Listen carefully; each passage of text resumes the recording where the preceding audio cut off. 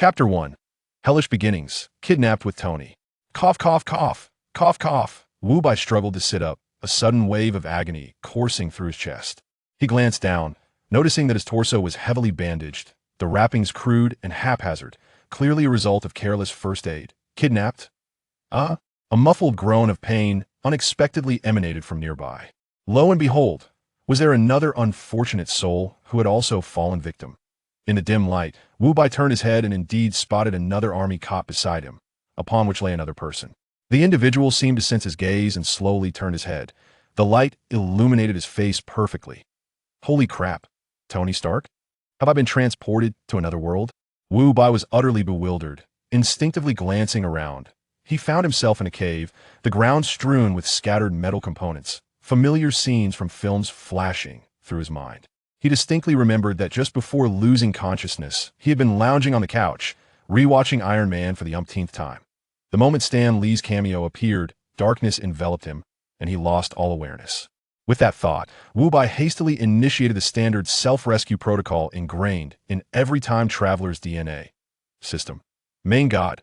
Old man, are you there? 1 second, 2 seconds, not a sound. Wu Bai's heart sank. There were no miracles, no cheat codes, only the increasingly sharp pain in his chest, a stark reminder that this was no dream. In his moment of despair, a gentle voice emerged from the shadows of the cave, spoken in English with a slight Middle Eastern accent. Are you awake? The voice was soft yet jolted both Wu Bai and Tony into alertness, as they both struggled to sit up despite the pain. Once upright, they noticed that both of their chests were connected to a black wire, the other end attached to a car battery. Without hesitation, Tony hooked his finger around the edge of the bandage and yanked it forcefully.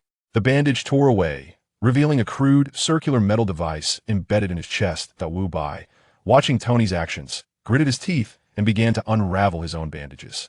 Although he was mentally prepared, the sight of the identical electromagnet in his own chest caused his heart to skip a beat. An golden finger for this journey, yet they were greeted with a heart encased in shrapnel. Tony jerked his head up, shouting at the shadowy figure. What have you done to us? The figure stepped into the light, a weary middle-aged man wearing glasses. In the face of Tony's fury, he merely smiled calmly. I saved your lives. Just as he finished speaking, a loud clattering sound echoed from outside, followed by the rough opening of the cave's iron door. They're coming. The man's expression changed drastically, urgency flooding his voice. Quick, stand up and do as I do. As he spoke, he skillfully placed his hands behind his head, adopting a standard surrender posture. Tony and Wu Bai exchanged a glance, remaining motionless. Hurry, it's a matter of life and death. Frowning, Tony seemed to grasp the gravity of the situation, reluctantly raising his arms. Seeing this, Wu Bai followed suit. A bald man strode in.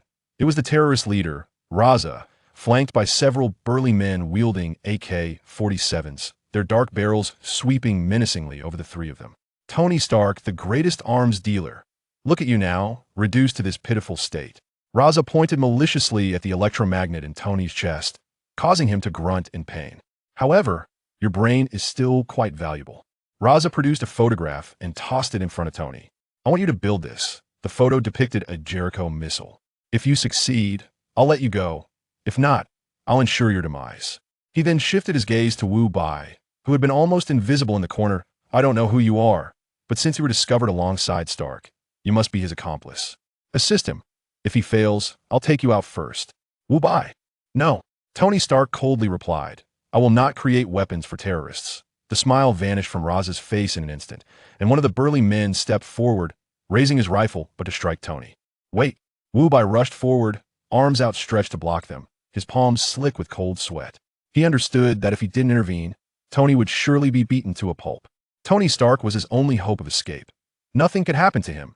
We agree. We agree to help you build the missile, but you need to provide us with materials and equipment. We'll prepare a list for you shortly. Raza squinted, scrutinizing the suddenly assertive young man before finally nodding. Very well. A wise man knows his place. He waved his hand, leading his men away, and the iron door was heavily locked once more. Silence enveloped the cave. Who gave you the right to make decisions for me? Tony's voice erupted behind Wu Bai, clearly laced with anger. I said I wouldn't build weapons for them. Even if I did, do you think they would let us go? Wu Bai turned, striding over to Tony's side, leaning in to whisper rapidly. Who said we actually have to build them a missile? Who are you? You're Tony Stark, an inventor. We can create something else, something that allows us to fight our way out of this hellhole. Tony's body jolted, a spark igniting in his once dull eyes. You're right. Tony nodded, moving closer to Ethan, and they began discussing the necessary equipment and materials. Wu-Bai watched them fervently engage, feeling like an outsider in their brilliant exchange. Silently, he picked up the life-saving car battery, illuminated by the bulb's glow, and began to wander aimlessly around the cave. Suddenly, a pile of dust-covered books in the corner caught his attention. He approached and blew off the dust, revealing a collection of professional texts, likely belonging to Ethan. Introduction to Nuclear Physics. Advanced Mechanical Principles. Missile Structure and Design. Development of Artificial Intelligence.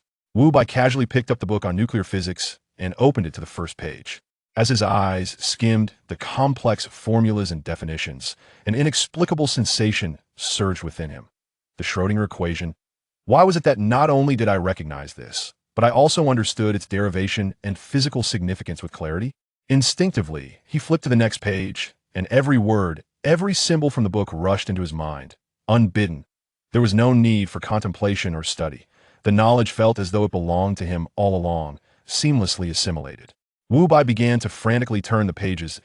As he closed the final page, an unprecedented brilliance ignited in his eyes. Chapter 2. Crafting the Arc-reactor after junior high graduation. Quite reasonable, isn't it? The golden opportunity may arrive late, but will undoubtedly never be absent. After a brief moment of astonishment, he hesitated no longer and seized the remaining books. At the opposite end of the cave, in the surveillance room, Leza, cigar in mouth, observed the unfolding events within the cave through an antiquated black and white monitor with keen interest. He gestured toward his subordinate with a casual nod, his voice muffled. Look at Tony Stark, what difference does it make?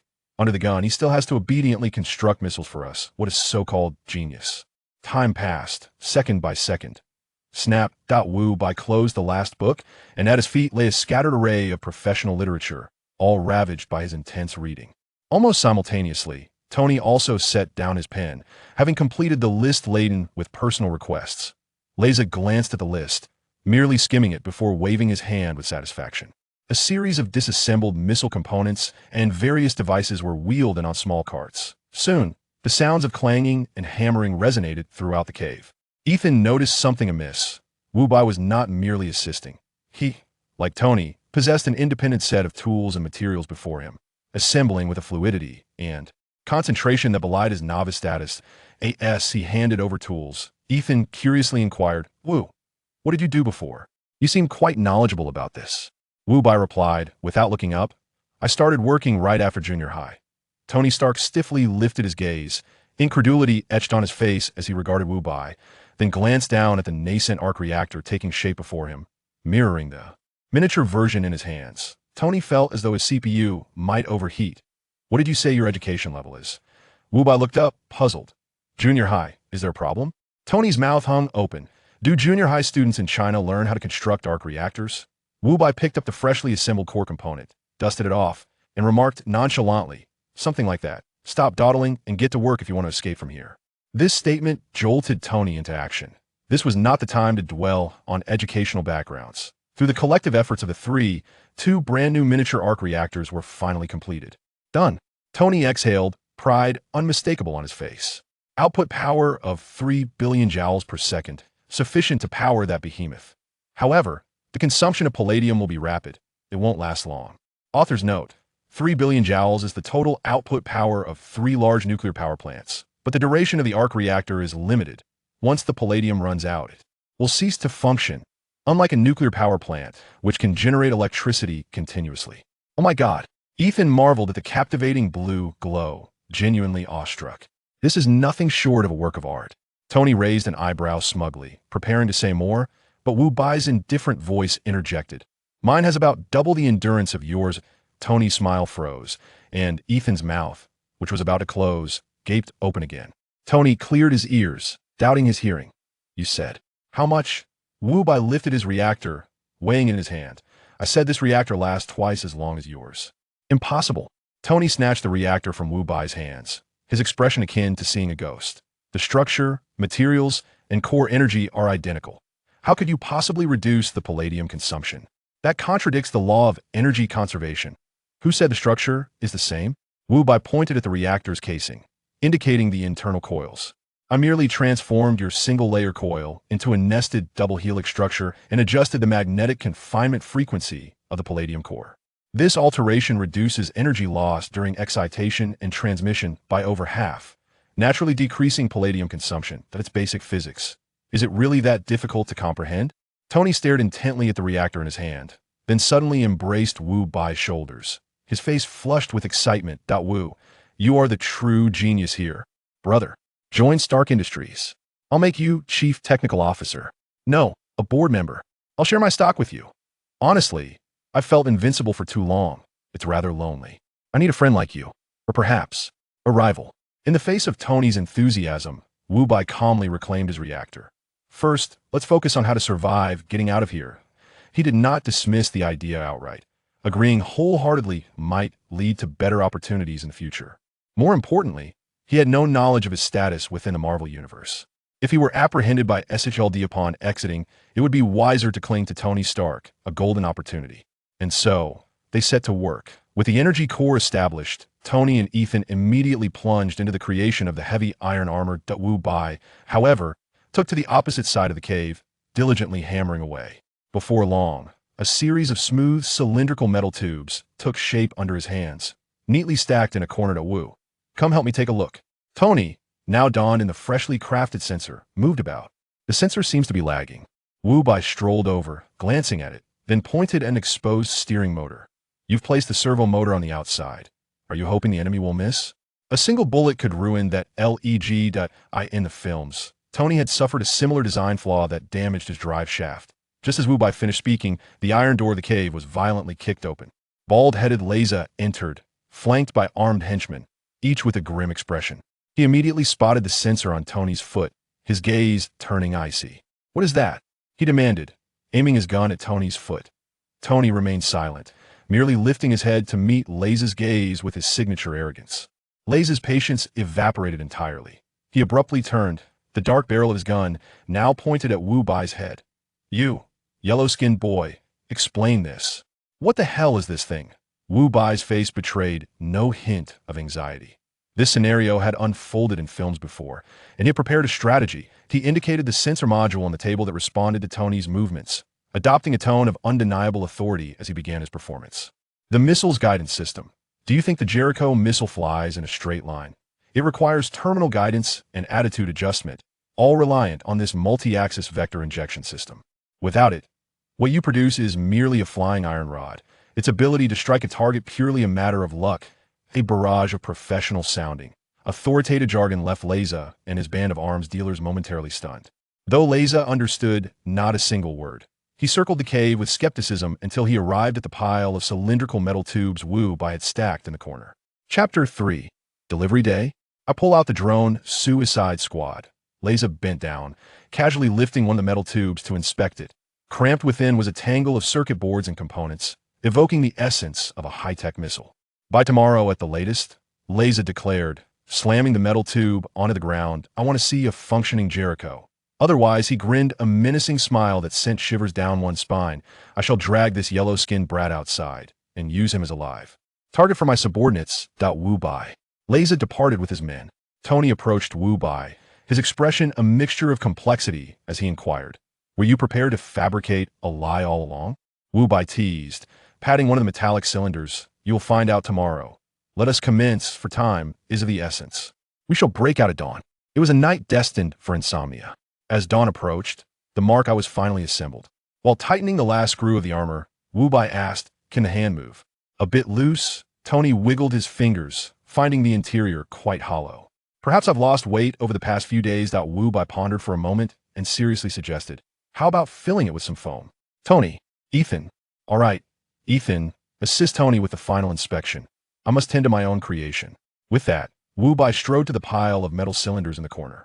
His hands moved swiftly, accompanied by the sound of mechanical interlocking, as the seemingly independent cylinders were intricately assembled. In less than 5 minutes, a robot composed of cylindrical arms, legs, torso, and head stood before them. Wu Bai connected a data cable to the interface on the robot's back and typed a few commands on the computer. The indicator light on the robot's chest shifted from red to green, emitting a faint hum. He turned to the now dumbfounded Tony and Ethan, shrugging, given the limitations of technology and materials and the necessity to disguise it as missile components. It may appear unattractive, but it should suffice. S's words faded.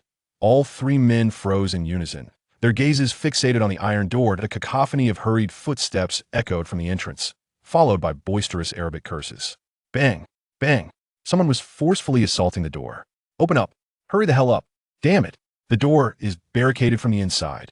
The shouts from outside grew louder and increasingly furious, accompanied by the sound of gun stocks pounding against the door.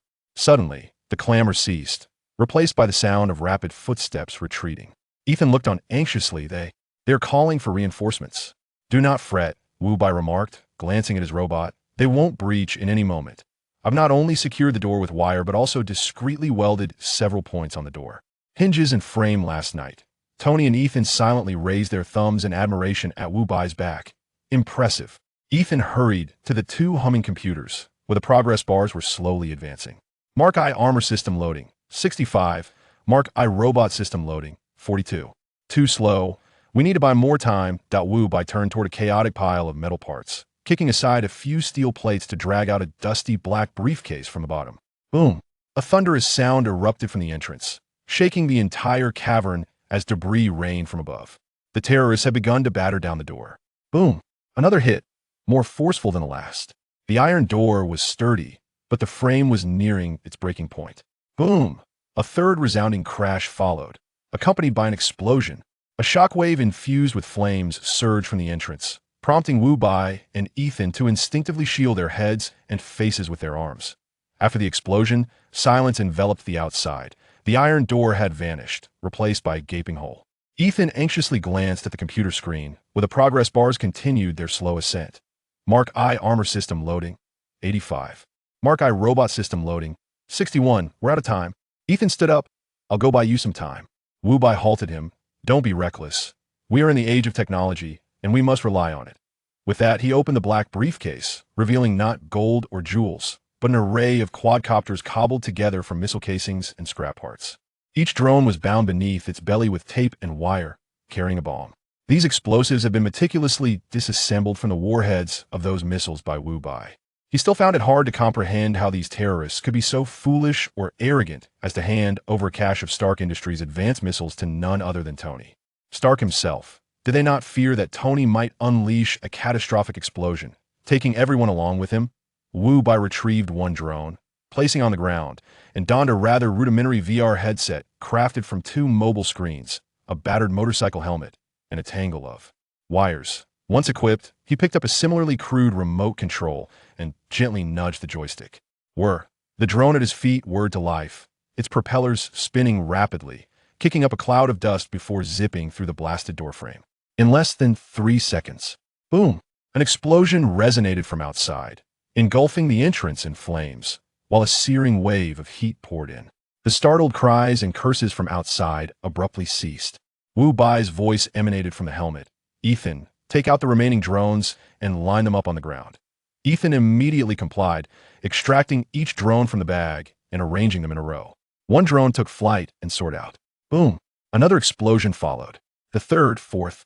But when the fifth drone flew out, silence lingered outside, with no subsequent explosions echoing. Ethan and Tony could not help but inquire, what is happening? Wu Bai removed the VR headset, a hint of disappointment in his tone. They are too afraid to enter. Of course, Wu Bai was also hesitant to send the drones out to detonate. In reality, outside lay an arsenal. These fools had piled all their treasures together. If a drone were to detonate, not only would their escape be thwarted, but the entire cave would be reduced to rubble. Wu Bai turned to Tony and shouted, Tony, the area outside is filled with missiles. Be cautious when we go out. Understood. Almost simultaneously with Tony's reply, the progress bar that had tormented them for so long on the computer screen finally reached its conclusion. Mark I system loading. 100. System initialization complete. Chapter 4. Is this what you call a robot? A killing machine armed with 6 AKs? Woo. Tony's voice crackled through the helmet, laced with a heavy distortion. I'm going out now to tear those bastards apart. Calm down. Tony, my robot is nearly ready. We are not short on time. Progress at 95%. Ethan fixated on the monitor, beads of sweat trickling down his forehead.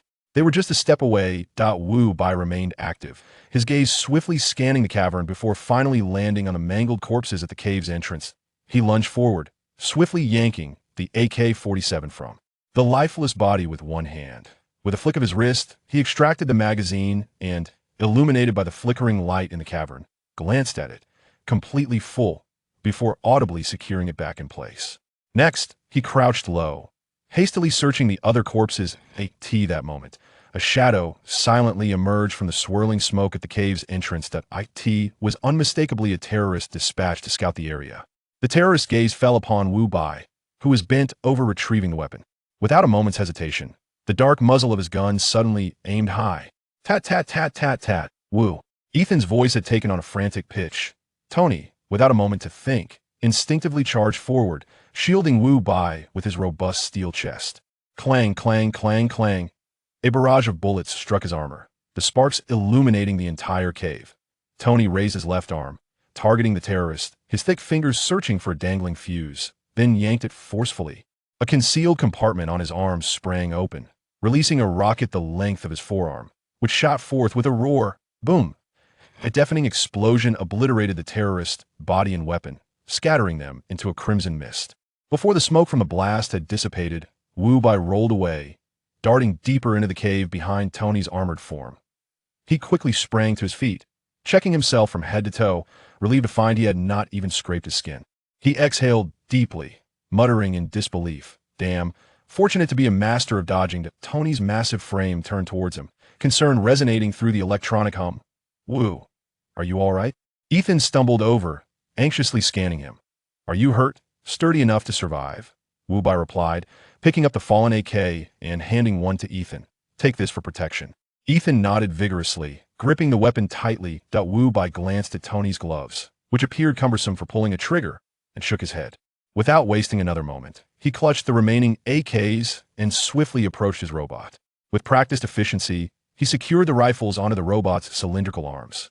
My God, Ethan exclaimed, eyes nearly bulging at the sight of the steel behemoth adorned with AKs. What on earth have you created? A war machine?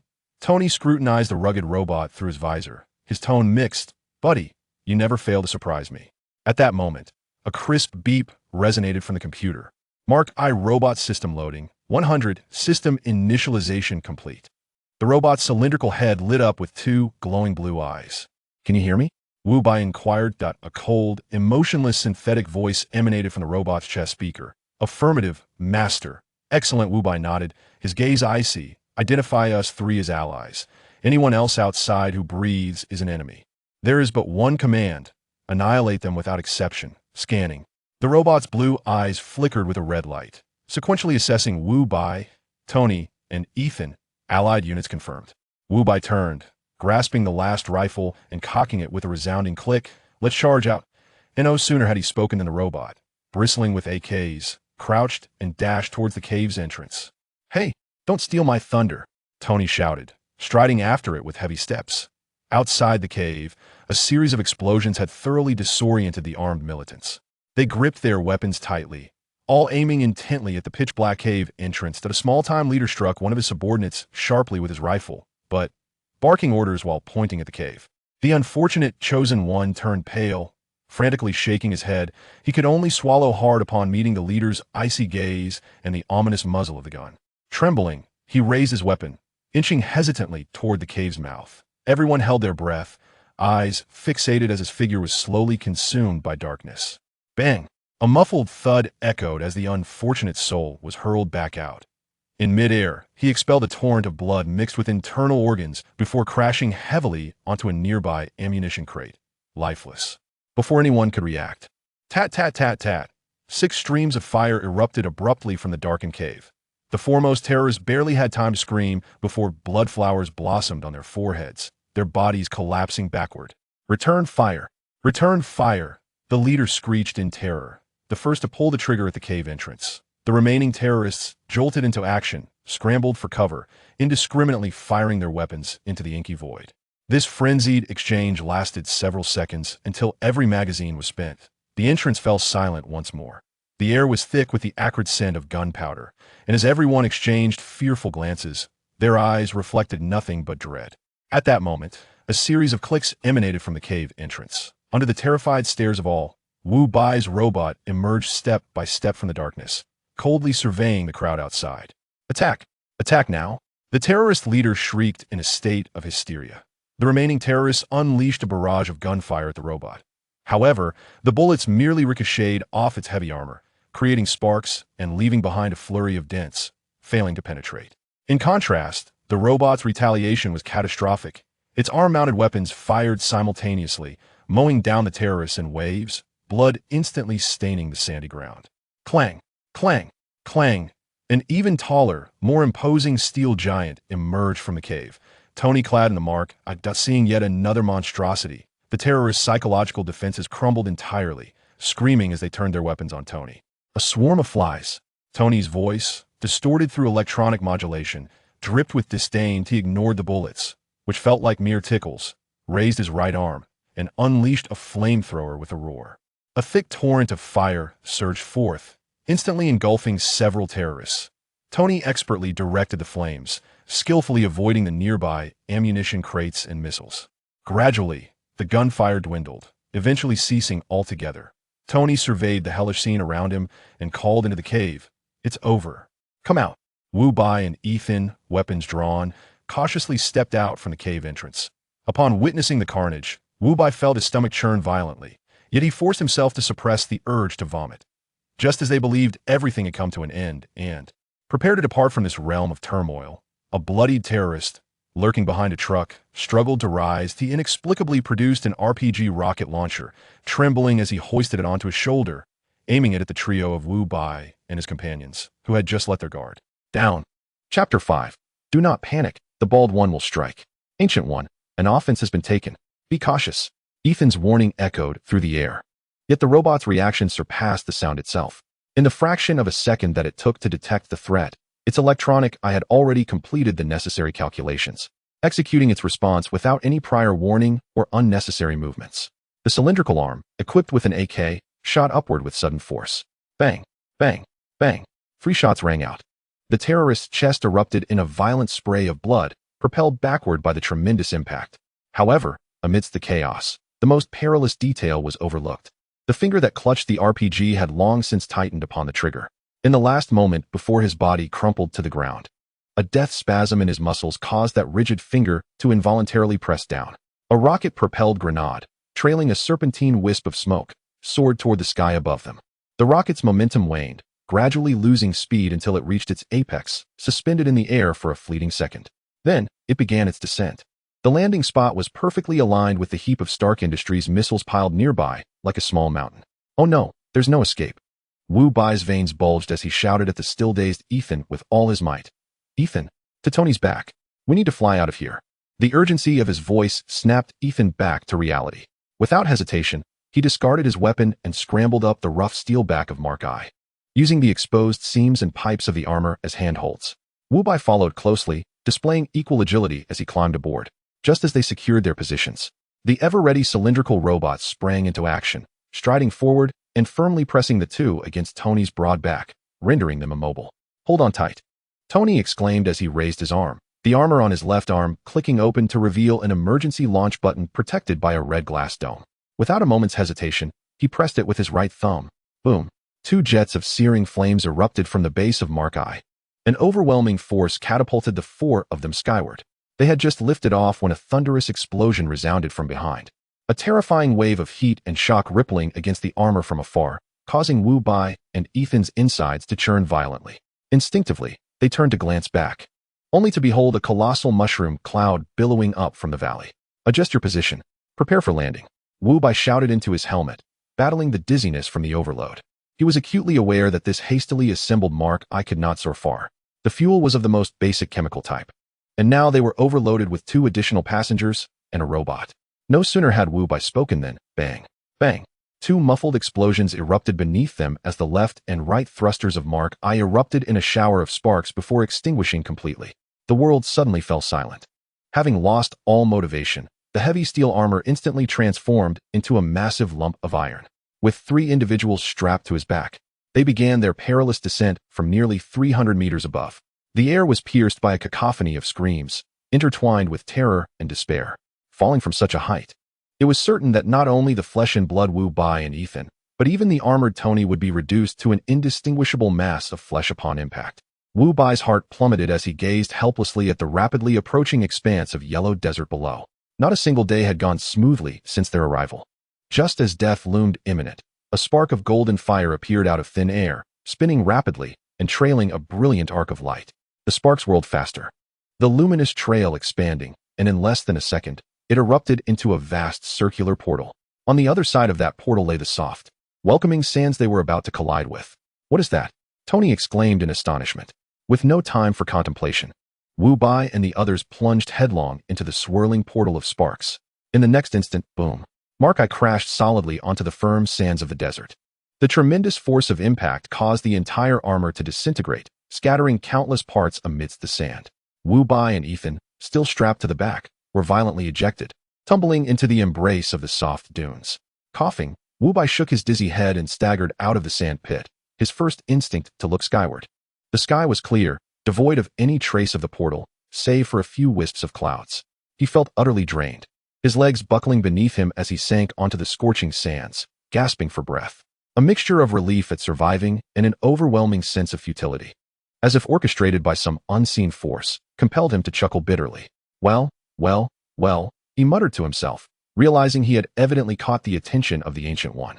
Not far away, Ethan spat out a mouthful of sand, struggling to rise. Tony, emerging from a heap of debris, pushed aside his helmet, his body caked in sand. They exchanged glances, each reflecting bewilderment and apprehension. Supporting each other, they trudged over to Wu Bai, their bodies feeling as if stripped of bones, and one by one, they sank to their knees, ultimately collapsing in exhaustion beside him. What on earth just happened? Tony finally managed to catch his breath, wiping sand from his face. "I think I saw a portal. Golden, sparkling, and then in a flash, we were on the ground. Who knows?" Wu Bai mused, gazing at the sky with a tone straddling reality and jest. "Perhaps this world truly harbors magic. Who knows, maybe in some obscure corner there exists a bald wizard who deemed our lives worth saving and simply drew a circle to rescue us." Magic? Tony immediately waved his hand, as if dismissing an absurd notion. "Impossible. I am already among the elite of this world, privy to the most advanced technologies and secrets. If magic truly existed, I would certainly be aware of it." Ethan, however, found this assertion intriguing and propped himself up to gaze at Wu Bai. "Wu, why must sorcerers be bald?" Wu Bai tugged at the corner of his mouth, his gaze somewhat wandering. "Perhaps only through baldness can one attain greater strength." In the distant Kamartaj, the Ancient One was deep in meditation when her eyelids inexplicably fluttered. She felt a disturbance. Chapter 6. Return to New York. Borrowing Tony's underground laboratory, Wu Bai braced himself against the sandy ground, gradually rising and surveying his surroundings. All he could see was sand, an endless expanse of yellow that induced a sense of panic. "We need to leave. With such commotion, other terrorists will surely come to investigate. The satellites above are not mere decoration. The American military searching for Tony is likely already en route." Approaching the robot, Wu Bai crouched down and tapped its round head with his knuckles. The blue light in its lens had long since extinguished, leaving it unresponsive. As expected, battery-operated devices are unreliable. Wu Bai brushed the sand off his hands and stood up, musing about the costs involved. A suit of armor and a robot. He would have to seek reimbursement from Obadiah later, treating it as an advance sale of a prototype. Meanwhile, Tony and Ethan supported each other, unsteadily rising to their feet. "This way," Tony said, pointing casually in a direction without a second thought. "Don't ask. It's just the intuition of a genius." The three of them trudged across the scorching sand, each step a struggle. Before long, a buzzing sound pierced the air, growing louder and closer. A Black Hawk helicopter. Its massive rotor blades whipped up a sandstorm, almost crashing down before them. The door swung open, and a black officer in military attire leaped out, rushing towards them. It was none other than Colonel James Rhodes, Tony's good friend. New York. The door of a military transport aircraft descended slowly, revealing the genius billionaire Tony Stark, who had been missing for 4 months. Clad in an absurdly oversized military uniform, he appeared haggard, as though he hadn't slept in days. Beside him were the equally disheveled Wu Bai and Ethan. "Tony." Pepper's eyes brimmed with tears. The group exchanged brief hugs before climbing into a long black limousine. Tony turned to Wu Bai, who was meditating with his eyes closed. "Wu, have you given any thought to what I mentioned earlier?" "Ethan has already agreed to join me." Wu Bai remained silent, merely opening his eyes to observe the rapidly retreating cityscape through the car window, his brow slightly furrowed. He neither nodded nor shook his head, instead posing a question that left everyone momentarily stunned. Tony, could I borrow your laboratory? Tony was taken aback by Wu Bai's request, but after a few seconds, he broke into a grin. Of course. Shall we go now? Shall we first indulge in the world's most exquisite cheeseburger? I know a place, my friend. The flavor is simply divine. Right now? Wu Bai responded with unwavering decisiveness. Tony, without a moment's hesitation, nodded and instructed Happy, who was driving. Happy, take Mr. Wu to my underground lab. At that moment, Happy nearly lost control of the steering wheel, causing the car to swerve slightly. Pepper, seated in the passenger seat, turned around abruptly, her blue eyes wide with disbelief. Tony, your laboratory? That place is off limits. It's more private than your bedroom. No one, not even a fly, is allowed entry except for our most trusted associates. Trust me, Tony interjected, dismissing any chance for rebuttal.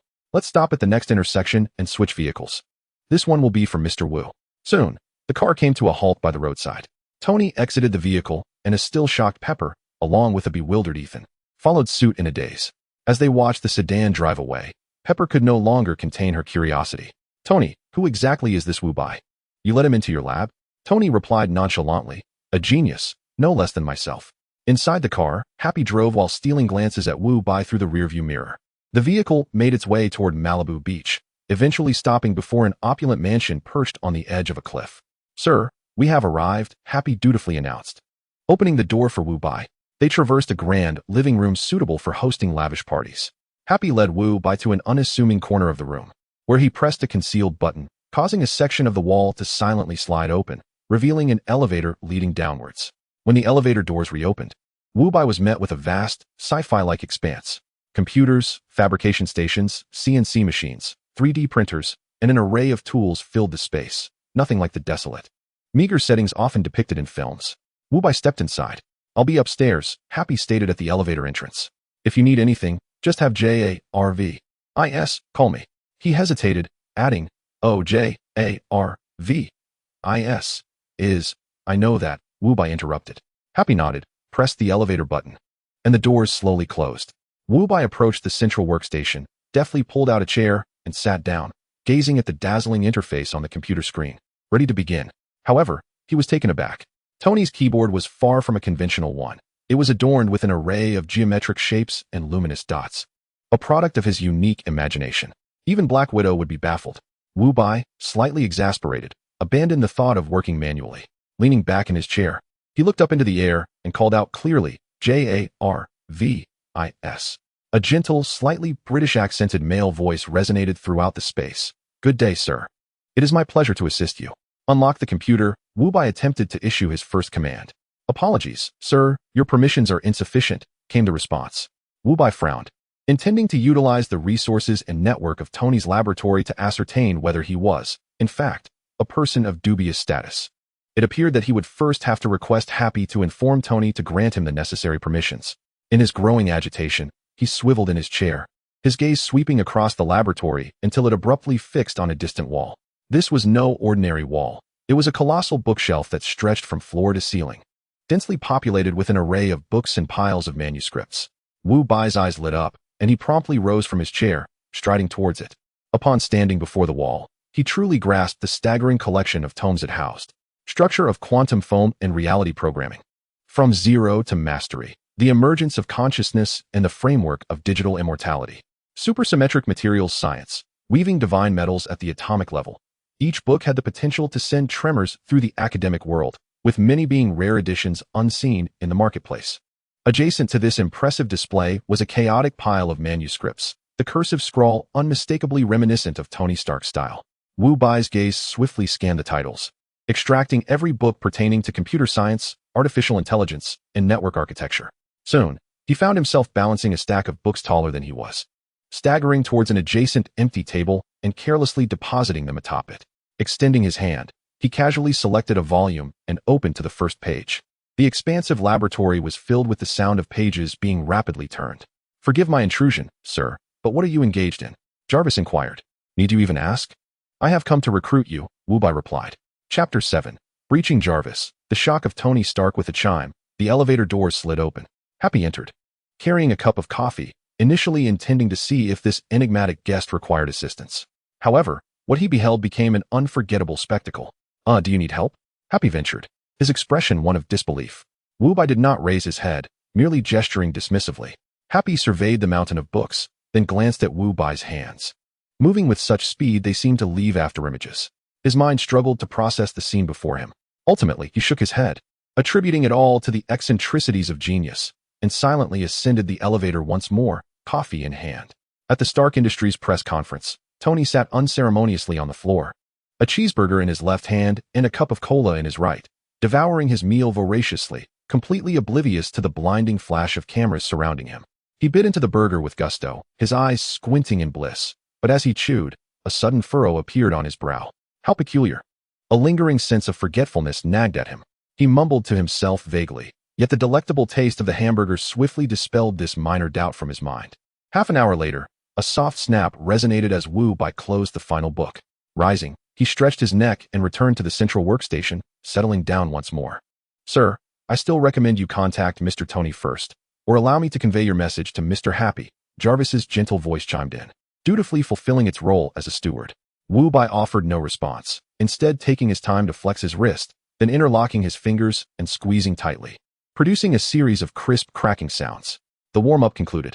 His hands hovered over a keyboard adorned with a myriad of geometric shapes and luminous points. Jarvis, have you ever been defeated? In the next instant, his fingers sprang into action. 10 fingers transformed into fleeting shadows, racing across the seemingly chaotic keys with astonishing speed. Buzz. 4 obsidian screens flickered to life, instantly inundated with a torrent of data. For the first time, a hint of cold alarm tinged Jarvis's voice. Warning, unauthorized access detected. System defenses activated. Sir, you lack the necessary permissions to operate this computer. Wu Bai feigned ignorance. As his fingers danced, one black CMD window after another was forcibly summoned onto the main screen, densely populating it. Sir, your actions have violated federal law. I will notify Mr. Tony. Jarvis's voice began to falter, crackling with electrical interference. At last, with a decisive keystroke, Wu Bai silenced the world around him. All firewalls, warnings, and the password prompt flickered twice before collapsing entirely. In their stead emerged Jarvis's technologically sophisticated deep blue desktop. Wu Bai did not pause. His fingers continued to flutter over the keyboard, effortlessly accessing various system backend interfaces. He was delving into Jarvis's deepest code, crafting a brand new identity for himself. Once he elevated his permissions to the highest level, Wu Bai finally ceased his flurry of activity. Jarvis. At your service, sir. This time, Jarvis's voice flowed smoothly and clearly, imbued with a hint of respect within its gentle British accent. Excellent. Wu Bai nodded with a smile. I now require you to infiltrate global networks, utilizing all available resources to seek out any and all identity information regarding me, Wu Bai. Parsing command, Jarvis responded. Sir, the directive to infiltrate globally is overly broad. Institutions such as the Pentagon, CIA, and SHIELD possess core databases that are beyond my current capabilities to breach. Then let us commence with a comprehensive search of the public internet. Wu Bai moderated his request. Though Jarvis was formidable, the world's premier institutions were not to be trifled with. The command has been acknowledged, and the search is underway. Please hold on. On the central screen of the laboratory, images rapidly flickered, showcasing a myriad of different faces. Moments later, the data stream abruptly ceased. The search has concluded. Jarvis's voice resonated once more, revealing that a total of 327,164 citizens named Wu Bai had been located within the global public network. However, after facial recognition and comparison with your existing biometric data, sir, no matching records were found in the database. The smile on Wu Bai's face gradually faded, replaced by a furrowed brow as he intently scrutinized the empty results interface, lost in contemplation. It appeared that in this world, he was indeed a nonentity, an invisible shadow, which perhaps explained why he had drawn the attention of the Ancient One. Wu Bai displayed no trace of despair on his face as he began issuing instructions to Jarvis. Jarvis, create for me a comprehensive identity across the entire network, birth certificate, educational records, social security number, bank account, everything, up to the present day. I want a tangible, traceable version of myself to emerge from thin air in this world. Though this request sounded fantastical for Wu Bai and Jarvis, it was merely a series of data manipulations. They would first breach each other's servers, subsequently inject the necessary information, and finally alter the timestamps to render these data as if they had been organically generated over decades. Leaning slightly forward, Wu Bai focused on the globe model displayed on the screen. If there are areas inaccessible, inform me. I will handle it. Understood, sir, Jarvis replied, his tone unwavering. However, the multitude of data streams on the screen, along with the servers at Stark's data center operating at full capacity, revealed the enormity of the task at hand. Thus, Wu Bai immersed himself in the work until nightfall. Outside, the setting sun cast a golden hue across the sea as twilight descended. Tony Stark had just concluded a groundbreaking impromptu press conference and finally returned to his cherished Malibu seaside villa. As he loosened his tie while striding indoors, a question he had forgotten for much of the day suddenly surged to the forefront of his mind. Damn, has my brain been kicked by a mule? He recalled that his laboratory was entirely under Jarvis's control, with security measures rivaling those of the Pentagon. Without his approval, Wu Bai could not even access a document, let alone utilize the equipment. Jarvis, is Wu still in the lab? Tony inquired hurriedly as he made his way to the basement. Yes, mister. Wu has been in there all afternoon. A wave of annoyance washed over Tony as he regretted his oversight. He quickened his pace down the stairs toward the basement door. However, when he peered through the thick glass door, he was taken aback. Wu Bai was nonchalantly seated at his central workstation, operating his computer. What on earth is happening? Tony was bewildered. He used his access privileges to open the door and cautiously stepped inside. As he approached, his gaze swept across the screens, leaving him momentarily stunned. Huaxia, Core Database of the Divine Spear Bureau, Access Level 7, America, Core Database of the Shield Bureau, Access Level, Top Secret, America. Outer Space Protocol Database of the Sword of Heaven Bureau, Access Level, Supreme Commander. Tony stood behind Wu Bai, his attention shifting from the names of those databases to the content Wu Bai was operating on. The more he observed, the tighter his brow furrowed. Was Wu Bai creating a facade of existence for himself? Under what circumstances would one feel compelled to fabricate an identity from scratch? The answer was almost singular. Wu Bai was not of this earth. Just as Tony's mind was reeling with this revelation, Wu Bai typed the final line of code and decisively pressed the enter key.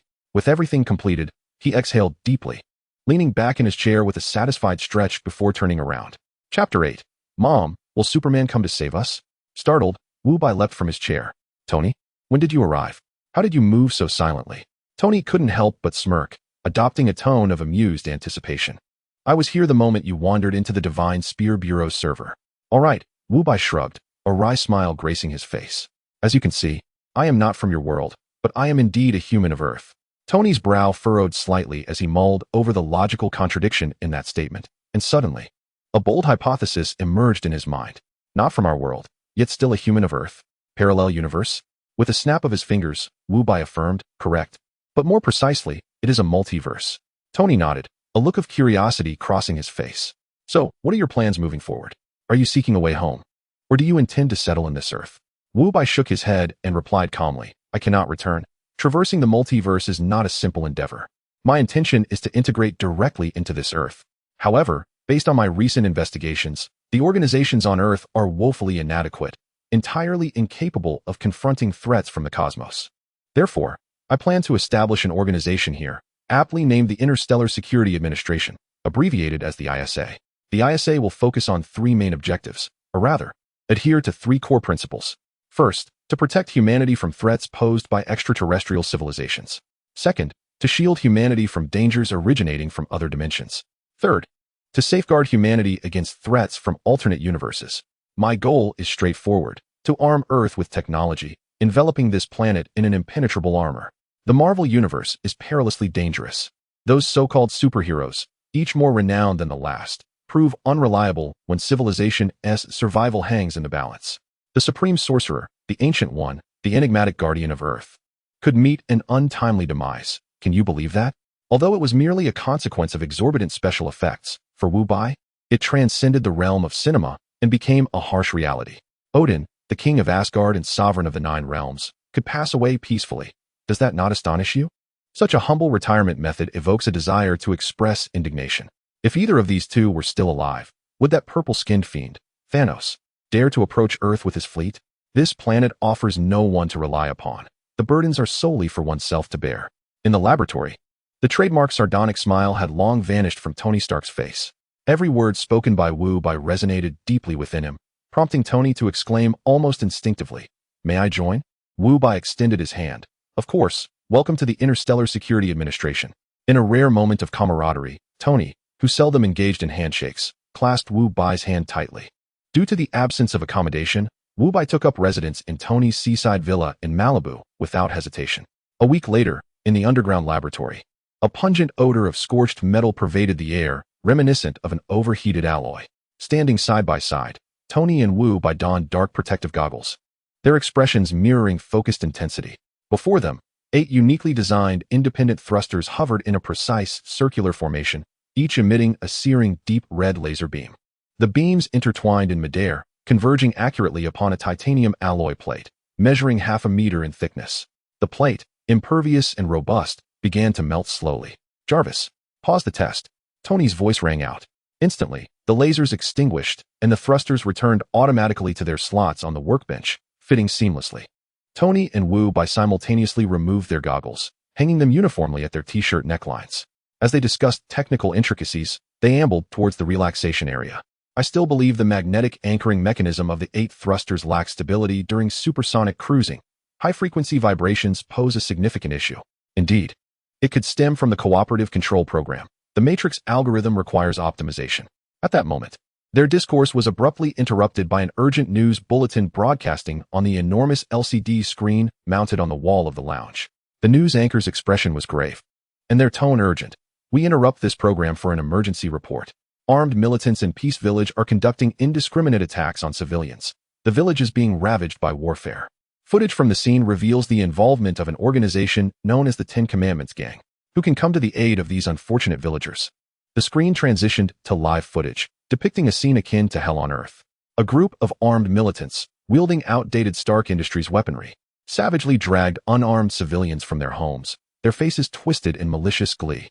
Tony fixed his gaze intensely on the screen displaying Stark Industries firearms, his hand clutching the coffee cup turning pale from the pressure. Wu also halted, silently observing the screen. "Should we intervene?"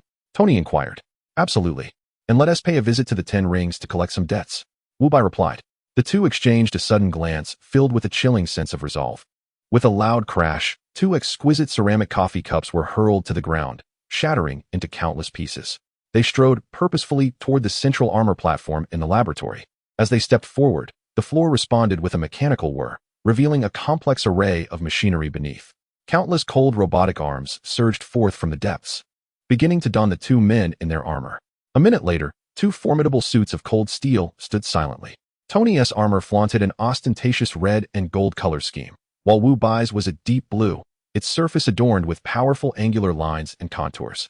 8 independent thrusters on his back resembled metallic wings, slightly unfurling. With a roar, both suits' thrusters unleashed searing plasma, scorching the specially designed ground beneath them into a vibrant red. The red and blue figures of steel soared from the underground garage, shooting skyward and leaving behind long trails of white vapor, effortlessly breaking the sound barrier and vanishing into the azure expanse. In the Middle East, at Peace Village, several villagers trembled on their knees, with 5 armed terrorists looming behind them. The leader, evidently impatient, waved his hand dismissively. "Eliminate them. All of them." The villagers erupted into cries. A small girl burying her face in her mother's arms, sobbing, "Mommy, will Superman come to save us?" The mother, eyes closed and unresponsive, allowed tears mingled with dust to stream down her face, desperately clutching her daughter. A click echoed from behind as a gun's chamber was pulled back. The 5 terrorists raised their weapons. Just then, a roaring sound descended from the sky, growing louder. "What is that?" The terrorists paused, guns at the ready. All eyes turned upward. In the distance, 2 small black dots loomed larger, showing no signs of deceleration, plummeting straight toward the ground. Boom, boom. 2 tremendous crashes reverberated, shaking the earth and sending clouds of dust soaring several meters high. Amidst the swirling debris, 2 figures gleaming with a cold metallic sheen slowly rose from a kneeling position. A tense silence enveloped the scene for 3 seconds. "Fire!" The leader finally reacted, bellowing. Gunfire erupted as dozens of AK-47s unleashed a barrage of bullets. Clang, clang. The crisp sound of metal clashing resonated, with countless sparks erupting violently from the 2 armored suits. Wu stood resolute, motionless, while the 8 thrusters behind him began to pivot, locking onto each adversary. A sharp hum emanated as the tips of the thrusters illuminated with a deadly crimson glow. In the next instant, 8 beams of deep red lasers swept across, rendering the terrorists, who were still frantically firing, as if frozen in time. Subsequently, to the astonishment of the villagers, the upper bodies of these individuals slid down along a precise incision, severed from their lower halves. The gunfire ceased. The world fell into an eerie silence, filled only with the whisper of the wind and the faint sobs of villagers frozen in terror. Meanwhile, Tony was not idle. He strode purposefully towards a nearby earthen dwelling, the scanning system within the armor having already detected a life sign concealed inside. Boom. He delivered a powerful kick to the mud wall, which exploded, causing a dirt-covered terrorist to stumble back in fright. Tony reached out and effortlessly lifted him, akin to hoisting a sack, and tossed him at Wu Bai's feet. Wu Bai raised his foot, pressing it against the terrorist's chest. A distinct crack echoed as bones shattered, the weight of the armor causing the man's eyes to bulge and his face to flush a deep purple. Please, don't kill me. I have an elderly parent and young children. I beg you. The terror of impending death shattered the man, his cries intermingling with tears. Wu Bai did not relent, keeping his foot firmly in place as the hydraulic mechanisms of the armor emitted a low hum, gradually applying more pressure. The man let out a pained groan, the sound of crushing bones resonating from his chest. Tony, unable to bear it any longer, interjected, Wu, perhaps we should. Wu Bai's foot remained steadfast, increasing the intensity of his pressure. Tony, showing mercy to these scoundrels who slaughter innocents is the gravest betrayal to those who have perished at their hands. Wu Bai paused, casting a glance at the kneeling villagers, particularly a small girl with tear-streaked cheeks, his voice growing colder. We are not judges. We are executioners. With a final, resounding crack, the man's chest was utterly crushed. Tony fell silent, observing the lifeless body on the ground, then turning to the villagers who had just escaped the jaws of death.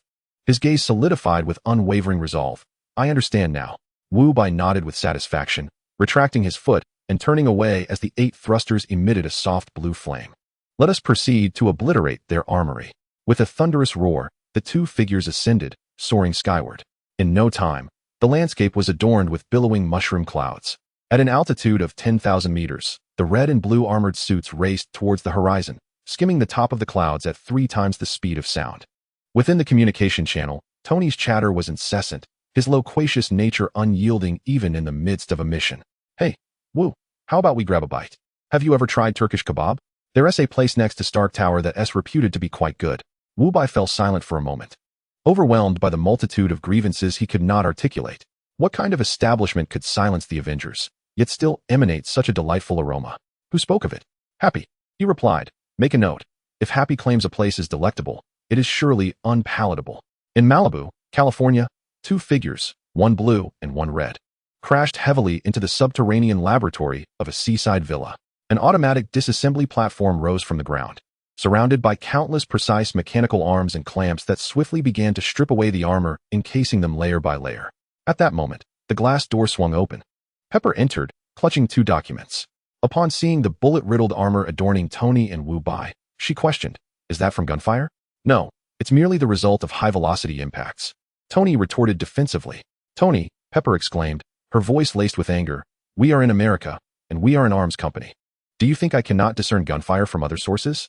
With a final click, their armor was entirely dismantled.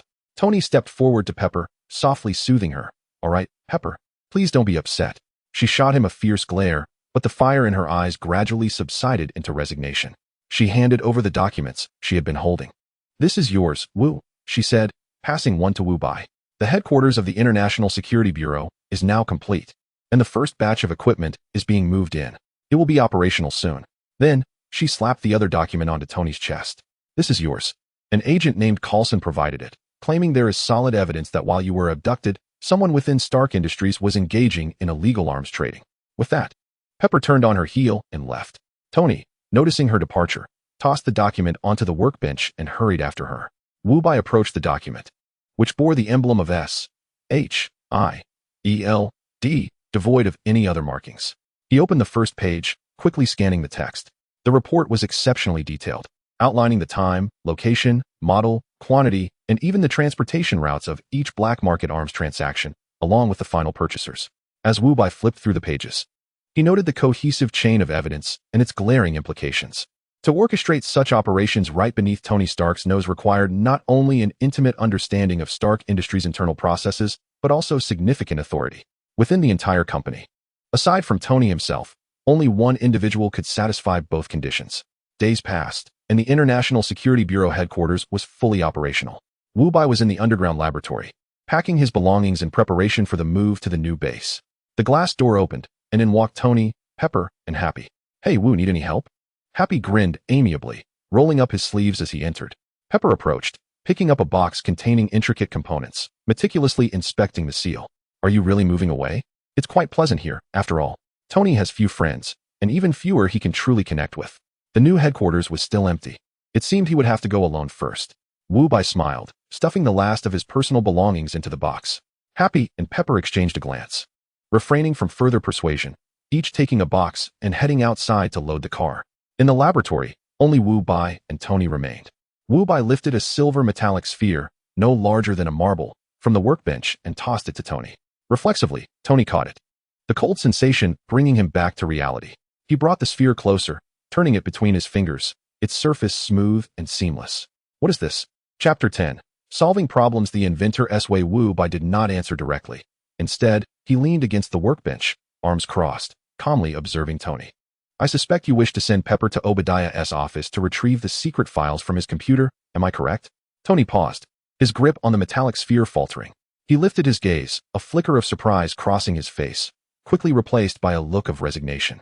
He nodded, conceding, indeed. That is the most straightforward approach at the moment. Wu Bai shook his head, his tone growing serious. Sending Pepper to do this is putting her in danger, Tony. Obadiah is not a fool. If he dares to act, he surely has precautions in place. Have you considered the consequences if Pepper is discovered? Tony fell silent, fully aware of the risks, yet feeling cornered with no alternatives but to take this gamble. We are all inventors, Tony. Wu Bai's voice pulled him from his reverie. We must approach problems with an inventor-esque mindset, rather than putting those around us at risk. He pointed to the metallic sphere in Tony's hand. This small orb can accomplish what you wish without anyone being the wiser. I have already informed Jarvis on how to utilize it. Tony gazed at the shiny sphere, its smooth surface reflecting his guilt-ridden expression.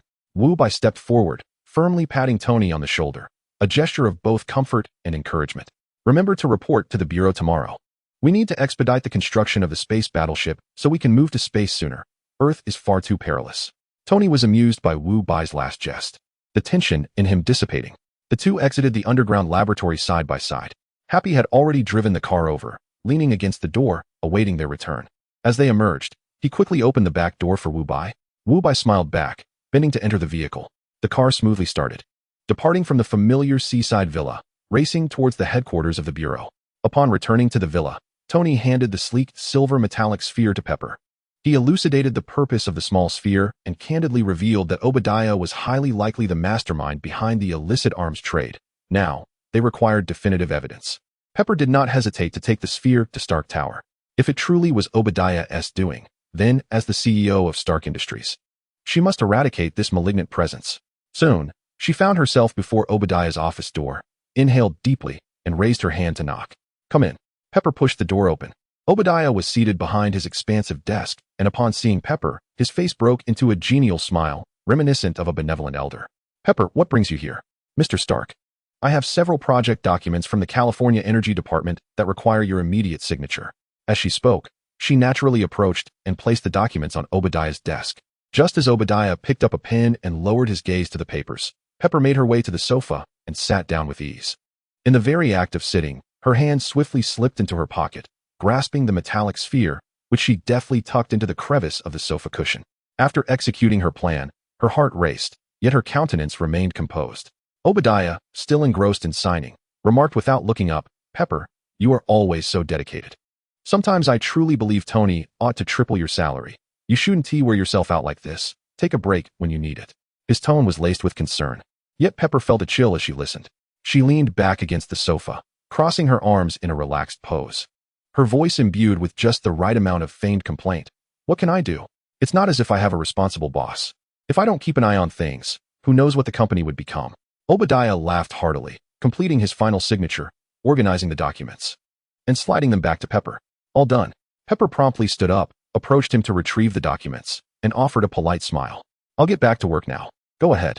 Obadiah waved his hand, reclining back into his high-back chair, his gaze penetrating as he watched Pepper's silhouette depart. Happy drove Wu Bai to the Bureau of International Affairs. As the vehicle passed through the impressively modern metallic gates, he did not behold a grand edifice but instead entered an astonishingly desolate expanse. Wu Bai peered through the car window at the distant horizon, where only suburban wasteland stretched as far as the eye could see, devoid of any architectural shadow on the skyline. After several minutes of driving, a building finally emerged in the distance. Seemingly attuned to Wu Bai's thoughts, Happy, who had been focused on driving, voluntarily explained, after Mr. Stark chose this location for the bureau, he acquired all the surrounding land available for purchase. Thus, not only the area we see now, but far beyond. Everything within sight belongs to the bureau. A subtle pride colored Happy's tone as he spoke. After listening, Wu Bai's gaze swept once more across the vast expanse outside the window, and 3 words resonated within him: wealthy dog. The car gradually came to a halt in front of the solitary building. This was a modern edifice, strikingly designed, entirely constructed from glass and sleek silver metal. Happy parked the car, quickly exited, and retrieved Wu Bai's several boxes from the trunk, neatly arranging them in a room within the building. Mr. Wu, I have placed your belongings inside, Happy said, wiping the sweat from his brow and offering a hearty smile. Wu Bai nodded in acknowledgement. Thank you, Happy. Drive safely on your way back. Happy replied affirmatively, turned, and soon drove off, vanishing at the end of the road. Wu Bai entered the building. The lobby contained only a reception desk and a few clusters of sofas, devoid of any superfluous furnishings. He made his way directly to the elevator at the back of the lobby. As the elevator doors opened, he was greeted by a spacious and brightly lit interior, with metallic walls that gleamed. He stepped inside but refrained from pressing any 4 buttons. Jarvis, to the Bureau of Interstellar Affairs. Understood, Mr. Wu. Jarvis's voice resonated within the elevator. A soft chime echoed. Instead of ascending, the elevator provided a slight sensation of weightlessness as it began to descend steadily. The descent was swift, almost imperceptible in the passage of time, and the elevator doors opened smoothly once more. Before him lay an expansive circular corridor. No longer the confines of a narrow elevator shaft, the outer walls were composed of robust alloy, while the inner side featured vast floor-to-ceiling glass panels. Wu Bai stepped out and approached the glass railing, peering downwards. Chapter 11. The invasion of the spider robots into Obadiah's computer. Beneath Wu Bai's gaze was an immense platform illuminated by countless spotlights. This area was occupied by various mechanical arms and gantry cranes, and the floor was marked with intricate alignment lines. Here was the core zone he had designated for the construction of a space battleship, a subterranean dock spacious enough to accommodate an entire starship. He strolled along the circular corridor at a leisurely pace until he arrived at a door, which silently slid open before him. Behind the door lay a laboratory, its scale and equipment far surpassing those of Tony's seaside villa. Wu Bai proceeded directly to the control console at the heart of the laboratory, pulled out an ergonomically designed chair, and sat down with composure. As he settled into the chair, 6 screens before him illuminated instantaneously.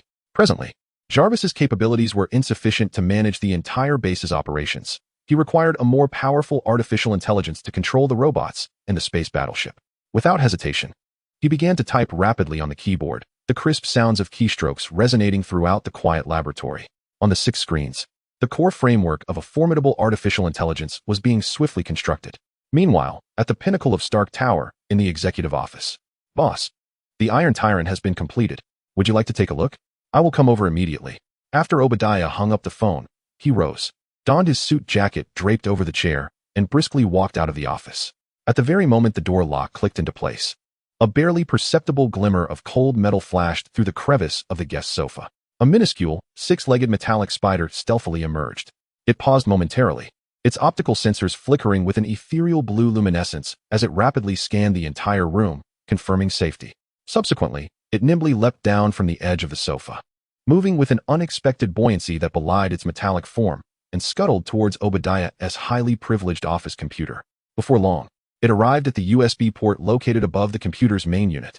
The tiny spider adjusted its posture, one slender metallic limb slowly rising to precisely insert itself into one of the ports. Just as it was about to penetrate the computer's defenses, the office door handle suddenly turned. Click!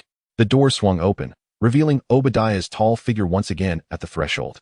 In an instant, the spider robot froze, all its indicator lights extinguishing. In less than half a second, it retracted its limbs with lightning speed, quickly retreating into a visual blind spot beneath the desk. Obadiah furrowed his brow, his gaze sweeping across the expansive office. From the colossal floor-to-ceiling windows to the leather sofas in the guest area, everything appeared exactly as it had when he left. He strode towards his desk, bent down, and meticulously examined the row of USB ports on the computer's main unit. He even extended a finger to probe the edge of each port, but found only the coldness of metal and plastic, without any anomalies. Standing upright, he began to pace slowly across the vast office, his prestigious leather shoes making no sound against the soft carpet. The office felt eerily empty, so devoid of any irrational detail that nothing could escape notice, yet he found nothing amiss. Strange, he muttered under his breath, pulling out his phone. On the screen, a red warning icon flashed in the background. It boldly displayed, "Security alert. Office computer detected an attempt to connect to a physical port." The alert pinpointed the very USB ports he had just inspected. Could it be a system malfunction? The thought flickered briefly in his mind. This so-called military-grade physical security detection system had cost him a considerable sum. How could it erroneously trigger without cause? He frowned in contemplation for a moment, ultimately attributing it to equipment aging or a faulty connection. After all, the place was deserted. Could it be haunted? He shook his head, finding a touch of humor in his own paranoia. He decisively disabled the alert on his phone, casting one last glance at the seemingly tranquil office before striding out. The heavy solid wood door closed for the second time. In the shadows, the spider-like robot remained silent for a full 15 seconds. Only after confirming that the footsteps outside had completely faded away at the end of the corridor did its azure optical sensors flicker back to life. Like the most cautious of hunters, it carefully peered out from behind the main unit, scanning the entire room once more. Assured of absolute safety, it silently crawled back to its original position. A beam of blue light swept across the USB interface, seemingly verifying something, and shortly thereafter, a faint blue current pulsed along one of its appendages.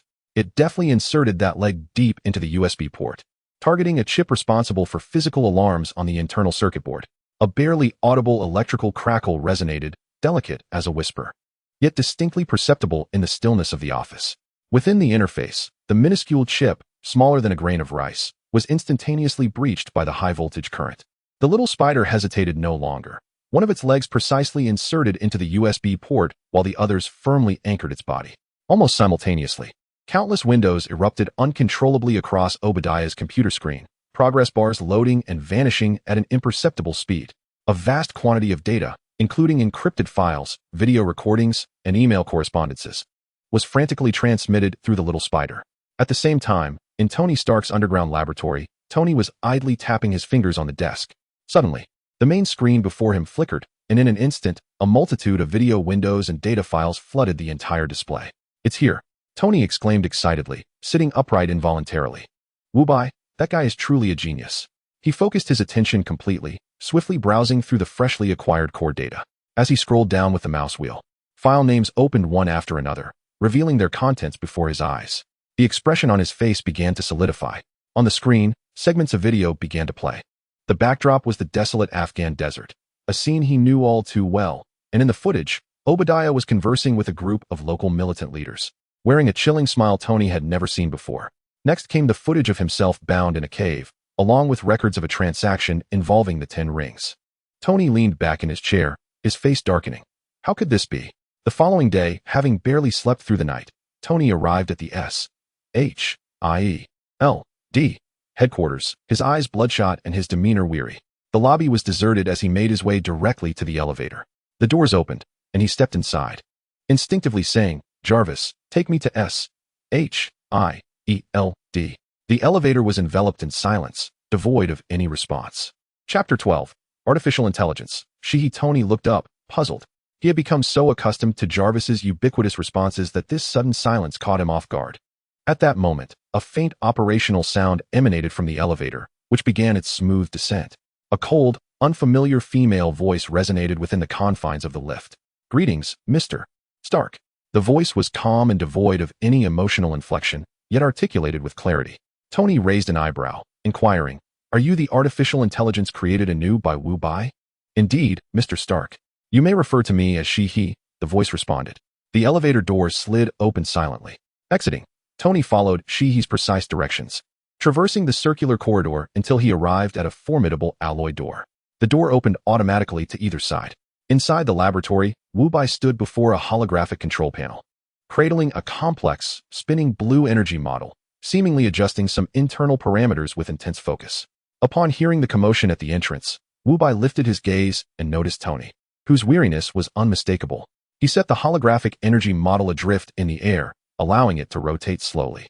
As Tony entered, he pointed towards the computer, asking, "What is the situation with this Shihi?" Wu Bai glanced at the screen and explained, "JARVIS is an exceptional steward and assistant. However, he currently lacks the capacity to manage extensive, intricate tasks in a multi-threaded environment." At this revelation, Tony's interest was piqued, temporarily suppressing the sense of betrayal brought on by Obadiah. His curiosity could not resist the allure of a new, more powerful artificial intelligence. He stepped forward, making his way directly to the 6 massive screens, where he settled into an ergonomically designed chair. How does this, he compare to J-A-R-V-I-S? Before Wu Bai could respond, the cold female voice resonated clearly through the speakers scattered throughout the lab. Mr. Stark, there exists a fundamental distinction in our core architectures. J-A-R-V-I-S was designed for service and management, whereas my purpose is to create and execute. I can simultaneously connect, control, and coordinate up to 130 million independent robotic units, processing the vast data from each unit's sensor feedback in real time, achieving a dynamic adjustment with an error rate of less than 1 in 10 million. J-A-R-V-I-S can manage all of Stark Industries. I can construct a Stark Industries from scratch in space.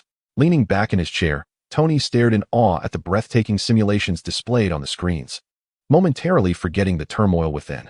As a leading scientist and engineer, he fully comprehended the implications of Shihi's capabilities. After a prolonged silence, he sincerely exclaimed, "Impressive." This commendation was not merely directed at Shihi, but also extended to Wu Bai, the mind behind her creation. Turning his head, he noticed Wu Bai observing him with a scrutinizing gaze. Wu Bai lowered his crossed arms, approaching with measured steps, and inquired calmly, "You seem rather dispirited today. What troubles you?" The admiration that had adorned Tony's face swiftly faded, overshadowed by a veil of despondency. "Obadiah, my uncle, is the mastermind behind our abduction." Wu Bai nodded thoughtfully, turning to the coffee machine nestled in the corner of the laboratory, deftly operating it. Soon, 2 steaming cups of coffee were prepared. Wu Bai returned, placing 1 cup on the control panel before Tony, while he himself leaned against the side, cradling the other cup, his gaze fixed on the floating holographic model ahead. "What do you intend to do?" "What can I do?" "I am at a loss," Tony confessed, a hint of confusion and helplessness lacing his voice. He lifted his gaze to the one person he truly trusted. "Wu, what should I do?" Unbeknownst to him, Tony had wholly come to regard Wu Bai as his pillar of support. Wu Bai did not respond immediately. Instead, he raised the warm coffee cup to his lips and took a gentle sip. "Let us proceed step by step. We shall first ascertain the extent of Obadiah's ruthlessness. If this is merely a power grab, we must gather all evidence to ensure he spends the rest of his days in prison, paying for his misdeeds." He paused, his tone shifting as his eyes sharpened. "However, if he were to commit further transgressions that threaten your safety, then we shall dispense with any semblance of mercy." Wu Bai's words were spoken after careful contemplation. His presence had already altered the course of events. Given Tony's temperament, as long as Obadiah refrained from overtly tearing their relationship apart, such as by snatching the reactor, Tony would likely struggle to take decisive action. Thus, confining Obadiah to a lifetime in prison might be the most psychologically palatable resolution for Tony at this juncture. Wu Bai's words acted as a calming balm, and Tony's previously wavering gaze gradually took on a resolute clarity after hearing this coherent analysis. The atmosphere in the laboratory once again fell into silence. Observing Tony's forced composure, Wu Bai recognized the necessity of occupying his mind. Otherwise, he would remain mired in negativity. He approached the holographic console and summoned a blank design interface. "Tony, let us begin." His tone lightened, imbued with a newfound vigor. Merely having Shihi is insufficient. We need to design a universal engineering robot to undertake all foundational construction tasks in the dock. Upon hearing the words design and begin, a flicker of light reignited in Tony's eyes. This was his realm of expertise, his refuge from reality. "By the way, I need to make a trip to Brazil tomorrow." "Brazil?" Tony straightened in his chair, bewildered. "What on earth for? A vacation? This is hardly the time. Seek an individual to join us," Wu Bai stated without turning his head, meticulously sketching the robot chassis on the holographic screen. "Bruce Banner." "Bruce Banner?" Tony rapidly searched his mind for this name, soon furrowing his brow in confusion. "Who is that? I've never heard of him." Wu Bai paused his work, turning to look at Tony earnestly. "A genius, holder of 7 doctorate degrees.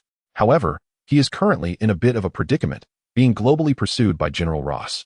Tony raised an eyebrow, a smirk of irreverence dancing across his face, his inherent pride and confidence returning. "Wanted? General Ross? Thaddeus Thunderbolt Ross? I know him well. I've heard him boast plenty at military galas." He waved dismissively, declaring, "This genius will definitely be a part of our team. I'll handle Ross. He'll owe me a favor." "Very well," Wu Bai replied with a smile. In the Marvel Universe, when it comes to genuine brilliance, Bruce Banner undoubtedly stands out.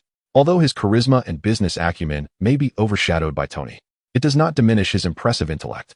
Notably, in Spider-Man: No Way Home, Dr. Banner's photograph hangs alongside legends like Einstein and Tesla on the classroom wall. Such recognition speaks volumes about his significance. With a new objective in mind, Tony cast aside concerns regarding Obadiah and rolled up his sleeves, immersing himself completely in the design of the engineering robot, frequently engaging in spirited debates with Wu Bai over various mechanical structures. The two became engrossed in their work once more. The following day, under the cover of night in Rio de Janeiro, Brazil, Tony's private jet descended smoothly onto a private airstrip. Arriving in the late hours, Wu Bai glanced at the darkened sky, a slight frown momentarily crossing his brow. Wasting no time, he made his way directly to the wearable platform at the rear of the cabin. As he approached, mechanical arms unfurled, presenting a sleek set of deep blue armor components before him. Indeed, he had brought his armor along. The target this time was Bruce Banner, a top-tier genius currently hiding in the slums of Brazil.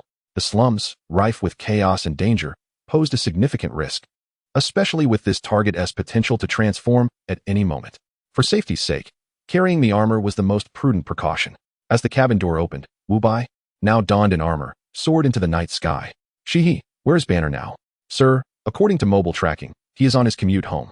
The real-time location information has been projected onto your helmet's display. In Wu Bai's view, a distinct green that was moving slowly in a corner of the city, accompanied by a planned, optimal flight path.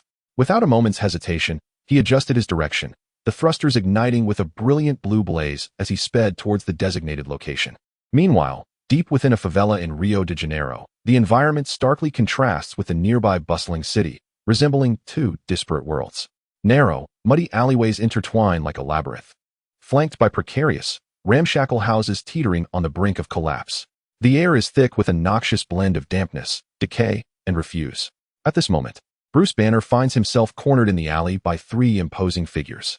Clad in a faded t-shirt, weariness etched upon his face from a day's toil. He clutches a paper bag tightly in his arms, containing the bread he has just purchased, his sole dinner for the evening. Hand over the bread, the leader demands. His tone menacing, his bare arms adorned with tattoos, eyes greedily fixated on the bag in Banner's grasp. A wave of dread washes over Banner, instinctively. He clutches the bread tighter and takes a cautious step back, striving to maintain his composure. In a hushed voice, he pleads in Portuguese, "Friends, I haven't eaten all day. Please let me pass." His greatest fear is conflict, for any form of confrontation could awaken the uncontrollable beast within him. Yet, his retreat only invites further aggression from the assailants. "Stop stalling." Another man impatiently shoves him.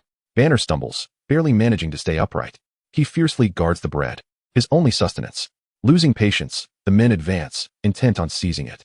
A fist collides with Banner's face, plunging him into darkness, blood seeping from the corner of his mouth. The excruciating pain robs him of balance, and he collapses heavily to the ground, the bread slipping from his grasp. The others swarm around him, raining down blows. Banner curls into a ball, arms protecting his head as he endures the relentless assault. One robber, unsatisfied with the melee, glances around and seizes a discarded wooden stick from the corner of the alley, raising it high with a sinister grin, bringing it crashing down upon Banner's skull. His body jerks violently before going utterly limp. His hands, once cradling his head, now fall helplessly to the ground. The world fades into an abyss of darkness. Seeing him motionless, the three assailants cease their assault, exchanging glances filled with contemptuous smirks. One approaches, retrieves the muddy paper bag from the ground, tears it open, and greedily shoves a piece of bread into his mouth. The other two quickly gather around, ravenously devouring the spoils of their theft. Just then, the dim light of the alley seems to darken further as a colossal shadow envelopes them. "Who the hell?" one of the men mutters, turning his head in annoyance. In the next instant, the bread falls from his mouth, his pupils constricting in sheer terror. Chapter 14, Wu Bai vs. Hulk. A furious green monster roars at them in a rage. Three robbers were utterly petrified, their legs trembling, unable to muster even the thought of escape. Hulk's crimson eyes fixated on the man closest to him. With a colossal hand, he seized the man's ankle, lifting him as effortlessly as one might a chick. The man emitted a piercing scream, but before he could finish, Hulk swung his body, mercilessly smashing him against the ground and walls, again and again. Bang, bang, bang. The dull thuds mingled with the sickening sound of shattering bones, sending shivers down the spine. The other two, finally snapping out of their horror, scrambled to flee. Hulk paid no heed to the shapeless mass of flesh left on the ground. With a powerful push against the earth, his massive form leaped with an agility that belied its size, akin to a green meteor plummeting from the sky. Boom. Hulk landed heavily between the two, causing the ground to tremble. They barely had time to utter a sound before his enormous feet crushed them into two puddles of flesh. The air instantly thickened with the acrid scent of blood. Hulk, his head bowed, heaved heavily, his chest rising and falling violently, yet the fury in his eyes remained unquenched. Suddenly, he lifted his gaze towards the dim night sky. There, a deep blue metallic figure hovered silently, its armored surface reflecting the distant neon lights of the city. A new target. The rage in Hulk's eyes found fresh outlet. He directed a deafening roar towards Wu Bai in the sky, causing the ground beneath him to fracture. In the next instant, he propelled himself upward with tremendous force, hurtling towards Wu Bai with ferocity. Just as Hulk's gigantic fist was about to connect with Wu Bai, the thrusters on the side of Wu Bai's armor suddenly ignited, deftly maneuvering him several meters to the side. Hulk's colossal fist, slicing through the air with a deafening rush, grazed Wu Bai's armor and crashed heavily into the wall of a nearby building. Rumble. Half the wall collapsed instantaneously, bricks and splinters flying everywhere. Inside, a couple erupted in terror, scrambling to disentangle themselves from each other before hastily fleeing through the door, vanishing around the corner of the staircase. Fueled by rage after his missed strike, Hulk leaped out of the room, landing heavily, and once again locked onto Wu Bai in the sky. Wu Bai, however, offered no opportunity for a second attack. Calmly, he raised his right arm, the armor retracting to reveal a miniature missile. Target locked. The voice of He resonated in his ear. In the next heartbeat, a missile, trailing white smoke, shot forth, striking Hulk with pinpoint accuracy. Boom. A violent explosion erupted in the alley, engulfing Hulk's massive form in flames, the powerful shockwave propelling him violently, crashing through two walls before finally coming to a halt. Wu Bai spoke in an emotionless, analytical tone.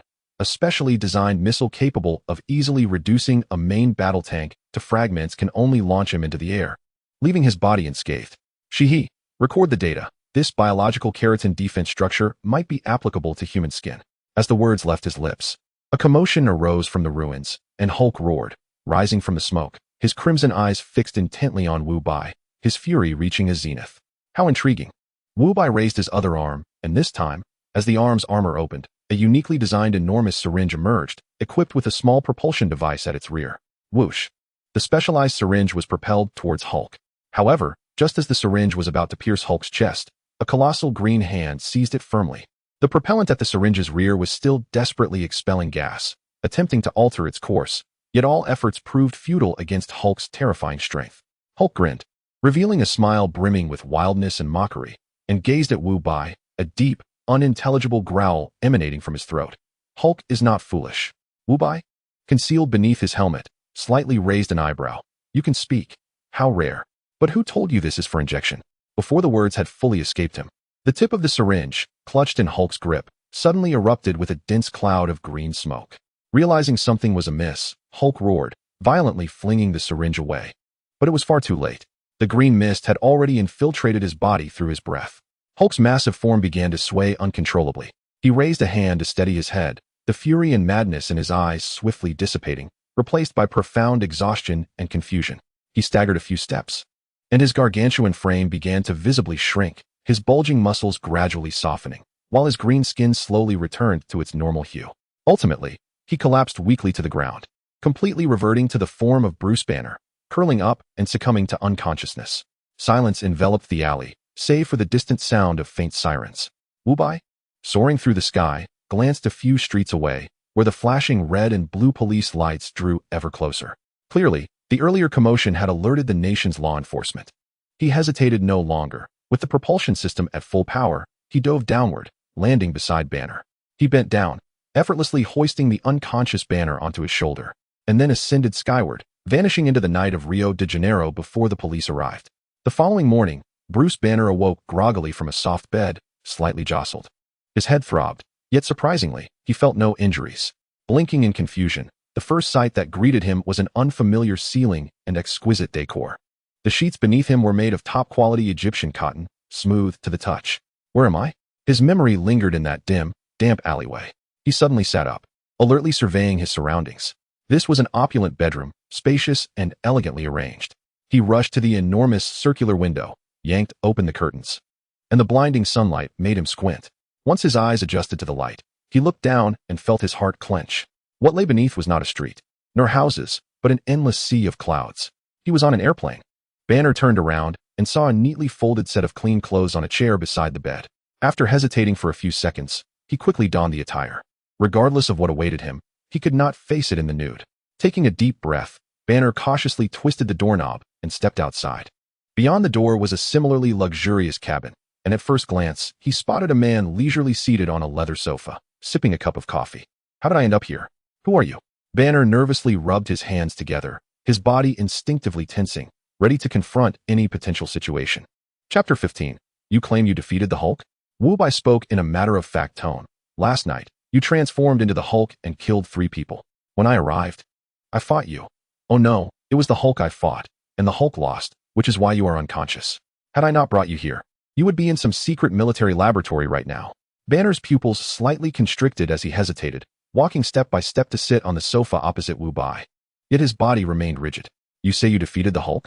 The incredulity in his voice was palpable. No one understood the Hulk's power better than he did. It was pure, unstoppable rage and destruction. Coffee or tea? A cup of coffee, please. Wu Bai picked up a tablet from the adjacent table and tapped it lightly twice.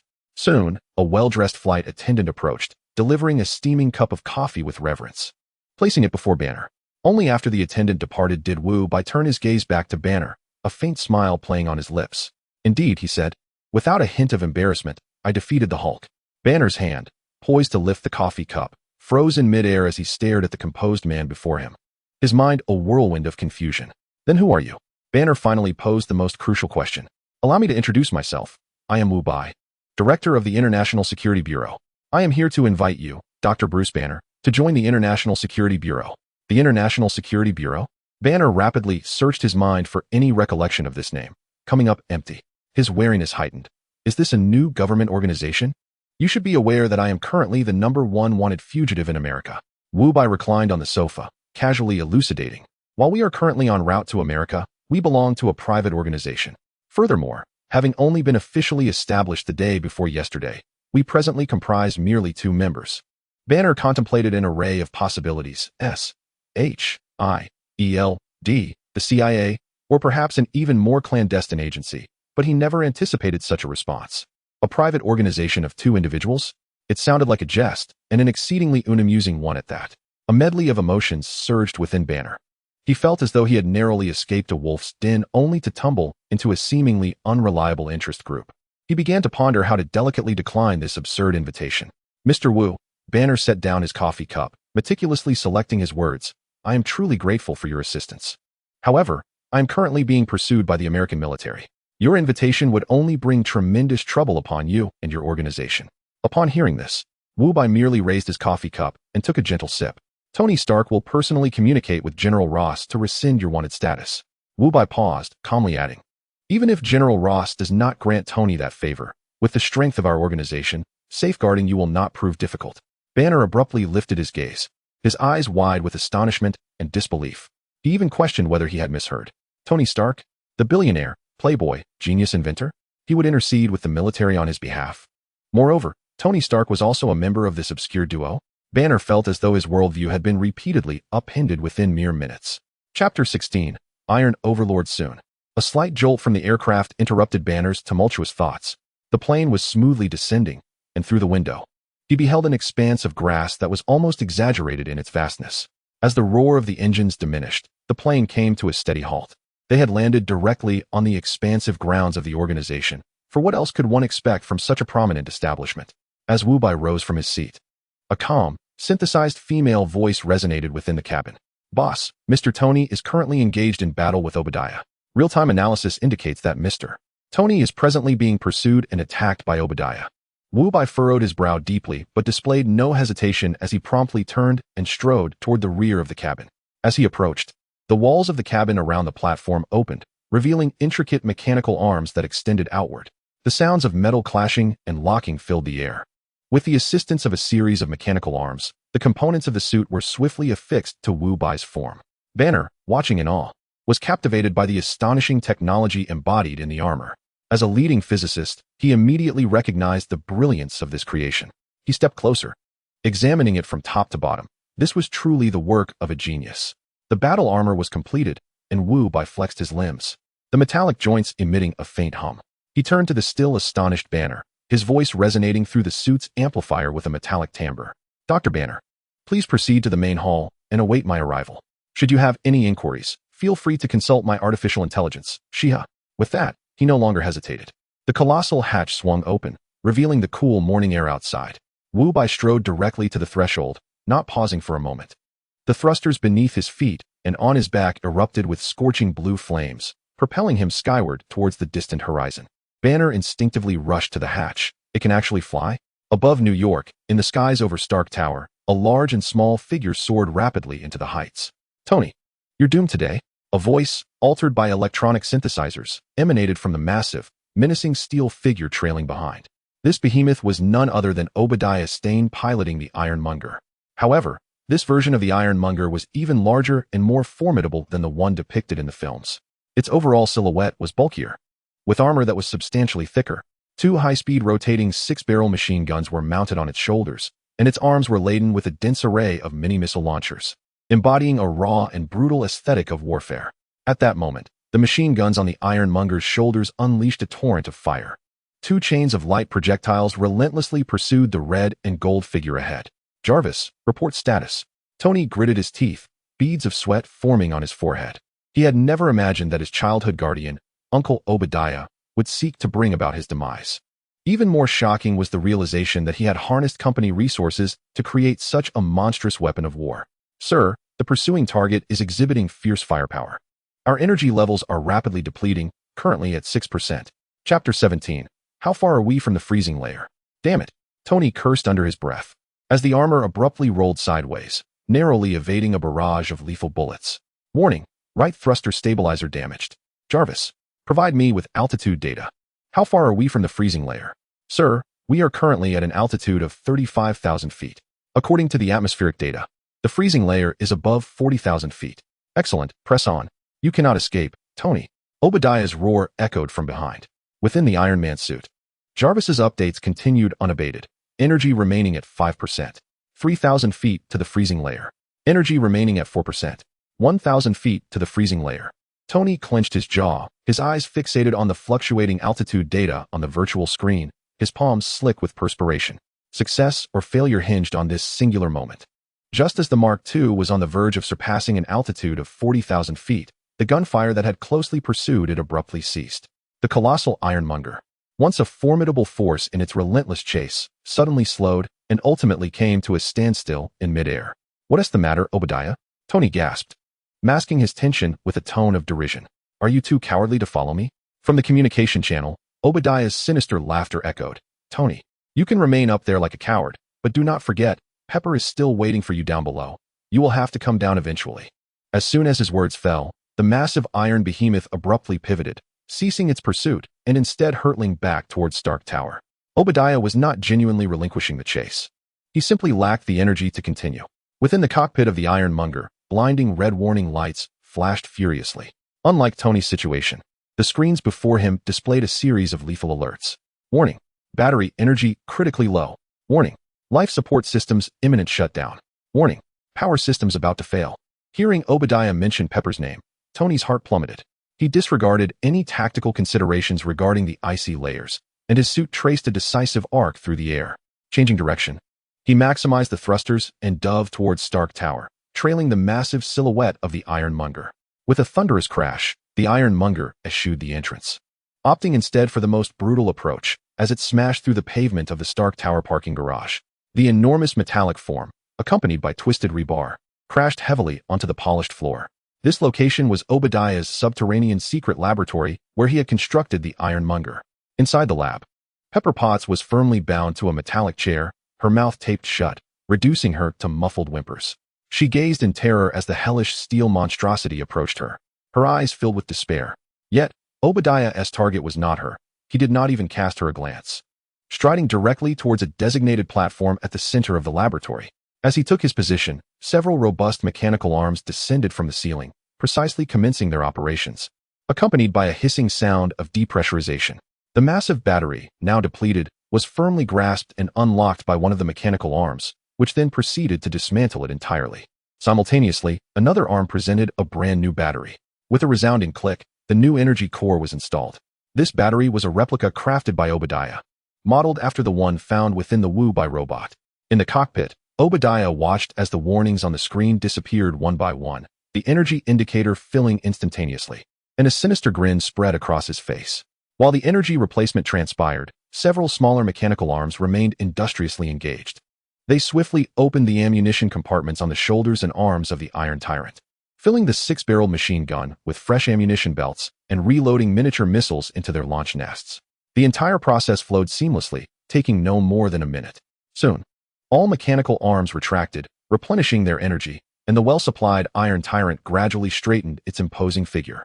Chapter 18. The embarrassed Tony and Wu-Bai to the rescue. A dull rumble emanated from beneath its feet as searing air surged forth. The colossal form once again soared into the air, bursting through the massive gash in the ceiling. With a thunderous boom, the earth trembled. The Iron Tyrant's heavy metallic feet crashed down upon the plaza outside Stark Tower, causing the hard ground to crack instantaneously. Almost simultaneously, a flash of red and gold plummeted clumsily from the sky. Tony's armor struggled to operate, its thrusters severely depleted of energy, resulting in a halting descent. Ultimately, he landed nearly at the feet of the Iron Tyrant, half falling, half landing, kneeling on one knee, bracing himself against the ground to steady his form. Observing Tony's disheveled state, the Iron Tyrant's built-in loudspeaker erupted with a digitally manipulated laughter. Ha ha ha. Tony, what's wrong? Is your little toy out of power? Tony strained to stand upright, the joints of his armor creaking in protest. Ignoring Obadiah's mockery, his eyes, concealed beneath the helmet, bore into his opponent. Obadiah, where's Pepper? She's innocent. Obadiah's voice turned icy. You will see her soon. Once you are dead, I shall mercifully send her down to reunite with you. No sooner had he spoken than the Iron Tyrant took a step forward, causing the entire plaza to shudder. The two menacing 6-barreled Gatling guns on its shoulders began to rotate slowly, their dark muzzles locking onto Tony. Instantly, every muscle in Tony's body tensed as he summoned the last vestiges of energy within him, preparing for one last, nearly impossible evasion. Just as Obadiah was about to pull the trigger to obliterate Tony, a clear and resonant voice echoed from the heavens. Obadiah? The unexpected voice momentarily froze Obadiah in his tracks, and even the doomed Tony instinctively raised his head. A deep blue streak, trailing a long fiery tail, descended from the sky at an unimaginable speed. With a resounding crash, the blue figure, imbued with unparalleled kinetic energy, collided forcefully with the Iron Tyrant's massive frame. Obadiah's Iron Tyrant was sent flying backward like a soda can struck by a speeding truck, its feet lifting off the ground, and its immense body careening uncontrollably. Ultimately, with a thunderous boom, it crashed into the outer wall of Stark Tower's lower levels, sending shards of reinforced concrete flying in all directions. Amidst the swirling dust, the deep blue figure slowly touched down. Woo! Tony recognized the newcomer, his face beneath the helmet alight with a triumphant joy of survival. As Wu-Bai descended, he deftly readjusted his stance, the armor on his shoulders and the outer side of his thighs unfurled, revealing dozens of ominous black launch ports. In the next heartbeat, miniature missiles, trailing white contrails, surged into the gaping hole created by Iron Tyrant. Boom, boom, boom. A cacophony of explosions erupted from within Stark Tower, flames gushing forth from the breach, accompanied by a shower of debris. After executing this barrage, Wu-Bai turned, his deep blue metallic helmet directing its gaze towards Tony. As the visor slowly retracted, unveiling a face marked by a hint of confusion, he scrutinized Tony's armor, a curious thought flickering through his mind. Where is your power source? Before Tony could respond, a sharp whistling sound pierced through the debris of the tower. A jet-black missile spiraled out from the thick smoke, aimed directly at Wu-Bai's back. Watch out, Tony exclaimed. Without needing a second warning, the thrusters on Wu-Bai's back erupted with brilliant blue flames, propelling him sideways. The missile narrowly missed him, striking the ground in the distance and creating a massive crater. Crack, crack. Iron Tyrant's imposing figure emerged step by step from the wreckage. Remarkably, the missile onslaught had failed to inflict any harm. He slowly raised his head, his electronic eyes glowing a fierce crimson, locking onto Wu-Bai and Tony with unwavering intensity. Recognizing the threat, both men immediately assumed combat stances. Wu. Tony's voice crackled urgently through their private communication channel. My armor employs Stark Industries' latest composite materials. Ordinary missiles are ineffective against it. Use the specialized missiles on your arm to take him down. Wu-Bai hesitated, an expression of resignation crossing his face beneath the helmet. What's wrong? Tony, not receiving an answer, felt a pang of anxiety. I exhausted my specialized missiles in Brazil and haven't had the chance to restock. A moment of awkward silence enveloped the communication channel. Then what do we do now? Tony's voice trembled on the verge of despair. You have no energy left. You'll only be a hindrance here. Hide for now. Wu Bai's tone regained its composure. Leave this to me. All right. Without a moment's hesitation, Tony, upon hearing this, pivoted and expended his remaining energy to propel his armor away from the battlefield. Watching Tony's hasty retreat and the solitary blue armor left behind, Iron Tyrant let out a disdainful, processed chuckle. Another fool rushing to their demise. Who shall perish remains uncertain. Wu Bai's voice remained calm and unwavering as the visor sealed shut, concealing his expression. Just as his words fell from his lips, 8 thrusters ignited, transforming into swift azure streaks that dispersed in an instant. With remarkable speed, a 3-dimensional encirclement formed around the Iron Tyrant, ensnaring its massive form at the center. Immediately, a crimson light ignited at the front of the 8 hovering thrusters, intensifying in brightness until it became blinding. A low hum resonated in the air, signaling the gathering of tremendous energy. 8 searing red laser beams erupted simultaneously from various angles, striking the Iron Tyrant with pinpoint accuracy. Sparks erupted in a dazzling display, leaving glaring scorch marks across the Tyrant's formidable armor. Inside the cockpit, Obadiah was taken aback by the sudden assault. Instinctively, he raised the Iron Tyrant's robust metallic arm to shield the cockpit. However, he quickly discerned from the feedback on the screen that, despite the impressive display, the lasers were ineffectual against his prideful special armor, merely leaving superficial scratches on the surface. After a brief moment of astonishment, unparalleled elation and arrogance surged within him. Ha ha! I am invincible. Obadiah's maniacal laughter echoed throughout the plaza. Did they truly believe these child's toys could harm me? He lowered his arm, and the 2 menacing Gatling guns atop his shoulders began to whirl with ferocity, their dark muzzles aimed directly at Wu Bai. On Wu Bai's holographic display, damage analysis data appeared, confirming his suspicions. The energy weapons possessed negligible penetrating power. The armor is too thick to breach. Shihi, bring Banner over. Chapter 19.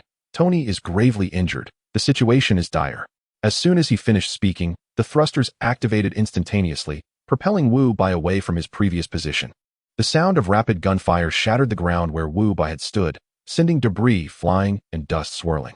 High above, the 8 thrusters traced elegant arcs as they returned behind Wu Bai.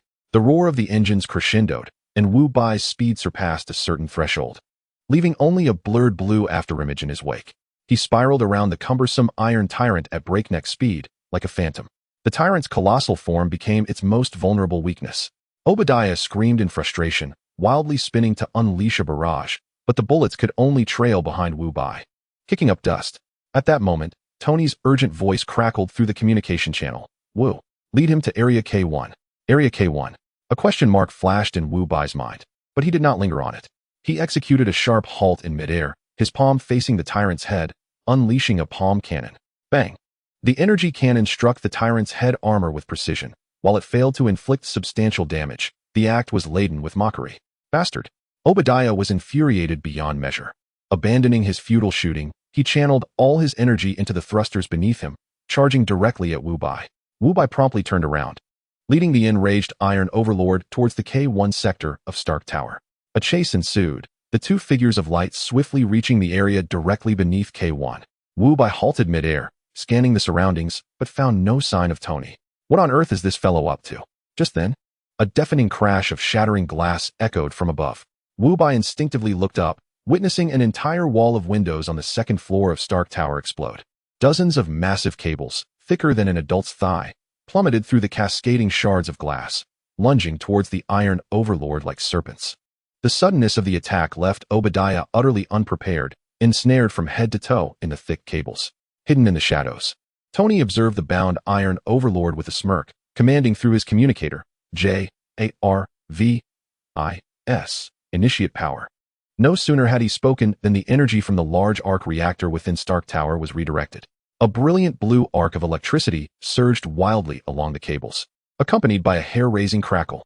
An unfathomable high-voltage current coursed through the cables, forcefully flooding into the Iron Overlord's metallic body. The colossal figure convulsed violently, sparks erupting from its joints. Tony descended through the breach in the 2nd floor, landing unsteadily beside Wu Bai. The 2 stood side by side, watching the Iron Overlord thrash madly within the electric net, both exhaling a sigh of relief. Looks like it's over, Tony panted. But at that moment, both their helmet screens flashed with blinding red warnings. Warning, Target energy levels are rapidly escalating. The E's on their faces instantly froze. Oh no. Wu Bai was the first to react, his expression shifting drastically. This contraption was charging itself. In a split second, a thruster on Wu Bai's back activated. Its front glowing red as a laser beam precisely sliced through. With a resounding clang, the cables entangling the Iron Overlord snapped. Their severed ends sparking with dangerous arcs of electricity. The Iron Overlord's convulsions came to a halt. Ha ha, Tony. Truly your uncle's remarkable nephew. Thank you for the energy. I shall send you to meet your father. Before the words had left his lips, the Iron Overlord's eyes flared with crimson light. Still crackling with residual arcs of electricity, exuding an unprecedented aura of menace as it charged towards them. Run, Wu Bai urged urgently. 4 of the 8 thrusters on his back separated and transformed into streaks of blue light, racing towards Tony's back. External devices are sending access requests. Requests have been automatically approved. Simultaneously, the thrusters of Wu Bai and Tony erupted in a blinding blaze, propelling them skyward, just narrowly evading the Iron Overlord's formidable charge. High above, the duo continued to evade the relentless barrage of the Iron Overlord's attacks. After acquiring newfound energy, Obadiah descended into a frenzied rage, seemingly abandoning his long-range attacks in favor of relishing the intimate pressure of a cat-and-mouse confrontation. Each swing of his heavy metallic fist sliced through the air with a piercing howl. Wu Bai, leveraging the extraordinary maneuverability provided by his 4 thrusters, managed to evade with relative ease. However, the situation for Tony was becoming increasingly perilous. Although the 4 auxiliary thrusters alleviated the energy constraints, Tony's armor sustained multiple damages, causing his reactions to lag by a fraction. Suddenly, as Tony sidestepped to avoid an attack, 2 of his thrusters flickered erratically, their fiery jets stuttering for half a second. This was disastrous. Alarmed, Tony's eyes widened. A deafening crash reverberated through the air as he was struck with tremendous force, his body propelled like a cannonball. Tony! Wu Bai's eyes blazed with fury as he let out a primal roar. Without a moment's hesitation, he abandoned his struggle with Ironmonger, pivoting swiftly toward the location where Tony had fallen. Tony's armor created a substantial crater upon impact with the plaza floor, sparks erupting from the seams of his armor. While the reactor in his chest flickered erratically, Wu Bai landed steadily beside the pit, his deep blue armor immediately kneeling. Shihi, scan his vital signs. Scanning in progress. Scan complete, sir. Mr. Tony has suffered severe impacts to his chest cavity, resulting in multiple fractured ribs and a deep coma due to cranial trauma. His vital signs are rapidly declining, and the situation is critical. The devoid of emotion electronic voice of Shihi weighed heavily on Wu Bai's heart. Heavy footsteps approached with a menacing cadence as Ironmonger strode forward, each step sending tremors through the ground, his crimson electronic eyes locking onto the 2 in the pit. Obadiah's voice, dripping with malice, echoed across the plaza. It's over, you 2 fools. Suddenly, a sharp sound sliced through the air. A missile, trailing a long plume of fire, hurtled from the opposite end of the plaza, striking Ironmonger's knee with tremendous force. Boom. The explosion's fireball and shockwave caused Ironmonger to stumble perilously, nearly losing his balance. Wu Bai looked up sharply, only to behold a yellow robot with 4 robust arms slowly lowering its appendages at the far street corner. Beside the robot stood a man clad in a simple jacket, his expression one of bewilderment as he stared vacantly at the surreal spectacle unfolding before him. Have the outside world evolved to this extent during my years of flight? Robots are now brawling in the streets. Chapter 20. Hulk's ferocious assault on Ironmonger regaining his balance. Ironmonger turned to regard the 2 newcomers at the street corner. In the next instant, fueled by malevolence, he sprang into action. His thrusters belched flames as his massive form soared into the air, hurtling down toward the 2 figures with formidable intent. In his perspective, Tony and Wu Bai had already reached the end of their strength, posing no threat. The immediate priority was to address these 2 newly emerged adversaries. However, to Obadiah's astonishment, the yellow robot did not engage in a fierce confrontation as he had anticipated, but instead, it turned on its heel and fled without hesitation the moment he launched his attack. Observing this, Wu Bai swiftly scooped up the unconscious Tony and leaped from the deep pit, quickly pursuing the robot. Upon reuniting, he cautiously entrusted Tony to the robot. Shihi, take Tony to the nearest hospital. The engineering robot under Shihi's control extended 3 arms to securely cradle Tony, while another arm reached out, revealing a slot from which a syringe filled with a green liquid was presented to Wu Bai. Wu Bai accepted the syringe and nodded. The robot, not lingering any longer, activated its thrusters, ascending into the sky with Tony in its grasp, vanishing into the dimming light of the heavens in the blink of an eye. At the street corner, Witnessing the safe retreat of his comrades, the man in the jacket stretched his neck and swung his arms, as if preparing for some form of warm-up. Let us begin. In the next moment, a glimmer of green light flashed in his eyes, and his entire demeanor shifted dramatically. With a resounding rip, his jacket and shirt were instantly torn apart, his muscles expanding at a visible rate, and within mere seconds, a towering green giant exceeding 3 meters in height emerged in his place. Inside the cockpit, Obadiah was rendered speechless. What manner of monster is this? Before he could finish his thought, a fist the size of a large pot came crashing down on Ironmonger's armored chest. The mass, weighing several tons, was propelled over 20 meters away by sheer physical force, carving deep trenches into the solid ground. With a thunderous roar, Hulk unleashed his fury. His legs surged with power, cracking the ground beneath him, and his colossal form leaped high into the air, only to land heavily with both feet together. Obadiah scarcely had time to react before Hulk's descending foot struck him. Hulk did not pause. He mounted Ironmonger, raising his enormous fists high, and began to rain down blows. Bang, bang, bang, bang. Each strike visibly dented the heavy, specialized composite armor of Ironmonger. Following this, Hulk seized one of Ironmonger's metallic legs, yanking it from the pit, and began to smash it into the ground repeatedly. With each impact, the hard plaza surface was transformed, yielding enormous craters. Under such relentless brutality, Ironmonger soon fell silent, its electronic eyes extinguished. Yet Hulk's wrath remained unquenched. He gripped the fissured chest plate with both hands and tore it apart with a mighty heave, accompanied by the ear-piercing sound of metal being ripped asunder. The seemingly indestructible armor of Ironmonger was violently torn apart, quickly reducing the entire machine to a jumbled heap of scrap metal. In the wake of the recent high-speed collision, the armored figure of Obadiah was reduced to an indistinguishable puddle of debris. Hulk gradually rose to his feet, surveying the devastation he had wrought. He lifted his head and let out a deafening roar into the softly brightening morning sky, proclaiming his triumph. At that moment, a deep blue metallic arm gently patted Hulk's shoulder. Without turning, Hulk retaliated with a powerful punch aimed backward. Wubai had scarcely released a trace of the green sedative when he was sent flying by the force of Hulk's blow, crashing heavily onto the ground 50 meters away. The alarms within the armor blared loudly, and the green syringe slipped from his grasp, landing amidst the nearby rubble. Struggling to rise, Wubai activated 8 thrusters, propelling himself toward the direction of the syringe. Though his speed was impressive, Hulk's was even greater. With a mighty push from his legs, Hulk lunged forward, reaching the syringe's landing spot first. With a thunderous stomp, Hulk's massive foot descended. Crack! The syringe, crafted from metal and glass, shattered underfoot, allowing the green liquid to seep into the ground's crevices. Hulk slowly lifted his foot, casting a glance at the remnants below, before raising his gaze to the halted Wubai nearby. An unexpectedly cunning smile graced Hulk's face. Indeed, Hulk was no fool. However, it was Wubai who underestimated the situation. Shi, send over more sedatives, he urged urgently. Understood, sir, Shi promptly replied, estimating a 5-minute arrival time for the engineering robot. Just then, a fierce gust swept in.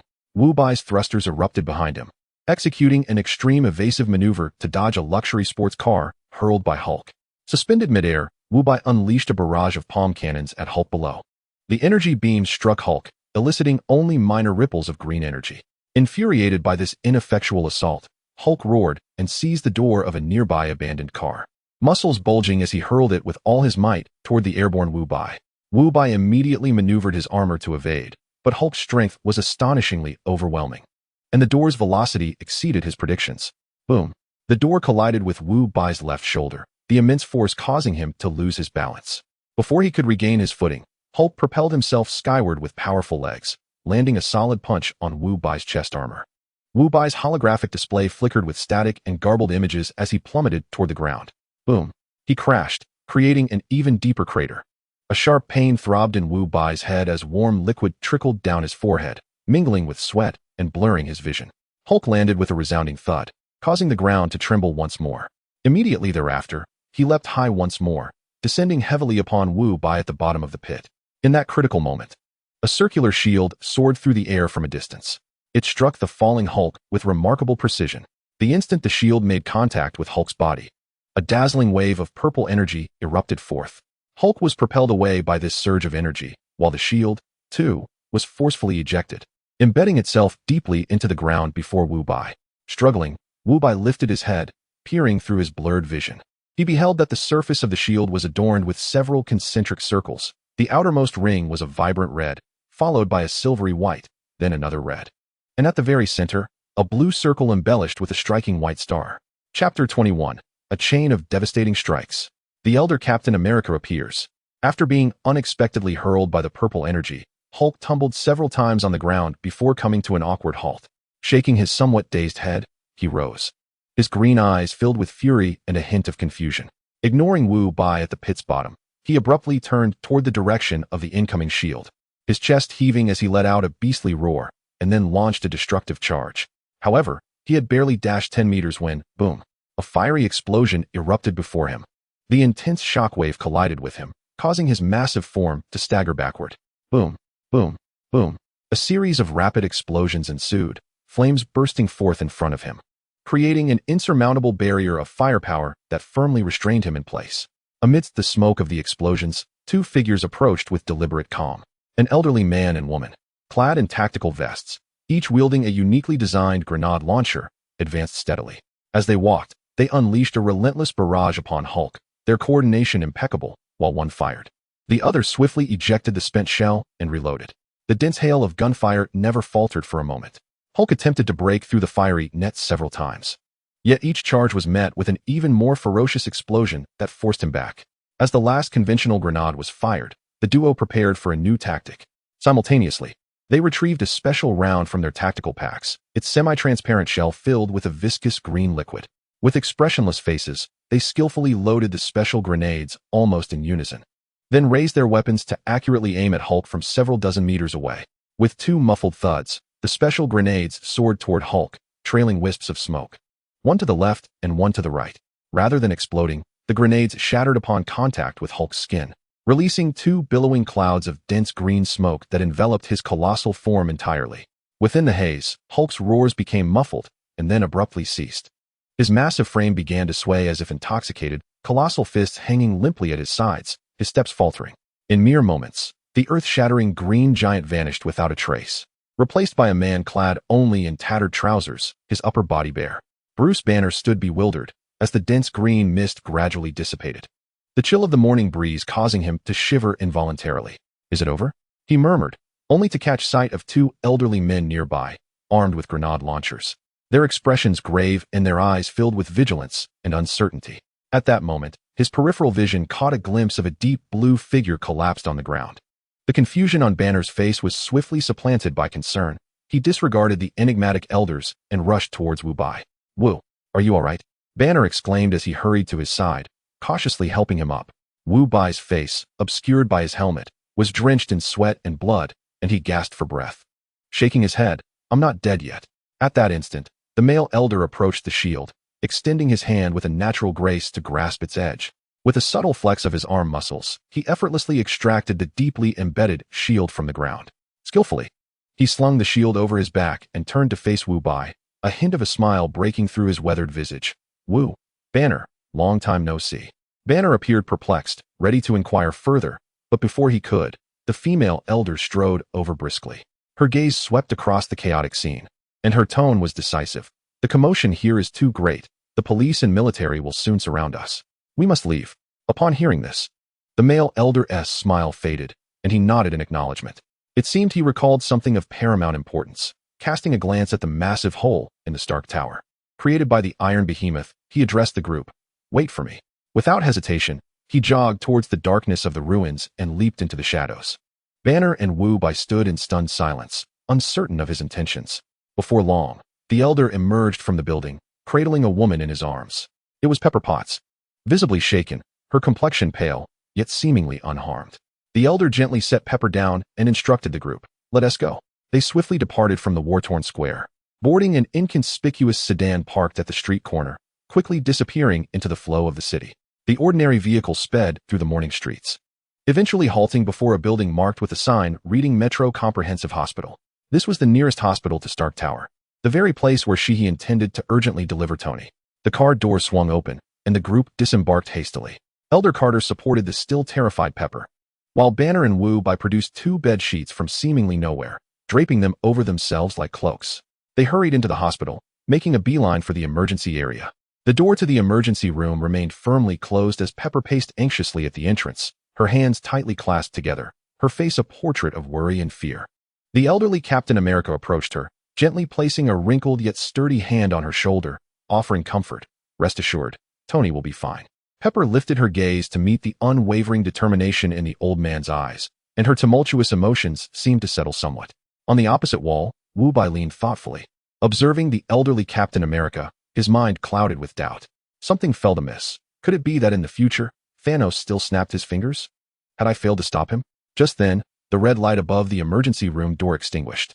The door slowly opened, and a doctor clad in green scrubs and wearing a mask emerged. He removed his mask, revealing his entire face. The emergency surgery on Tony Stark is complete. I have extracted the shrapnel from his chest, repaired the ruptured blood vessels, and stabilized the fractures. He is no longer in critical danger. But due to excessive blood loss and severe impact, he remains extremely weak and requires immediate transfer to the intensive care unit for 24-hour observation. Upon hearing this news, the tension in Pepper's body dissipated, her legs nearly giving way beneath her, but she was fortunately supported by the elderly Carter beside her. However, at the moment the doctor removed his mask, Wu Bai was left utterly stunned, gazing blankly at the familiar face before him. What was happening today? First, there was the elderly Captain America and Peggy Carter, and now this? Chapter 22. Did I fail to stop Thanos from snapping his fingers in the future? The man before him was none other than Stephen Strange, the future Doctor Strange. However, this version of Strange had yet to bear the marks of the accident that would later shape him. He was still 7 or 8 years away from becoming the Sorcerer Supreme, and it was around that time that the bald Ancient One would be preparing for retirement. After briefing Pepper on the patient's condition, Strange politely nodded and turned to leave. Stephen Strange. Wu Bai called out to him. Strange paused, turning back, and a flicker of surprise crossed his eyes as he beheld Wu Bai and Banner clad in somewhat comical makeshift capes. Is there something else? He inquired. Not much. Just wondering if Dr. Strange might be interested in a job change? Wu Bai replied. Strange hesitated for a moment before chuckling lightly. A job change? Do you know who I am? I am one of the top surgeons in the entire country, earning a 7-figure salary. What job in this world would be worth me giving all of this up? In the face of Strange's confidence, Wu Bai's smile remained undiminished. Money? I can offer you an unfathomable sum, enough that your only concern for the rest of your life would be how to spend it. He shifted his tone, adopting a grave demeanor. However, this role demands that you risk your life to safeguard humanity. Simultaneously, it will unveil the true nature of this world to you. If you aspire to transcend the mundane existence of an ordinary life and seek something more challenging, come find me at this location. As he spoke, Wu Bai slowly raised his right hand, revealing a deep blue armored shell that opened to unveil an intricate card slot, from which a sleek, obsidian metal card was gently ejected. Wu Bai extended the business card towards him. Strange found his gaze irresistibly drawn to the armor Wu Bai displayed. The armor appeared battered and charred, with singed edges still emitting faint sparks, and through its crevices, one could glimpse the complex circuitry and mechanical framework within.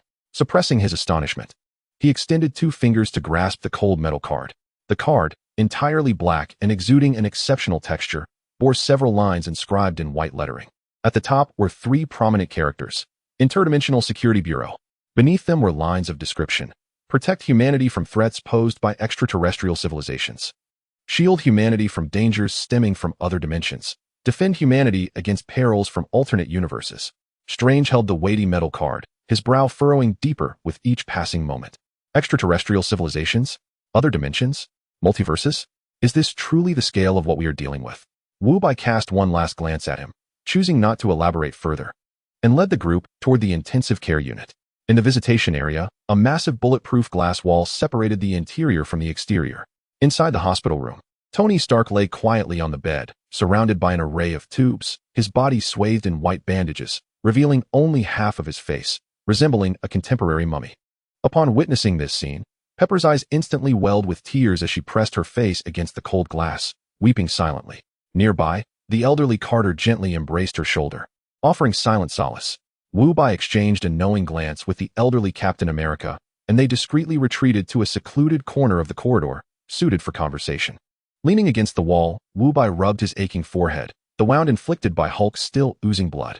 He did not beat around the bush, but posed the ultimate question that weighed heavily on his heart. Will I be unable to prevent Thanos from snapping his fingers in the future? The elderly Captain America shook his head. I do not know. This response left Wu Bai momentarily stunned. You do not know? Sensing his bewilderment, the elderly captain sighed softly. I hail from an alternate timeline, a timeline devoid of your presence. After a brief pause, as if reminiscing about those arduous days, he continued. In that timeline, the Avengers were defeated by Thanos. He obliterated all the Infinity Stones. And our only hope lay in traversing time to return to the past and reassemble them. However, a deviation in the space-time continuum occurred. And instead of returning to our past, we unexpectedly found ourselves here. It was only later, through Tony's research, that we confirmed we had arrived on an alternate timeline. The aged Captain America gazed at Wu Bai, his tone growing particularly grave. Your future self found me. He provided me with 2 vials of a sedative capable of restraining the Hulk and instructed me to ensure that today, at this time and place, I come to Stark Tower for rescue. As for the rest, the elderly Captain America shook his head once more. Your future self forbade me from disclosing further details, merely warning me that the future of this timeline is exceedingly fragile and perilous. Knowing too much, any minuscule action could trigger unforeseen repercussions. Upon absorbing this weighty information, Wu Bai fell into silence. After a prolonged moment, he exhaled deeply, nodding with a hint of resignation. His future self's enigmatic style bore a striking resemblance to that of Doctor Strange, both becoming Riddlers. The elderly Captain America first glanced at the aged Peggy Carter, who was comforting Pepper not far away, tenderness flickering in his eyes, before turning back to Wu Bai with resolute determination. Peggy and I hope to join your agency. Fearing a potential rejection from Wu Bai, he added promptly, my future self is indeed a member of your agency. Wu Bai furrowed his brow slightly, taken aback by this unexpected request. Would the simultaneous existence of 2 Captain Americas truly not incite any issues? Would the Time Management Bureau not intervene? After thoughtful consideration, Wu Bai ultimately nodded solemnly and extended his hand. Very well, welcome to the agency. A glimmer of relief appeared on the wrinkled face of the elderly Captain America as he reciprocated the gesture. The hands of 2 individuals from different eras and timelines clasped tightly within the hospital corridor. Once confirming that Tony's condition was temporarily stable, Wu Bai resolved not to linger further and led the others away. They boarded the inconspicuous car they had arrived in, merging into the flow of New York traffic. En route to the agency, during the journey, Wu Bai briefly shared his thoughts. His plan was straightforward. Now that Captain America himself was present, it meant they possessed the original sample of the super soldier serum. Wu Bai intended to collaborate with Bruce Banner to reconstitute, or rather, replicate a stable and usable version of the super soldier serum for Tony's injection. Tony's injuries were too severe. Conventional treatment would require him to remain bedridden for at least half a year, if not longer. They did not have the luxury of time to squander. Swift treatment for Tony was imperative. Before long, they arrived at the sole building of the agency. Wu Bai led the group into a spacious elevator, which had no buttons. To the agency. The elevator began its smooth descent. Inside, the atmosphere felt peculiar. Ever since learning that this elderly man was the legendary Captain America, Banner had transformed into an ardent admirer. Oh my, you truly are Captain America, Steve Rogers. Banner exclaimed, rubbing his hands together in a somewhat flustered manner. I've grown up hearing tales of your exploits. You are my idol. The elder Captain America felt a twinge of embarrassment at Banner's enthusiasm and gently patted his shoulder, offering a warm smile. From now on, we are teammates. Ding. The elevator doors gradually slid open. However, just as the group was about to step out, Wu Bai suddenly halted, his gaze sharp and vigilant, directed at a figure standing several paces ahead, back turned towards them. What is going on?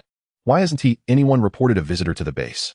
After a brief silence, the emotionless electronic voice of he responded, I apologize, sir. My optical sensors indicate that there is no one in the vicinity except for the 4 of you. Chapter 23, Fury paralyzed by a single sentence from S.H.I.E.L.D. Super Soldier Serum successfully developed. Wu Bai, intrigued, inquired, how did you manage to become invisible under the cameras? The figure did not turn around, responding with a calm and enigmatic tone, just a bit of alien technology, nothing to make a fuss about. The elder Captain America and Carter exchanged glances, each perceiving a hint of exasperation in the other's eyes. Carter gently tugged at Banner's arm, signaling him to leave with her. Banner, visibly perplexed, protested, wait. The base has been breached into the core area. Shouldn't we engage in a skirmish first? Carter smiled and shook her head, firmly leading the bewildered man away from the scene. Wu Bai sauntered over, standing shoulder to shoulder with the mysterious figure as they gazed out at the enormous manufacturing platform beyond the glass. Is that Skrull technology? Or perhaps a trinket from your feline companion, who can single-handedly decimate fleets? The enigmatic man stiffened momentarily before abruptly turning around. His single eye bore into Wu Bai, filled with incredulity and astonishment. Who are you? How do you know these things? He had intended to assert his dominance and mystique before Wu Bai, hoping to intimidate the sudden leader of this organization. Yet now, with a mere sentence, Wu Bai had dismantled all of his psychological defenses and secrets. Wu Bai did not directly answer Fury's question. Instead, he calmly retorted, "Might I inquire what brings the illustrious director of S.H.I.L.D. here?" "I am Nick Fury," he corrected through gritted teeth, each word deliberate. "Very well, Black Egg." Nick Fury's single eye twitched violently, as he struggled to suppress the urge to strike. As one of the world's foremost spies, he quickly recalibrated his mindset and regained control of the conversation's rhythm. "I come on behalf of the World Security Council, Mr. Wu. You and your so-called International Security Bureau have just instigated a grave act of violence in downtown New York, employing unregistered weapons of mass destruction and harboring Dr. Bruce Banner. According to the latest Resolution A17 from the Security Council, your actions have gravely threatened global security, and I now demand your immediate dissolution." Upon hearing this, Wu Bai's expression remained utterly impassive. "And then what? Must I leave my people to join your S.H.I.E.L.D. to be part of your so-called Superboys group? S.H.I.E.L.D. Nick Fury furrowed his brow slightly. The term evoked an inexplicable unease within him, yet he promptly corrected, "It is S.H.I.E.L.D., the Strategic Homeland Intervention, Enforcement, and Logistics Division. Furthermore, my team is called the Avengers, not some boys group." Wu Bai observed his earnest correction and could not suppress a chuckle. "Sometimes I must concede your intelligence. You possess the acumen to discern what others overlook, yet at times, you exhibit a remarkable foolishness." He stepped forward, nearly closing the distance between himself and Nick Fury. "The Avengers? It sounds formidable, but I ask you, how many rounds of nuclear bombardment can the Avengers withstand? How many volleys from an alien fleet?" He extended a finger, almost touching Fury's chest. "Do not be naive, you Black Egg. If an alien fleet truly descends upon us, a single capital ship could obliterate the Earth from its orbit. What can your team possibly do? Engage in a child's play?" Wu Bai withdrew his imposing demeanor, turning to wave his hand dismissively. "Return, then, the International Security Agency will not be dissolved. Its existence is to ensure that when humanity gazes upon the stars, they hold telescopes, not white flags." He walked a few paces before stopping, glancing back at Fury to add, "However, I genuinely advise you to investigate your internal personnel more thoroughly, or, better yet, simply disband your S.H.I.E.L.D. As for protecting the Earth, the International Security Agency suffices." With that, Wu Bai departed without a backward glance. Nick Fury wore a grave expression as he turned and left briskly. S.H.I.E.L.D. Internal personnel? These terms interconnected pointed towards a chilling possibility that sent shivers down his spine. Wu Bai arrived at the biological research area, where Captain America, Carter, and Banner had been awaiting him. "Did he leave?" Steve inquired. Wu Bai nodded, refraining from elaboration, and directly addressed the matter at hand. "Let us commence. Time is of the essence." The research unfolded immediately. The elderly Captain America settled into the medical chair, calmly extending his weathered yet sturdy arm. Dr. Banner cautiously inserted the needle into his vein, drawing several vials of precious blood samples. Days slipped by. A week later, on the synthesis platform at the center of the laboratory, a mechanical arm meticulously executed Wu Bai's commands, injecting various reagents into the reaction vessel in microliter increments. Banner stood by, anxiously monitoring the real-time data on the screen, beads of perspiration forming on his forehead. According to their theoretical projections, this was the most critical final step. Success or failure hinged upon this moment. Wu Bai directed, "Steady now, prepare for gamma radiation exposure. Maintain the energy level at 0.0012, no higher." A beam of pale green energy precisely illuminated the reaction vessel. In an instant, the previously murky liquid within began to clarify, ultimately transforming into a deep blue luminescent solution. Success.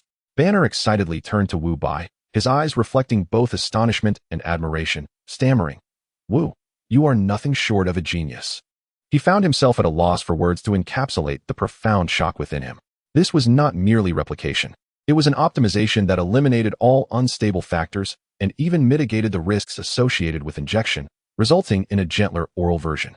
Wu Bai merely smiled faintly, carefully sealing the vial of deep blue liquid into a specially designed low-temperature test tube, which he then placed into a portable silver metallic case. "Let us go, Dr. Banner." The two men, carrying the case, boarded an inconspicuous sedan and made their way back to the hospital. The vehicle soon came to a halt in the parking lot of the Metro General Hospital, and they adeptly navigated to the VIP ward area where Tony Stark was located. Tony had already been transferred to a regular room, reclining on his hospital bed with a pallid complexion, yet his spirits seemed to have improved somewhat. Pepper Pot sat nearby, gently feeding him soup. Upon seeing Wu Bai and Banner enter, Tony's wan face immediately broke into a characteristic roguish grin. He lifted a hand weakly, greeting them with a languid wave. Hey, Wu. Banner, you didn't demolish the base while I was gone, did you?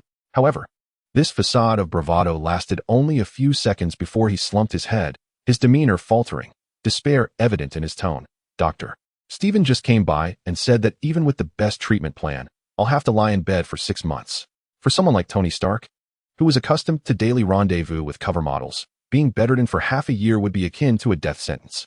Wu Bai stepped forward, gently placing the futuristic silver case on Tony's bedside. It won't take that long. You will recover soon. Tony's gaze shifted from Wu Bai's face to the case. What is that? Without hesitation, Wu Bai touched the sensor on the top of the case, causing it to open, revealing a vial containing a deep blue serum nestled within a recess. Super Soldier Serum, the Captain America edition. Chapter 24. Just after using his financial prowess to subdue Doctor Strange, Ancient One comes knocking. Super Soldier Serum? Upon hearing those words, Tony sprang upright from his bed. The next moment, an agonizing pain forced his newly erect torso back down onto the bed with a thud. Startled, Pepper rushed to support him. Tony. The doctor said not to move around. Wu Bai retrieved the serum from the case. This is a modified oral version we created based on Captain America's blood, with no side effects. Captain America? Tony momentarily forgot his injuries, sitting up once more, his eyes wide with astonishment as he gazed at Wu Bai. Is he still alive? Before his words had fully escaped his lips, he emitted a more piercing scream than before, collapsing once again, tears welling up from the agony. Beside him, Banner struggled between laughter and restraint, his face flushed a deep crimson. Wu Bai cradled Tony's neck with one hand, while the other firmly held the glowing blue serum, bringing it to his lips. Come now, my dear fellow, it's time for your medicine. Tony gazed at the azure concoction, momentarily forgetting to scoff, and without hesitation, opened his mouth to gulp down the serum in its entirety. Afterward, Tony lay in bed, somewhat dazed, and raised his fist in a tentative gesture. It seems there is no sensation at all. Is that it? Wu Bai retrieved the empty vial and explained. This is an enhanced version. We've incorporated potent analgesics and cellular stabilizers. Given your rather slight physique, and lacking the resilience of Captain America, you would likely have succumbed to the pain. Banner chimed in. Your cellular structure is currently undergoing remarkable repair and enhancement at an astonishing rate.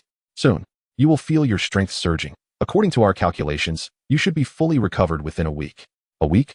Tony raised an eyebrow, satisfied with this outcome, contemplating his imminent rendezvous with the cover girl. After a brief conversation about precautions, Wu Bai and Banner took their leave. Upon returning to the S.H.I.E.L.D. headquarters, the duo did not pause, dedicating several more hours to create 3 identical vials of Super Soldier Serum, neatly arranged on the lab table. Wu Bai picked up 2 vials, handing them to Banner and the elderly Carter, while he retained the last one for himself. In unison, without uttering a word, the 3 removed the caps and consumed the deep blue liquid in one swift motion. Soon, they all distinctly felt their strength, speed, and reflexes intensifying dramatically. Enhancement complete. Observing from the side, the elderly Captain America bore a complex expression. He reflected on his own harrowing experience years ago, lying on a cold laboratory table, enduring excruciating pain in his quest to become a super soldier, nearly losing his life. In contrast, he noted how effortlessly Wu Bai and the others were undertaking the process. Akin to a mere meal. Steve could only shake his head with a rueful smile. Indeed, times have changed.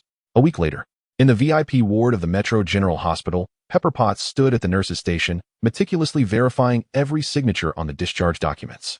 Within the room, Dr. Stephen Strange held the latest examination report, his brow furrowed, a grave expression adorning his face as he approached Tony Stark's bedside. Mr. Stark, I recommend you remain for further observation. Your recovery rate is scientifically implausible, verging on defiance of biological principles. Tony, now donned in a sharp suit, was adjusting his tie before the mirror. Upon hearing Strange's words, he glanced at him through the reflection, shrugged nonchalantly. I feel fantastic, better than ever. Seeing that the other party was skeptical, Tony approached a sturdy load-bearing wall nearby. Like this? He casually threw a punch. Bang! A large hole was immediately smashed into the wall, dust cascading down in a cloud. The silence in the hospital room was palpable. Tony retracted his fist and walked over to the astonished Strange, giving his shoulder a firm pat. I feel absolutely fantastic right now. With that, Tony turned and exited the room. Later that evening in New York, Strange parked his sports car in front of a standalone building. Wu Bai emerged from the structure, asking, "Have you come to a realization?" After stepping out of the car and adjusting his suit, Strange approached, feigning nonchalance. "I just came to take a look." Ever since Tony Stark had punched through the wall at noon, he had been itching to understand what had transpired. "Follow me," Wu Bai smiled, leading him through the lobby and into an elevator devoid of buttons. Once the doors closed, the elevator began its smooth descent. Ding! The door slid open to reveal a scene that left Strange utterly dumbfounded. It was an enormous underground space, vast enough to accommodate several stadiums. Before them, through a massive glass wall, lay an indescribably colossal metal framework, a space battleship still under construction. Countless welding robots, glowing with yellow light, flitted about the immense skeleton, sparks flying in every direction. Standing beside him, Wu Bai gazed at the vessel being constructed below and remarked, "Our Bureau of Interdimensional Affairs has two core departments.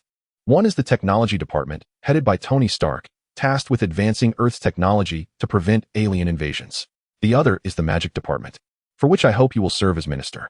Its mission is to defend against incursions from other dimensions." "Magic?" Strange instinctively retorted, furrowing his brow in disbelief. "You mean tricks?" Wu Bai shook his head. "No, real magic. So what do you say? Care to join? This would transform you from a leading physician into the Minister of Magic tasked with safeguarding the Earth, a completely different paradigm." Strange remained silent, grappling with the absurdity of the information presented. Observing his hesitation, Wu Bai decided not to waste further time and dropped a bombshell. "Join the Bureau of Interdimensional Affairs, and I can offer you an initial salary of $1 billion. Strange was about to assert that he wasn't motivated by money, but the figure of $1 billion left him momentarily speechless. Wu Bai waved his hand. Transfer the funds." No sooner had he spoken than Strange's phone emitted a soft chime from his pocket. It was a bank notification. Instinctively, he pulled out his phone and unlocked the screen. Upon seeing the message and the seemingly endless string of zeros, his breath caught, and his eyes widened in astonishment. 1 billion? Enough to last a lifetime? He was suddenly overcome by a wave of dizziness. All notions of science and logic were shattered by that string of zeros. Hesitating for a mere second felt like an affront to the gravity of the money involved. "I will join," Strange nearly shouted, gripping Wu Bai's shoulder with fervor, his fingers trembling with excitement. "Director, from this day forth, if you direct me east, I shall not venture west." As Strange's exhilaration began to subside, he pondered practical matters. "What must I do next? It seems I am not versed in magic." Wu Bai replied, "First, you must return and resign from your position at the hospital. Await my message. The Ministry of Magic has yet to be established. Once it is, I will inform you. And as for magic, others will teach you in due course." "Very well." Strange nodded vigorously, feeling somewhat dazed as he boarded the elevator back to the ground. Departing from the enigmatic edifice, Wu Bai was preparing to return to his laboratory when a voice suddenly called out from behind him. "Truly, you are the master of knowledge." "Impressive." Wu Bai spun around sharply to locate the source of the voice. Behind him, a circular portal crackling with sparks materialized, and a bald woman clad in a yellow robe emerged. "Wu Bai, you have unlawfully altered the timeline and forcibly interfered with the heir of Kamartaj. According to the rules, I must banish you to the Dark Dimension." Chapter 25, The Eye of Agamotto. "The Ancient One invites me for tea." As the Ancient One finished speaking, the thousands of robots laboring on the skeletal framework of the spacecraft halted their activities simultaneously. All of their optical sensors turned in unison to face her. The Ancient One surveyed her surroundings with keen interest, a subtle smile gracing her lips. "It appears this is not a suitable place for conversation." With a casual gesture, she waved her hand in Wu Bai's direction. The circular portal composed of countless sparks began to glide forward, swiftly enveloping both Wu Bai and the Ancient One within. Warning: highest authority holder Wu Bai is unaccounted for. Residual energy from an unknown space detected. Threat level assessment in progress. Initiating highest emergency protocol. The news of Wu Bai's forced abduction reached every core member of the International Safety Bureau without delay. Moments later, they convened urgently at the site of his disappearance. "Shihi, what on earth transpired?" Tony Stark's voice emerged from his armor, laced with urgency. "Mr. Stark, please observe." As the words left his lips, a massive holographic image unfolded before them, vividly replaying the recent events, the sudden appearance of the spark-laden portal, the enigmatic bald woman in yellow robes, and the brief exchange between her and Wu Bai. when they witnessed Wu Bai and the woman being consumed by the portal and vanishing from sight. A profound silence enveloped the room. Banner, furrowing his brow, was the first to break the stillness. Is this magic? Stark, encased in his armor with arms crossed defiantly, replied with icy resolve, I care not what kind of sorceress she may be. Dare to challenge Wu Bai, and one must be prepared to face death. Shihi, employ all global resources and locate this bald man for me. Meanwhile, deep within the Himalayas, at Kamar Taj, in an antiquated courtyard, Wu Bai and the Ancient One sit face to face at a low wooden table. Wu Bai lifts his teacup, takes a delicate sip, and poses his most pressing question. You just mentioned that I am the deity of knowledge? What does that mean? A pertinent inquiry. The Ancient One refrains from a direct answer, instead extending a finger to gently point at Wu Bai's forehead from across the space, indicating this. As her words resonate, the space before Wu Bai undergoes an extraordinary transformation, morphing into a magnificent kaleidoscope, reflecting and distorting the surrounding imagery. Soon, an unforgettable scene unfolds before him. Within that mirrored space, he beholds another version of himself, yet this self possesses a translucent head, devoid of skull and flesh, replaced instead by a gem suspended at the center of the brain, emanating a faint gray luminescence. Wu Bai's brow furrows slightly. Is this the Infinity Stone? Which one? The Ancient One elegantly sips her tea, seemingly anticipating Wu Bai's astonishment. Surprised, are we? To be honest, I was equally taken aback when I first laid eyes upon it. To uncover its origins, I scoured countless lost tomes and ancient records. Wu Bai shifts his gaze from the reflection, locking eyes with the Ancient One. What exactly is it? The Ancient One places her teacup down, enunciating each word clearly. The seventh Infinity Stone, the Mind Stone. The Mind Stone? Wu Bai is taken aback. He is indeed familiar with this name, although it has never appeared in the cinematic universe within the comics. It is the very stone that bestows Tony Stark with extraordinary intellect. After the overwhelming shock, Wu Bai rapidly regains his composure. So, what is the purpose of my invitation here? As for the Ancient One's earlier mention of banishment to the Dark Dimension, he dismisses it entirely. If banishment were the intent, it should have occurred the moment he first appeared and significantly altered the timeline, rather than waiting until now. The Ancient One observes Wu Bai, a flicker of approval in her eyes. It is nothing particularly special. I simply wish to invite you, this unique guest, to Kamar Taj for a visit. As she speaks, her gaze naturally drifts downward to the peculiar, ancient pendant resting upon her chest, resembling a mysterious eye. She deftly removes the pendant from her neck, a trinket from Kamar Taj, of little monetary value. She casually tosses the heavy pendant towards Wu Bai, stating, it is a gift for you. Wu Bai instinctively reaches out to catch it. The eye of Agamotto feels cold to the touch, its metallic texture remarkably substantial.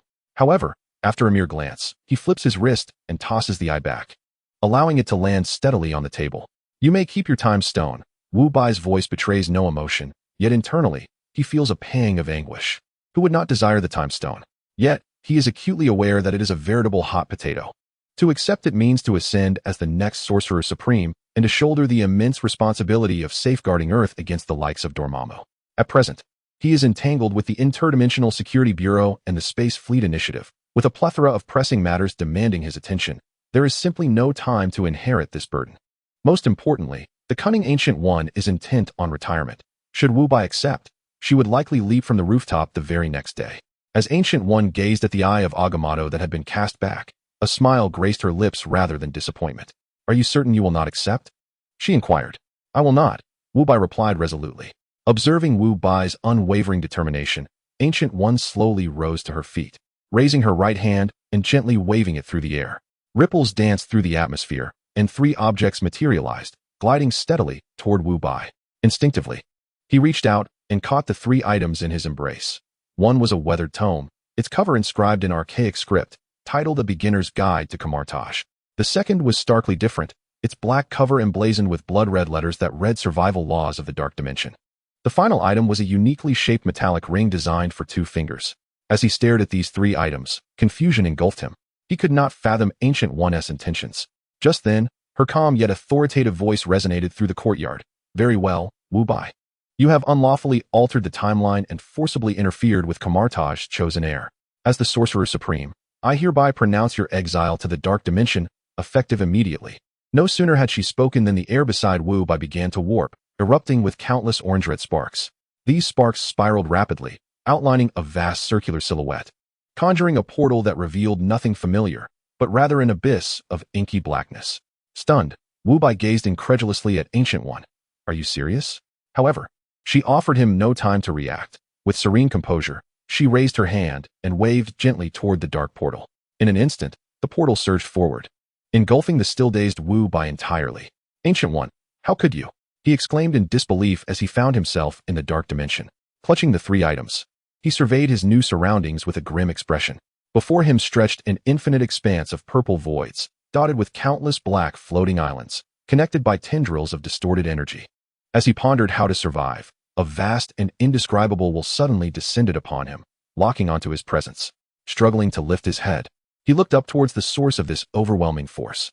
There, amidst the high purple nebula, a visage composed of myriad lights and shadows slowly emerged. Two eyes ablaze with purple flames, reminiscent of dying stars, coldly observing him, the insignificant intruder. Oh no, Dormammu. Chapter 26. Hell Mode. Dormammu as a sparring partner. As soon as the words left his lips, an array of black spikes, forged from dark energy, materialized in the surrounding void, hurtling towards Wu Bai from all directions. These obsidian projectiles pierced his body effortlessly, pinning him in midair from every conceivable angle. Another unfortunate soul. Cast away by the Ancient One, Dormammu remarked with a hint of disdain. Just as Dormammu prepared to depart, its motion abruptly halted. A peculiar fluctuation rippled through the space surrounding Wu Bai's lifeless form, a faint green luminescence flickering briefly. The black spikes, which had penetrated his body, began to retract at a visibly discernible pace, the grotesque wounds knitting themselves together while blood flowed back into his veins. The entire scene resembled a video playing in reverse. Moments later, a pristine Wu Bai reappeared at the same spot. Dormammu found itself intrigued by this incomprehensible spectacle. It opened its colossal maw, composed of light and shadow, unleashing a highly compressed purple fireball that struck Wu Bai in an instant. The intense heat, capable of melting anything, obliterated him into the finest of particles, leaving no trace behind. Dormammu lingered momentarily, ensuring that the bizarre reversal of time did not occur again, before emitting a cold snort and preparing to leave. Yet, just as its massive form was about to vanish into the nebula, a flicker of movement caught its peripheral vision. Behind a distant black floating island, a figure was stealthily maneuvering on tiptoes, attempting to use the island as cover to make a discreet escape. It was none other than Wu Bai. Cautiously inching his way, he cursed the Ancient One 1,000 times in his mind. By this point, he understood all too well that the Ancient One's decision to cast him into the dark dimension was not a punishment, but rather a means of providing him with Dormammu as a training partner. However, the manner of this training was rather extreme. When the Ancient One had trained Dr. Strange, the most it entailed was sending him to the summit of Mount Everest to endure the cold winds. Why, then, did his own experience escalate to a hellish initiation? Surely this wasn't an act of personal vendetta? As he ruminated in exasperation, he instinctively glanced towards Dormammu. The moment he did, a chill ran down his spine. He found himself locking eyes with Dormammu's two enormous orbs. A sudden jolt of fear gripped Wu Bai, but his body reacted instinctively before his mind could process it. He propelled himself forward with all his might, vaulting recklessly between the scattered black islands. Alas, he was swift, but Dormammu was swifter still. From its colossal visage, the mouth slowly opened, unleashing a pure energy beam of destruction. Wu Bai barely had time to look back before he was engulfed by the ray, evaporating completely, leaving not even a speck of dust behind. Once more, the green light flickered, and the recently obliterated Wu Bai transitioned from intangible to tangible, reappearing once again, unscathed and whole. This time, his countenance was as gloomy as water, having utterly relinquished the impractical notion of escape. He swiftly seated himself cross-legged, placing the tome The Dark Dimension Survival Manual aside, and then rapidly opened the yellowed pages of the Kamatage Beginner's Guide. His fingers glided along the edges of the pages, turning one every second, the sound of the pages turning resonating starkly in the profound silence of the dimension. Above, Dormammu tilted his head, seemingly unable to comprehend the actions of this minuscule being.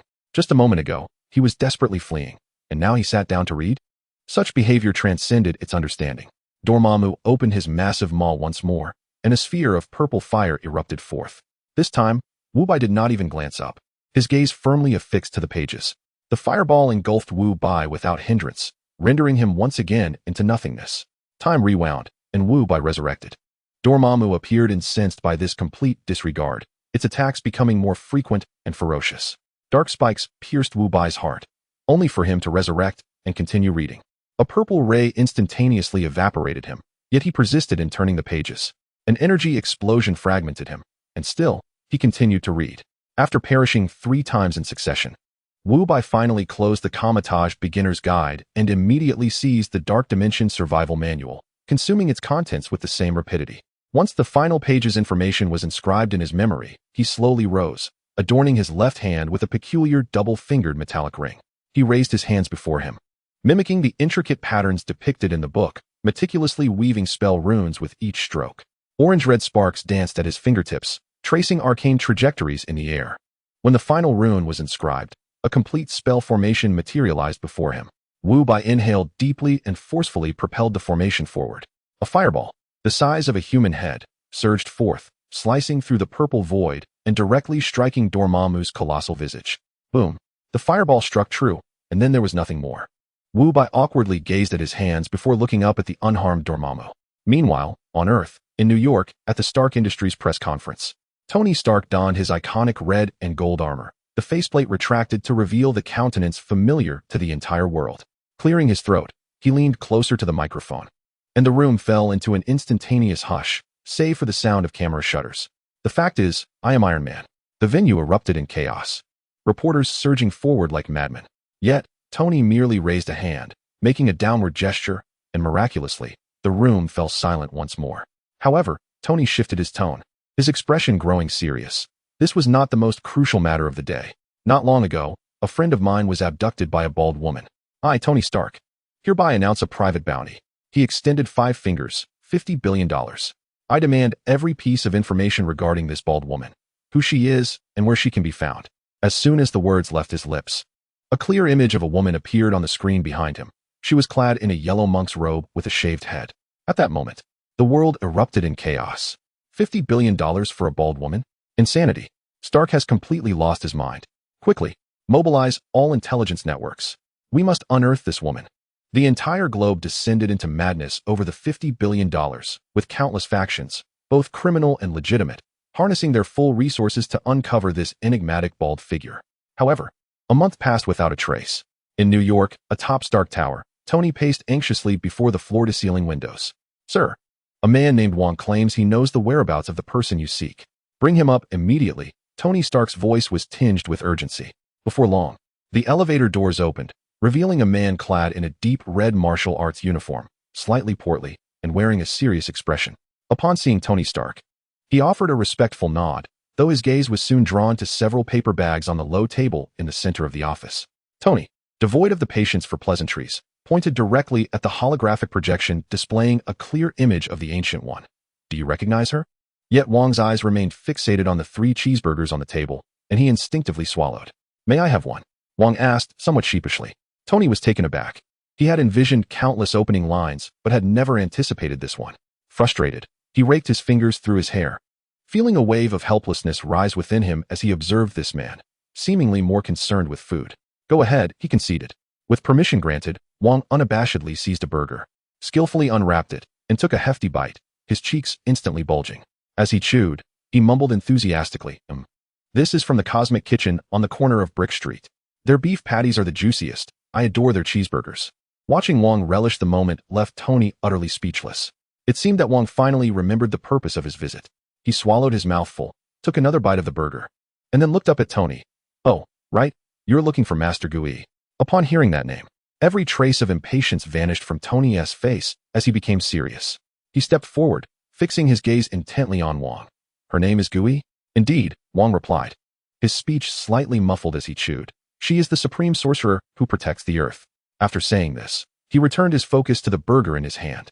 Tony suppressed the urge to strike him and took a deep breath, approaching him to inquire in a low voice. Where is she now?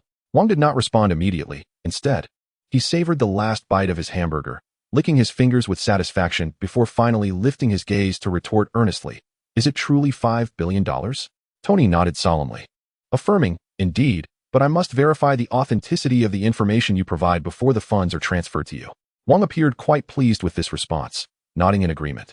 They reside in a place called Kamartaj, located in the Himalayas, specifically to the north of Kathmandu, Nepal, behind the main peak known as Ganesh's Tooth. As soon as Wong finished speaking, Tony turned away, directing his attention to the holographic projection in the air. Jarvis, locate this Kamartaj. Sir, I have conducted a global scan based on Mr. Wang's information and have pinpointed the target location, Jarvis replied, as the holographic display swiftly transitioned to a clear satellite map, with a red marker precisely indicating a location within the Himalayas. With the target locked in, a weight lifted from Tony's chest. He turned back to find Wang gazing longingly at the 2 remaining hamburgers on the table. Wang shyly gestured towards the paper bags, asking, "May I take these too?" "Certainly," Tony replied with a light-hearted nod, in high spirits. Wang's face lit up with joy as he gingerly picked up the 2 hamburgers, cradling them as if they were treasures.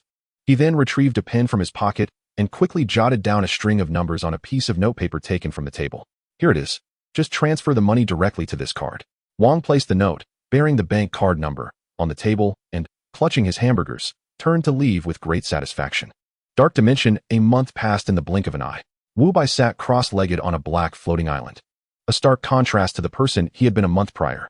Tendrils of dark mist swirled around him, and at the center of his forehead, an ominous black mark radiated a ghostly light, a remnant of the dark energy he had absorbed, identical to the one left by the Ancient One. Opposite him, hundreds of black circular formations surrounded Dormammu densely. These formations unleashed bolts of dark lightning, creating an intricate net that incessantly bombarded the central figure of Dormammu. Yet, Dormammu floated serenely at the epicenter of the assault, allowing the energies to strike him without resistance. The attacks were utterly futile against him.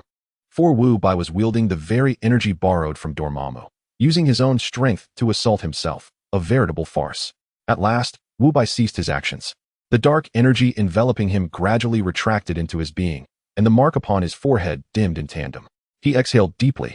The intense training over the past month had elevated his comprehension and application of magic to an astonishing level. Dormammu's voice resonated with admiration. "Your talent is the most formidable I have encountered among all beings. Become my disciple and remain in this dark dimension.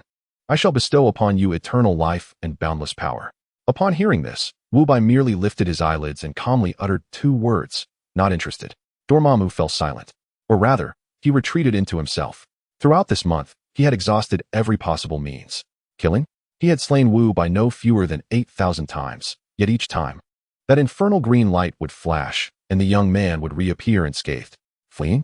He had attempted to escape this plague, retreating to the deepest recesses of the dimension, but to no avail. As soon as Wu Bai perished, the location of his resurrection was invariably by Dormammu's side, as if bound by some inexorable rule. Sending him away? He had tried to open a portal to Earth, hoping to return this formidable being, but as soon as Wu Bai stepped through, time would reverse, bringing him back once more. As the supreme ruler of the dark dimension, Dormammu experienced, for the first time, the sensations of impotence and frustration. Ultimately, he even entertained nefarious thoughts of transforming Wu Bai into his own slave. He unleashed torrents of dark energy into Wu Bai's being, attempting to shatter his will. However, rather than becoming a puppet, Wu Bai seemed to indulge in a banquet, absorbing all the energy intended to subjugate him, converting it into his own power.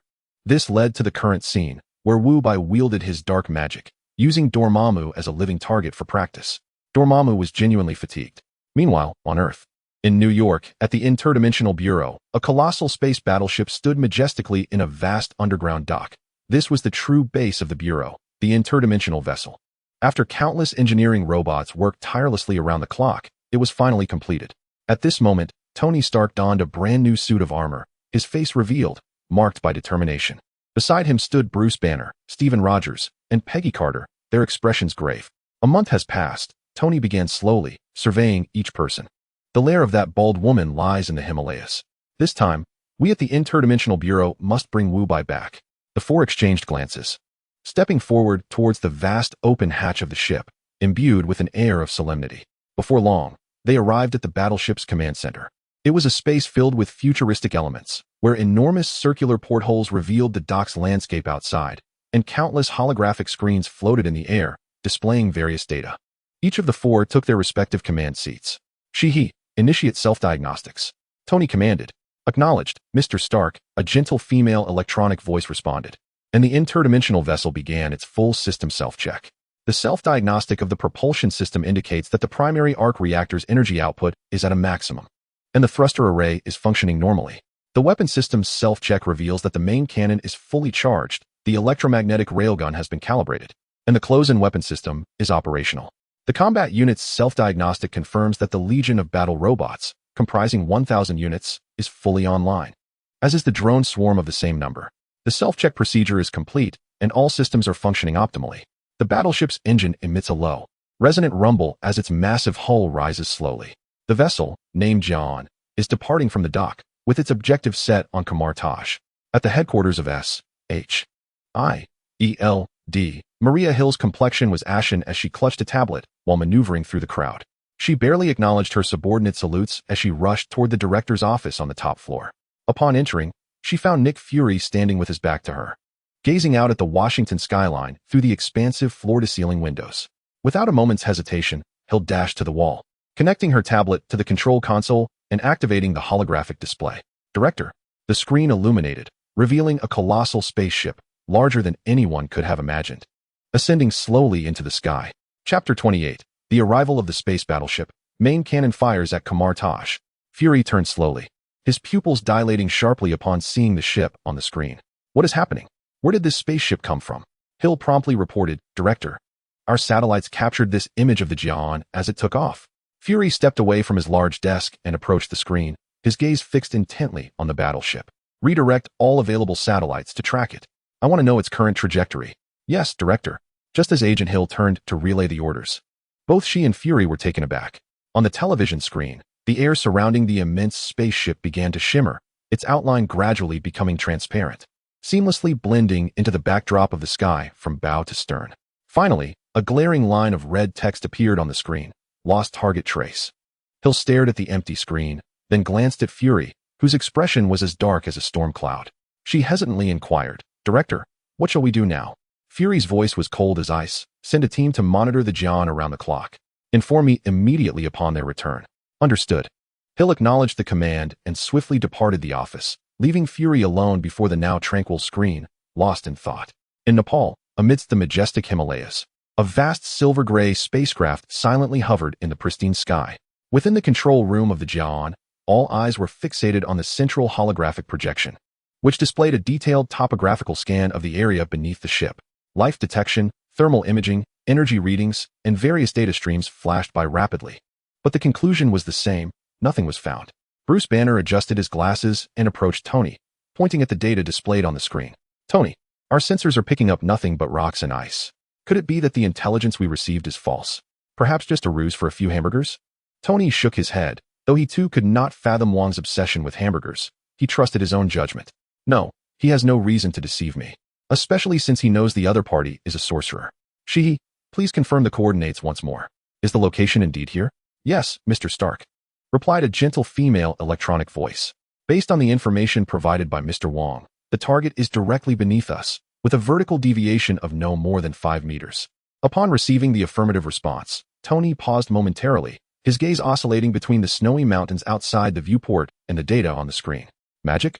If they wish to remain hidden, then let us knock on their door. He, activate the starboard electromagnetic railgun number 3.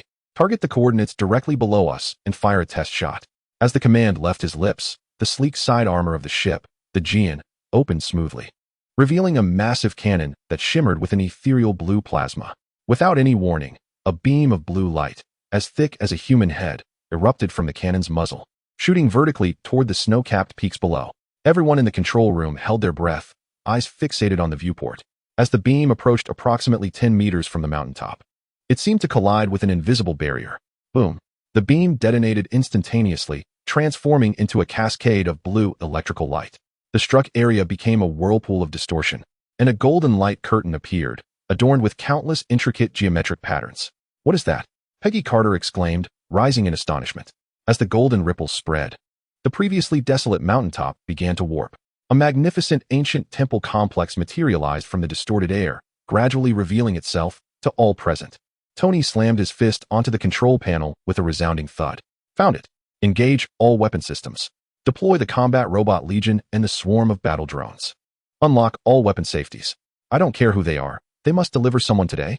In the next moment, countless armor panels on the Jian's hull slid smoothly apart, exposing the ominous launch ports beneath.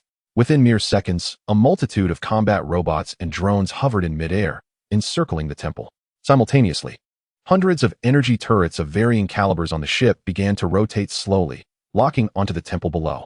At that moment, a figure appeared directly in front of the Jian. It was a bald woman clad in a yellow monk's robe, her hands clasped behind her back, exuding an air of serene detachment. Inside the control room, Tony Stark gazed at the visage he had sought for an entire month on the main screen. A surge of fury coursing through him. Grasping the communicator, he seethed into the microphone. Baldy, you've made it quite difficult for me to find you. Release Wu Bai at once. A faint smile graced the lips of Ancient One as she cast a subtle glance towards the library of Kamar Taj. Wu Bai has been banished to the Dark Dimension, she replied. The Dark Dimension? Tony Stark's eyes ignited with a crimson hue. Attack. The moment the command was given, thousands of drones and combat robots unleashed a barrage of fire, saturating the sky with a haze of red laser beams and small, homing missiles.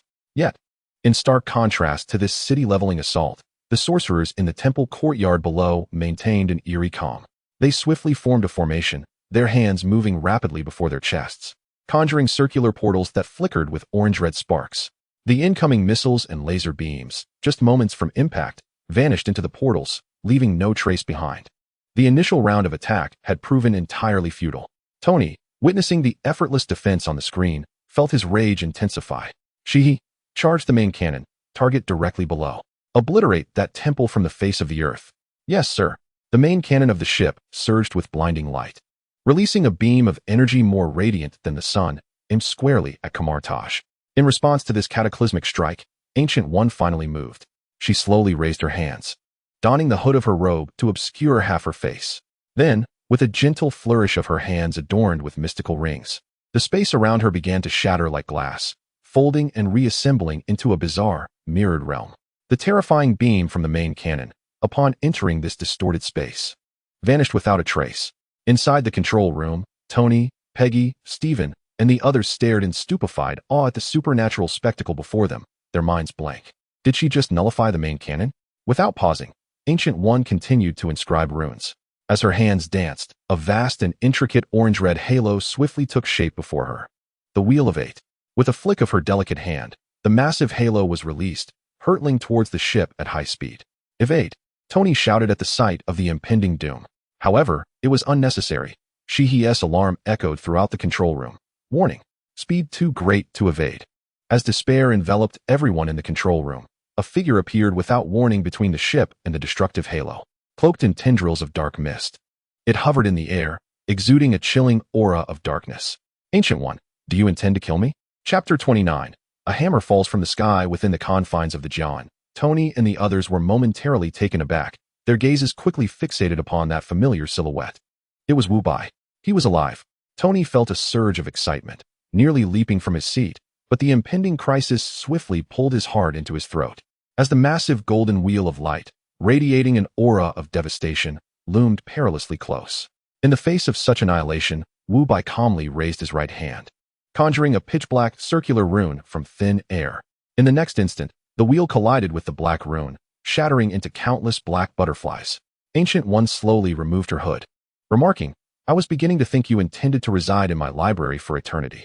In truth, Wu Bai had long since returned to Earth without alerting anyone, immersing himself in the library of Kamar Taj, fervently absorbing centuries' worth of accumulated magical knowledge. As for how he managed to return, Ancient One had discreetly revealed a clever method. The powers of the Infinity Stones could negate one another. Wu Bai had skillfully wielded the power of the Mind Stone to effortlessly unravel the time loop that had stymied even Dormammu. Upon hearing her words, Wu Bai smiled faintly. It seems nothing escapes the gaze of the Supreme Sorcerer. Given that, this misunderstanding should come to an end. Until we meet again, I have much to attend to. With that, he disregarded Ancient One, raising both hands and drawing circles in the air with his fingers adorned with the suspended ring. Golden sparks erupted, delineating a vast and stable circular outline. On the other side of the portal lay the underground dock of the Jian Bureau, a place all were intimately familiar with. As Wu Bai prepared to depart, Ancient One's voice echoed softly, as if to remind him, Odin's foolish son is en route to Earth. Wu Bai paused briefly, not turning around, merely nodding in acknowledgement. In the next moment, the enormous golden portal began to advance, enveloping both Wu Bai and the colossal Jian within its luminous embrace. In a flash of brilliance, both man and vessel vanished from the heights of the Himalayas. At the Jian Bureau, underground dock, the Jian smoothly descended upon the platform. Even before the hatch had fully opened, Tony squeezed through the gap, exclaiming, Wu, are you all right? That bald guy didn't he do anything to you, did he? I'm fine, Tony, rest assured. Observing the concerned expressions of his companions, Wu Bai succinctly explained the events that had transpired, allowing everyone to exhale in relief. He then turned to regard the imposing warship behind him, nodding in satisfaction. I didn't expect it to be completed so swiftly. Well done. By the way, you all are responsible for the relocation. I need to make a trip to New Mexico. Wu Bai rotated his wrist, golden sparks dancing at his fingertips, seeking out a foolish son of a landowner. As his words faded, a shimmering golden portal rapidly took shape, revealing a starkly contrasting scene on the other side. A desolate desert cloaked in night, beneath a canopy of stars. Wu Bai ceased his utterances, gesturing to the crowd with a wave of his hand before stepping through the portal. New Mexico, under the veil of night. The portal behind him vanished, restoring the desert's inherent darkness and silence. At that moment, two faint beams of light appeared on the distant horizon, as an old delivery truck jolted and bumped its way towards him. Observing the approaching vehicle, a knowing smile crept across Wu Bai's lips. The narrative was unfolding. He did not shy away. Instead, he advanced a few paces, positioning himself in the middle of the road, extending his right hand to signal for a ride. The truck screeched to a halt just a few meters in front of him, stirring up a cloud of dust. A gap in the window rolled down, revealing a cautious blonde woman at the wheel, who inquired, "Hey, are you all right? Do you need assistance?" Wu Bai displayed a gentle and harmless smile, stepping forward to fully expose himself to the headlights, exuding politeness. "Good evening, beautiful lady. My vehicle has broken down not far from here, and my phone has no signal. Might you be able to give me a lift to the nearest town?" In the passenger seat, a young girl named Daisy Louise, wearing a hat, muttered under her breath. "Jane, don't trust him. A handsome guy appearing in the middle of the desert at night? That's more suspicious than a UFO. People like that in movies are usually serial killers." Dr. Eric Selvig in the backseat concurred, stating, "Daisy is right. This is highly irregular." Jane hesitated, yet caught in Wu Bai's sincere gaze. She found herself at a loss for how to refuse. Wu Bai discerned their apprehensions and slowly reached into his suit pocket. "Hey, what are you doing with your hand? Don't move." Dr. Selvig reacted swiftly, producing a handgun from seemingly nowhere, directing it nervously at Wu Bai. Wu Bai raised his other hand in a gesture of innocence, maintaining his smile. "Doctor, please don't be alarmed. I merely wish to prove I am not a villain, and I possess fare for the journey." Unhurriedly, he produced a neatly bundled stack of $100 bills, secured with a rubber band, a substantial amount. The three occupants in the vehicle were taken aback, Daisy's eyes widening as she fixated on the pile of cash. Shortly thereafter, as they traveled towards the town, Wu Bai leisurely settled into the passenger seat. "So, you're astronomers?" he inquired amicably, engaging Jane in conversation. "Those who chase after stars sound quite romantic." "We are astrophysicists," Jane corrected, her expression noticeably relaxing. "We are here to study a particular atmospheric phenomenon." Just then, a resounding crash echoed. A tall figure descended from the sky unexpectedly, colliding forcefully with the truck's windshield, only to be flung away by the tremendous impact, rolling several times on the ground before coming to a halt. "Ah!" Both Jane and Daisy screamed in unison, the vehicle descending into chaos. We hit someone." Jane's voice trembled as she fumbled to unbuckle her seatbelt. They all promptly flung open the doors and rushed outside.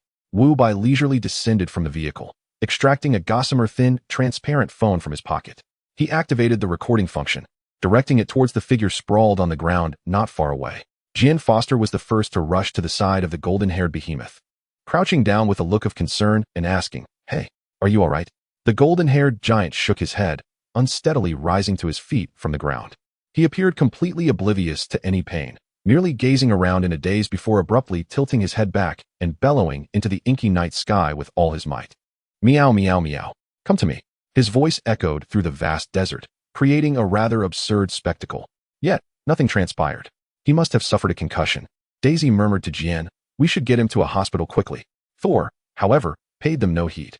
Lowering his gaze, he observed the peculiar attire of these mortals, a smirk of divine arrogance spreading across his face. Daisy, feeling a chill at his dismissive demeanor, summoned her courage and drew a compact stun gun from her backpack, aiming it at him.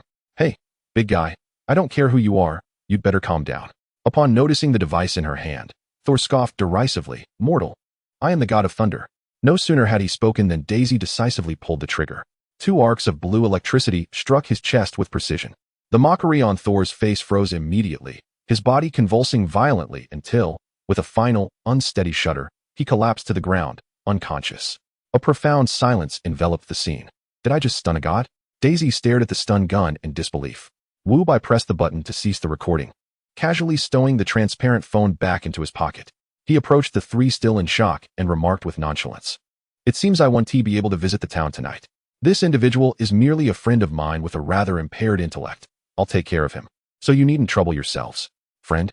Jian glanced from the incapacitated Thor to Wu Bai, his expression laden with skepticism. Wu Bai offered them no time to react. He bent down effortlessly, hoisting the nearly 2-meter-tall, muscular Thor onto his shoulder, and turned to stride into the dark depths of the desert. Hey, wait. Jian attempted to interject, yet as she observed Wu Bai effortlessly carrying the giant and vanishing into the pitch-black night, a chill coursed through her and her companions. Ultimately, they dared not pursue him, retreating uneasily to their vehicle and hastily departing from the scene of uncertainty. After traversing a stretch of the desert with Thor slung over his shoulder, Wu Bai halted. He dropped Thor onto the ground and raised his gaze to the starry sky, as if anticipating something. At that moment, a brilliant meteor streaked across the night, hurtling down with a roar, ultimately crashing into the sandy earth ahead with a resounding thud, sending a cloud of dust billowing into the air. A smile graced Wu Bai's face as he shouldered Thor once more, making his way towards the point of impact. Soon, he arrived beside the vast crater, where, at its center, an ancient-looking warhammer stood silently, faint arcs of electricity dancing across its surface. Wu Bai casually tossed Thor onto the sandy edge of the pit and crouched down, giving him a gentle shake. Noticing the lack of response, Wu Bai furrowed his brow and raised his hand, delivering 2 sharp slaps to Thor's face. Ugh! Thor cried out in pain, jolting awake. He sat up, his voice booming with rage. I am Thor, the god of thunder, for the glory of the northern gods. His angered gaze swept the surroundings, quickly drawn to the hammer at the bottom of the pit. Meow, meow, meow, he shouted, scrambling down the sandy slope to the hammer. Filled with confidence as he reached out his right hand to grasp the handle. With a mighty tug, he found the hammer utterly immovable. Stunned, Thor exerted more force, his muscles bulging, face reddening with effort, yet the hammer remained steadfast, as if rooted to the ground, indifferent to his summons. How could this be? He helplessly released his grip and slumped beside the hammer, his spirit seemingly drained. Wu Bai, intrigued, descended into the pit and approached the legendary weapon. He examined it curiously before rolling up his sleeves, mimicking Thor's stance as he grasped the handle of the Mjolnir. Testing his strength, he found it equally unyielding. Thor, sitting on the ground, turned his head to cast a disdainful glance at him, scoffing at the mere mortal's audacity to lift a divine weapon. Wu Bai raised an eyebrow at the remark and released his grip, saying, What if I manage to lift it? Thor, too despondent to spare him another look, stared vacantly at the night sky. If you can lift it, I shall submit to your will. A smirk played on Wu Bai's lips. You said it. No takebacks. Thor, filled with contempt, declared, I swear by the son of Odin, I shall not retract my words. Chapter 30. Your space battleship has been requisitioned by S.H.I.E.L.D.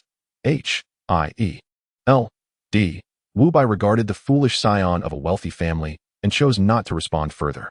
From his pocket, he retrieved a floating ring and donned it with deliberate calm. Thor struggled to sit upright. Are you a mage of this realm? Ignoring the question, Wu Bai approached Mjolnir and crouched down, his attention wholly captivated by the artifact before him. He extended his hand, adorned with the floating ring, allowing his fingers to hover a few centimeters above the hammer's surface as he began to trace intricate designs in the air. 3 minutes passed, and a complex array of runes began to take shape, shimmering with golden light that danced upon Wu Bai's face, casting shadows and highlights. After another 3 minutes, he abruptly halted, his chest gently rising and falling.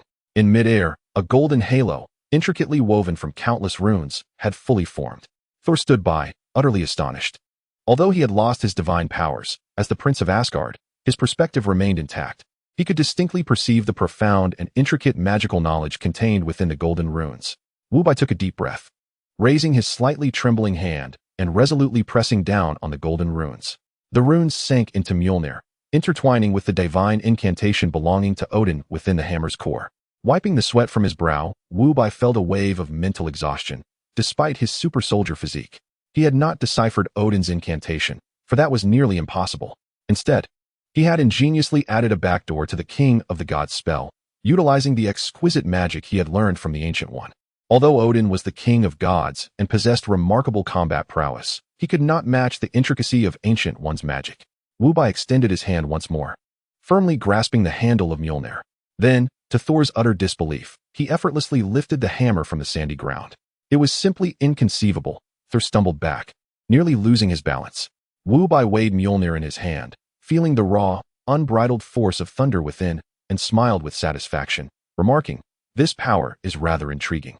He then turned his gaze towards the disoriented Thor, a hint of amusement in his eyes. "What do you think?" "I don't believe it," Thor bellowed, stumbling forward in a frenzy. "Give it to me. Let me try." Observing Thor's frenzied demeanor, Wu Bai shrugged and set Mjolnir down in the sand at his feet. Thor immediately lunged for it, gripping the handle with all his might, but the hammer remained immovable. Thor roared in frustration, repeatedly attempting to lift it, yet to no avail. Ultimately, he exhaustedly released his grip, collapsing onto the sandy ground, gasping for breath. "Speak. What do you want me to do?" Wu Bai did not respond immediately. Instead, he leisurely raised his hand adorned with the suspended ring and began to draw circles in the air. Golden sparks materialized, swiftly outlining a circular shape, forming a stable portal. He then extended his other hand towards Mjolnir, giving it a gentle beckon.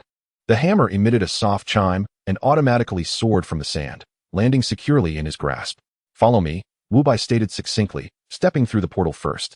After a few moments of hesitation on the sandy ground, Thor finally rose, brushing off the sand from his body, and, with a heavy heart, followed him inside.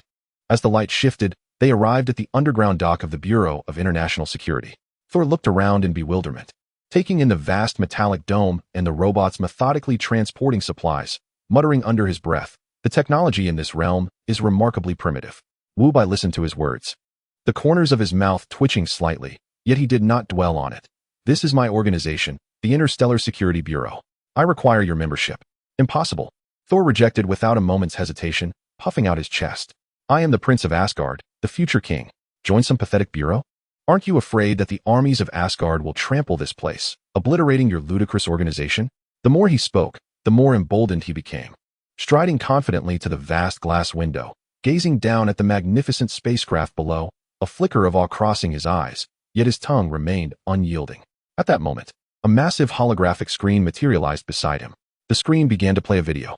In it, the self-proclaimed invincible god of thunder, Thor, was effortlessly subdued by a mere mortal girl wielding a tiny stun gun, convulsing as he lost consciousness. The triumphant smile on Thor's face instantly froze. The god of thunder incapacitated by a stun gun.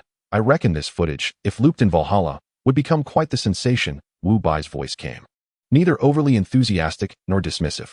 Thor spun around sharply, his complexion shifting from red to pale, then to a shade of green, a spectacle to behold. As Odin's son and the future king of Asgard, he had been rendered unconscious by a trivial toy wielded by a mortal woman. If this were to reach Asgard, he would become the eternal laughingstock of the 9 realms, unable to show his face again. With a determined stride, he approached Wu Bai, seizing his wrist and forcing out 3 words through gritted teeth: "I will join." Wu Bai, satisfied, patted his shoulder. "Excellent. As for your hammer, I shall keep it safe for you until you are worthy to reclaim it." Subsequently, Wu Bai led the despondent Thor to meet Tony and the others. The introduction was rife with drama, with Tony circling Thor multiple times, as if evaluating some rare creature, muttering about myths stepping into reality. The others, too, were filled with curiosity regarding the golden-haired giant. Once Thor was settled, the relocation of the base finally approached its conclusion. Just as everyone gathered, preparing to board the interstellar vessel, an unexpected visitor interrupted them. "Boss, that black egghead is back," Shihi's voice echoed within the base. Wu Bai and Tony exchanged glances, each reflecting a hint of exasperation. "Let him in." Soon, Nick Fury, clad in his signature black trench coat, emerged from the elevator. Upon his arrival, he hardly acknowledged Wu Bai and the others, striding directly to the glass to gaze at the spacecraft below. Fury admired it for several minutes before reluctantly turning around. Clearing his throat, he spoke in an authoritative tone that brooked no argument. "According to the emergency regulations of the World Security Council, this spacecraft has been requisitioned by S.H.I.E.L.D." A profound silence enveloped the hall. Wu Bai had anticipated important matters, only to discover that the visitor had come to seize his vessel. He, uninterested in idle chatter, raised his hand and traced a circle in the air with a finger adorned with a suspended ring.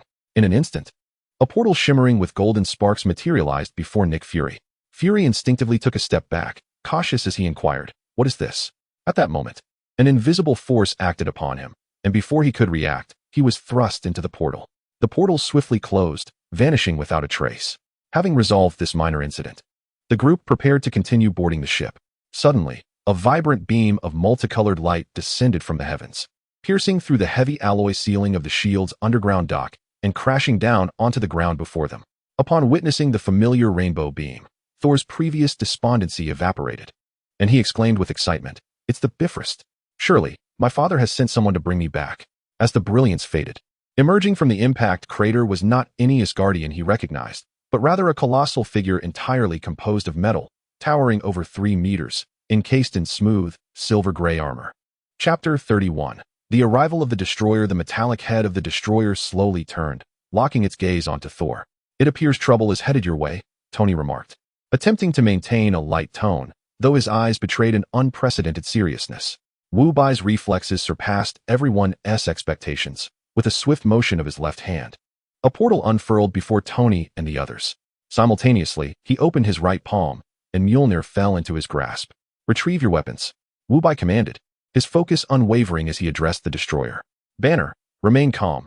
Unless absolutely necessary, do not let that behemoth emerge." As his words hung in the air, he spun Mjolnir with a resounding whoosh. The destroyer, with heavy metallic strides, advanced toward Wu Bai and Thor. Seizing the moment, Wu Bai hurled Mjolnir with force. The hammer sliced through the air, striking the destroyer's chest with tremendous impact, sending the massive figure crashing against a wall, which crumbled under the force. Without pausing, Wu Bai swiftly gestured with both hands before him. As he cast his spell, the space around the fallen destroyer began to warp, and numerous palm-sized golden magic circles materialized, densely surrounding it. In the next instant, golden magical whips shot forth from each circle, binding the destroyer's limbs and torso securely, pinning it in place. At that moment, the smooth visor of the destroyer suddenly split open, revealing a searing mass of destructive energy beneath. With a hum, an orange-red beam of annihilation erupted, severing the resilient magical whips with astonishing ease. The unyielding destroyer did not hesitate for an instant. Energy once more coalesced beneath its visor, unleashing a more potent beam of annihilation directed squarely at Wu Bai. In the face of this formidable assault, capable of melting anything in its path, Wu Bai exhibited no sign of trepidation. Calmly, he raised his left hand and swiftly traced a portal before him. The destructive beam vanished into the first portal, only to re-emerge and scathe from another portal that had opened behind the destroyer, striking it squarely in the back. With a resounding explosion, the destroyer was propelled away by its own might. At that moment, a familiar mechanical sound and footsteps echoed from the portal Wu Bai had previously opened. As a red and gold figure emerged first, it was Tony, clad in his iron armor. Following closely were Steve, wielding a vibranium shield, and Carter, brandishing an energy gun. It appeared we had not missed the festivities. Tony hovered in midair, his palm cannon trained on the recently risen destroyer. "Let us be swift," Steve stated succinctly, crouching slightly, readying for a charge. In the next instant, the battle erupted in full force. Tony's energy cannon and Steve's thrown shield simultaneously struck the destroyer. Yet these assaults merely sparked against its silvery gray armor, inflicting no significant damage. The destroyer disregarded them entirely, its focus fixed on Wu Bai, the most formidable adversary. A massive metallic arm swept through the air, forcing everyone to retreat. The skirmish did not linger long before Wu Bai's side clearly fell into disarray. The power and resilience of the destroyer surpassed all expectations. After several exchanges, they had not even managed to chip its paint. Soon enough, Tony was struck down from the sky by a single punch, crashing heavily to the ground, his armor blaring an ear-piercing alarm. Steve was also sent flying by a swift kick, his shield slipping from his grasp, momentarily incapacitating him. Wu Bai furrowed his brow slightly. The meow meow hammer in his hand crackled with energy, spinning rapidly before he hurled it decisively, striking the destroyer at the waist. The force of this blow eclipsed the previous ones, sending the destroyer hurtling through the breach created by the Rainbow Bridge. Without a moment's hesitation, Wu Bai propelled himself skyward, landing firmly on the ground. In the distance, the destroyer swayed its metallic head and gradually rose to its feet. Wu Bai closed his eyes, and upon reopening them, an aura distinctly different from before erupted from within him, as a complex and enigmatic black mark slowly emerged upon his forehead. The surrounding air temperature plummeted, the ground trembled, and skeletal arms composed entirely of pure obsidian burst forth from the earth, followed swiftly by their bodies. In an instant, an array of uniquely formed black skeletons surrounded Wu Bai, their hollow eye sockets ablaze with ghostly blue flames. Wu Bai spread his arms wide, releasing a silent roar towards the sky. The dark skeletons seemed to have received a command, instantly transforming into billowing black smoke, rushing toward Wu Bai's back in a frenzy. Crack, Crack! Countless black skeletons rapidly reconstituted behind him, ultimately forming a pair of colossal and resplendent skeletal wings, each bone joint vividly discernible, exuding a potent aura of death. At the moment the skeletal wings fully materialized, a surge of energy beneath the destroyer's mask converged once more, unleashing an even more formidable beam of destruction. Wu Bai stood resolute, unflinching, the skeletal wings behind him abruptly folded forward, enveloping him completely like a gigantic shield. Boom! The destructive beam struck the skeletal wings with tremendous force, erupting in a blinding flash, yet failing to inflict any damage, as all the energy was mysteriously absorbed by those wings. Subsequently, the wings flared open with ferocity, revealing Wu Bai unscathed. He lifted his gaze, a flicker of darkness gleaming in his eyes. His legs slightly bent before he propelled himself with a powerful thrust against the ground, the immense skeletal wings flapping forcefully as Wu Bai surged toward the destroyer. The two collided once more with earth-shattering intensity, each clash of fists and feet, every encounter of energy, leaving massive craters upon the ground.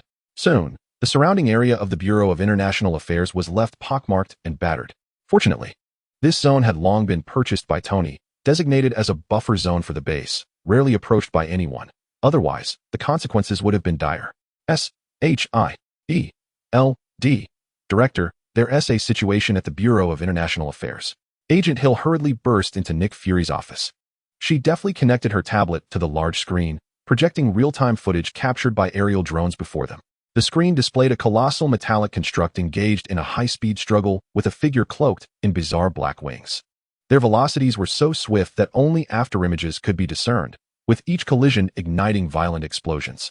Are they battling? Nick Fury observed the screen with a grave expression. The level of destruction was already comparable to that of Captain Marvel. On the battlefield outside the Bureau of International Affairs, Wu Bai delivered a punch, forcing the destroyer back a step, though the recoil left his arm tingling. Growing increasingly frantic, beads of sweat began to form on his forehead. This destroyer was the ultimate weapon prepared by Odin to confront cosmic-level disasters, theoretically possessing the power to annihilate planets. Although currently, it was merely being remotely controlled by Loki.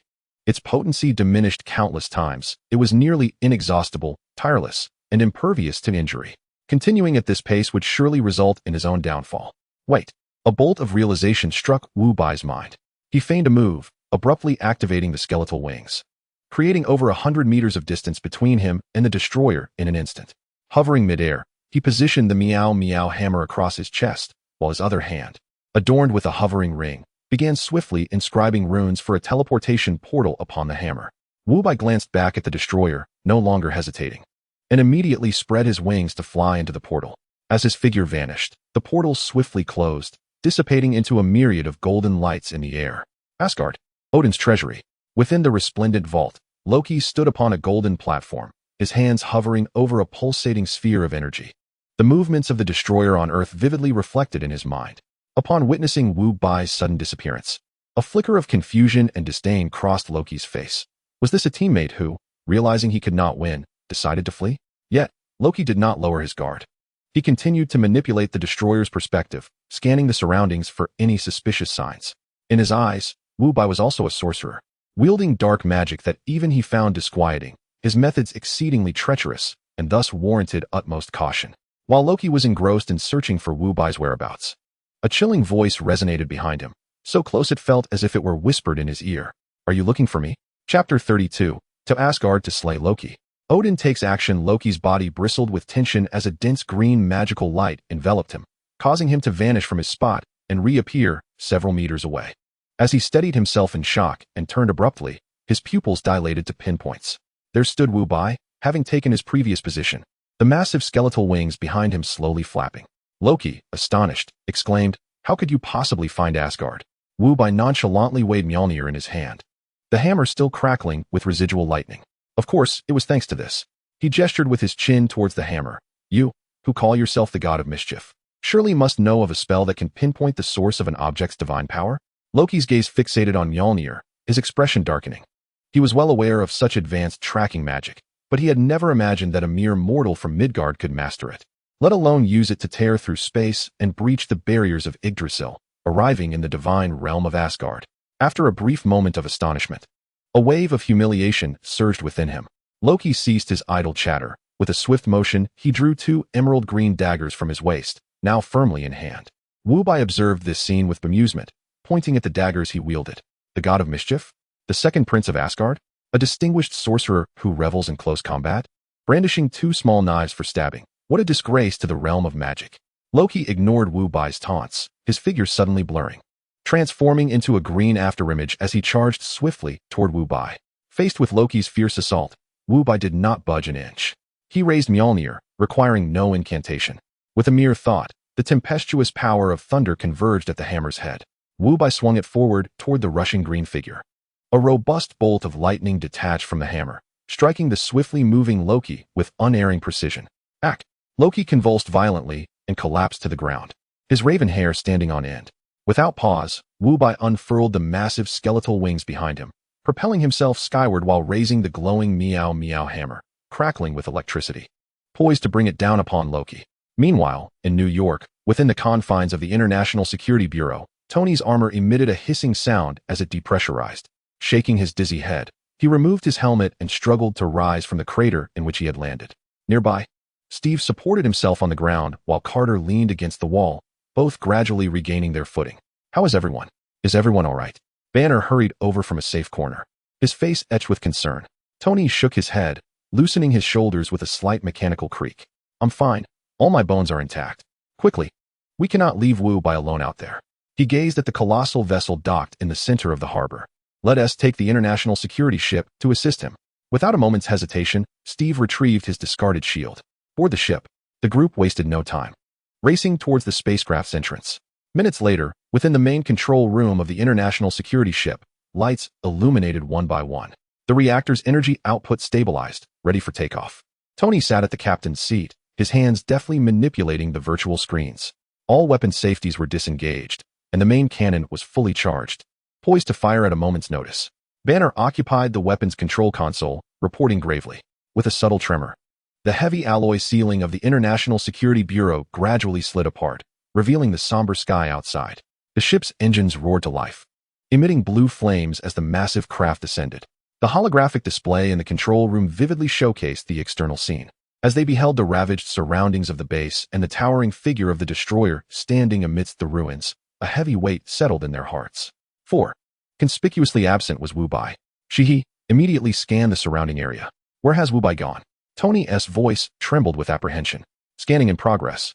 No signs of the boss's life signals or energy traces detected within a 10-kilometer radius, came the response. Concern etched on their faces, everyone furrowed their brows. Could something have happened? Is it possible he was overpowered and left us behind? Thor muttered, glancing at the destroyer on the screen. Instantly, all eyes in the control room turned towards him. Tony, Steve, Carter, and even the usually placid Banner, their gazes brimming with indignation.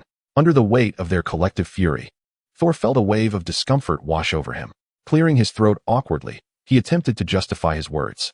What I mean to convey is that this entity is a harbinger of destruction, the ultimate guardian of Asgard, theoretically possessing the power to annihilate entire planets. Given our respective strengths, it is utterly impossible for you to triumph over it. In the face of absolute might, a strategic retreat is a perfectly reasonable option. Within the treasury of Asgard, an aged hand materialized, grasping the rapidly descending Mjolnir. Wu Bai's heart skipped a beat. Aren't you supposed to be in Odin's sleep?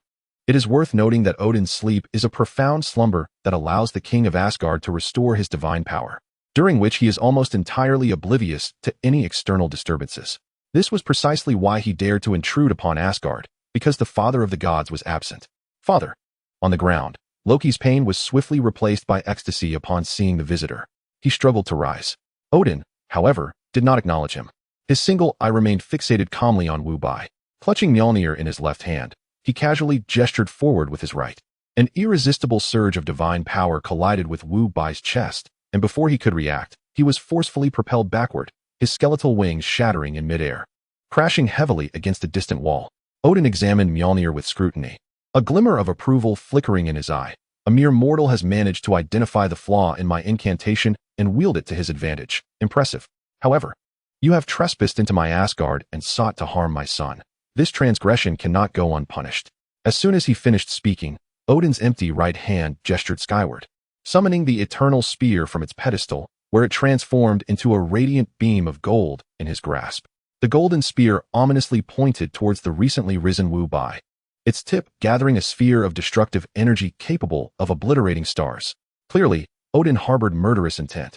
Wu Bai felt paralyzed, utterly immobilized, as Odin's divine power ensnared him. In the next instant, a beam of destruction surged forth, aimed directly at Wu Bai's face. Just then, a golden spark in the shape of a circular ring materialized before him, and a bald figure clad in a yellow robe stepped forth with calm composure, placing themselves between him and Odin. The destructive beam was effortlessly deflected by a green magical shield conjured with a mere gesture. Upon recognizing the newcomer, Odin's single eye erupted with fury. A king does not meet a king, Agamotto. Do you wish to stand against me? With his furious roar, a magnificent suit of golden armor manifested around him, enveloping him entirely, and the eternal spear radiated with blinding brilliance. And what of it? Agamotto replied, her hands clasped before her chest, intricate golden runes materializing at her fingertips as she assumed a battle stance, her tone unwavering. Odin, you cannot kill this individual. If you desire a conflict, then let it be so. Chapter 33. Enlisting the Interdimensional Bureau? Apologies, Earth, but I shall no longer concern myself with you. Agamotto did not look back but calmly addressed Wu Bai behind her. You should return. I will handle this situation. Loki, still sprawled on the ground, was frantic. Father, you must not let him escape. He practices dark magic. However, the scene that unfolded next caused the expression on Loki's face to freeze entirely. Wu Bai, far from departing, took deliberate steps towards the fierce standoff between the Ancient One and Odin, positioning himself right in the middle. Then, with an expression akin to that of a dead pig staring at a boiling pot, he alternately glared at the Supreme Sorcerer and the Allfather. The atmosphere fell silent for a moment. Silence lingered for 2 seconds. Silence persisted for 3 seconds. Alas, it was the Ancient One who first broke the tension, as the golden runes enveloping her dissipated into nothingness. I told you long ago that it is utterly impossible for you to outwit him in terms of wisdom. With the Ancient One retracting her power, the golden armor adorning Odin gradually transformed into shimmering flecks of light, his single eye brimming with confusion. How did you discover this? I thought my performance was quite adequate. Wu Bai regarded them with the bemusement reserved for fools and spoke in a calm tone. How could a being capable of peering into the future desire to spare someone, while you, as the All-Father, would recklessly seek to obliterate them? Do you truly not care about the future's fate? Both the Ancient One and Odin fell into silence. Without granting them the chance to respond, Wu Bai continued, let me guess, are you two planning to stage a cataclysmic battle between a god and a sorcerer, both sustaining significant injuries, only to subsequently abandon the chaos of Asgard and Earth and retire in peace? The two remained mute, though Odin's aged visage appeared to flush slightly. Suddenly, the Ancient One extended a finger, pointing into the void with a grave expression. I sensed the presence of Dormammu. Earth is in peril. I must take my leave. Before her words had fully left her lips, a portal ablaze with golden sparks materialized behind her. Without hesitation, she stepped back and entered, the entire process seamless, leaving no opportunity for Wu Bai or Odin to utter a word. Wu Bai watched her depart, then slowly turned his gaze towards Odin. Unfilial son. Odin leaped forward, swiftly raising his ancient hand to deliver a resounding slap to Loki's face. The sharp sound of the blow left Loki dazed. Odin pointed at him, roaring in anguish. You dare conspire against your own brother. Having completed this dramatic display of paternal reprimand, Odin turned, hurling the enchanted hammer, Mjolnir, towards Wu Bai. Forgive the unfortunate event at home. Please take this hammer for now. I have some family matters to attend to, and we shall speak again at another time. With that, he grasped Loki by the collar, transforming into a radiant beam of light that shot upwards, vanishing into the treasury. Wu Bai weighed the hammer in his hand, surveyed the now empty treasury, and couldn't help but smirk.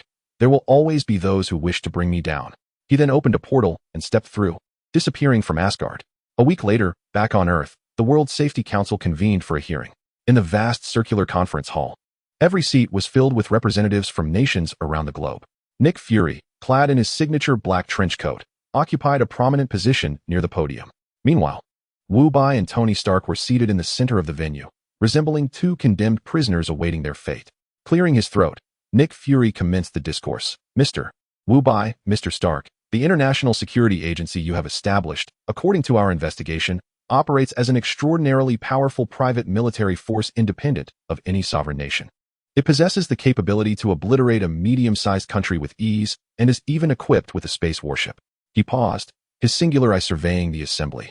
emphasizing his words. Such unchecked power poses a significant threat to global security. Consequently, following an urgent vote by all members of the World Security Council, we have resolved to incorporate the International Security Agency into the command structure of SHIELD, transforming it into a specialized response department under our authority. Before Wu Bai could respond, Tony, growing impatient, stood up abruptly. Ever since the existence of magic and extraterrestrial beings had been revealed to him, his patience with bureaucrats had been utterly exhausted. What is SHIELD? An organization that cannot even ascertain how many rodents have invaded its own premises dares to command us? Tony retorted bluntly, urging them to open their eyes. He pointed to the large screen, which displayed footage of the Destroyer-S arrival from a week prior. That entity possesses the power to easily annihilate a planet. It was our international security agency that thwarted it. Were it not for us, would you all be so comfortably seated here, discussing your absurd notions of incorporation and regulation? His barrage of inquiries left everyone, including Fury, momentarily speechless. As the assembly fell into a heavy silence, a general in military attire, adorned with stars, abruptly slammed his hand on the table, rising in fury. He pointed at Tony and, with a thunderous voice, admonished, "Stark, you must understand that you are merely a private organization. You wield no law enforcement authority on the territory of any sovereign nation. Your actions have severely provoked international conventions." He stepped forward, finger directed at Wu Bai and Tony, delivering an ultimatum. "Let me be clear. Any unauthorized military actions you undertake will be regarded as global acts of terrorism. Consequently, you will be eradicated.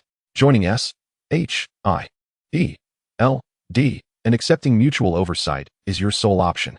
Wu Bai slowly pivoted his chair to face the imposing general and, with deliberate calmness, inquired, "Oh?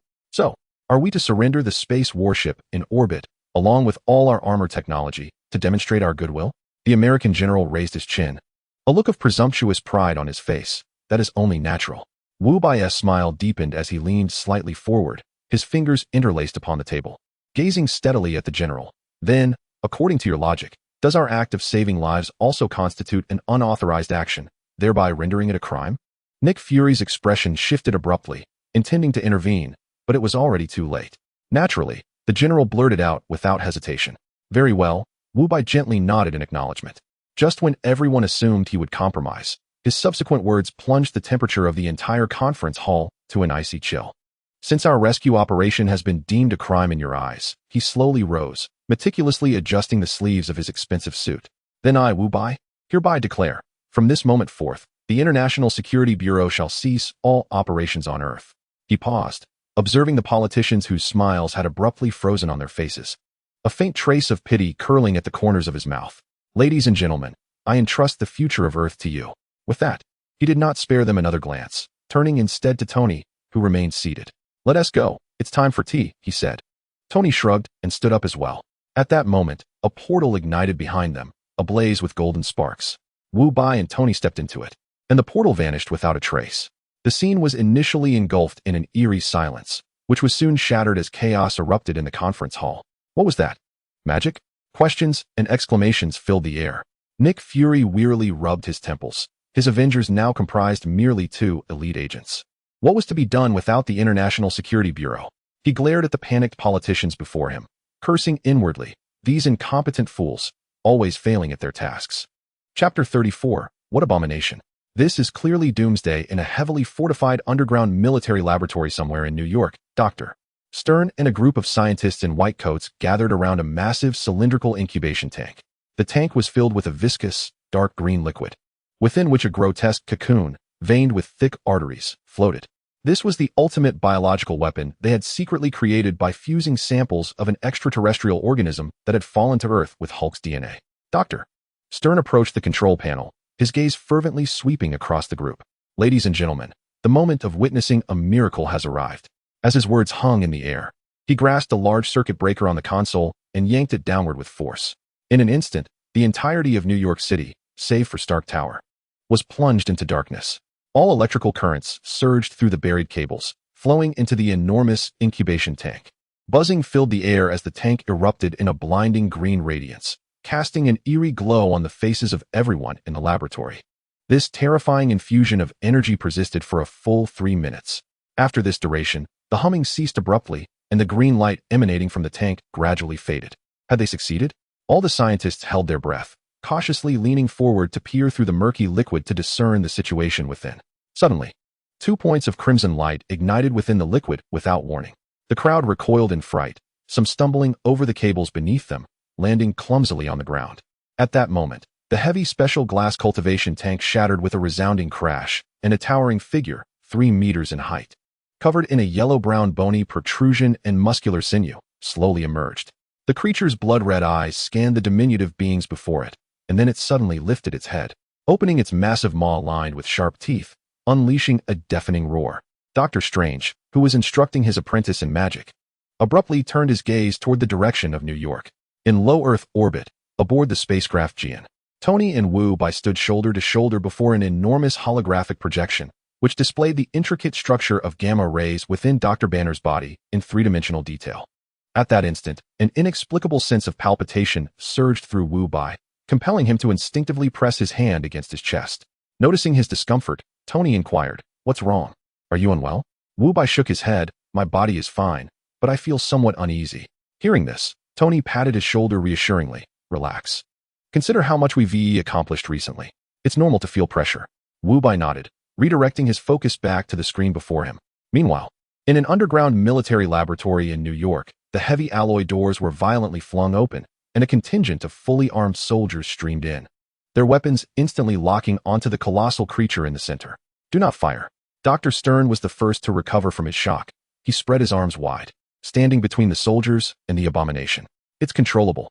He turned to face the newly birthed monstrosity. "Abomination, halt." The command seemed to resonate, as the enormous creature indeed paused, tilting its head slightly, confusion flickering in its blood-red eyes. Witnessing this, Dr. Stern gestured to the anxious soldiers. "Did you see that?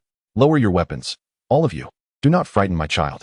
A few soldiers exchanged glances, looking to their commanding officer, who hesitated for a moment, but ultimately signaled for the weapons to be lowered.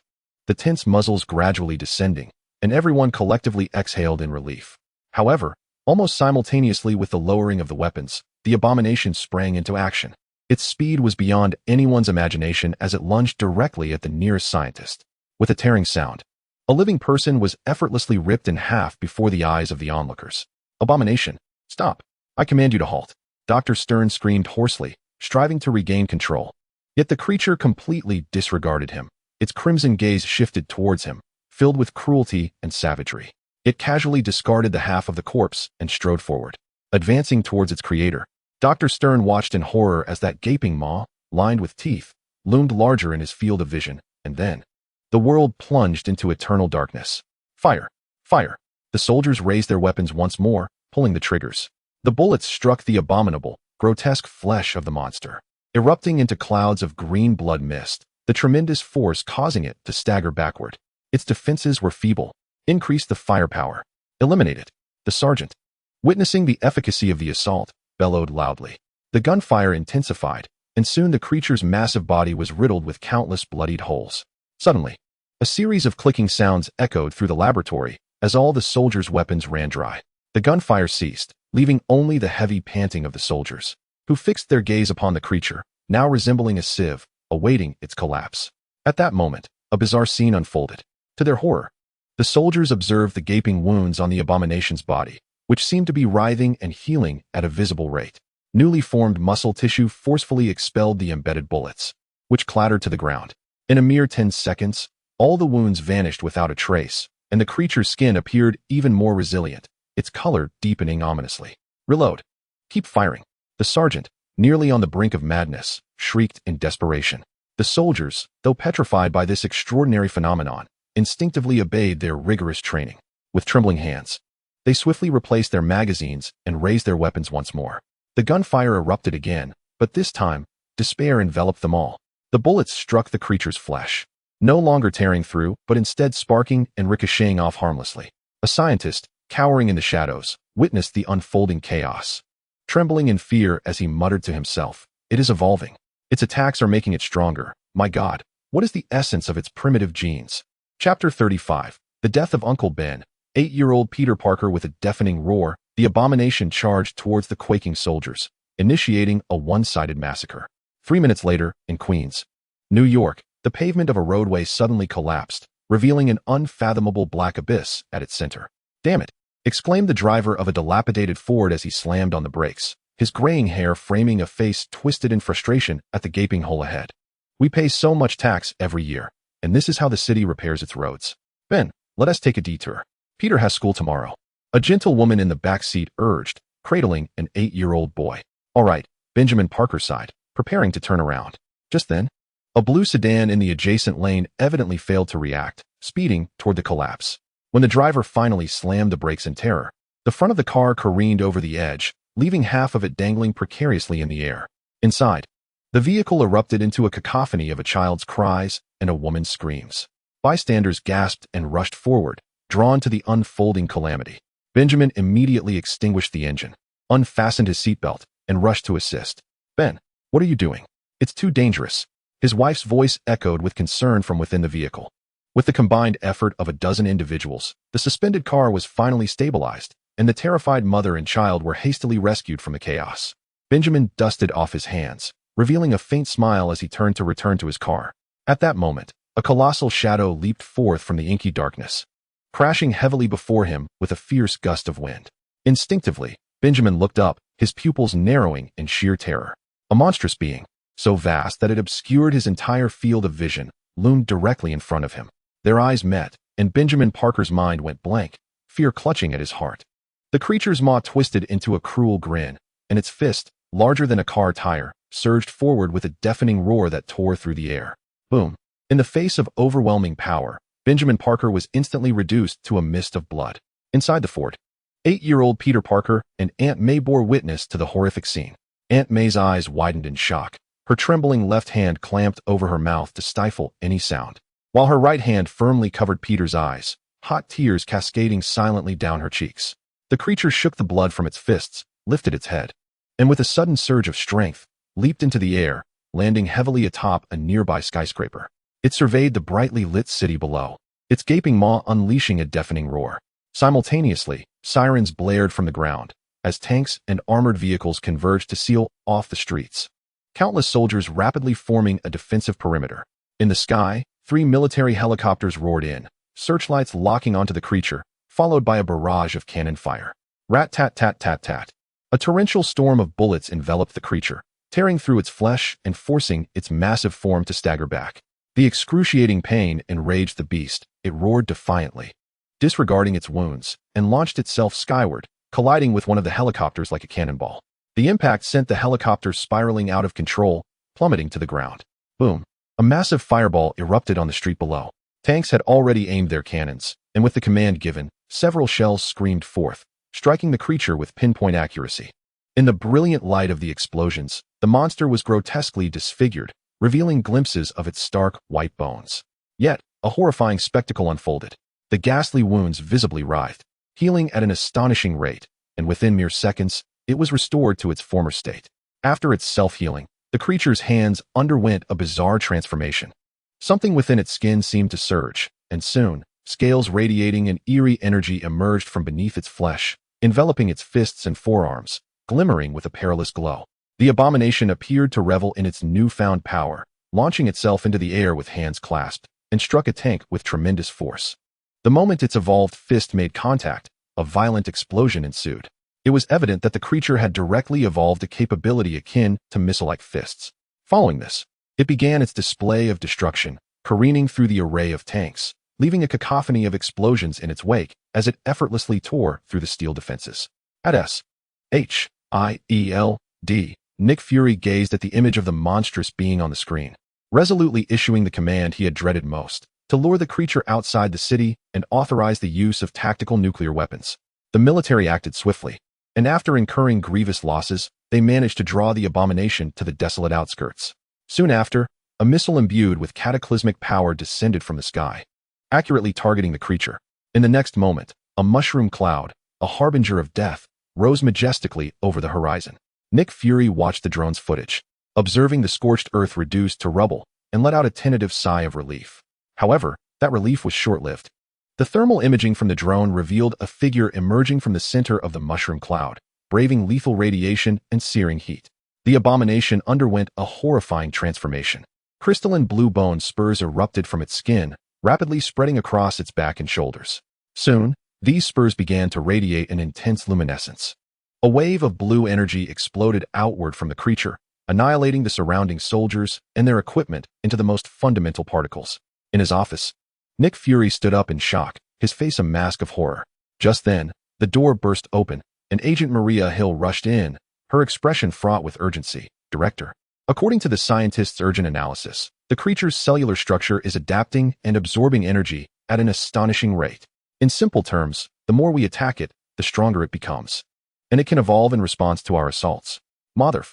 Nick Fury exclaimed, the classic curse escaping his lips, before slumping back into his chair. He waved her off, saying, I understand, you may leave. Once Hill exited, he retrieved an antiquated beeper from his clothing, reminiscent of relics from the 1990s. Pressing a button on its side, the screen illuminated, displaying a striking emblem, an octagonal star, half red and half blue, edged with a golden glow. Chapter 36, Guardians of the Galaxy? What brings them to Earth? In low Earth orbit, aboard the ship Jian, a colossal holographic projection was showcasing the abomination enduring the nuclear strike in the outskirts. Wu Bai furrowed his brow, fixated on the screen displaying the creature, now adorned with blue bone spurs and engulfed in radiation, instinctively uttering a name. Ragnarok? But how could this be? Ragnarok. Dr. Banner adjusted his glasses in bewilderment. What is that? In an instant, every gaze in the control room converged upon Wu Bai. It is a being from another multiverse, Wu Bai elucidated. It possesses traits of infinite evolution and immortality. To put it simply, the more you attack it, the stronger it becomes, especially as it can evolve identical means of attack based on your own. Upon hearing this, the others looked back at the monster on the screen, their eyes filled with horror. Just then, Shihi's alarm blared throughout the control room. Warning. High-intensity spatial fluctuations detected. The source of the fluctuations is located in the K3 region. A spacecraft is suspected to be engaging in spatial jumping. No sooner had the words been spoken than another holographic screen illuminated, revealing a pitch-black cosmic backdrop. Almost simultaneously, that dark expanse of space suddenly warped, and blinding yellow lightning tore through the void, expanding into an irregular hexagonal wormhole. Following this, a small spacecraft resembling a raptor, adorned in orange and blue, burst forth from the wormhole. Observing the familiar vessel, Wu Bai furrowed his brow even more tightly. The Milano? What brings the Guardians of the Galaxy to Earth? Inside the Milano, at the pilot's seat, a raccoon clad in a red uniform turned to his companion. Carol, is this your home planet? They actually constructed such extravagant space debris in orbit, lacking even a jump engine. Honestly, I wouldn't even bother dismantling it for parts at a junkyard. Carol Danvers, known as Captain Marvel, merely frowned slightly. When did Earth's technology advance to this level? A flicker of doubt crossed her mind. Yet the imminent crisis left her little room for contemplation. She turned and strode toward the hatch. I'll return to Earth to assess the situation. Wait for me here. The hatch opened with a hiss, and Carol transformed into a brilliant golden streak, hurtling toward the azure planet below. In the cockpit, Rocket yawned with boredom, crossing his arms. He poked his companion, Star-Lord, who was absorbed in music through his headphones. Hey, I'm so bored. How about we shoot down that space battleship? A nearby baby Groot perked up at this, raising his branch-like arms and chirping, I am Groot. Gamora, carefully polishing her dagger with a soft cloth, replied coldly. You can certainly try, but that's a relic from Carol's home. If you so much as touch a hair on it, she might just roast you for dinner. Rocket recoiled, his earlier bravado extinguished in an instant, his ears drooping as he muttered, I was just joking, geez. Within the control room, Wu Bai gazed at the golden light racing toward Earth and raised an eyebrow. The black egg actually called back Captain Marvel. What shall we do now? Banner turned to the others, voicing the unspoken question in everyone's mind. A moment of silence enveloped the control room as no one answered. They exchanged glances, each face etched with conflict. They are acutely aware that, given the current status of S.H.I.E.L.D., any overt intervention in Earth's crisis could swiftly lead to their classification by governments worldwide as a malevolent terrorist organization. Yet, if they merely stand idly by and allow that monstrosity to wreak havoc on Earth, the death toll would only escalate. At that moment, a resonant and commanding voice shattered the silence. As the god of Asgard, it is our inherent duty to protect Midgard. We must prepare ourselves to descend into battle. The crowd turned towards the source of the voice, witnessing Thor stride in with purpose, wielding Mjolnir. Draped in a crimson cloak, his gaze was resolute, exuding an aura of righteous indignation. Within the virtual realm meticulously crafted by Wu Bai, Thor had endured countless trials. Each time, His memories were temporarily sealed, and he experienced the annihilation of Asgard and the cataclysm of Earth through the lens of a mere mortal. Only when the world crumbled or he met his own demise could he return to reality, burdened by the weight of those harrowing memories. This relentless cycle of loss and despair forged his once arrogant and impetuous heart into something far more resilient, enabling him to once again lift Mjolnir. It was Stephen Rogers who first stepped forward to intervene. Having experienced the Avengers Civil War, he was all too familiar with the duplicitous nature of politicians. Thor, we cannot act so impulsively. Our relations with the governments of Earth are precarious. We must deliberate carefully. Thor's gaze swept across everyone present as he confidently twirled his hammer, emitting a low hum. Once the battle concludes, if Midgard can no longer accommodate us, we shall simply retreat to my Asgard. Calm yourself, Thor. Wu Bai raised a hand to signal his need for composure and proceeded to elucidate the characteristics of the creature in detail.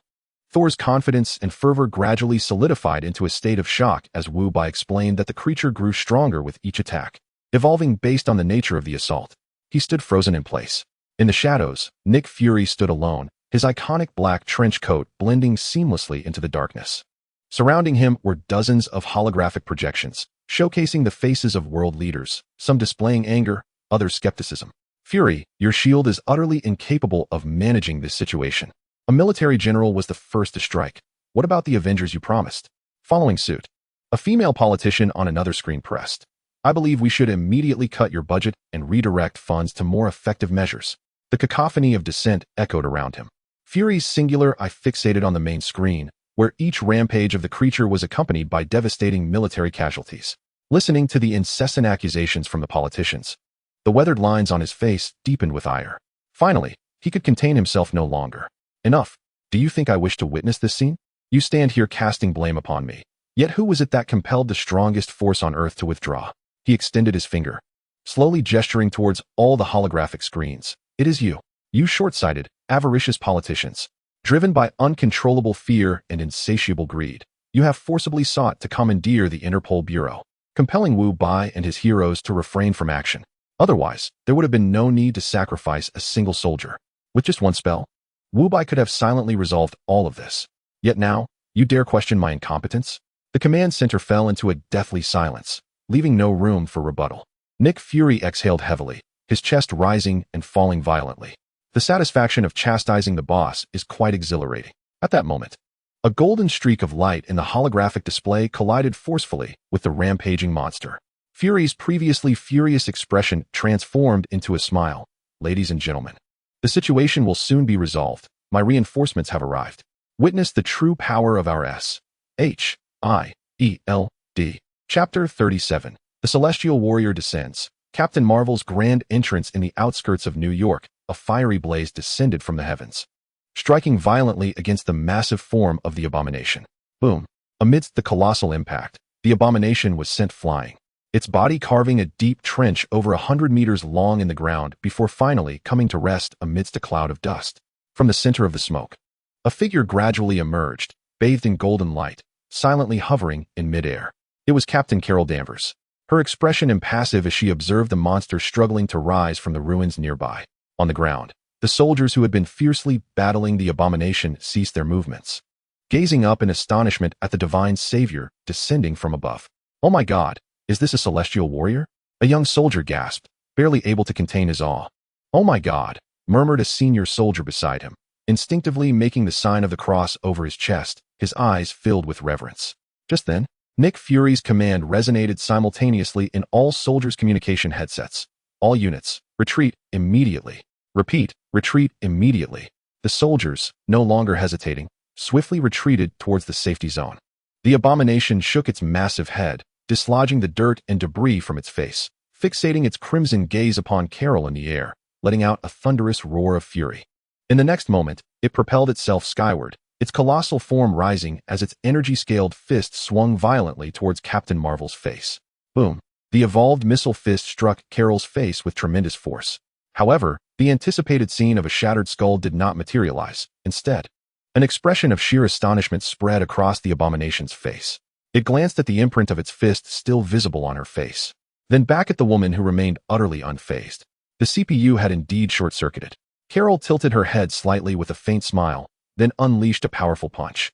Her fist collided with the abomination's chest, releasing an immense force that sent the creature's massive form hurtling backward at an astonishing speed, crashing heavily into a distant hill. At S-H-I-E-L-D, Nick Fury's single eye scanned the holographic screen, observing the astonished politicians, a smirk of satisfaction curling at the corners of his mouth. Seizing the moment, he declared, "Ladies and gentlemen, you have witnessed it. Times have changed. Even the International Security Bureau possesses space battleships now. I believe that as the guardians of Earth, S-H-I-E-L-D, must evolve alongside these developments. I urge you to consider allocating funds for our space fleet initiative." The politicians exchanged glances, whispering amongst themselves in hushed discussions. In low Earth orbit, aboard the Intrepid, the control room fell into stunned silence, save for Steve and Wu Bai. Their astonishment grew as they witnessed, through high-definition cameras, the abomination's tank-destroying fist strike Captain Marvel's face. Yet she remained unfazed. Tony Stark swallowed hard, bewildered. Who is this person? Wu Bai, arms crossed and intrigued, remarked coolly, "Nick Fury's ultimate trump card." Shock was evident on Tony's face. That black-eyed rascal has such a powerful ace up his sleeve? With a serious demeanor, Thor added, "I admire her." All eyes converged on him, and Thor, realizing the abruptness of his statement, sheepishly scratched his head. "What I mean is, for us as Guardians, strength is revered. She is formidable, thus I respect her. That is only natural, isn't it?" In the outskirts of New York, a small stealth drone approached Carol, Nick Fury's voice emanating from its speaker. "Carol, be cautious. This monster possesses remarkable regenerative abilities and can evolve in response to the attacks it endures. The more you strike, the stronger it becomes. We couldn't even destroy it with tactical nuclear weapons." Carol, unfazed, calmly nodded. "Indeed, it's a daunting challenge for Earth, but I've dealt with indestructible monsters before." With that, she slowly closed her eyes, gently rotated her neck, producing a series of crisp sounds. Suddenly, she opened her eyes wide, and radiant golden light surged from her being, illuminating the night as if it were day. She raised her arms, palms directed towards the abomination, which had just emerged from the rubble of the hillside. A colossal beam of energy erupted from her arms, enveloping the creature entirely. Under the pure, unparalleled force of the energy impact, the abomination's immense body was rendered incapable of even a cry of despair, as every cell that composed its being began to disintegrate, annihilate, and ultimately vanish into the air. After the abomination's disappearance, the terrifying energy beam did not cease. It continued to extend backward, precisely striking a distant, towering mountain. There was no earth-shattering explosion. The entire mountain vanished silently, as if it had been erased from existence by an unseen hand. Carol gradually retracted her powers, and the devastating beam of light dissipated accordingly. In the vast cosmos, what manner of beings had she not battled to confront such a monster with formidable regenerative abilities? The most straightforward approach was to obliterate it completely at the material level, leaving no opportunity for self-repair. In S-H-I-E-L-D, Nick Fury gazed at the desolate area displayed on the screen and finally exhaled a long sigh of relief. It was resolved at last. However, within the ship, Wu Bai furrowed his brow, a sense of unease surging within him. Could it truly be this simple? On the battlefield, Carol turned to leave, preparing to transform into a streak of light when an unusual energy fluctuation abruptly halted her movement. She swiftly pivoted to face the spot where the abomination had once stood. There, countless minuscule particles began to coalesce once more. Inside the ship, Wu Bai stood up in shock, exclaiming, "What the hell, you fool?" Chapter 38. The abomination gains Captain Marvel's power. Carol frowned, her body once again radiating golden light as a colossal beam of energy shot towards the partially reformed shadow of the abomination. Just as it regained a semblance of form, it was once more engulfed by the torrent of pure energy. The abomination lamented, "Where is my invincible power? This is utterly unfair." The creature, only partially restored, was again reduced to particles. This time, Carol soared from midair, landing firmly on the ground. She observed the particles beginning to coalesce yet again, her brow furrowing deeper. What manner of creature was this? Rather than attacking again, she remained still, awaiting the abomination's next resurrection. Soon, the particles had fully reassembled, and a roar, even louder than before, echoed throughout the outskirts. With a resounding crash, Carol's fist, enveloped in golden energy, struck the abomination's head with tremendous force, causing it to explode into a mist of blood. Yet, a bizarre scene unfolded. From the decapitated neck of the abomination, flesh and blood began to writhe frantically, with sinew and bone visibly growing at an astonishing rate. In less than 2 seconds, a new, more grotesque head emerged. Carol's expression hardened, and she raised her fist once more. With another dull thud, she struck again. This time, her golden pupils constricted as she widened her eyes, staring incredulously at her fist, firmly grasped by a massive claw covered in blue-scaled energy. At that moment, the blue-bone spurs on the abomination suddenly brightened, and a visible wave of blue energy erupted explosively from its core. The immense force sent Carol hurtling away, crashing heavily hundreds of meters distant. In a swift maneuver, Carol rolled over and sprang to her feet, unscathed, brushing off the dust from her attire. However, when she turned her gaze back to the abomination, her pupils constricted in alarm. The creature's outer skin was cracking and peeling away, revealing new tissue glimmering with a metallic sheen beneath. Its stature was increasing, bones creaking ominously as it grew from 3 meters to an imposing 5. Its once bulky form rapidly contracted, transforming into a more muscular silhouette, brimming with explosive power. The grotesque bone spurs fell away, ultimately shaping it into a smooth, colossal humanoid figure. Then, an even more astonishing spectacle unfolded. A faint golden light began to emanate from within, enveloping its entire being. The abomination slowly lifted off the ground, hovering in midair. Carol, witnessing the creature mimic and seemingly usurp her abilities, instinctively took a step back. Suddenly, the abomination radiated a blinding golden light, and a robust beam shot forth from its chest. Cursing under her breath, Carol immediately raised her arms, unleashing her energy without reservation, and countered with an equally colossal beam. The two destructive beams collided midair with a thunderous roar. A massive sphere of energy formed at the point of impact, subsequently exploding with ferocious intensity, sending shockwaves that lifted the ground beneath them. Both Carol and the abomination were propelled away by the force.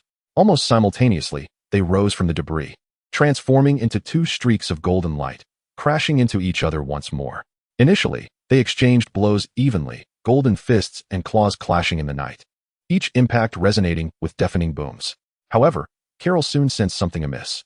The creature's strength was escalating. Each of its attacks grew heavier and faster than the last, making her feel as though she were not battling a mere creature, but rather training against a beast with boundless learning potential. Just as she became momentarily distracted, the abomination seized the opportunity, delivering a powerful punch filled with terrifying force that struck her abdomen.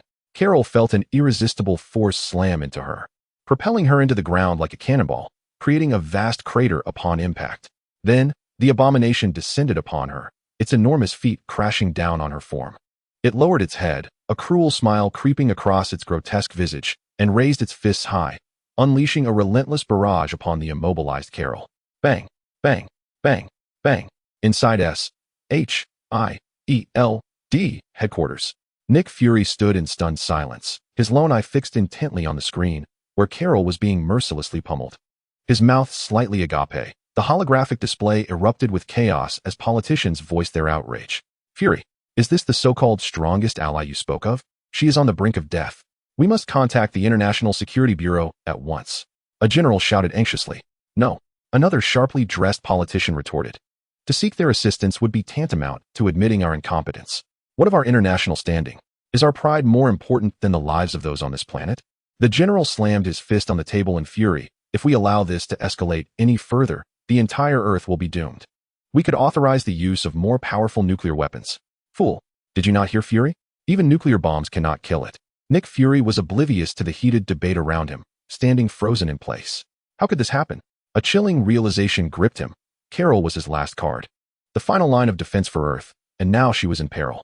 On the battlefield, Carol was struck down again, crashing into the ground with a violent impact that cracked the Earth and sent debris flying.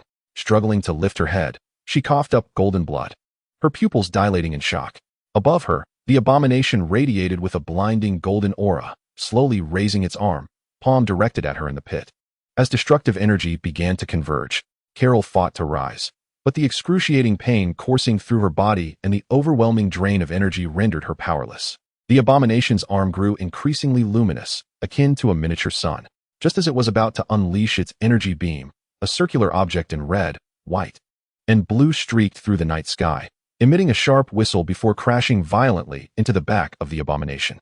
Upon contact with the shield, a dazzling purple energy shockwave erupted, sending the unprepared creature hurtling away. Carol, straining to look up from the pit, beheld 6 massive circular portals flickering with sparks, suddenly appearing in the pitch-black sky. Moments later, 6 figures leaped through the portals, plummeting towards the ground. A series of heavy thuds resonated as they landed. Chapter 39. Are you the Avengers established by Nick Fury? Carol staggered to her feet from the pit, her body aching and a trace of golden blood staining her lips. She gazed at the 5 formidable individuals before her and weakly inquired, Are you the Avengers established by Nick Fury? Tony Stark lifted his mask, revealing an expression of annoyance. Hey, glittering woman, don't confuse us with that black egg. We have no connection to him. Remember, we are the International Security Bureau. Black egg? Carol was momentarily taken aback, but soon the iconic bald head of Nick Fury emerged in her mind, prompting her to nod in agreement. Indeed, that description is quite apartment. However, her expression quickly turned grave as she urged, Be cautious. This creature has stolen my powers, possessing abilities nearly identical to mine. It is exceedingly dangerous. Thor, unfazed, confidently twirled his Mjolnir, arcs of electricity crackling around it, and flashed a reassuring smile at Carol. Relax, my lady. All we need to do is hold it off until our director arrives. Before his words had fully settled, Thor's arms surged with strength, hurling the spinning Mjolnir with tremendous force. The hammer transformed into a silver-blue streak of lightning, darting toward the abomination that had just risen from the rubble. The creature let out a ferocious roar, its massive form radiating a blinding golden light as it channeled all its energy into its right fist, launching a desperate counterattack against the incoming hammer. Yet, at the moment of impact, an irresistible divine force erupted from Mjolnir, sending the creature's colossal body hurtling away, crashing into a distant mountainside. Carol's eyes widened in astonishment, disbelief etched across her face. How is this possible? Thor elegantly beckoned as the hammer returned to his grasp. He turned to Carol once more, flashing that signature smile. My father Odin bestowed a spell upon the hammer. Only those deemed worthy may lift it. Its brute strength cannot dislodge Mjolnir unless it surpasses my father's might. Observing Thor's flirtatious demeanor, the others exchanged exasperated glances. With a thunderous roar, Banner, now fully harnessing Hulk's power, charged forward, his legs coiling like springs. In the next moment, he rushed in the direction where the abomination had fallen, leaving deep footprints in his wake. Keep up, team. Tony activated his helmet, the thrusters on his armor igniting with blue flames as he soared into the air. Simultaneously, Steve and Carter's thrusters roared to life, flanking him on either side. Their suits, now more form-fitting and agile thanks to modifications based on Falcon's technology, compensated for their inability to fly. The quartet launched a fierce assault on the abomination, which was just struggling to rise from the mountainside. In the air, Tony maneuvered skillfully, unleashing shockwaves from his palms and firing mini-missiles from his shoulders, resulting in a barrage of explosions. Hulk barreled toward the creature, delivering powerful blows with his massive fists, forcing it to stagger back. Meanwhile, Steve and Carter utilized their agility for swift harassment and precise strikes. Witnessing this impeccable teamwork, Carol approached the still-cool Thor and sincerely commended. I never imagined there were so many superheroes on Earth. I feel reassured. However, as her words fell, an unexpected transformation occurred. The abomination, besieged by 4, suddenly let out a shrill, inhuman wail that pierced the air. In the next moment, its golden aura retracted dramatically, only to erupt once more with a thunderous force. A shock wave of golden energy, exponentially more potent than before, radiated outward indiscriminately from its core. Hulk, positioned at the forefront, bore the brunt of this force. His massive green form was catapulted through the air, and upon hitting the ground, he reverted to his naked human state. Banner, unconscious. In the skies above, Tony, Steve, and Carter were also struck head-on by the shockwave. Their armors were riddled with spiderweb-like fractures. Alarms blared incessantly as they plummeted, enveloped in black smoke. The suits disintegrated midair, scattering into countless fragments, and the 3 fell heavily to the ground, rendered unconscious. Carol's recently blossomed smile froze in place as she gaped at the scene before her, finally managing to utter through clenched teeth, I take back what I just said. Thor's previously jovial expression vanished, replaced by an uncomfortable solemnity. He forced a chuckle. Do not worry. Once our director arrives, he will surely resolve this. Director? Carol inhaled deeply, her gaze sharpening again, though uncertain of the director's capabilities. Their unwavering faith in him compelled her to hold the line until his arrival. With that, she stepped forward, once again radiating golden light. Thor advanced as well, his Mjolnir swirling rapidly in his grasp, conjuring gusts of wind and sparks of lightning. Their eyes met in silent understanding, and they moved in unison. Initially, they could trade blows with the abomination, but as time passed and it evolved further, they soon found themselves on the receiving end of a brutal onslaught. With a resounding crash, Carol and Thor were hurled backward, carving deep furrows into the ground as they fell. Bruised and battered, they struggled to rise. But before they could catch their breath, the abomination loomed before them. It extended its colossal hands with blinding speed, seizing them by the throat and lifting them effortlessly into the air. The sensation of suffocation washed over them, their faces turning an ominous shade of blue as their legs flailed weakly. Just as their consciousness began to fade, two fiery rings of light, one to the left and one to the right, whirled toward the abomination's arms. With a swift, effortless motion, the rings severed the abomination's arms cleanly at the shoulders. Gasping for air, Thor and Carol crashed to the ground, clutching their throats and coughing violently. Trembling, they raised their heads to see a golden portal had materialized before them, from which a casually dressed young man emerged, stepping through with an air of confidence.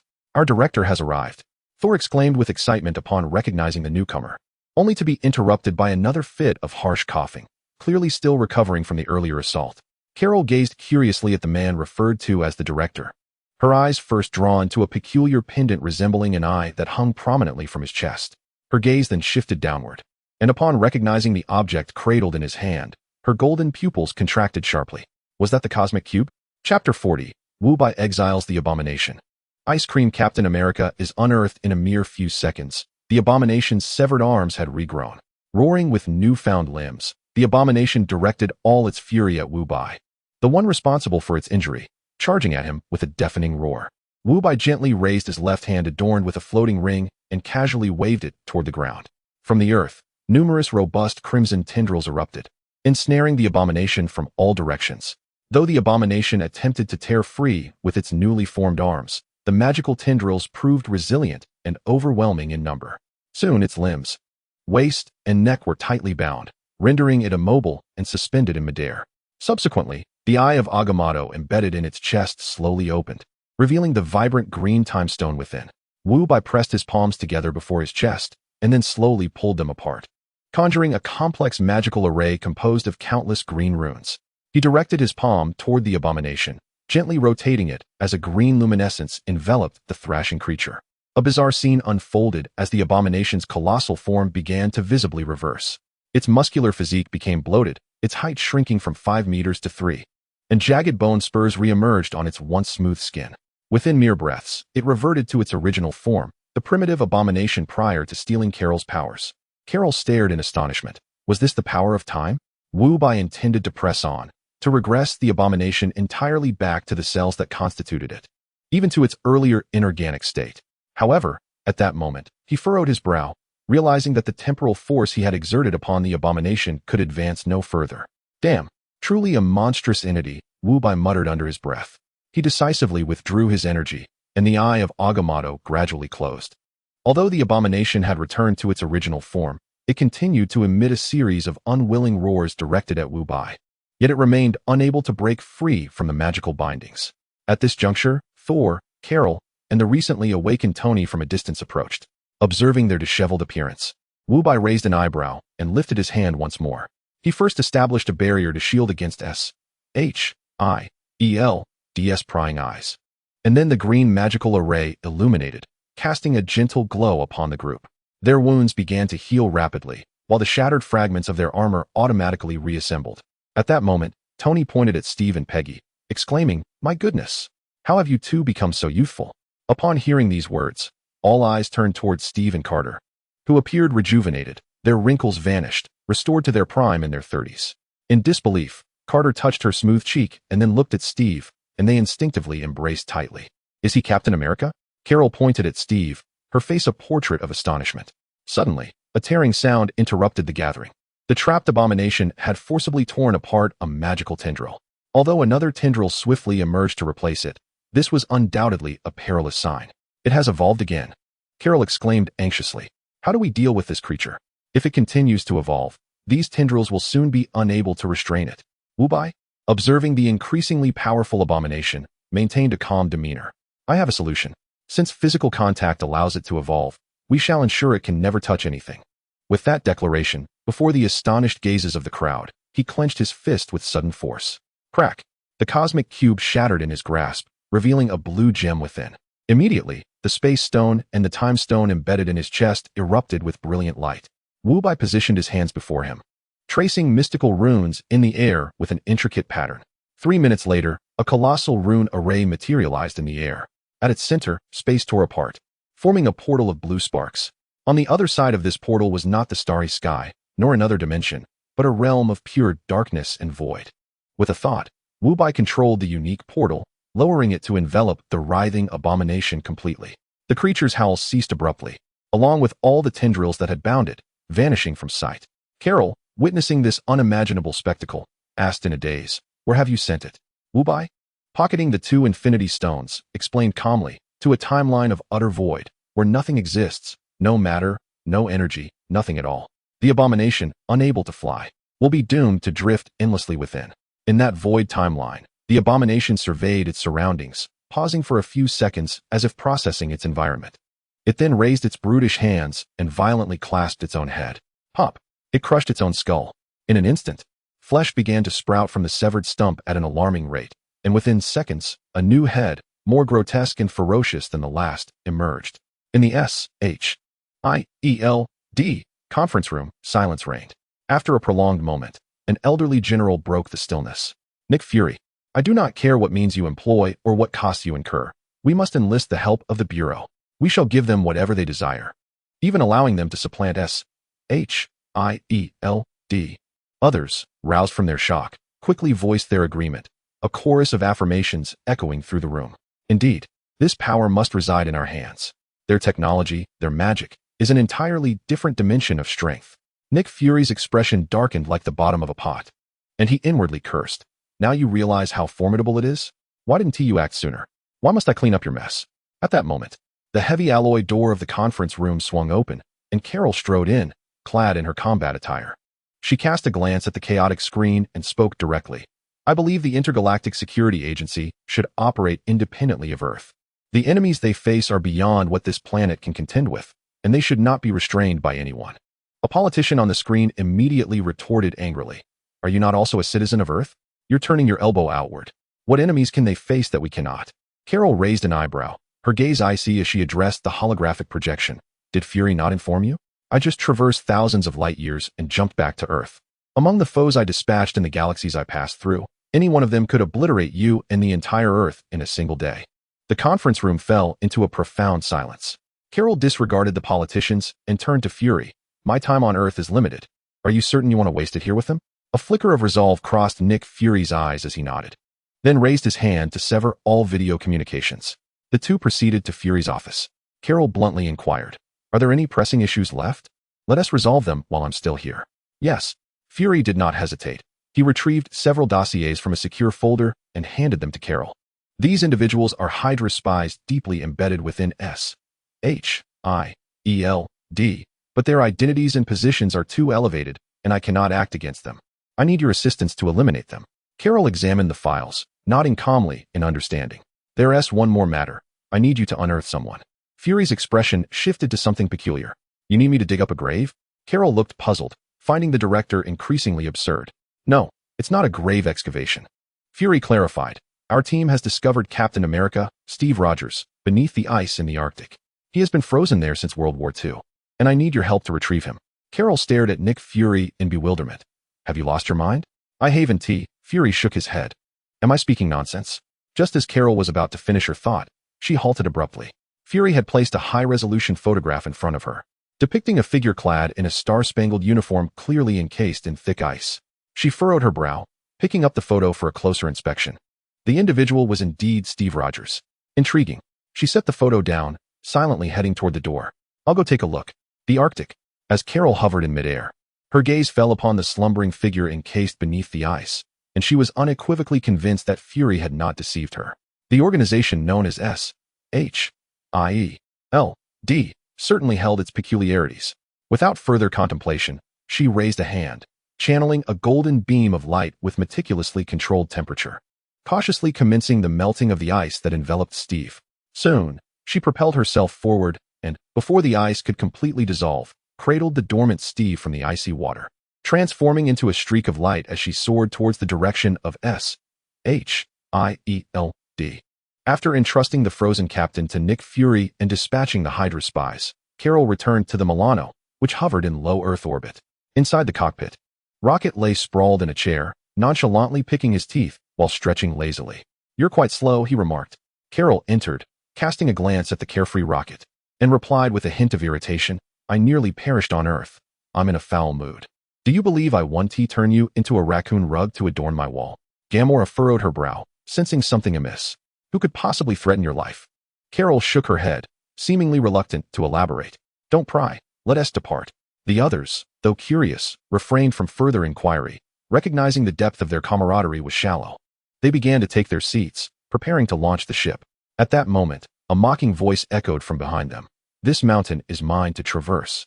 This tree is mine to plant. If you wish to pass, leave behind some toll." Instantly, everyone stiffened, entering a state of alertness as they turned cautiously. A golden portal had abruptly manifested in the center of their ship's cabin, and a casually dressed youth emerged with a smile. Rocket turned to Carol, lowering his voice to inquire, "Hey, what does that mean on your planet? It sounds like some sort of poetry." Carol frowned and slowly uttered 2 words, "Robbery." Chapter 41, Trading a Chance to Strike for Spatial Jump Technology Robbery? Star-Lord exclaimed, drawing his elemental blaster, pointing it directly at Wu Bai. "Hey there, kid, in this universe, we're the only ones who rob others. You've picked the wrong target." Carol remained motionless, her brow furrowed in curiosity as she asked, "What do you want?" Ignoring Star-Lord's weapon, Wu Bai extended a finger, a copy of the Cosmic Star Map, a blueprint of the Universal Neural Transmission Network, and the technical documentation for jump engine technology. Rocket's furry face twisted into an expression of disdain. "Are you making some cosmic-level joke? Do you have any idea how much those items are worth? I can offer you the star map, just to do Carol a favor, but you can forget about the other 2. It is essential to understand that the Universal Neural Transmission Network of the cosmos is an intricate web of interstellar highways meticulously established by the dominant forces of the universe, consuming countless resources. Once a vessel enters a jump point within this network, it can almost instantaneously traverse from one galaxy to another, significantly reducing travel time. The jump engine, the core technology that propels a ship through space jumps, is invaluable." Carol let out a sigh. "Just give it to him." "What?" Star-Lord could hardly believe his ears. He turned to question her. "Whose side are you on? We've been rushing to get you back to Earth, and you can't just discard us now?" Carol refrained from arguing, merely casting a calm glance in his direction before shifting her gaze to the peculiar pendant gently rotating on Wu Bai's chest.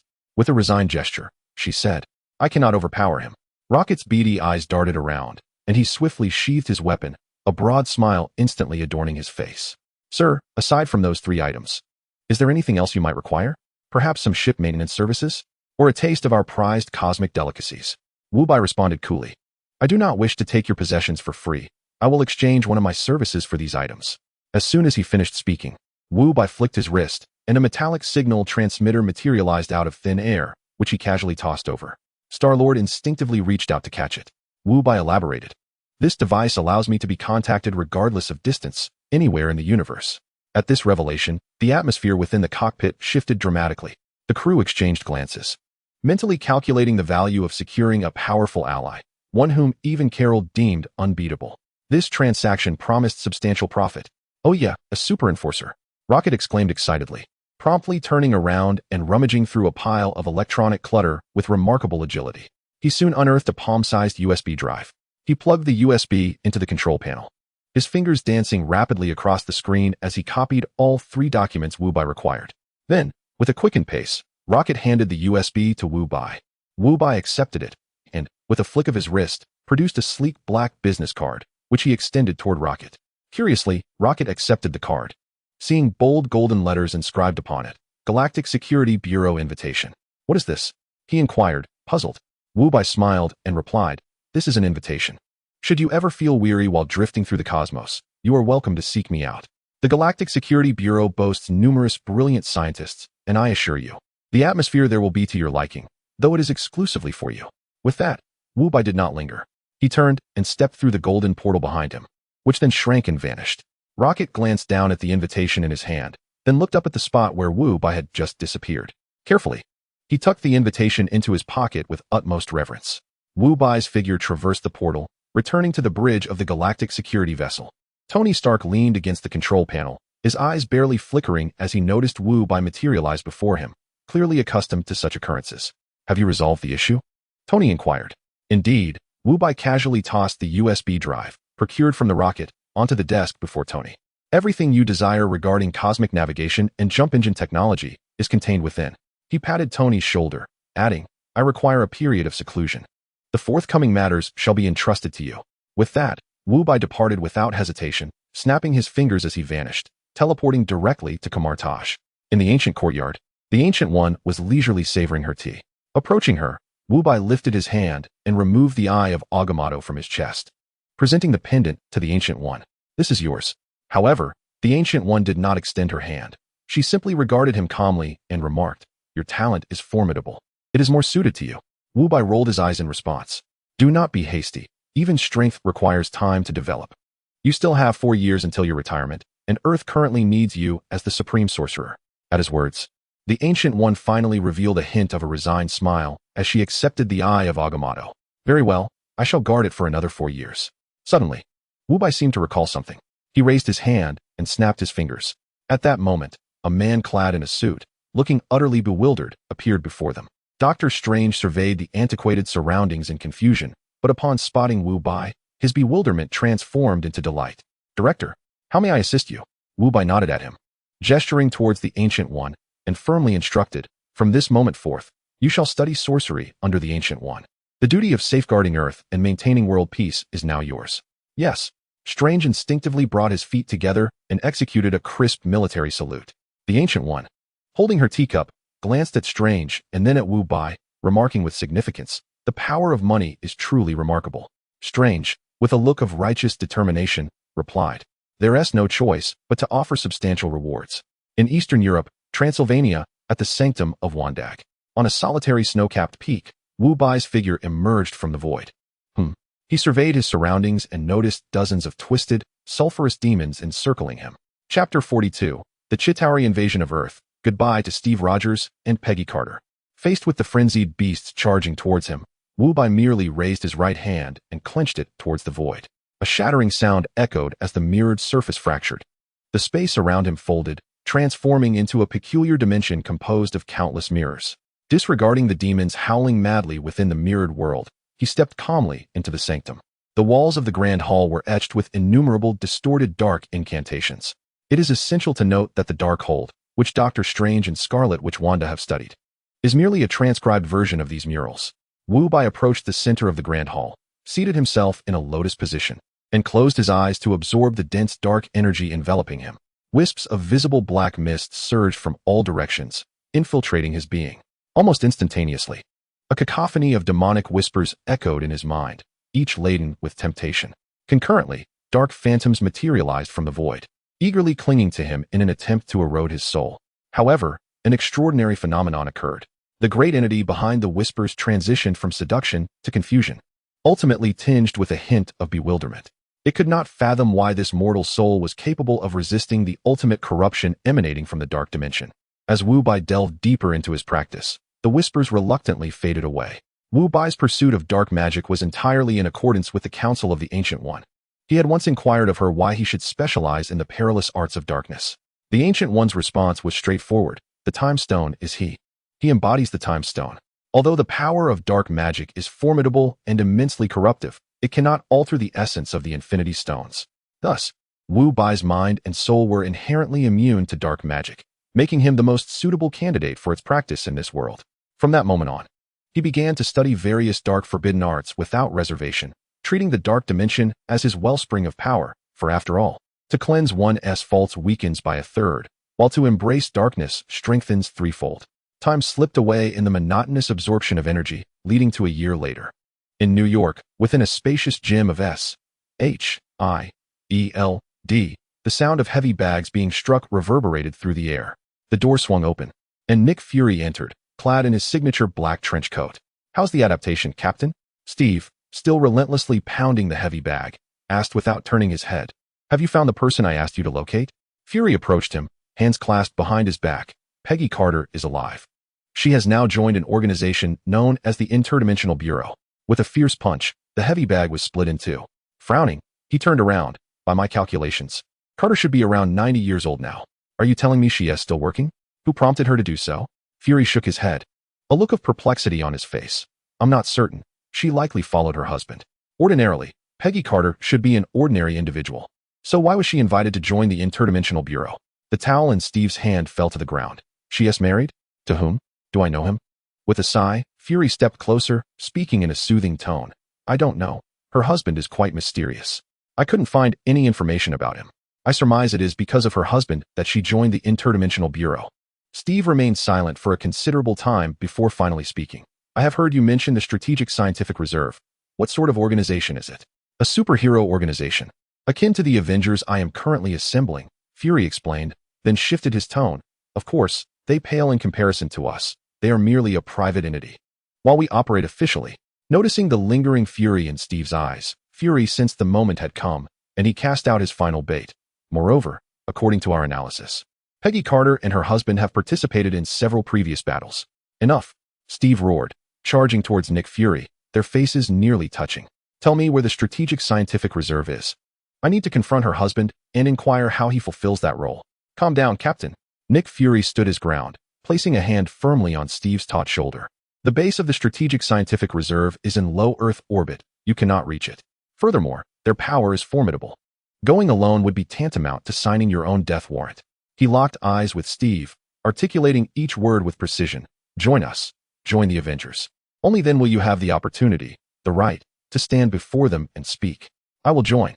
Steve's chest heaved with intensity. He was determined to confront Carter's husband, swearing it was not merely due to Carter's marriage. Nick Fury turned, a slight smirk playing on his lips as he moved towards the door. Excellent. Follow me, Captain. And welcome to the New World. 3 days later, above New York, over Stark Tower, a black vortex appeared without warning, expanding like an ever-growing black hole, tearing through the clear sky. Soon, a massive portal stabilized above the city. From within, 2 figures descended. One was Loki, and the other, Ebony Maw. They landed on the rooftop platform of Stark Tower, gazing down at the bustling city below. Then, Loki raised the Mind Scepter high and waved it gently towards the portal in the sky. Countless Chitauri surged forth, piloting individual flying devices, rushing into the city. Simultaneously, alarms blared within the command center of the S.H.I.E.L.D. helicarrier. Amidst the panicking crowd, 5 individuals, fully armed, surged against the tide, their steps resolute and their presence commanding. The 5 comprised Captain America in his star-spangled uniform, Black Widow clad in a sleek black suit, Hawkeye with his quiver, Agent Hill wielding twin pistols, and Falcon with his metallic wings. They swiftly boarded a Quinjet, racing towards the most intense area of conflict, engaging in fierce battle with the Chitauri forces. Atop Stark Tower, Ebony Maw observed the Avengers below, a hint of derisive scorn curling his lips. Ants. Is this the extent of Earth's power? Sending me here is truly a waste of time. Loki gazed down at the battlefield and remarked with a hint of nonchalance. Earth possesses a formidable agency. We must not underestimate it.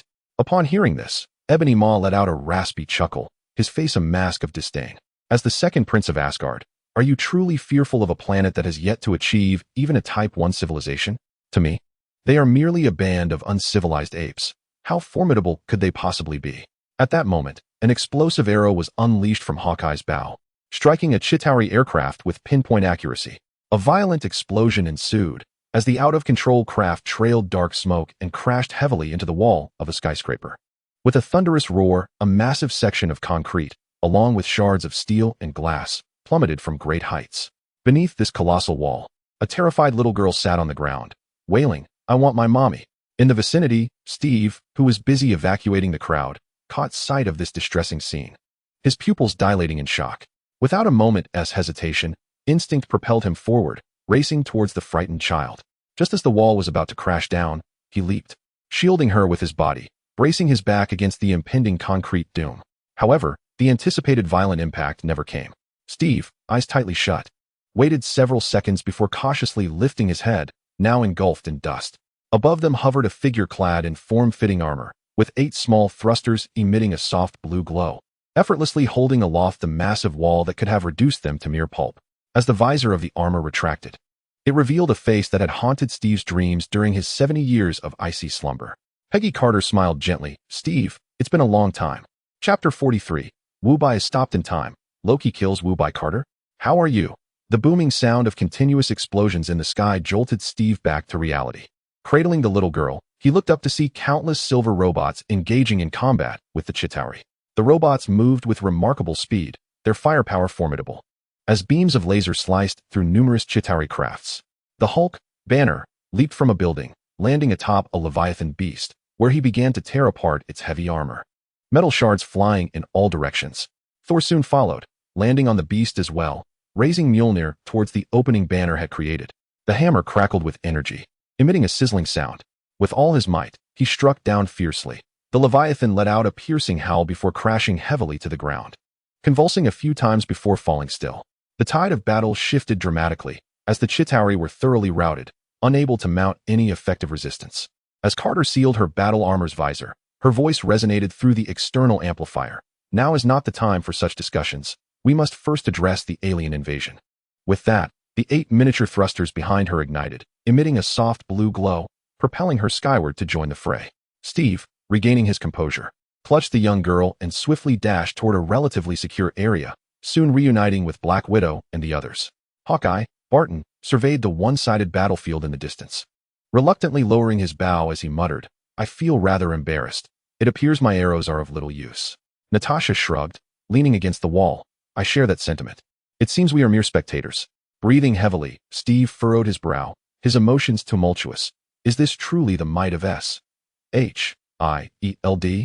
Why do I feel as though I have joined the wrong organization? Is there still time to withdraw? Oh, Captain, I fear it is far too late for that. Nick Fury's familiar, slightly teasing voice crackled through their earpieces. Suddenly enlightened, Steve cursed into the communicator. "Fury, you bastard." Fury's voice returned, laced with amusement. Well, our moral paragon, Captain America, has learned to curse. On the rooftop of Stark Tower, Loki cast a mocking glance at the unflappable Ebony Maw. "See, I told you not to underestimate the situation." Ebony Maw surveyed the chaotic battleground below. "Is this all? A mere group of mortals relying on their equipment. They are still insufficient." "Loki," a powerful voice thundered down from the heavens, accompanied by a flash of lightning, landing heavily on the rooftop. Thor glared at his brother. Why invade Midgard?" Ebony Maw replied to Loki, "You go seek the Tesseract. I shall handle this S.H.I.E.L.D. Loki nodded, producing a disc-like device that displayed a pointer and a blinking blue dot, indicating the location of the Wandag Temple in Eastern Europe. A portal materialized before him, and he stepped through. With Loki's departure, Ebony Maw slowly raised his hand. Fragments of shattered stone on the platform began to levitate. In a swift motion, those stones elongated and morphed into countless spinning, sharp spikes, hurtling towards Thor. Thor's expression hardened as he raised Mjolnir, thrusting it forward. Bolts of lightning erupted from the hammer, obliterating the incoming rock projectiles into dust. The momentum of the lightning remained unyielding, surging directly toward Ebony Maw. Unfazed by the raw power, Ebony Maw calmly raised a hand before him. Upon contact with the invisible force field before his palm, the raging lightning was split in two, veering off to either side and striking distant structures, igniting violent explosions.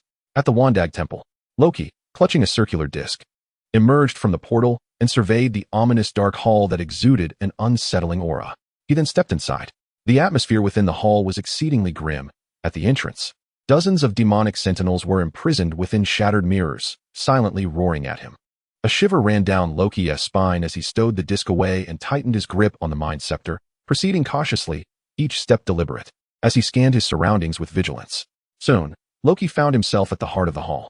He initially glanced up at the sinister incantations etched upon the walls, but abruptly averted his gaze, compelling himself to ignore the ominous inscriptions. At that moment, a figure materialized silently behind him, enshrouded in visibly dark miasma. A crimson third eye slowly opened upon its forehead, and a pair of wings, forged from skeletal remains, emanated an intense aura of death. Loki sensed a sudden drop in temperature behind him and swiftly turned around, the tip of his scepter aimed forward. Yet, there was nothing but emptiness. He scanned his surroundings in confusion. Where could the space gem be? How foolish. A voice, filled with a calm yet oppressive resonance, echoed behind him.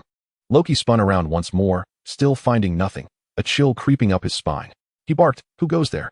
Show yourself." "I am Loki, the Prince of Asgard." Asgard?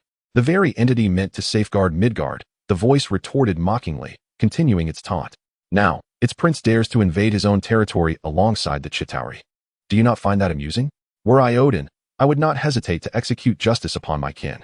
For the third time, Loki turned around, and this time, he finally beheld the figure, his pupils dilating in recognition. "You, Wu Bai?" Instinctively, he tightened his grip on the Mind Scepter, adopting a combat stance. Wu Bai glanced at the scepter radiating a blue light in Loki's hand and remarked, Sometimes I truly fail to comprehend Thanos' reasoning in entrusting you with the Mind Scepter. What? Did he expect you to deliver it to me personally? Just then, a cold, sharp object gently grazed Wu Bai's back. He froze momentarily and slowly turned around, meeting the astonished gaze of Loki. Unfazed, Loki again pressed the tip of the Mind Scepter against Wu Bai's back, attempting to exert control over him with the gem's power, but the blue light flickered, and Wu Bai remained unresponsive. How is that possible? Is the scepter defective? Wu Bai observed the astonished Loki nearby, then glanced back at the perplexed Loki before him. Illusion? Nicely done, you even deceived me. Before he could finish his thought, the skeletal wings behind him flapped violently, unleashing a powerful gust of wind that sent Loki hurtling through the air, causing the Mind Scepter to slip from his grasp and fall to the ground. Wu Bai raised his hand, and the scepter soared back into his possession. He scrutinized the scepter from top to bottom, then raised his other hand towards the blue gem atop it. A surge of pure, dark, magical energy erupted, enveloping the gem and forcibly dislodging it from the scepter's mechanism, where it floated momentarily before gently descending into Wu Bai's palm. The Wisdom Gem, the Time Gem, the Space Gem, the Mind Gem. At this juncture, Wu Bai possessed 4 of the Infinity Gems. Loki struggled to rise from the ground, coughing blood, and drew 2 glinting daggers from his waist, his gaze still defiant. Wu Bai's eyes narrowed. Since you seek your own demise, do not blame me for showing no mercy to Odin. With that, he began to summon the overwhelming dark magic within him. The skeletal wings behind him disintegrated into a legion of howling wraiths, surging toward Loki. As Loki beheld the relentless tide of spirits advancing upon him, despair flickered across his face for the first time, instinctively raising an arm to shield his eyes. 1 second, 2 seconds, 3 seconds. The anticipated tearing pain did not manifest. Loki's expression turned to one of confusion as he slowly lowered his arm. The sight before him left him utterly speechless.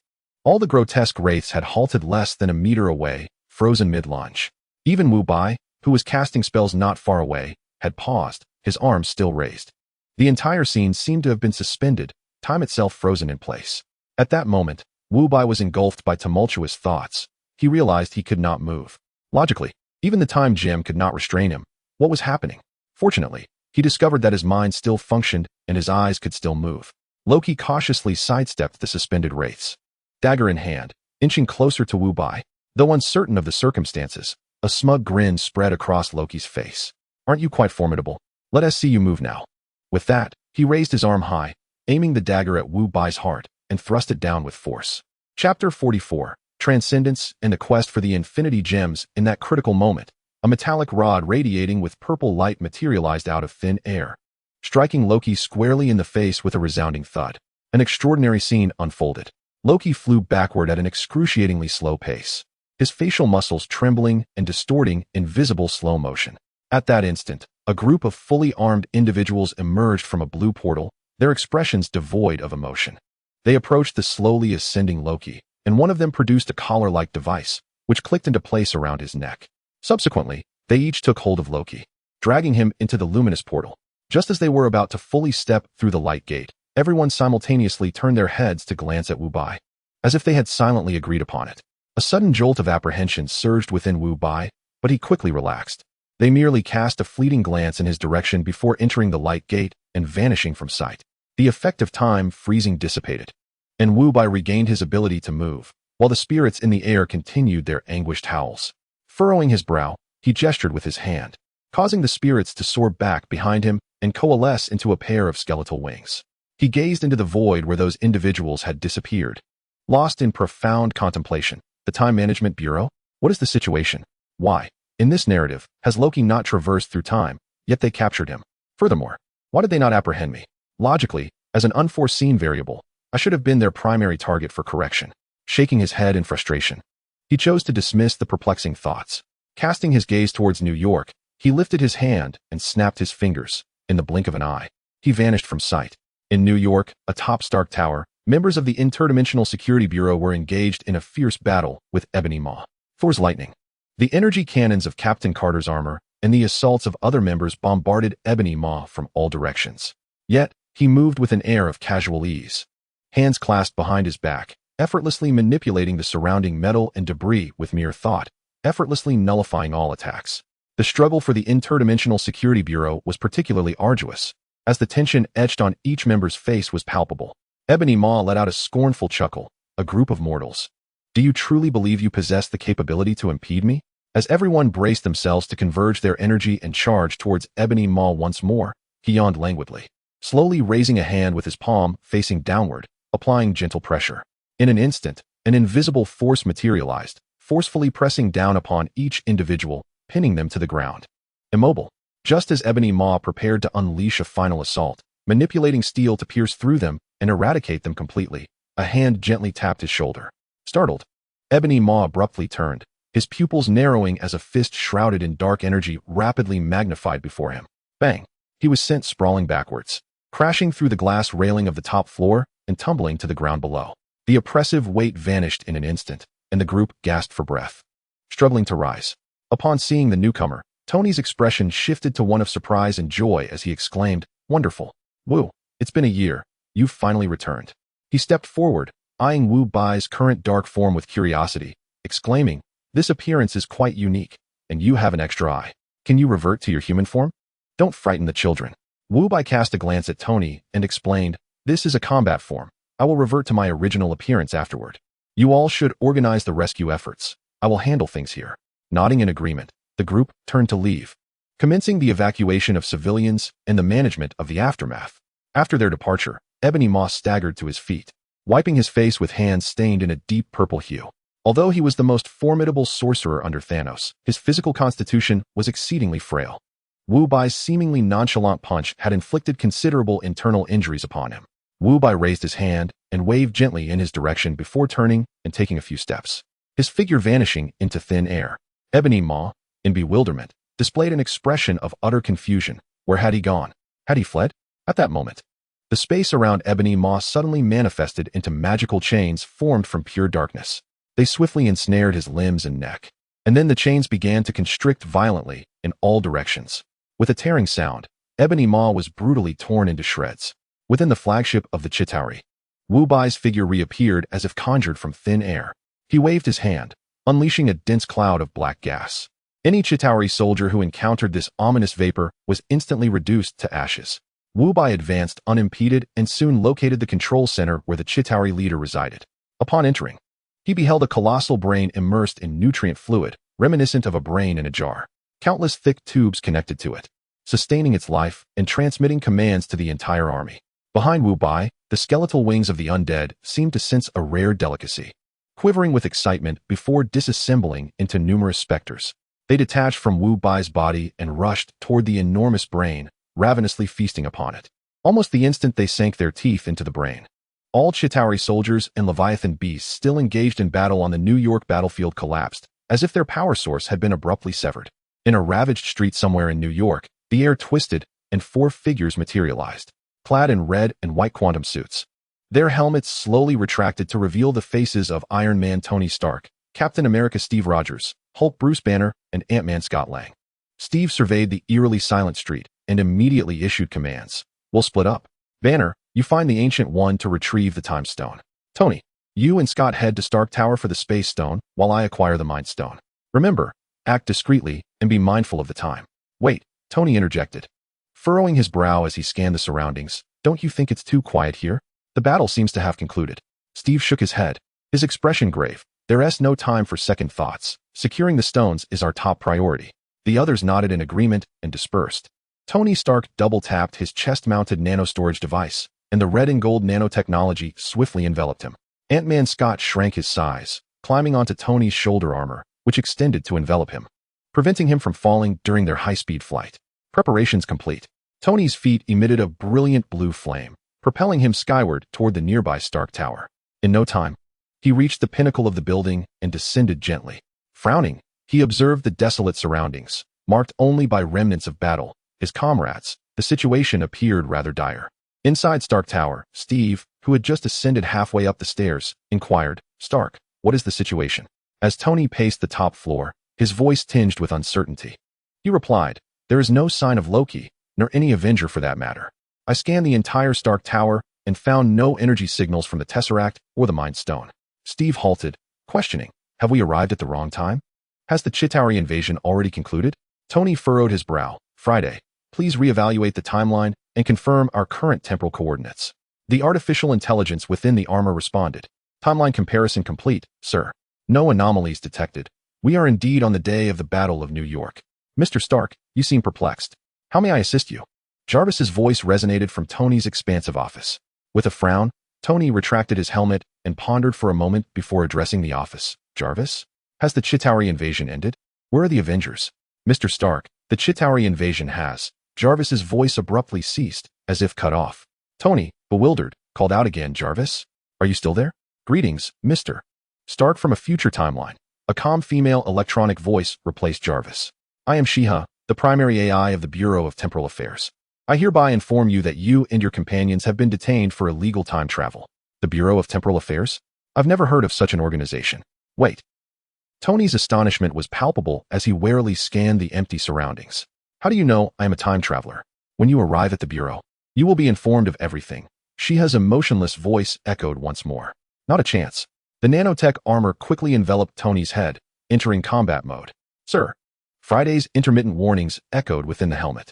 An extremely advanced AI is infiltrating my systems. I am losing control. Feeling a surge of dread, Tony decisively commanded, Friday, shut down all external connections. There was no response from Friday. In the next moment, he felt a loosening sensation as the nanotech armor began to uncontrollably retract back into the chest storage unit. Panic surged through Tony as he repeatedly tapped his chest, but the device he trusted most remained unresponsive. What is happening? Scott rapidly returned to his normal size from Tony's shoulder and looked at the scene with confusion. Tony's expression darkened to an extreme. My armor has been compromised. Meanwhile, on the 6th floor of Stark Tower, the future Steve, ascending the grand staircase, suddenly halted. A figure, equally clad in the iconic star-spangled uniform, obstructed his path. Gazing at this youthful version of himself, future Steve could not suppress a sigh. This is utterly absurd. The Ice Cream Captain America advanced step by step, solemnly questioning, Who are you? Why are you impersonating me? Future Captain America raised his hands in a gesture of peaceful resolution. I truly do not wish to engage in combat with you. That is not for you to decide. The Ice Cream Captain America clearly dismissed this notion, letting out a low growl as he forcefully swung his shield towards future Steve's face. Clang. Future Captain America lifted his shield to block, their vibranium shields clashing with a deafening sound, marking the commencement of a battle between Captain America and Captain America.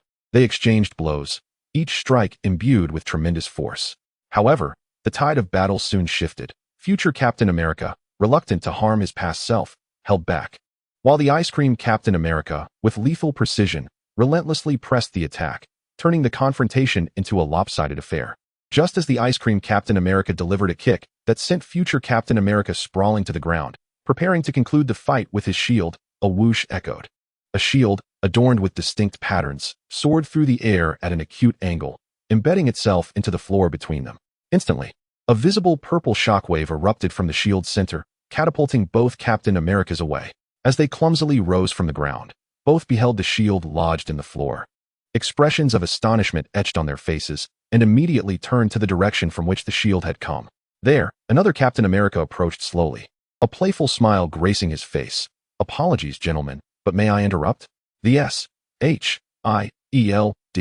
Captain America first cast a wary glance at the Ice Cream Captain America before fixing his gaze firmly on future Captain America, Steve Rogers. You and your companion are under arrest for illegally traversing the timeline. Please come with me. Future Captain America, clutching his injured abdomen, struggled to rise, gasping. What if I refuse? The S.H.I.E.L.D. Captain America's smile widened. I'm afraid that is not your decision to make. No sooner had he spoken than dozens of silver robots, emblazoned with the S.H.I.E.L.D. emblem, descended from above, crashing heavily to the ground and encircling everyone, weapons trained on the two men. The Ice Cream Captain America and future Captain America exchanged a glance, each recognizing the resignation in the other's eyes, and ultimately raised their hands slowly. In New York, atop the roof of a temple on Bleecker Street, a colossal green figure plummeted from the sky, crashing onto the rooftop. It was Bruce Banner. He approached an ancient door and gently knocked. Be careful not to damage my door. A calm female voice suddenly resonated from behind Banner. Banner was startled and abruptly turned around, only to find a bald woman clad in a yellow sorcerer's robe standing silently before him. He promptly conveyed his purpose. I am seeking Dr. Stephen Strange. Without further inquiry, Gu-E merely smiled and raised her hand, tracing a circle in the air, which conjured a shimmering portal. On the other side of the portal, a man in a blue robe floated in midair, engrossed in the pages of a spellbook. Strange seemed to sense something amiss. He set down the book and stepped through the portal. Gu-Yi gestured towards him, indicating, "He is looking for you." Strange, wearing a puzzled expression, turned his head, and when he saw Banner, a familiar smile spread across his face. "Hey, Banner, what brings you here? You could have just called. What compels you to visit the sanctum in person?" During his studies in magic, Strange frequently visited the Bureau of International Affairs. Thus he was well acquainted with Banner and the others. The future Banner pointed at the eye of Agamotto hanging from Gu-Yi's chest and articulated his intention. "I am here for this."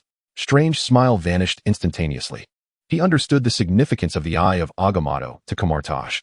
He regarded Banner with suspicion and inquired, "Did the director send you?" "What director?" Banner's brow furrowed deeper. The situation had spiraled beyond his expectations. Strange's gaze sharpened as he rubbed his hands together, summoning two glowing golden circular sigils into existence. Adopting a defensive stance, "Who are you really?" "You are not Banner." "I am Banner," he replied, raising his hands in an attempt to clarify. "Then tell me, what is the director's name?" Strange maintained his vigilance, pressing for answers. Banner, bewildered, instinctively responded, "Nick Fury?" Chapter 46. The first encounter with oneself across different timelines. You are a spy sent by S.H.I.E.L.D.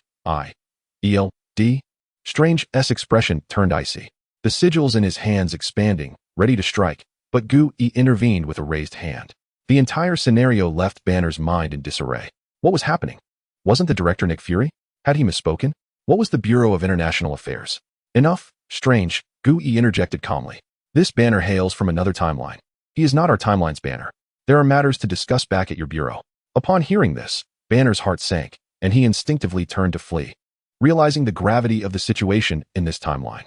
However, as he spun around, Strange waved his hand, conjuring chains of pure magical energy that ensnared Banner's limbs. Then, in a swift motion, Strange lunged forward and struck Banner's back with a powerful blow. Banner felt an overwhelming force surge through him, darkness enveloping his vision, and the world around him began to feel weightless. His soul was forcefully ejected from his body, which collapsed to the ground like a marionette with severed strings. Banner gazed at his semi-transparent hands, terror etched across his face. "Am I dead?" "You are not dead," Strange replied, skillfully sketching a portal back to the interdimensional bureau in the air without even glancing back. "I merely needed you to be quiet for a moment." As the portal gradually took shape, Wong approached, removing the eye of Agamotto from his chest and handing it to Strange. "Give this to Wong Bai. He may find it useful." Strange accepted the eye of Agamotto with a solemn nod, then waved his hand, enveloping himself, Banner's body, and the floating soul in the portal's embrace. Inside the corridors of the interdimensional bureau, as Strange and Banner emerged from the portal, they collided with Captain America and others, who were being escorted back by robots. Upon seeing Banner lying motionless on the ground, the future Tony's eyes reddened instantly, and he bellowed, "Strange, what have you done to Banner?" Strange exchanged a glance with the floating soul of Banner, appearing somewhat resigned. "Return to your body," he instructed the air. As soon as the words left his lips, the soul of Banner uncontrollably surged toward his body, abruptly plunging back inside. Banner instantly sat up, gasping for breath. A few robots rushed over to assist him, guiding him to Tony and Steve's side. Thus, the time-traveling Avengers, who had come to execute the temporal hijack mission, were all captured. In the control room of the Interdimensional Bureau, Tony and Banner leaned eagerly against the viewport, their faces alight with excitement as they beheld the alien-style Chitauri warship outside. "Wow, an alien warship. This is the closest I've ever observed one." Wong Bai refrained from obliterating the Chitauri mothership after the battle. Instead, he utilized the space gem to transport it back to Earth's orbit. It housed numerous valuable items, energy cores, anti-gravity devices, biotechnologies, and more that could be invaluable for Earth civilization to study and emulate. Destroying it would be an utter waste. It seemed Tony recalled something, turning to the group with exhilaration. "Hey, folks, we've achieved a resounding victory. How about we celebrate with a feast? I know a fantastic barbecue joint just a few streets away from Stark Tower." Wong Bai appeared somewhat speechless. What enchantment did this barbecue place hold that made Tony so infatuated? Banner scanned the room and noticed someone was missing. "Where's Steve?" he inquired, puzzled. At that moment, the automatic doors of the control room slid open, revealing a synchronized sound of footsteps. Steve from the Interdimensional Bureau entered, escorting 4 individuals accompanied by a group of silver robots. As the individuals in the control room and the 4 apprehended persons locked eyes, an oppressive silence enveloped the space, leaving everyone momentarily stunned. To their astonishment, It was Tony and Banner from SHIELD who first regained their composure, rushing forward almost in unison. They gazed incredulously at the three identical Steve Rogers, before their attention shifted to the noticeably older Tony Stark before them, along with the gentlemanly figure of the Green Doctor. A curious amalgamation of Banner and Hulk. SHIELD. Tony pointed at his aged counterpart, whose eyes bore the marks of time, stammering, "What? What is happening here?" The future versions of Tony and Banner mirrored the same bewilderment, grappling with the sight of their younger selves and teammates. Their minds a whirlwind of confusion. A calm voice interrupted from behind. As Wu Bai explained, they hail from an alternate timeline. Due to a mishap during their transit, they were meant to arrive at a specific point in their own past. Yet, by a twist of fate, they have ended up here. Upon hearing this, realization dawned upon the assembled group.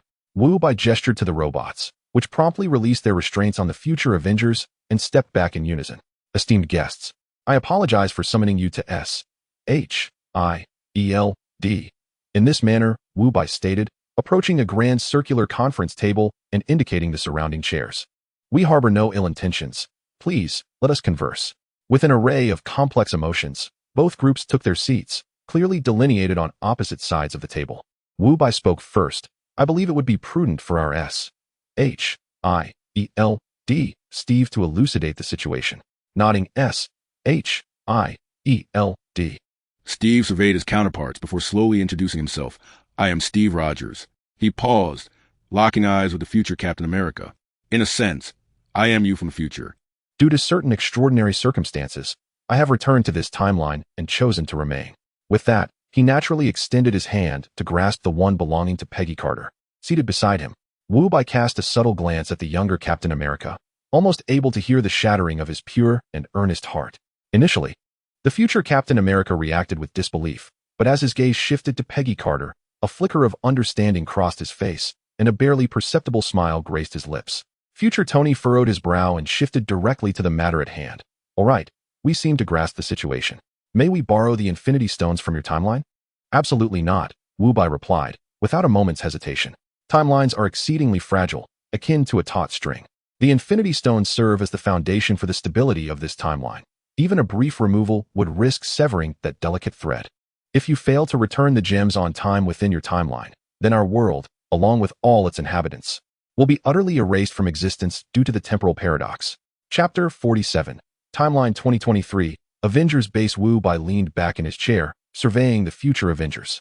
Your foremost priority should not be the Infinity Stones, but rather Thanos. The future Captain America smiled faintly. Thanos has already been vanquished. Our sole mission now is to harness the power of the stones to resurrect half of the lives that vanished from our universe. Those who toy with the timelines will inevitably be ensnared by time itself. Wu Bai shook his head, his tone laden with significance. You overlook a crucial detail. Nebula is a mechanical life form. If she encounters her past self, their data will inevitably synchronize. Given Thanos' nature, do you believe he would refrain from traversing time to thwart your plans upon learning of your intentions? The future Tony Stark abruptly sprang from his seat, his complexion paling as he smacked his forehead with vigor. Damn it, how could I have forgotten such a vital matter? He anxiously turned to Wu Bai, imploring, if we return now to restrain Nebula and prevent her from opening the quantum tunnel, do we still stand a chance to avert Thanos' arrival? Wu Bai regarded him solemnly before slowly shaking his head. It is too late. The complexity of constructing the quantum tunnel poses no challenge for Thanos' technological prowess. More critically, through Nebula's temporal GPS, he has already acquired the precise coordinates of your timeline. The future Tony staggered back, collapsing into his chair as silence enveloped the conference room. Moments later, as if resolved to a determination, he raised his head with a beseeching gaze. I wish to request your agency to traverse time to our world and assist us in confronting Thanos. Rest assured, we shall offer compensation. Anything we possess can be yours. Wu Bai did not respond immediately. He reclined in his chair, his fingers gently pinching his chin as he pondered. Thanos without the Infinity Stones is merely a formidable extraterrestrial, manageable by comparison. The true complication lies with the temporal management agency lurking behind the timeline. Will this cross-temporal intervention attract their attention? Wu Bai's gaze inadvertently drifted to Steve from the agency, whose expression remained calm, as if he had anticipated all of this. Perhaps this is part of history? Tony from the agency broke the silence, rising to stand beside Wu Bai, placing a reassuring hand on his shoulder. Help them. For that is also Tony Stark, and that is also Earth. In his view, Thanos pales in significance before Wu Bai's godlike power. The others gathered around the conference table, Banner, Steve, and even Carter, nodded silently, their eyes brimming with agreement and earnestness. Wu Bai lifted his gaze, slowly surveying each member of the International Security Bureau. Do you all wish to assist? No words were spoken, yet every member, almost in unison, exerted their utmost effort to nod affirmatively. Witnessing this, a faint smile graced Wu Bai's lips. Very well. We at the International Security Bureau shall aid you in confronting Thanos. However, engaging in cross-timeline combat is no trivial matter. We must recalibrate and construct a more precise temporal GPS, as well as build a larger quantum tunnel, which will take time. Wu Bai turned to the future versions of Tony and Steve. Your mission is to return to your timeline immediately, secure Nebula at once, and delay as much as possible until our arrival. The future Avengers rejoiced at this decree. In that moment, the despair that had shrouded them was pierced by a ray of hope. With this promise secured, they no longer lingered, simultaneously raising their left hands to press a button on their wrists. Instantly, a suit of red and white quantum armor unfurled from the device, enveloping their bodies. As their helmets sealed, they pressed the button again, their forms rapidly shrinking under the embrace of quantum energy, transforming into mere specks of light before vanishing entirely. Once they departed, Wu Bai's expression turned grave as he issued commands. Thor, Strange, Steve, prepare for battle. Shihi, ensure the safe return of shields, Steve to the ground. After issuing these directives, he, along with Tony and Banner, hastily made their way to the laboratory to commence the urgent fabrication of the temporal GPS and quantum tunnel. Timeline, 2023, Avengers Base. On the quantum tunnel platform, a flash of light heralded the simultaneous appearance of 9 figures, who stumbled forth. Tony, Banner, Steve, and Scott, barely touching the ground, immediately lunged toward Nebula, collectively pinning her firmly to the floor while she stood bewildered. Hey, have you all lost your minds? Let Nebula go, Rocket exclaimed, his eyes wide with shock as he rushed over. Steve, Tony, what are you doing? Let me go? Nebula, firmly pressed down, questioned with a tone laden with innocence and confusion. The Avengers were thrown into chaos. Even Hawkeye, kneeling nearby with red-rimmed eyes, lost in the sorrow of Natasha's death, momentarily forgot his grief, staring in bewilderment at the tumultuous scene before him. Tony removed his helmet, offering an explanation. Apologies, this was my oversight. Nebula is a mechanical life form. If she returns to the past, she will synchronize data with her past self. This means that the Thanos of 2014 is already aware of all our plans, and the Nebula before us may have already been replaced. Initially, the individual who had been fervently attempting to rally the group froze at the utterance of these words, his outstretched hand suspended midair. As a technological prodigy, he immediately comprehended the implication behind Tony's statement. Suddenly, Nebula, who was pinned to the ground, erupted into a sharp, mocking laughter. What does it matter if you have realized it now? My father shall soon arrive. Without my assistance, it will merely take him a little longer. The words plunged everyone into despair, the dread once instilled by Thanos resurfacing anew. Amidst the profound silence, Steve's voice broke through. What about Natasha? All eyes swiftly converged on Hawkeye, who had traversed the same timeline as Natasha. I'm sorry, he uttered, kneeling on the ground, his body trembling violently, hands covering his face as he wept uncontrollably. I couldn't prevent her. The Soul Stone's acquisition demands the sacrifice of a beloved. Steve gradually closed his eyes, fists clenched tightly, but soon reopened them, steeling himself. This is not the time for sorrow. We face a graver predicament. We have not retrieved the Time Stone, the Space Stone, or the Mind Stone. Everyone, including those still reeling from Natasha's demise, turned their gaze towards Steve and Tony. Steve succinctly recounted their experiences in an alternate timeline, detailing the enigmatic organization known as the Quantum Realm Agency, a version of himself who had chosen to retire, and the requests that were denied. Each word weighed heavily upon their hearts. At that moment, Tony, who had remained silent, lifted his head. It seems we still have a chance.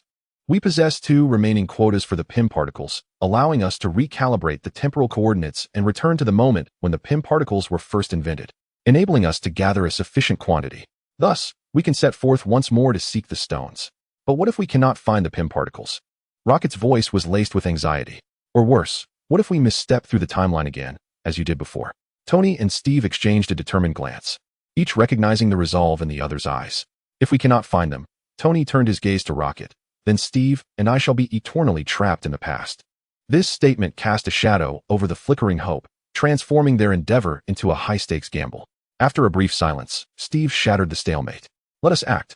Without hesitation. They proceeded to escort the cackling foe Nebula to the highest security confinement. Meanwhile, Tony and Banner rushed back to the laboratory, confronting the intricate apparatus and flickering data streams to recalibrate the quantum tunnel.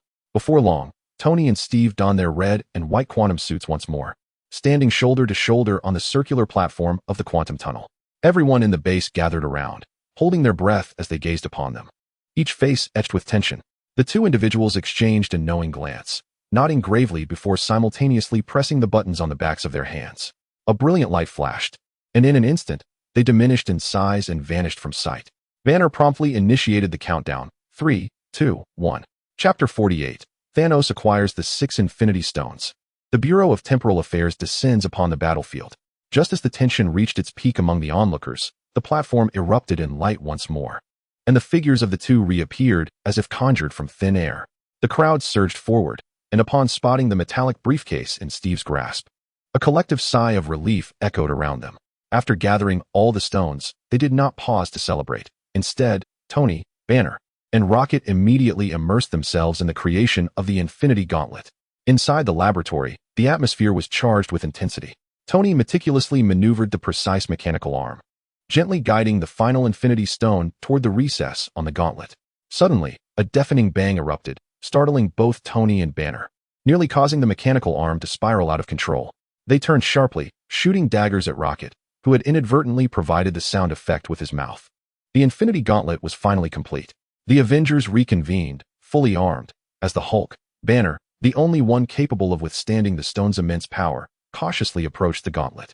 Taking a deep breath, Banner gingerly slipped his right hand into the gauntlet.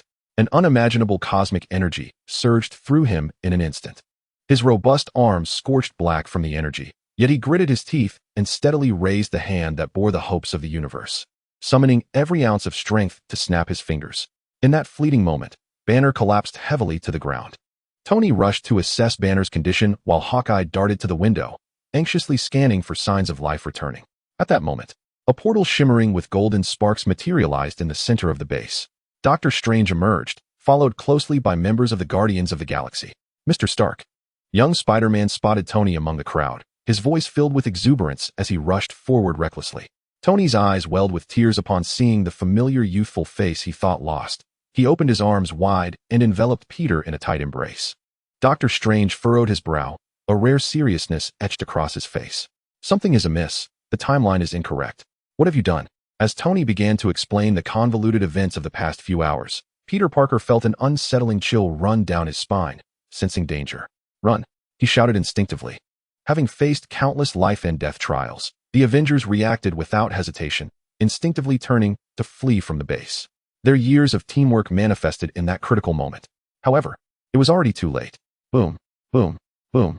A series of violent explosions erupted, as a barrage of energy projectiles rained down upon the Avengers' headquarters, engulfing it in chaos and destruction. Amidst the ruins, Peter Parker struggled to emerge from beneath a slab of concrete, hastening to Tony's side not far away, assisting him from beneath the steel beams. Mr. Stark, are you all right? I'm fine, kid, Tony waved dismissively, and together they limped toward the ruin's edge. Outside the debris, Steve and Thor stood, their faces etched with gravity, their gazes locked on the foreboding sight ahead. Not far from them loomed a colossal purple figure, seated serenely upon a twisted remnant of metal. Thanos. To annihilate half of all life is to prevent the birth of a race. Why do you seek to thwart me? Should that race come into existence, you will not survive even half of your lives. All will perish. To hell with your twisted logic. Thor bellowed, electricity crackling in his eyes. He raised his hands, and the Stormbreaker and Mjolnir soared through the air, landing firmly in his grasp. Kill this son of a bitch. Steve's voice was icy as he raised his shield. In an instant, they all roared and charged toward the purple nightmare. Meanwhile, on the other side of the ruins, Hawkeye staggered to his feet amidst the rubble. Suddenly, he spotted a gauntlet adorned with 6 Infinity Stones lying in a puddle at his feet. He reached down to retrieve it, clutching it tightly to his chest, preparing to reunite with his teammates.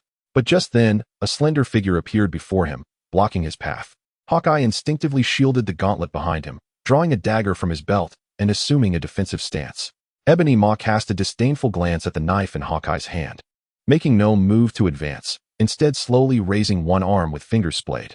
In an instant, an invisible force constricted around Hawkeye's neck, lifting him off the ground.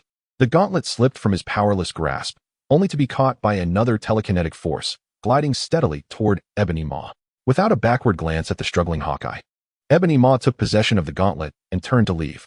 Suspended in midair, Hawkeye clawed at his throat futilely, feeling nothing, as the sensation of suffocation intensified.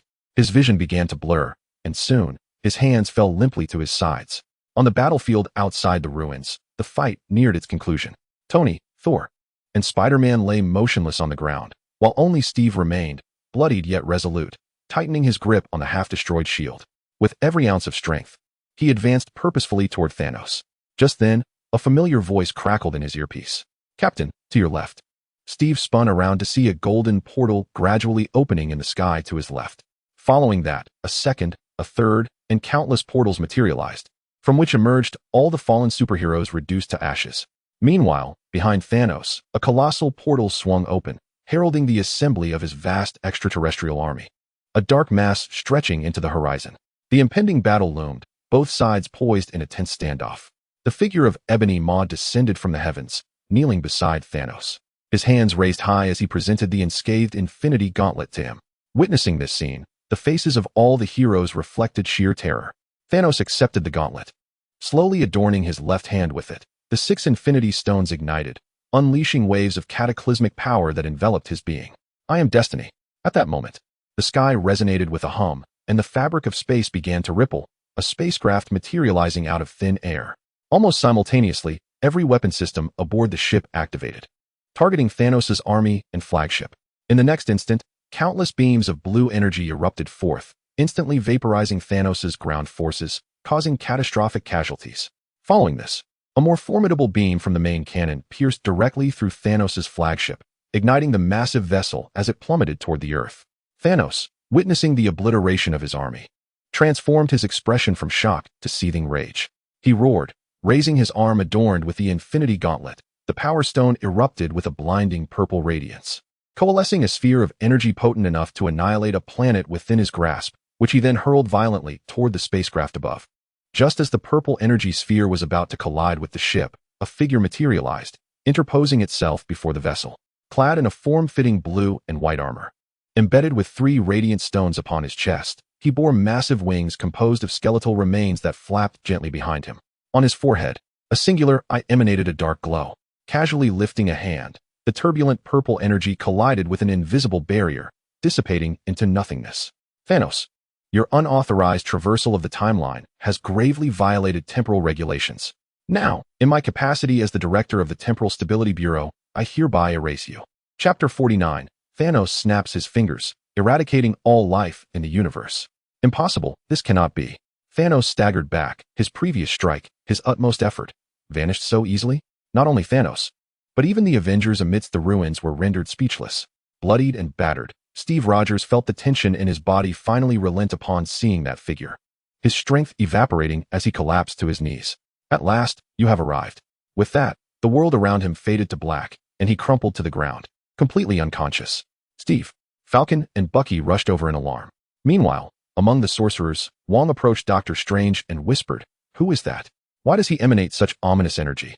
Strange furrowed his brow and shook his head, stating, "I have examined 14,605 timelines, and not a single one features his existence."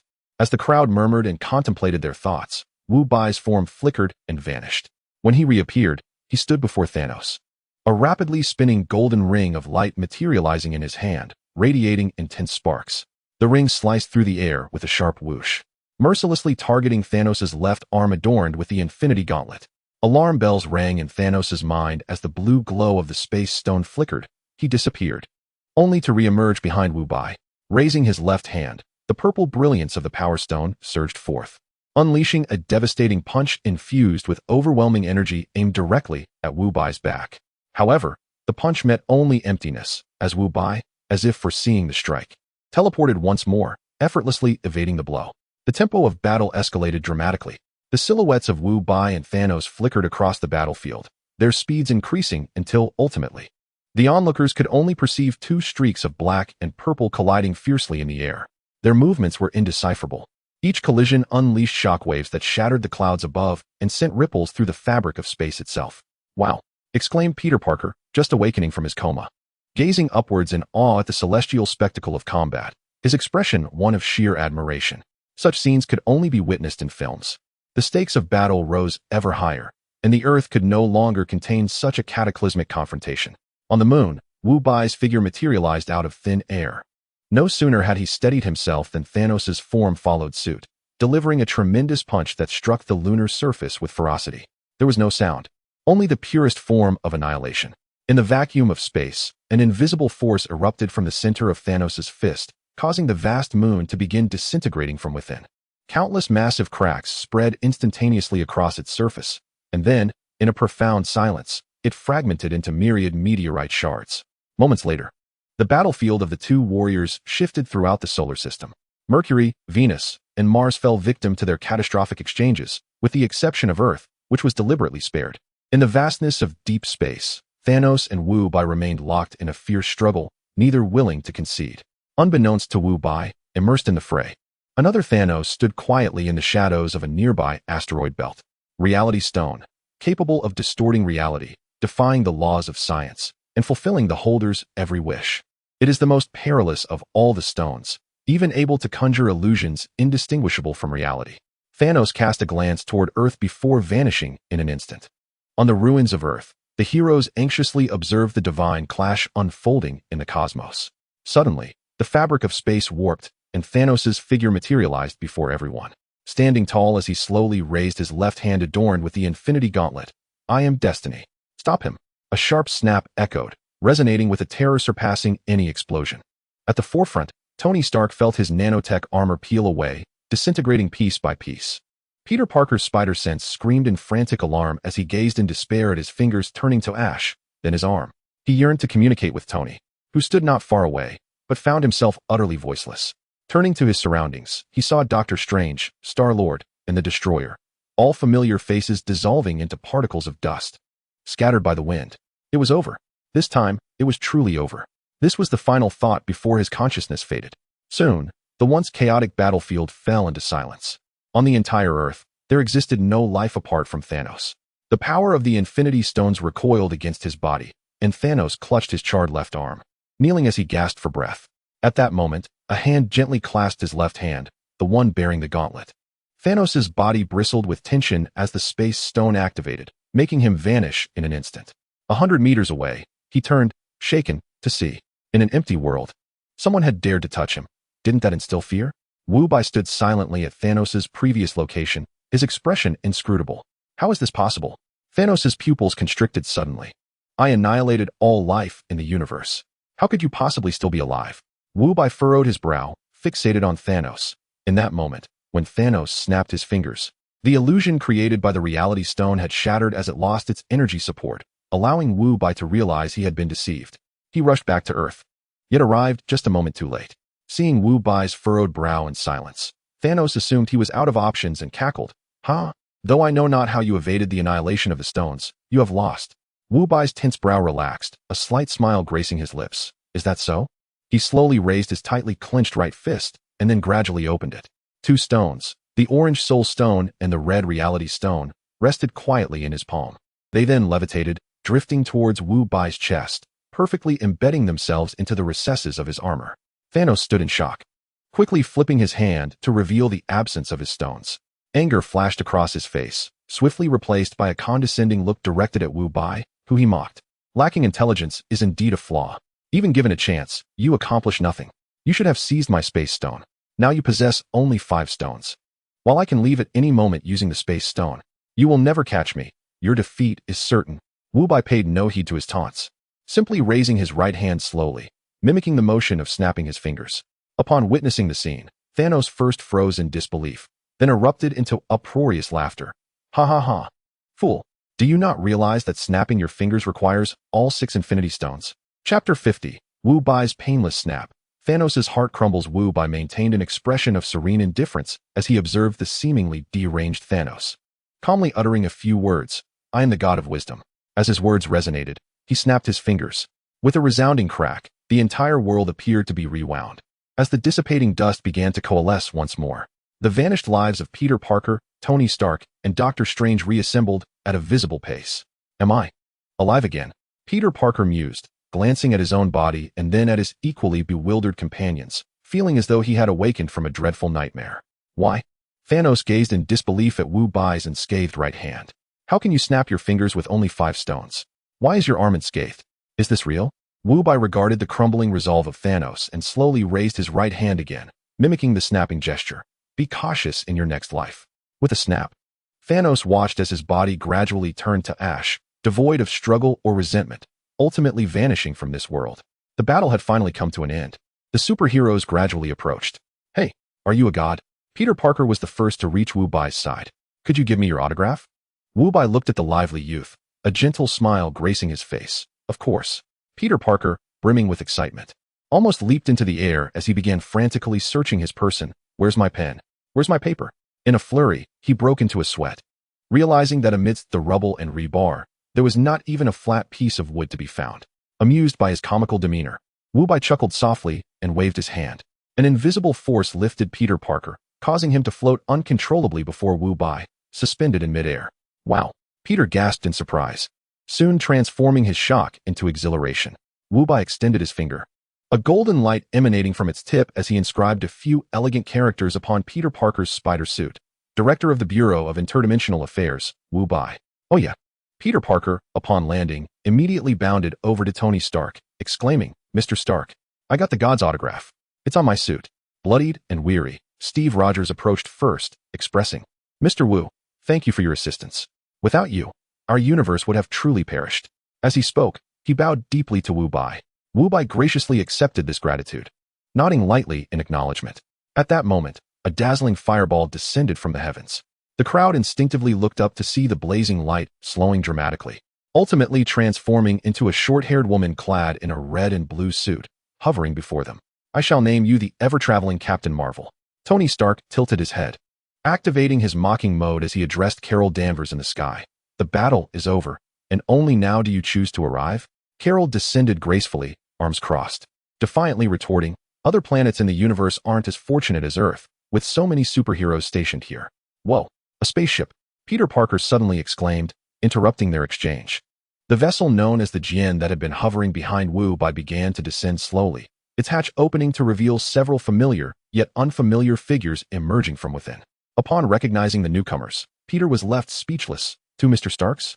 Steve Rogers surveyed the devastated ruins surrounding him, a flicker of helplessness and regret crossing his face as he addressed Wu Bai. I apologize for the lack of hospitality. It seems we can only converse here for now. Wu Bai offered a gentle smile, gradually lifting his arm as a complex and immense green magic circle unfolded in his palm, swiftly expanding to envelop the entire ruin. In mere seconds, the obliterated Avengers headquarters restored itself to its former glory. The Avengers exchanged glances, their eyes reflecting profound astonishment, and they warmly welcomed Wu Bai and his companions into the Avengers base. Some other superheroes, curious about this celestial arrival, followed suit, eager to uncover the nature of the Jin Bureau, while others, occupied with post-war matters on their own planets, bid farewell and departed. However, as they entered the hall, their eyes were immediately drawn to Hawkeye, lying in a corner. Barton, Captain America rushed forward, kneeling beside him, carefully lifting him up and checking for a pulse. With a sorrowful expression, he turned to the others and shook his head. He is already gone. A profound silence enveloped the hall, the recent joy of survival overshadowed by immense grief. Yet, before the sorrow could fully settle, the previously declared deceased Barton suddenly coughed violently twice and slowly opened his eyes, uttering the bewildering words, "You all died too?" Everyone's gaze swiftly turned to Wu Bai, who gradually retracted his right hand, the green glow fading alongside it. In unison, Tony, Steve, and Banner bowed deeply to Wu Bai. Nearby, the Jin Bureau's Thor surveyed his disheveled counterpart with disdain. How have you come to look this way? Does your mother not admonish you? The jovial smile on the beer-bellied Thor froze at the mention of mother, oblivious to the other's reaction. The Jin Bureau's Thor continued passionately. Take me to Asgard. I wish to see this world's Asgard and meet my father and mother. The voice of the beer-bellied Thor trembled. My mother was slain by the Dark Elves. The excitement on the Jin Bureau's Thor's face abruptly vanished. Father and Loki are dead as well. In the midst of a tense moment, the agent from the Bureau, Thor, inquired with an inscrutable expression, "Do not tell me that Asgard has perished as well?" Tears streamed down the weathered face of beer-bellied Thor, who nodded heavily. Indeed, but we have established a new Asgard here on Earth. No sooner had he spoken, than with a resounding crash, the rotund Thor burst through the sturdy walls of the base. landing heavily on the lawn outside. Within the confines of the base, the Agent Thor's eyes sparked with fury as he gradually retracted his recently kicked right foot. In an instant, he propelled himself forward, causing the ground beneath him to fracture, transforming him into a streak of lightning that charged towards the beer-bellied Thor, who had just regained his footing, delivering a relentless barrage of blows. Is this how you protect your mother? Is this how you safeguard Loki? Is this how you defend Asgard? Outside the Avengers' base, the sounds of fists striking flesh echoed incessantly, interspersed with the furious roars of the Agent Thor. The others within the base stood in stunned silence, gazing at the gaping hole in the wall before turning their questioning eyes towards Wu-Bai. He merely shrugged. You all know Thor's temperament. Let them sort it out themselves. The group exchanged glances, ultimately opting for silence. In stark contrast, the atmosphere nearby was considerably more harmonious. As two Tony Stark stood alongside Pepper and Peter Parker, the Avengers Tony nudged his alternate self with his elbow, winking playfully. So, have you and Pepper taken that step? The Agent Tony awkwardly rubbed his nose. Soon, very soon. In an attempt to divert attention from his discomfort, he curiously turned to Peter Parker, asking, and who might this be? The Avengers Tony wrapped an arm around Peter's shoulders, declaring, my son. Following their recent brush with death, Tony had resolved to formally adopt Peter Parker, welcoming him into the Stark family. Peter stood there, flabbergasted. Father Iron Man? With whom? The Agent Tony appeared taken aback. His curiosity piqued. The Avengers Tony retorted, exasperated. Oh, come on. He is my adopted son. This kid is exceptional and could be groomed as my successor. At that moment, a small girl in an adorable princess dress came running up, her little legs propelling her forward, with Happy trailing behind, wearing a broad smile. As she approached, the girl suddenly halted, tilting her head in confusion, her large eyes darting between the two fathers, two daddies. Oh my gosh, exclaimed the Agent Tony upon seeing Morgan, his surprise evident as he rushed forward, somewhat clumsily lifting Morgan from Happy's side. Although little Morgan could not discern which of the two was her true father, she nonetheless reached out her tiny hand to wrap around Tony's neck, softly calling out, Daddy. It was the utterance of Daddy that melted the heart of Tony from the International Bureau. It seemed as if a thought had crossed his mind. Cradling Morgan in his arms, he rushed towards Wu-Bai, his face radiating an undeniable pride. Wu, look, my daughter. Isn't she adorable? Morgan, quickly, call your godfather. Godfather. Little Morgan exclaimed in a sweet, high-pitched voice, her bright eyes gazing at Wu-Bai with curiosity. Wu-Bai smiled and nodded, gently patting her small head. Hey. Tony from the International Bureau grinned mischievously. As her godfather, shouldn't you bestow a blessing? Hurry, give our daughter some buffs. Anything will do. I'm not picky. Chapter 51. Wu-Bai curses Morgan. Zombie Janet Wu-Bai was left speechless, realizing that Tony had been waiting for him. However, he did not decline. With a serious expression, he summoned the 5 gemstones embedded in his armor, which simultaneously emitted a brilliant light. Wu-Bai began to speak, his voice taking on an ethereal and authoritative tone, echoing as if a divine proclamation were being made. I declare, Morgan Stark, may you be free from all calamities and enjoy a life of health. I declare, Morgan Stark, shall become one cursed by knowledge. At the moment the second statement was uttered, both Tony Stark present felt a jolt, as if a profound sense of kinship had washed over them, akin to encountering kindred spirits. The sensation was inexplicably vivid. A soft halo enveloped little Morgan, lingering for a few seconds before gradually fading away. Remarkable. Tony from the International Bureau exclaimed with delight, as he excitedly returned to the side of the Avengers Tony and Pepper, holding Morgan close. Thank you, both Avengers Tony and Pepper expressed, bowing deeply in gratitude. Tony from the International Bureau waved dismissively. It's nothing. We are all family. Just then, Rhodey entered clad in his armor, observing the harmonious yet peculiar scene before him. Hi, both Tonys. Hi, little Morgan, you've grown taller. Rhodey chuckled, reaching out to pat Morgan's head. Everyone smiled at the heartwarming moment. However, just as Rhodey's metallic hand was about to touch Morgan's head, a hand as swift as lightning grasped his wrist. Rhodey turned in astonishment, meeting Wu-Bai's cold gaze. A chill surged from the depths of Rhodey's heart, and he awkwardly chuckled. I was just going to pat little Morgan. Fearing that Wu-Bai might not understand their relationship, the Avengers Tony hurriedly explained, Mr. Wu, this is James Rhodes, my dear friend, and also little Morgan's Uncle Rhodey. Wu-Bai, upon hearing this, did not release his grip. Instead, he tightened it gently. With a crunch, under the terrified gazes of everyone, Rhodey's sturdy armor, along with the arm within it, was crushed by Wu-Bai's grip. No. Both Tonys cried out in unison, but it was too late. The intense pain elicited a scream from Rhodey, one that seemed inhuman.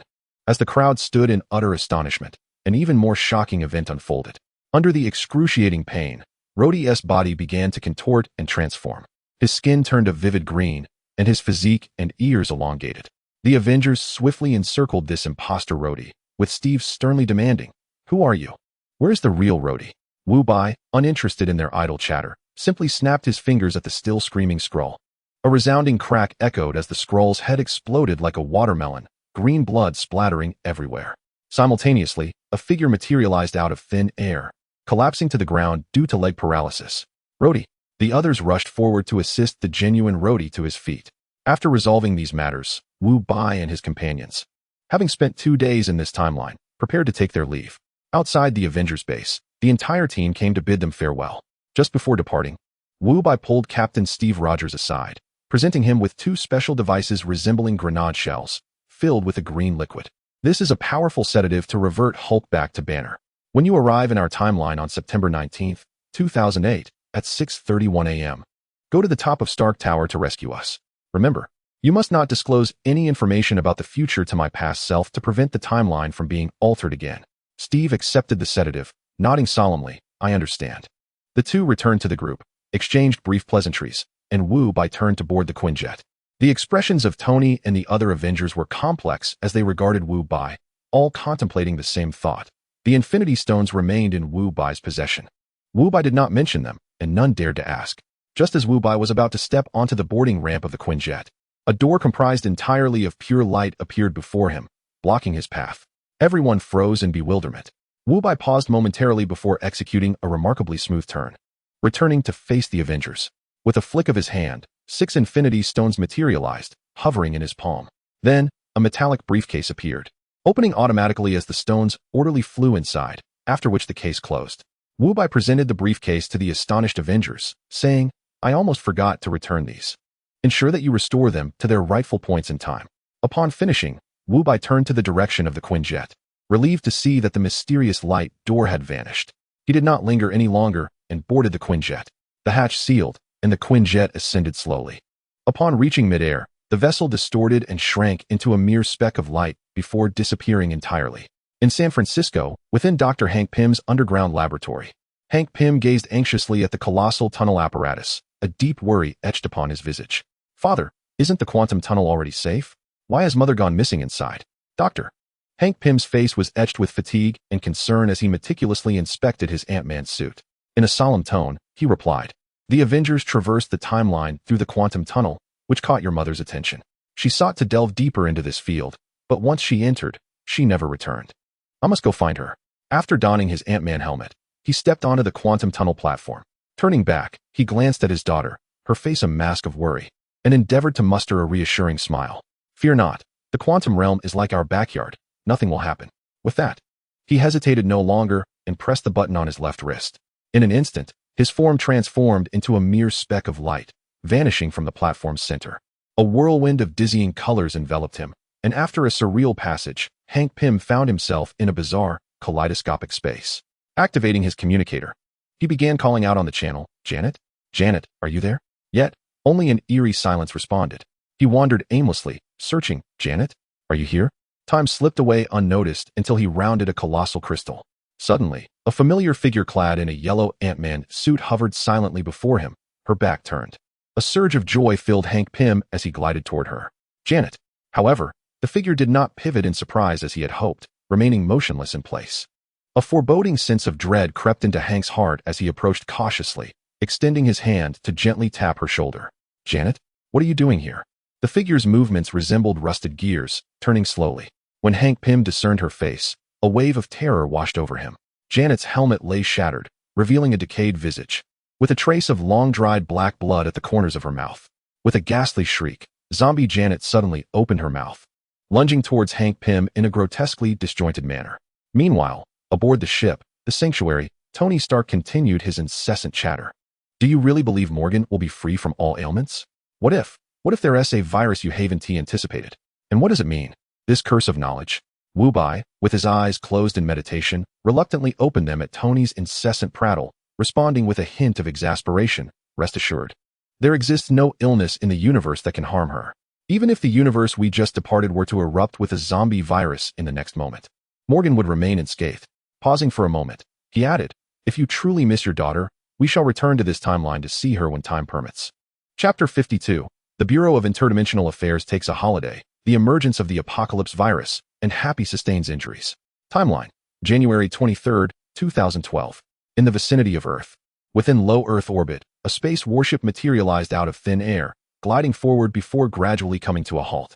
Inside the control room, Thor, who had remained silent throughout the journey, rose from his seat and approached Wu Bai, stating, "Director, I would like to request a leave of absence to return to Asgard." "Very well," Wu Bai nodded, refraining from further inquiry. He sensed that this temporal journey had profoundly affected Thor. Upon receiving permission, Thor turned and strode out. Shortly thereafter, the ship, the Jian, experienced a slight tremor. Both Tony and Banner, engrossed in analyzing data, lifted their heads with a look of alertness in the silence of space. Any anomaly could prove fatal. Suddenly, Shihi's voice rang out urgently, warning. An unknown energy attack has been detected against the warship. The left side of the deck has been breached, and Thor has vanished after being struck by this unknown energy. Wu Bai then instructed Tony and Banner to rush to the viewport, where they beheld a large, irregular hole on the left deck, its edges shimmering with remnants of rainbow-colored energy. "What is happening?" Tony exclaimed in astonishment. "Nothing to worry about. When Thor returns, I shall take good care of him," Wu Bai replied. At that moment, Tony suddenly pointed towards Earth below, exclaiming, "Wu, look, your homeland is exploding." Furrowing his brow, Wu Bai walked over, and upon witnessing the spectacle below, he was left speechless. "Shihi, what is today's date?" "It is January 23, 2012, the first day of the Lunar New Year, with the time being precisely midnight 12 o'clock. At that very moment on the land of China, countless fireworks burst into the sky, creating a dazzling display that truly resembled a silent explosion when viewed from space. Wu Bai gazed at the resplendent fireworks below and calmly instructed, "Notify everyone that we shall also observe the New Year's holiday." As soon as he finished speaking, his form flickered and vanished from sight. Meanwhile, in a barbecue restaurant a few streets away from Stark Tower in New York, Happy sat alone in a corner, indulging in succulent grilled meat with a blissful expression on his face. The establishment's business was neither thriving nor failing. It was situated on a bustling commercial street, alive with the vibrancy of life. On the commercial street, a man clad in heavy layers, topped with a baseball cap, navigated through the throngs of people. His attire was incongruous with the relaxed demeanor of those around him. As he passed by the barbecue restaurant's entrance, his body suddenly stiffened, and he grimaced, clutching his chest as he uncontrollably sank to the ground. The surrounding crowd quickly gathered, concerned. "Young man, are you all right? Do you need us to call an ambulance?" At that moment, the man at the center of attention began to exhibit fine cracks across his face, with what appeared to be molten lava flickering within. He then abruptly threw his head back and emitted a roar that was anything but human. A deafening explosion erupted from the body of the man, and a terrifying shockwave accompanied by a blaze surged outward in an instant, shattering the glass windows of every shop along the street simultaneously. The nearest barbecue restaurant bore the brunt of the blast. Before Happy could react, he was completely engulfed by the fire, his fate uncertain. In the Stark Tower, atop the building, Tony stood before a bewildered Pepper, a rose delicately held between his lips. Initially resistant, Pepper's demeanor shifted to astonishment as Tony recounted their journey through the timelines, where they encountered another version of themselves alongside little Morgan. "Our daughter, could she truly be that adorable?" she pondered. "Of course," Tony affirmed, nodding with an unmistakable longing etched across his face. Pepper instinctively rubbed her palms together, her heart wavering before she seemed to resolve within herself. "All right, I agree." Overjoyed, Tony rushed forward to kiss Pepper, but just as their lips were about to meet, a dull explosion reverberated, shaking the very foundations of Stark Tower. Pepper's cheeks flushed as she gently pushed Tony away, hastening toward the vast floor-to-ceiling window. With a sigh of disappointment, Tony followed suit. Outside, a plume of black smoke intertwined with flames was slowly rising from several streets away. "What on earth happened?" Pepper inquired. Bewildered, furrowing his brow, Tony gazed at the distant fire. "It appears to be a gas explosion. This is something for the firefighters to handle." After speaking, he turned to embrace Pepper once more, eager to fulfill the moment they had just lost. At that instant, Jarvis's voice disrupted their intimacy, echoing through the office. "Sir, according to Mr. Happy's mobile location, he is at the epicenter of the explosion." Tony and Pepper's expressions transformed from warmth to shock. He dashed to the nearby armor, which began to unfold layer by layer, and without hesitation, he stepped inside. With a series of crisp clicks, the armor swiftly sealed around him. In the next moment, fully equipped, Tony shattered the glass window, shooting forth like a streak of red and gold toward the site of the explosion. Soon, he reached the heart of the blast.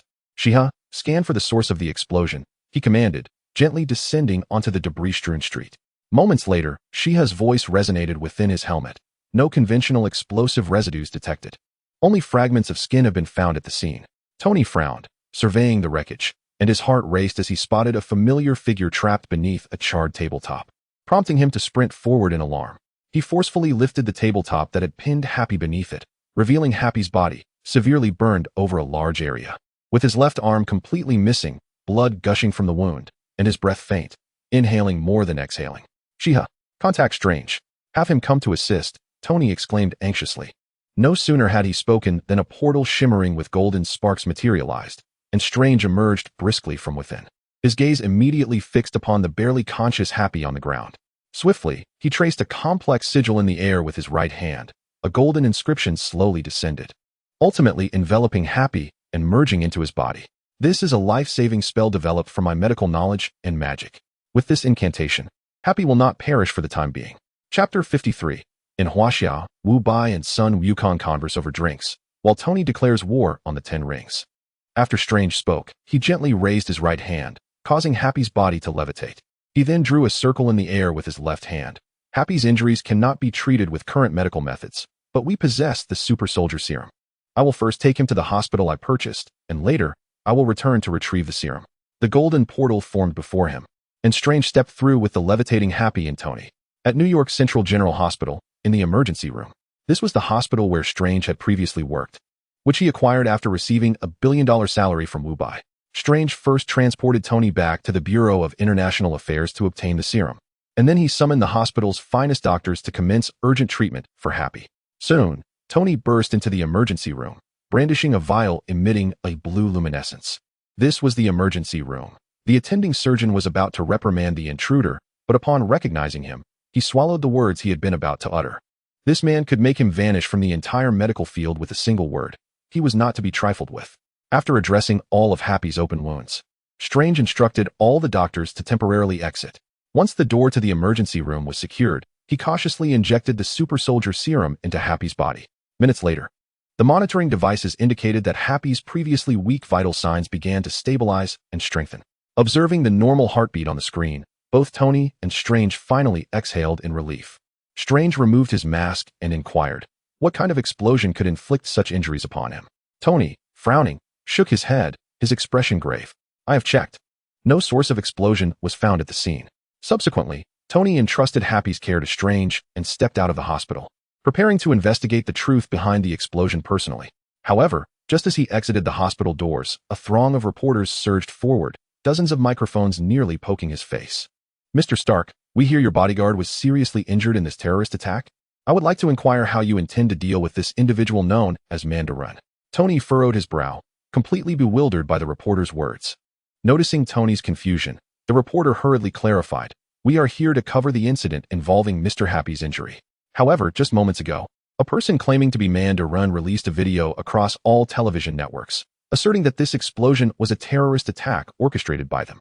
What is your stance on the severe injuries inflicted upon those around you?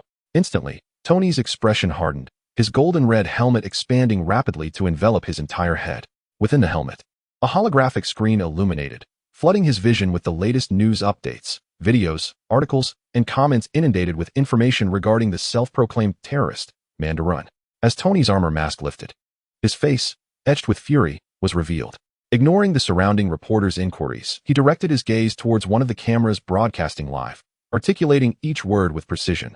Listen, whoever this Mandarin may be, I, Tony Stark, hereby declare war on your 10 Rings organization, no matter where you are in the world. Should you show your face, I will personally ensure you meet your demise. Of course, I wholeheartedly invite you to come find me. My address is Malibu Beach. Seaside Villa, I'm always ready for a visit. If you dare not come, then you are nothing but a coward who can only hide in his wife's embrace, weeping like a child. With that, Tony's armor mask sealed shut, and the thrusters beneath him erupted in a blaze, propelling him skyward until he vanished into the horizon. In a remote mountainous region of China, within a heavily fortified estate, a distinguished man clad in a suit lounged on an expansive sofa, adorned with 5 ancient circular rings on each arm. The television displayed Tony Stark's speech. Initially unfazed, the man, having lived for over 1,000 years, had long since transcended emotional impulses. However, upon the mention of his wife, his countenance darkened with rage. He rose abruptly, the 5 rings on his right hand glowing with a brilliant blue light, and with a furious punch, he struck the wooden tea table before him. Boom! The table disintegrated into dust in an instant. At that moment, an elder in traditional attire, appearing to be in his 70s, hurried into the room, respectfully asking, "Master, what has transpired?" With gritted teeth, Wen Wu declared, "Arrange for a plane to New York. I shall personally eliminate Tony Stark." In the vibrant nightlife of another city in China, Wu Bai sat alone at a bustling night market eatery, savoring the long-lost tranquility and harmony. Just then, a man in a baseball cap and a simple jacket casually took a seat at the empty spot in front of Wu Bai. "Mind if we share the table?" Wu Bai smiled and shook his head. "Feel free to sit." The man appeared quite at ease, calling out to the chef stirring a pot nearby, "Uncle Zhang, bring us 24 beers."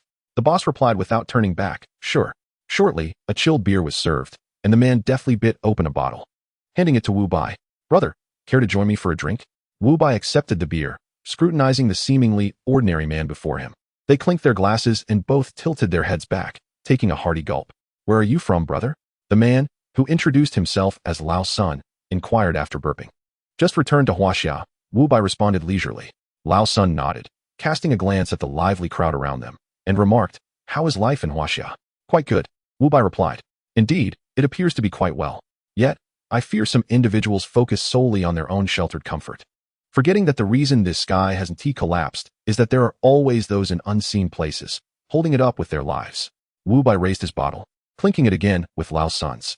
Someone must bear the burden and forge ahead. They exchanged a knowing smile, conversing and drinking until they had finished 24 bottles. Wu Bai stood up. "I must be on my way." Lao Sun nodded. "Next time we meet, we must drink until we're thoroughly inebriated."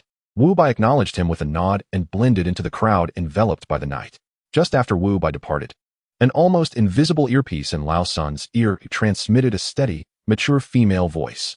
"Sun Wukong, you should bring him to the Divine Spear Bureau." Sun Wukong stood up, stretching lazily. "Apologies, I heed the tune, not the proclamation." With that, he turned and walked toward a dark, deserted alley. Nimbus. In New York, at the airport, a private jet descended slowly, coming to a smooth halt on the private tarmac. The cabin door opened, and Wen Wu descended, his gaze coldly scanning the unfamiliar city without acknowledging anyone. On the tarmac, a group of members from the Ten Commandments gang, clad in black suits, awaited his arrival, standing rigidly with solemn expressions. Upon seeing Wen Wu, a small leader dashed from the ranks, jogging to Wen Wu's front, bending almost to a right angle in deference as he reported, "Boss, Tony Stark is at his Malibu villa. Our people have been monitoring him. He hasn't left." Chapter 54. I am Wen Wu, but you may also refer to me as Master Man. In the basement of a villa at Malibu Beach, Tony Stark paced irritably. "Jarvis, have you traced Master Man's location?" "Yes, sir. Based on the live television broadcast signal, Master Man is currently in Miami, Florida," Jarvis replied. "Excellent." Tony's gaze turned icy as he approached the suit, standing a short distance away. As he drew nearer, the suit emitted a subtle mechanical whirring, opening slowly from the center outward. Tony stepped inside, and with a series of clicks, the suit enveloped him completely. Just then, a series of explosions erupted, shaking the entire building. Before Tony could react, the floor beneath him suddenly collapsed, and the entire villa began to disintegrate, plummeting toward the precipice. Damn it! The thrusters of Tony's armor erupted with maximum power, propelling him forcefully through the gaps in the crumbling walls. Just as he escaped the immediate danger, alarms blared within the suit as 2 missiles screamed towards him, their target set on his airborne form. In a split second, Tony maneuvered his armor to execute a daring roll midair, the missiles narrowly grazing his chest plate and back before crashing heavily into the debris of the falling villa. Boom! 2 thunderous explosions echoed behind him. "Do you think I lack temper?" The armor on Tony's shoulder opened up, revealing a row of precision mini-missiles. Whoosh! Dozens of mini-missiles soared towards the 3 armed helicopters still hovering above. Boom!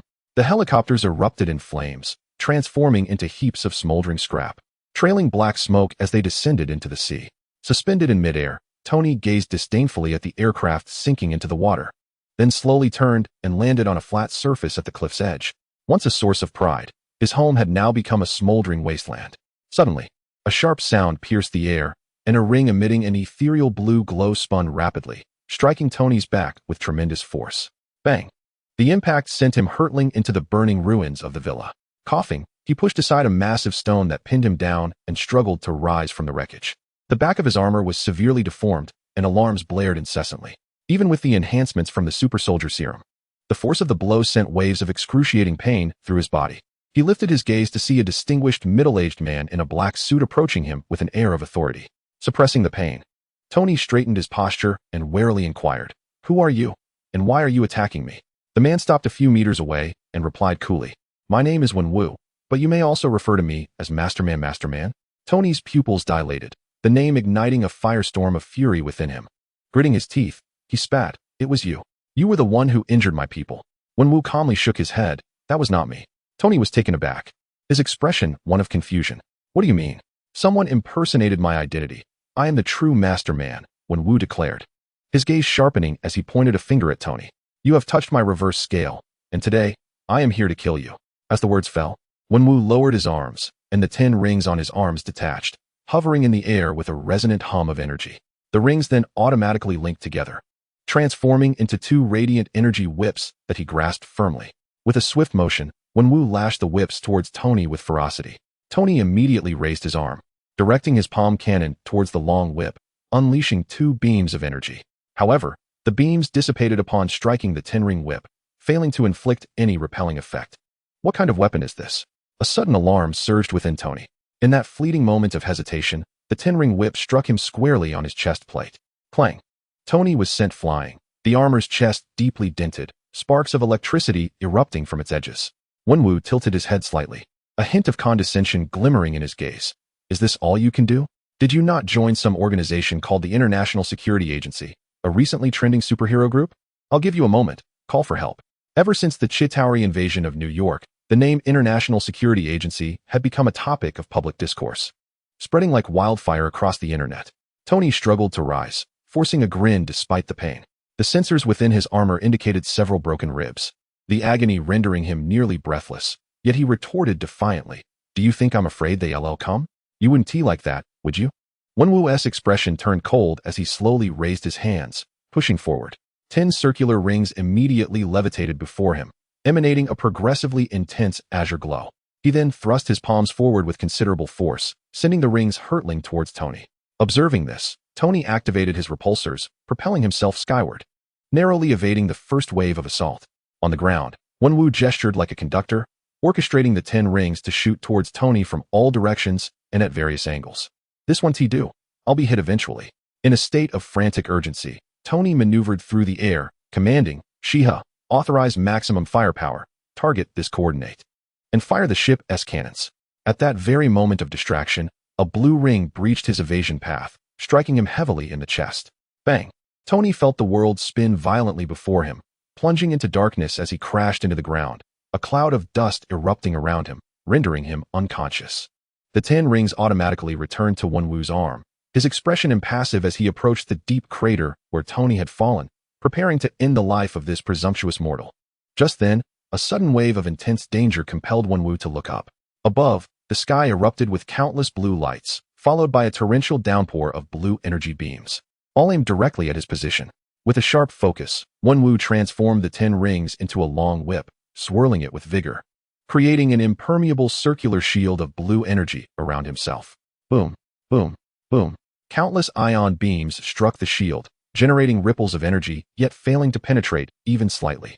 As Wenwu exerted all his might to withstand this saturation attack from space, deep within the crater, the propulsion system of Iron Man's armor suddenly ignited. Within the armored suit, the electronic voice of J.A.R.V.I.S. resonated. Emergency evacuation protocol initiated, proceeding to navigation destination, Miami, Florida. In the next instant, Iron Man's armor soared into the sky, transforming into a streak of light that vanished into the horizon.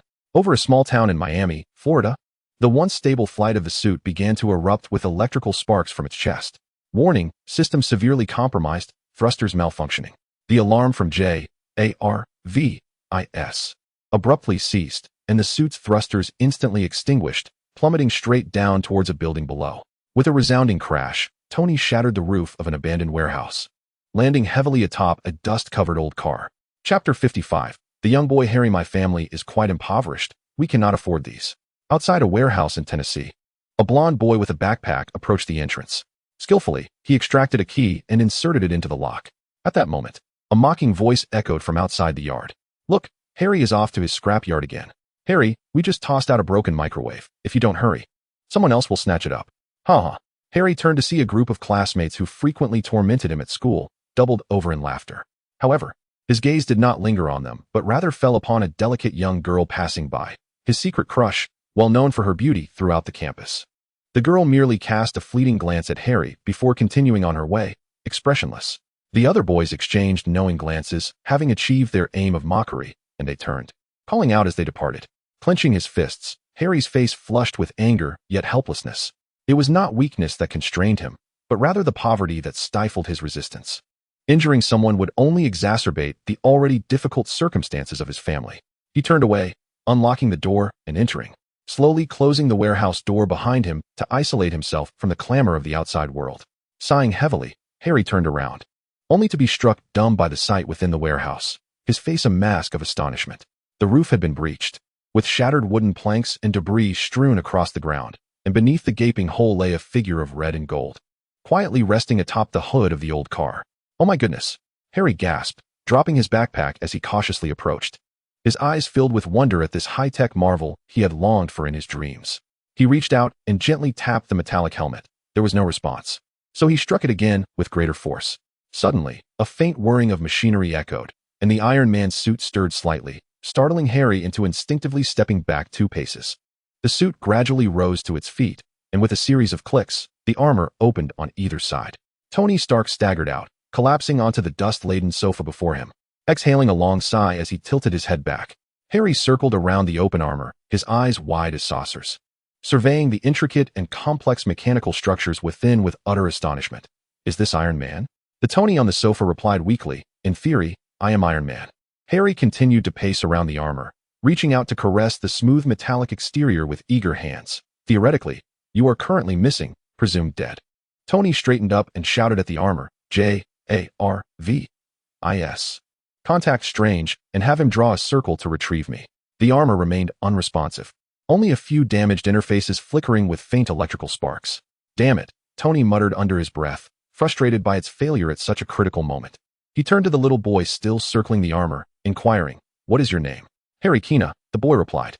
Tony nodded, his gaze sweeping across the disorganized yet orderly array of maintenance tools on the workbench, asking, "Very well. Harry, do you have a computer? Or a phone will suffice." To Tony, a child with a workshop should possess such basic equipment. Harry shook his head, his expression dimming with disappointment as he said, "No. My family is quite poor and cannot afford these things."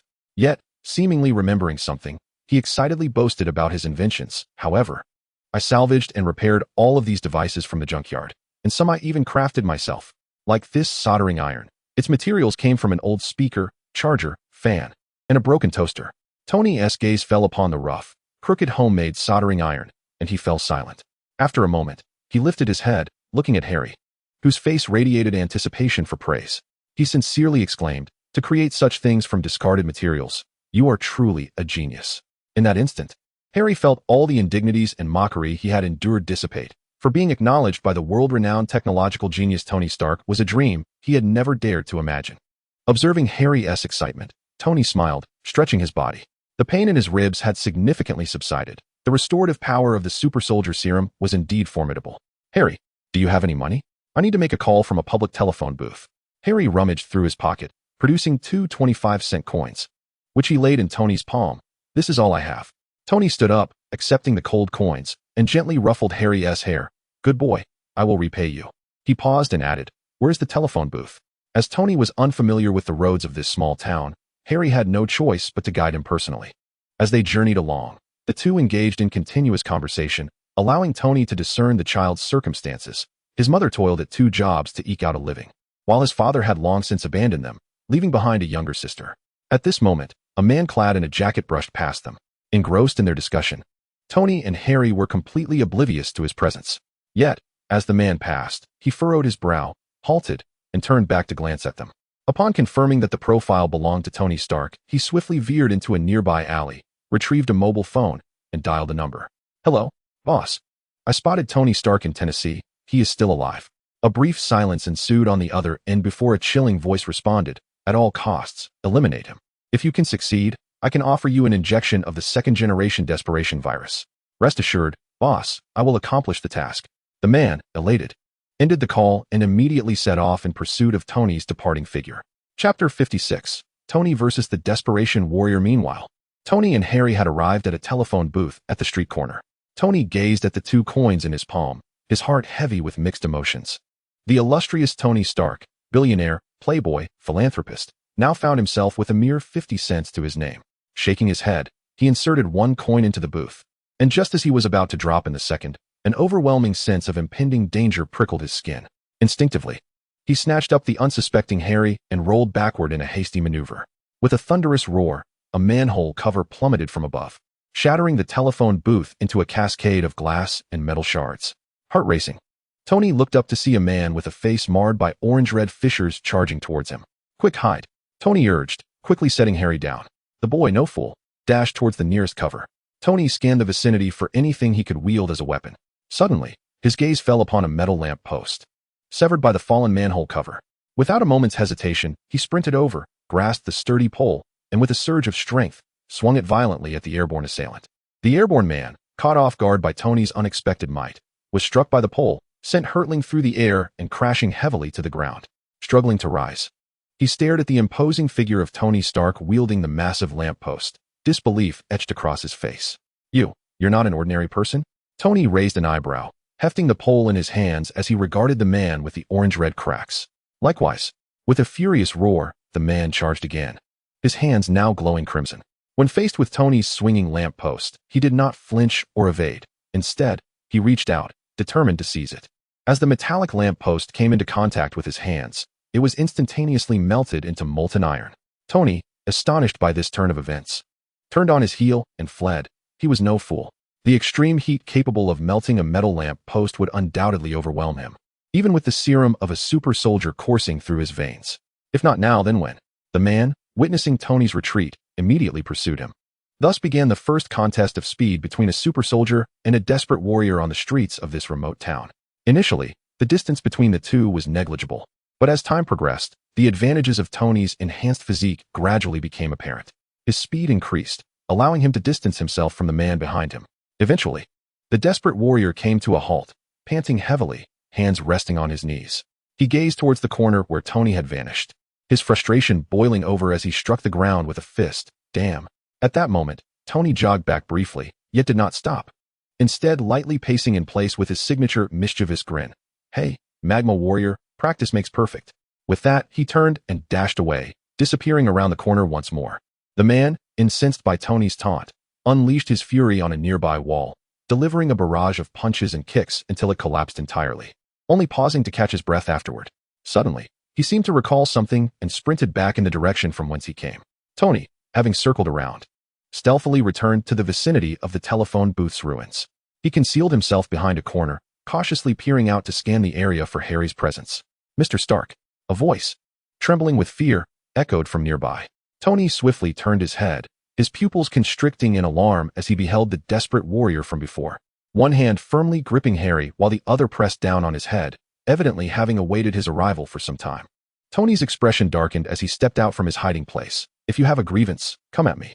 What sort of man holds a defenseless child hostage?" The man sneered, tightening his grip on Harry's neck as he advanced slowly towards Tony. Tony remained composed, and as the man closed the distance, he seized Tony by the throat, effortlessly lifting him off the ground. "Run. Aren't you the fast one?" He carelessly hurled the trembling Harry aside. Soon after, the man's hand gripping Tony's neck began to redden, emitting a sizzling sound. Tony's face flushed as smoke began to rise from his neck, accompanied by the scent of charred flesh. Just as he braced himself for a fiery demise, a whirring golden halo flashed by. Tony felt a sudden release around his neck, and he collapsed to the ground alongside the man's severed arm. The warrior let out a muffled grunt, but before long, a new arm began to regenerate at an astonishing pace before his very eyes. "Tony, it appears you have enjoyed a truly unforgettable annual leave." A familiar voice resonated in the void, as Wu Bai leisurely emerged from the emptiness. This scene left the formidable warrior in utter astonishment. His entire being radiated a crimson glow, his surface temperature surged rapidly, and he assumed a combative stance, as if facing an imminent threat. Wu Bai's gaze shifted from Tony to the man, casting a fleeting glance at the crimson figure. At that moment, from behind the man, phantoms formed from pure darkness materialized, extending their claws to envelop him entirely. In an instant, all the skeletons exerted their force simultaneously, and before the once mighty warrior could even emit a cry of despair, he was torn asunder into a cascade of heroic fragments. Wu Bai approached Tony and extended his hand. Tony grasped it, leveraging the support to rise. His heart still racing as he remarked, "It seems I must continue to upgrade my armor. This world grows ever more bizarre, with an increasing number of superpowered individuals." Wu Bai chuckled softly. "This is no superpower. Rather, it is an artificially engineered genetic warrior, perfected with your own technology. Thus, theoretically, you have been attacked by a weapon of your own making." Tony, bewildered, replied, "Do not mislead me. I have little education. I perfected it. How could I be unaware of this?" Wu Bai offered him a hint. In 1999, in Basel, Switzerland, a botanist named Maya Hansen. Chapter 57. The Dark Neza, Ancient One, and Odin descend simultaneously to protect Wu Bai. Tony slapped his forehead, and forgotten memories surged forth as he recalled. Bloody hell. Dusty Harry trotted over to Tony, expressing concern. "Mr. Stark, are you all right?" Tony affectionately ruffled Harry's hair and introduced him to Wu Bai. "This is Harry." He then introduced Harry to Wu Bai. "This gentleman is our director at the Interdimensional Security Bureau." Wu Bai smiled and greeted the young boy. "Hello, Harry." "Hello," Harry responded timidly. Casting a fearful glance at Wu Bai, who had just summoned terrifying skeletons to obliterate a villain. "Let us escort Harry home," Wu Bai declared. And before Harry and Tony could react, they found themselves in the familiar warehouse where Harry resided. A woman's piercing scream filled the air. Harry's mother, concerned after work, had come to check on her son. Upon entering the warehouse, she discovered a gaping hole in the roof and chaos strewn about. As she panicked, preparing to search for Harry, 3 figures materialized before her. "Mom," Harry exclaimed, rushing towards her. "Harry, are you all right?" His mother enveloped him in a tight embrace, anxiously inspecting him. Tony leaned closer to Wu Bai and whispered, "Wu, do you have any cash?" Wu Bai extracted a thick bundle of cash from the inner pocket of his suit, which he estimated to be no less than $10,000. Tony took the money, approached the startled mother and son, briefly elucidating the situation, before handing over the money as compensation. Subsequently, Wu Bai and Tony bid farewell to Harry and his mother, their figures flickering before vanishing into thin air. In the next moment, Wu Bai and Tony materialized at a port. Observing the entire dock, Tony noted the vigilant sentinels patrolling the area. His expression grew grave. Were these individuals warriors of desperation? Wu Bai nodded, instructing, "Wait for me here. The desperation virus is a remarkable asset. I shall retrieve it and repurpose it for our use." With that, Wu Bai vanished in a flash. At a certain location within the port, in a vast underground laboratory, Wu Bai's form appeared out of thin air. "Who are you? How did you get in?" "Security." "Where's security?" A flurry of alarm spread among the scientists in white lab coats upon Wu Bai's sudden emergence. Just then, a black skeletal figure silently appeared behind each scientist, and with a series of crackling sounds, everyone in the laboratory collapsed to the ground instantaneously. With a sweeping gesture, Wu Bai made all the equipment, documents, and virus samples vanish, soon following suit himself. Outside the port, Wu Bai reappeared before Tony, gazing up at the sky as he calmly uttered, "He, activate the battleship's main cannon and obliterate the entire port." "Understood." A clear female voice resonated from all directions, directly reaching the ears of the two men. "How is this even possible?" Tony exclaimed in astonishment. "It's merely a matter of allowing the sound to bypass spatial constraints and transmit directly to the battleship," Wu Bai explained nonchalantly. At that moment, a colossal beam of light pierced down from the clouds above, and before the warriors of desperation could even react, they were utterly disintegrated into their most fundamental particles amidst the overwhelming light and heat.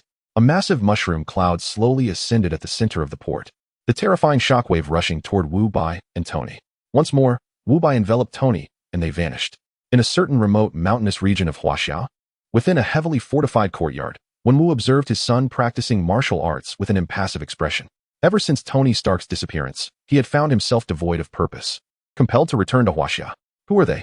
A member of the 10 Rings, practicing martial arts, suddenly exclaimed in alarm, when Wu and his son, Shang-Chi, abruptly turned to see 2 individuals standing in the middle of the training ground.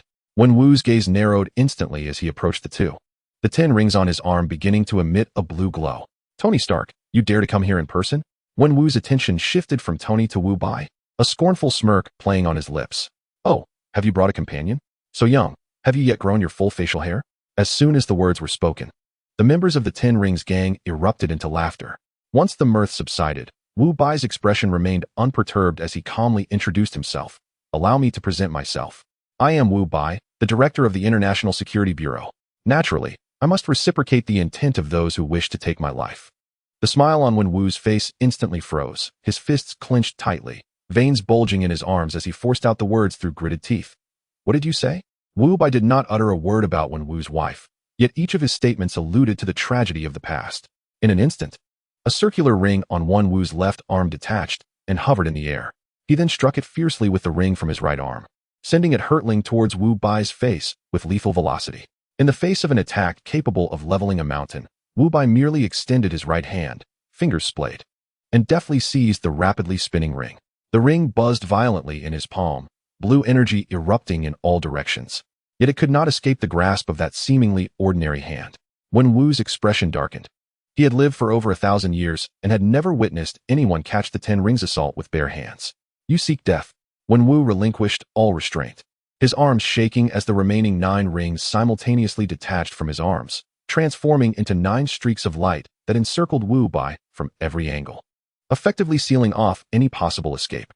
Faced with this web of attacks, Wu Bai did not even lift his gaze, still examining the ring in his hand. At that moment, the 9 rings that were about to strike Wu Bai suddenly vanished. Wen Wu was left utterly dumbfounded, staring vacantly at the empty space before him. Then glancing at his own arms, he exclaimed in disbelief, "Where are my rings? My large ring." Wu Bai slowly raised his head, a hint of perfectly measured confusion gracing his features. Yours? When did these 10 rings become yours? Haven't they always belonged to me? Wen Wu's lips twitched uncontrollably as he staggered back 2 steps, then abruptly turned and fled deep into the fortress with all his might. However, after just 2 steps, a beam of blue light pierced through his chest. His body stiffened suddenly as he lowered his gaze, observing the gaping hole in his torso from which blood gushed forth. He opened his mouth to speak, but all that escaped was a mouthful of blood, his face contorted with profound resentment as he collapsed heavily to the ground. Wu Bai beckoned, and the very ring that had penetrated Wen Wu returned to his hand.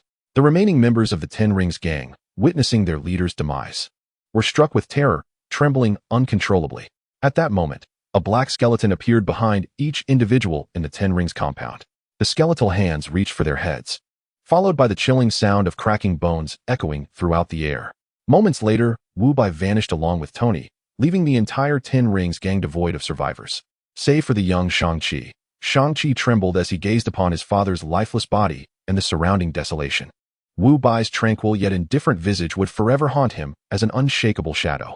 Within the confines of the Jian warship, Tony rushed into his laboratory upon his return, intent on comprehensively upgrading his armor. Wu Bai, however, made his way to a spacious chamber where he suspended 10 circular rings before him, beginning an intricate examination. He extended his finger, inscribing complex golden runes in the air above the rings. As the runes integrated, the intricate structures and energy circuits within the rings manifested before Wu Bai like a holographic projection. Fixating on a particular node, he murmured, "This is transmitting some sort of signal, but to where?" Upon deeper investigation, his brow furrowed slightly. Why does this entity contain 48 restrictions? Without further hesitation, he concentrated and commenced the unraveling of the first restriction. The initial barrier posed little challenge, and soon it was dispelled. In that instant, the rings began to tremble violently, gradually converging until, amidst a radiant glow, they fused together. When the brilliance subsided, the 10 rings had vanished, replaced by a pair of flaming wheels engulfed in black fire. Suddenly, an unexpected transformation occurred. The black flames on the wheels surged upwards, coalescing into a distinct figure in midair. This individual wielded a spear ablaze with dark flames, a red silk draping around him, manifesting the form of a 3-headed, 6-armed entity. His demeanor was both haughty and chilling, exuding a disquieting black aura. For the first time, Wu Bai's expression morphed into one of astonishment as he bolted upright. What in the world? Is that Neza? No, why is it a dark version? Before he could finish speaking, a golden portal materialized in the room, while a vibrant rainbow beam descended from above, piercing through the ship's ceiling. The figures of the Ancient One and King Odin emerged simultaneously, their faces etched with grave concern as they positioned themselves protectively before Wu Bai, their gazes fixed intently on the menacing Black Neza. Chapter 58. The Wounded Ancient One and Odin, the Multiverse as One. Wu Bai stared in disbelief at the 2 formidable beings shielding him. Surely, this can't warrant your intervention? What is the origin of this dark Neza? The Ancient One's expression was more solemn than ever. Without turning, she replied, I'll explain later. First, we must eliminate him. Barely had the words left her lips than she thrust her hands forward, distorting the entire room into a kaleidoscope of crystalline mirrors that enveloped them in layers. In an instant, the figures of Dark Neza, the Ancient One, and Odin vanished amidst the intricate reflections. Wu Bai, eager to follow and uncover the mystery, raised his hand to open the mirrored space. However, his efforts were in vain. It was evident that the Ancient One had manipulated the mirrored realm. Wu Bai furrowed his brow, a flicker of doubt stirring within him. Are these two old men plotting something against me by not allowing me entry? Since he could not gain access, he could only suppress his impatience and quietly wait in place. Time passed slowly, each second feeling like an eternity. The silence within the room was palpable, and Wu Bai could sense the terrifying energy fluctuations emanating from the mirrored space, even with a barrier of space between them. The cataclysmic force sent shivers down his spine. After approximately 10 minutes, the mirrored world gradually dissipated, restoring the room to its original state. The figures of Ancient One and Odin reappeared, their faces pale and marked by traces of blood that had yet to be wiped clean. Odin's grip on the eternal spear trembled slightly, while Ancient One held tightly onto two dim, lifeless black rings. Wu Bai's gaze flicked between the two, searching for any hint of pretense in their eyes or subtle expressions, but he found none. Their injuries were all too genuine, devoid of artifice. Wu Bai stepped forward, gesturing towards a nearby sofa, indicating for them to sit. What exactly is happening? Odin let out a heavy sigh, planting the eternal spear firmly on the ground, yet unusually remained silent, lost in contemplation. Ancient One gently placed the two black rings on the table before them. You should be familiar with these. They are the wind and fire wheels of Neza from your Chinese mythology. Wu Bai nodded, refraining from interjecting, and silently awaited her elaboration.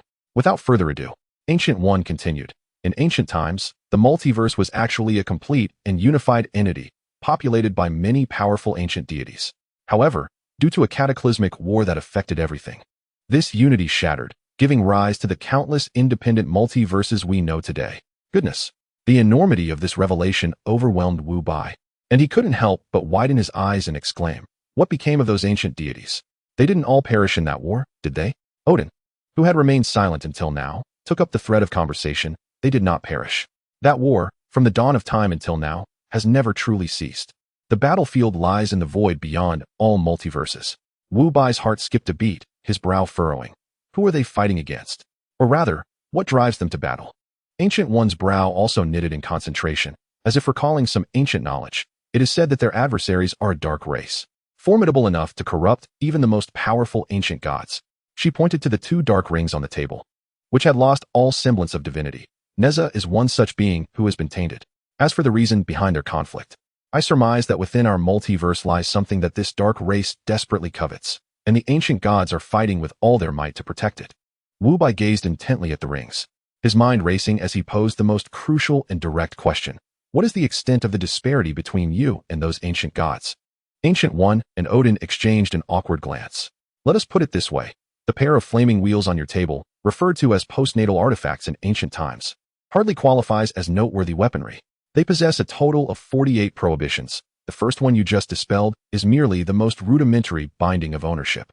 Moments ago, Odin and I joined forces with our utmost strength, yet we barely managed to overcome the illusory manifestation of that initial prohibition.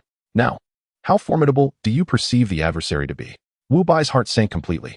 What levels did Ancient One and Odin represent? The two of them together could barely contend with the first illusory manifestation of an inconsequential artifact. Odin nodded, his single eye fixed intently on Wu Bai, his tone more serious than ever. This artifact now belongs to you. You may wield it. However, heed this warning. Until your own strength reaches a completely new pinnacle, do not attempt to engage with the second prohibition. The manifestation awakened by the second prohibition will undoubtedly exceed the power of the first. At that juncture, not only Earth, but the entire 9 realms will face the peril of annihilation. With that, Ancient One slowly rose, reached for the eye of Agamotto that Wu Bai had recently returned, and gently placed it on the table before him. We have sustained severe injuries and require an extended period for recuperation. During this time, the responsibility of safeguarding Earth and maintaining world peace falls upon your shoulders. No sooner had she finished speaking than a dazzling pillar of multicolored light and a rotating golden portal simultaneously appeared. In less than 2 seconds, the two figures vanished without a trace. Wu Bai found himself alone in the room. This time, he did not hesitate. He extended his hand and grasped the eye of Agamotto. After hearing their accounts, an unprecedented urgency gripped his heart. He even experienced an absurd yet potent intuition. Perhaps what those dark entities from beyond the multiverse sought with such fervor was none other than him. Shaking his head, he momentarily suppressed this thought and returned his gaze to the two black rings on the table. The rings began to tremble slightly, slowly lifting off the table, and then ignited with fierce black flames. Flames devoid of heat, yet capable of consuming all light. The two fiery wheels autonomously flew beneath Wu Bai's feet, and almost instinctively, he lifted his foot to step onto them. As he felt the solid ground beneath him, in the next moment, Wu Bai, along with the flaming wheels, began to ascend gently from the ground. It doesn't seem too challenging, he mused, attempting to steer his direction. Yet he wondered just how fast this contraption could move. With that thought, he leaned forward slightly, seeking to accelerate a bit. Boom, boom, boom. In the next instant, Wu Bai burst through several thick alloy walls of the warship, vanishing from sight. Chapter 59. The tragic fate of Wanda and Pietro. When he finally came to a halt, he found himself immersed in a frigid, silent expanse of the universe, the sun having shrunk to an inconspicuous speck of light. At this moment, Wu Bai had departed from the solar system, finding himself at least 2 light years away. He gazed, dumbfounded, at the fiery wheel beneath his feet, and after a prolonged silence, he exclaimed a classic expression of astonishment. Following a brief spell of shock, he began to exert all his strength to activate the fiery wheel, transforming into an elusive streak of black light. Dashing wildly between several star systems surrounding the solar system, time slipped away unnoticed until the novelty wore off, and he finally came to a contented halt, surveying the entirely unfamiliar starry expanse around him. Indifferent, with a mere thought, he vanished and reappeared in the director's office of the Jian Bureau. It was utterly absurd. Wu Bai reflected on the sensation he had just experienced. Those ancient deities had merely unlocked a trivial enchantment, allowing him to traverse freely among the star systems surrounding the solar system. If all subsequent enchantments were unlocked, wouldn't he that surpass even the power of spatial gemstones? At that moment, there was a knock at the office door, and Strangel entered. "Director," he said, his expression tinged with slight embarrassment. "The Ministry of Magic has officially been established. Don't you think it's time to recruit some members?" As he spoke, he could not help but glance towards the adjacent Department of Technology. There, Tony and Dr. Banner were engrossed in fervent discussions about various intricate technological issues. While on his side, the entire Ministry of Magic consisted solely of himself, which felt rather desolate. Wu Bai, perceiving Strangel's unease, nodded and replied with a smile, "Indeed. It is time to enlist some personnel. I happen to have 2 excellent candidates in mind. I shall personally bring them back. As for others, feel free to recruit those you deem suitable. You are the minister, the decision rests with you. By the way, if you could manage to lure a few mages from Kamartaj, that would be even better." With that, Wu Bai's figure flickered and vanished before Strangel's eyes. In Sokovia, in the depths of winter, the night air chilled below freezing. Wanda and Pietro had been expelled from the orphanage and had been wandering the slums of the city for months. Beneath a bridge, Wanda leaned against the slick wall, curled up tightly, trying to shield herself with a thin coat, her cheeks flushed unnaturally due to fever. Not far from the bridge, Pietro was concealed in a thicket, intently watching the end of the street. A bakery van slowly approached, coming to a halt before a dumpster. A worker jumped out, skillfully tossing several black garbage bags into the vehicle. One bag, overstuffed, burst midair, spilling a white cardboard box onto the ground. The worker paid no heed, eager to finish his work and return to his warm home, and the bakery van soon drove away. Pietro's eyes sparkled with excitement. He dashed forward, seizing the box before the other homeless individuals could reach it, and then sprinted back to their shelter without looking back. Soon, he returned to the archway, approaching Wanda with great care. Gently, he opened the box to reveal half a birthday cake inside. "Wonderful news, Wanda. Today happens to be your birthday." Wanda, her eyes fluttering open weakly, was momentarily lost in the haze of her illness. Yet her gaze brightened involuntarily upon seeing the cake. It truly was exquisite. Pietro, his fingers frostbitten, delicately broke off a piece adorned with a frosted rose and brought it to Wanda's lips. "Eat it. Consuming this will cure you." Wanda hesitated for a moment before parting her cracked lips and taking the morsel into her mouth. An overwhelming sweetness enveloped her senses, so rich it nearly brought her to tears. Just as she prepared for a second bite, a group of vagrants encircled them, blocking the sole source of light from the archway. "Hey kid, found something good? Hand it over."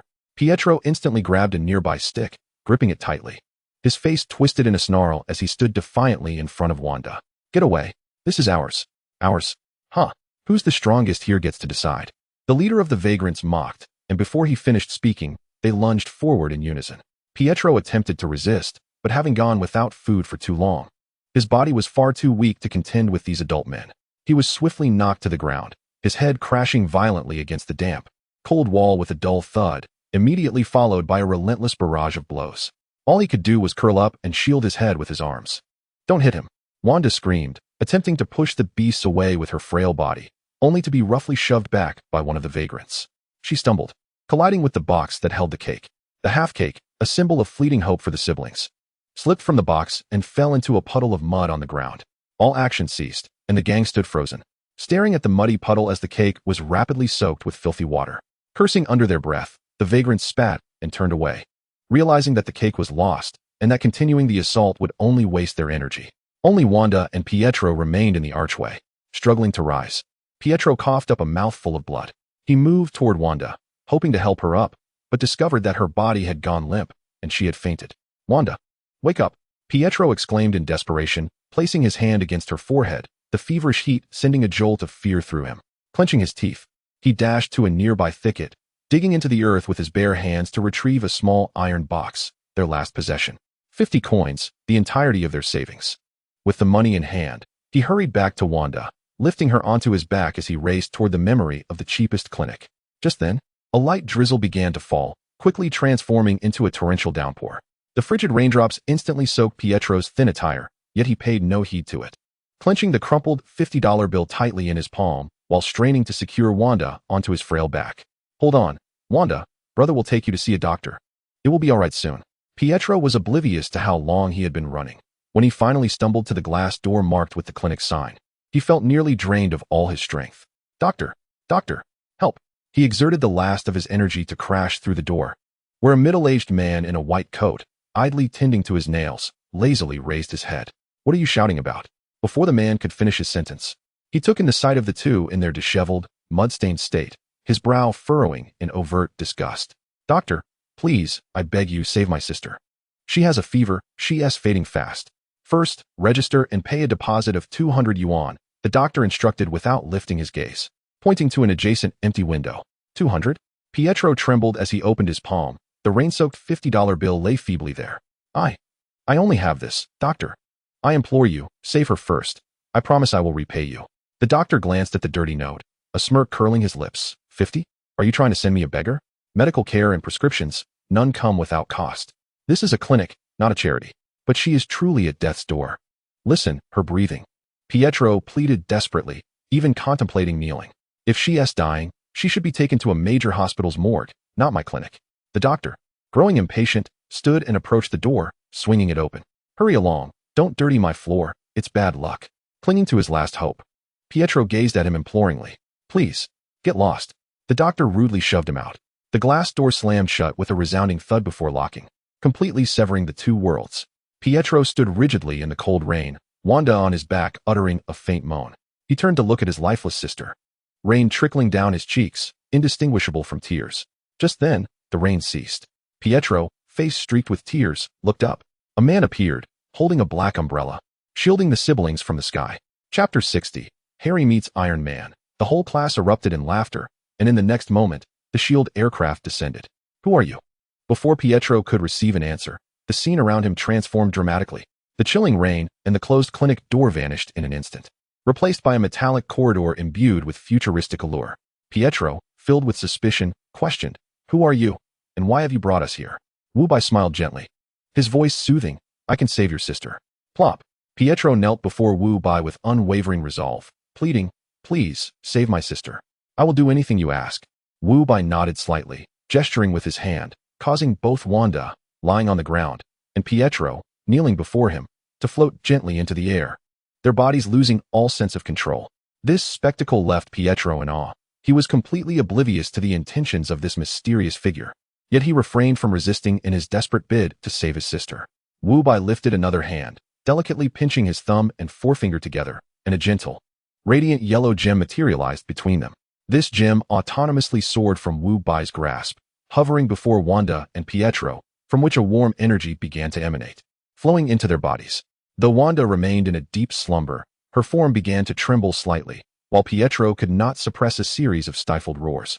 Before long, the infusion of energy gradually ceased, and the Mind Stone returned to Wu Bai's palm. Wanda, suspended in the air, slowly opened her eyes. Wu Bai gently lowered both individuals to the ground.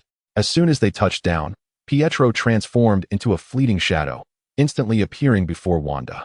"Wanda, are you all right?" he inquired with concern. Wanda, astonished by Pietro's sudden presence, instinctively asked, "Your speed." She then glanced at her palm, where a swirling crimson energy danced in tune with her thoughts. Seeing that Wanda was unharmed and her fever had subsided, Pietro began to explore his newfound abilities. He curiously glanced toward the far end of the long corridor, and before he could fully contemplate, his body surged forward. The surroundings blurred into a cascade of colors, and in the next instant, he found himself at the opposite end of the corridor. He had circumnavigated the vast spacecraft in less than a second. Pietro stood before Wanda, bewildered, his face a canvas of shock and disbelief. "What is it?" Wanda asked, puzzled. We are on a spacecraft," Pietro stammered. Ahem, ahem. Wu Bai coughed a couple of times, drawing the siblings' attention. Regaining his composure, Pietro took Wanda's hand and knelt once more before Wu Bai. "Thank you, benefactor, for saving my sister and granting us these extraordinary powers," Pietro said earnestly. "What would you have us do?" "We shall not hesitate." Wu Bai raised his palm, and an unseen force lifted the siblings. "Such displays are not customary here. My intention in saving you is to enlist you in our ranks, the magical department of the Interworld Security Bureau." Pietro and Wanda were taken aback. Is this truly the Interworld Security Bureau? They had seen it on the televisions of street-side shops, a superhero organization dedicated to safeguarding the world. A thought concurrently blossomed in their minds. They were now, it seemed, also superheroes. This opportunity was akin to rebirth for them, and without a moment's hesitation, they nodded in agreement. At that moment, Tony approached from the far end of the corridor, his expression one of astonishment upon seeing the two ragged children.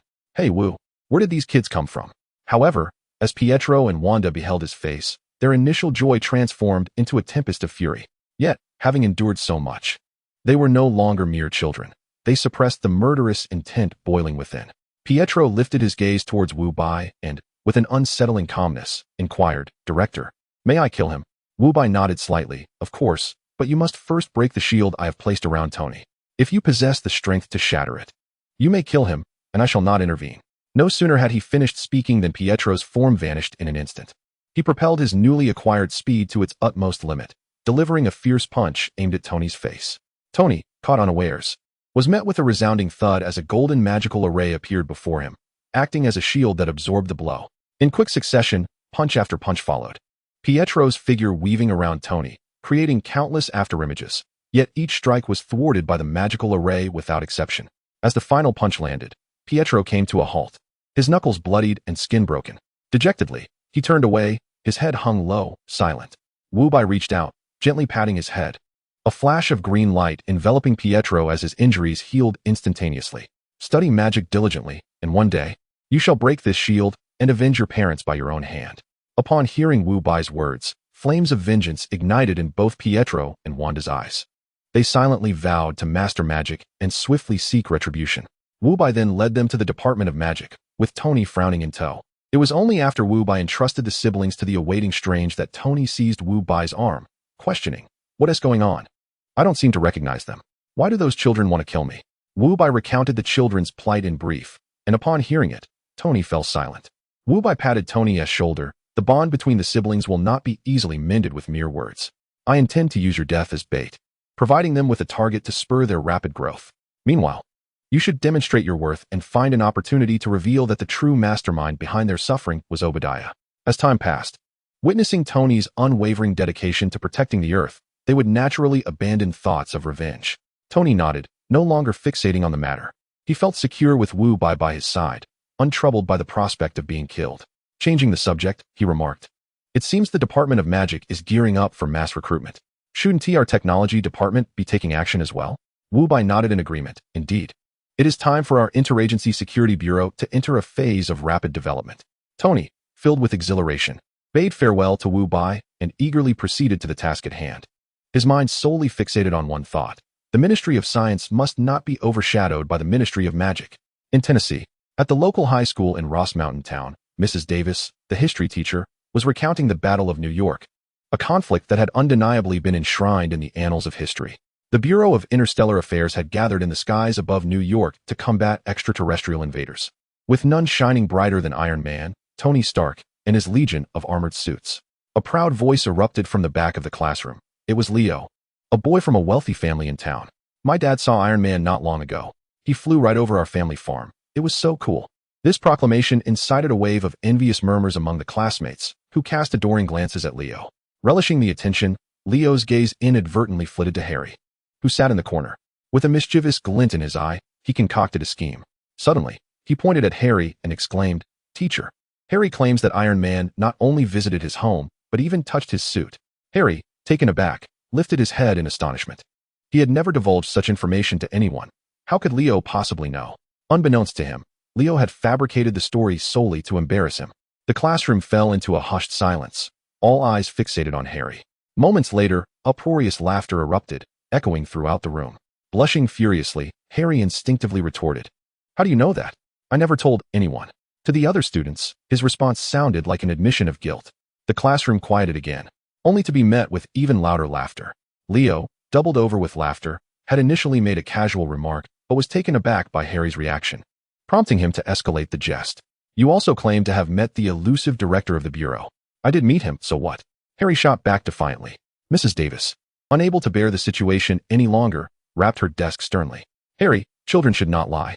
I will require your parents to come to the school after class." "I'm telling the truth." Harry protested loudly, yet his voice was drowned out by the chorus of mockery from his peers. Overwhelmed with feelings of injustice and isolation, he buried his head deep, his cheeks burning with shame. At that moment, an unusual humming sound resonated from outside. The laughter and chatter ceased in unison as everyone turned their curious gazes toward the window. There, hovering silently above the school's lawn, was a sleek, matte black sci-fi aircraft. The entire school community was stirred, with numerous heads crowding around classroom windows, marveling at the vessel that seemed to have emerged from a movie. Leo, wide-eyed and stuttering, pointed at the emblem on the side of the craft. "Look, it bears the insignia of the Bureau of Interstellar Affairs. It's their aircraft." Chapter 61. Is the International Security Bureau merely concerned with a single spaceship? We, in Wakanda, possess them as well. The hatch of the aircraft slowly descended, forming a sloped ramp, and a man clad in an exquisite suit, adorned with sunglasses, gracefully descended. It was none other than Tony Stark. Oh my goodness. The entire campus erupted in a fervor, a cacophony of cheers mingled with shrill screams. Not far away, the principal, accompanied by a group of teachers, sprinted towards the lawn with remarkable speed, soon arriving breathlessly at Tony Stark's side. The principal adjusted his tie, his face adorned with a sycophantic smile. "Mr. Stark, what brings you to our humble institution? Is there something you require?" Tony removed his sunglasses and cast a casual glance at him. "I am here to find a student." The principal immediately comprehended, turning to the head teacher behind him, instructing, "Notify all students to gather on the field at once." "No need." Tony waved his hand dismissively.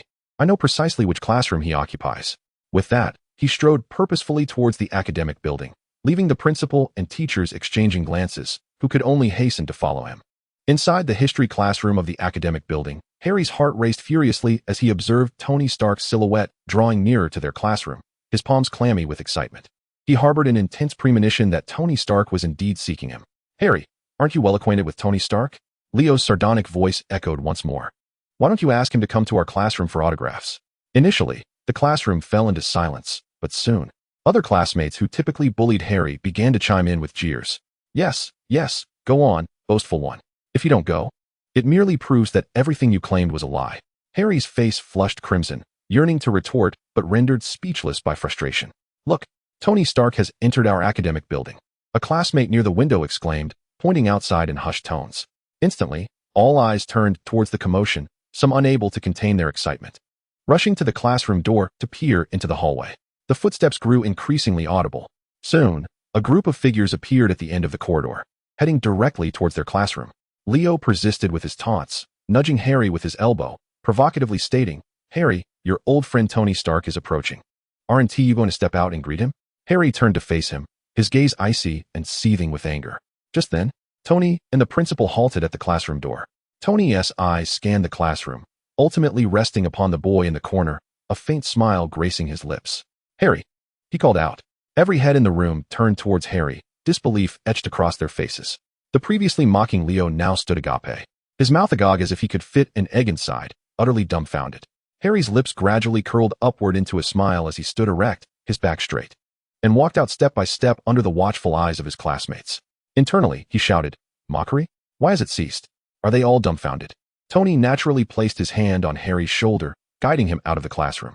Only after their figures vanished at the end of the corridor did a tumultuous uproar erupt within the classroom. Even Mrs. Davis, the history teacher at the podium, appeared bewildered, her mind blank, only recalling that she had just asked Harry to bring in his parents. At the International Safety Bureau's aircraft, Tony quickly secured Harry a leave of absence from the principal and led him onto the futuristic vessel. As the hatch closed, the aircraft descended slowly before activating its optical cloaking, vanishing into thin air under the gaze of countless onlookers.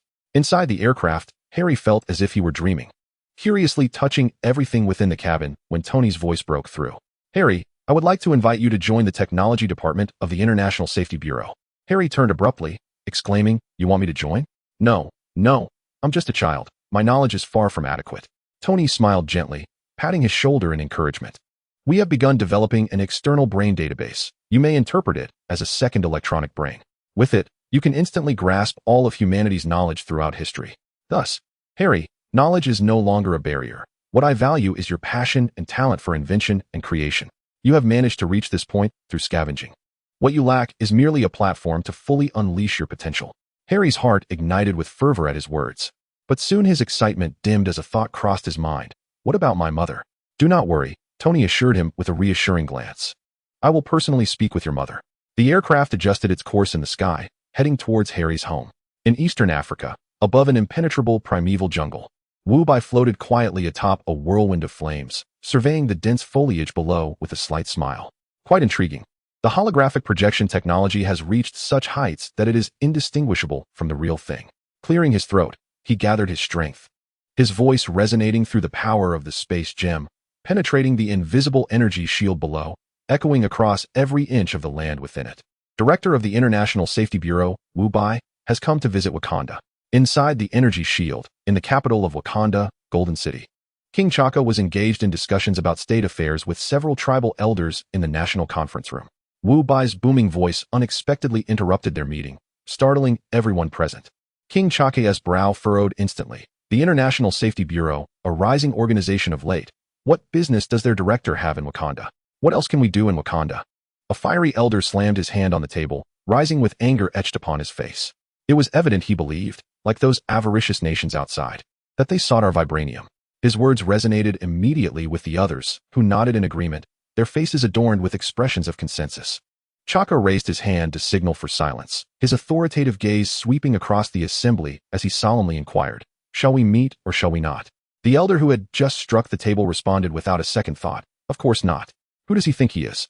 The International Security Bureau is merely a flying warship, and we are not lacking in such defenses ourselves. Moreover, with our energy shields in place, even if he finds us, what can he truly do?" This declaration brimmed with the distinctive pride of the Wakandans, prompting the elders to nod in agreement once more. Chaka's eyes flickered. Though he sensed an air of impropriety in this matter, he acquiesced to the unanimous decision of the elders, nodding in approval and gesturing for the meeting to proceed. 3 minutes later, beyond the energy shield, Wu Bai's patience had worn thin. His brow furrowed as he slowly raised his right hand.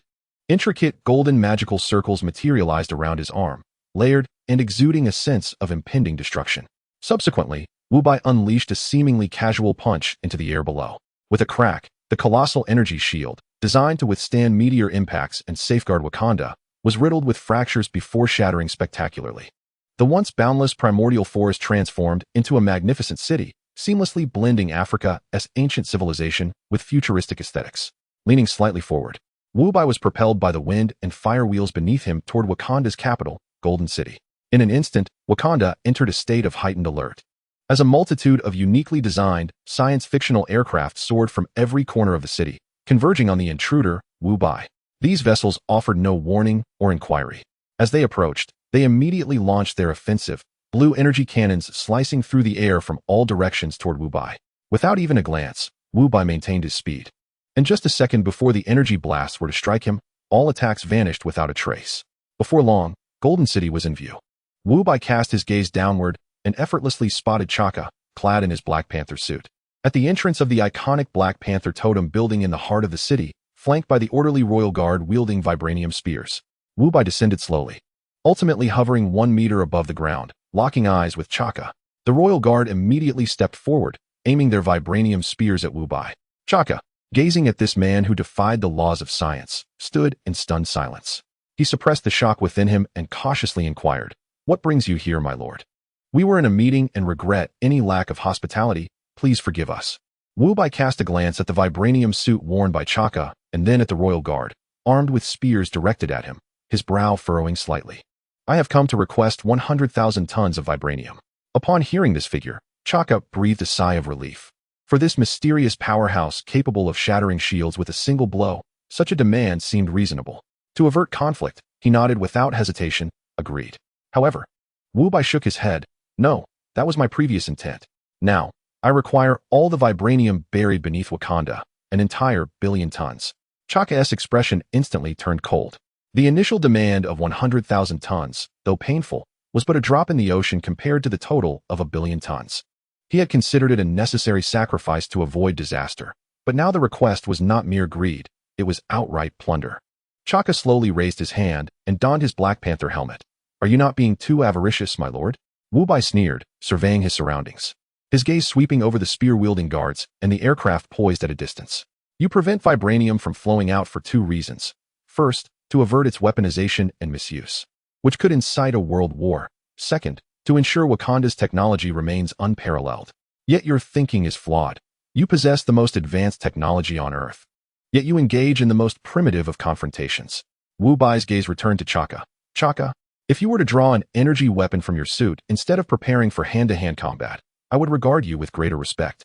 One of the most powerful substances in the universe, residing in Wakanda, is a grievous waste.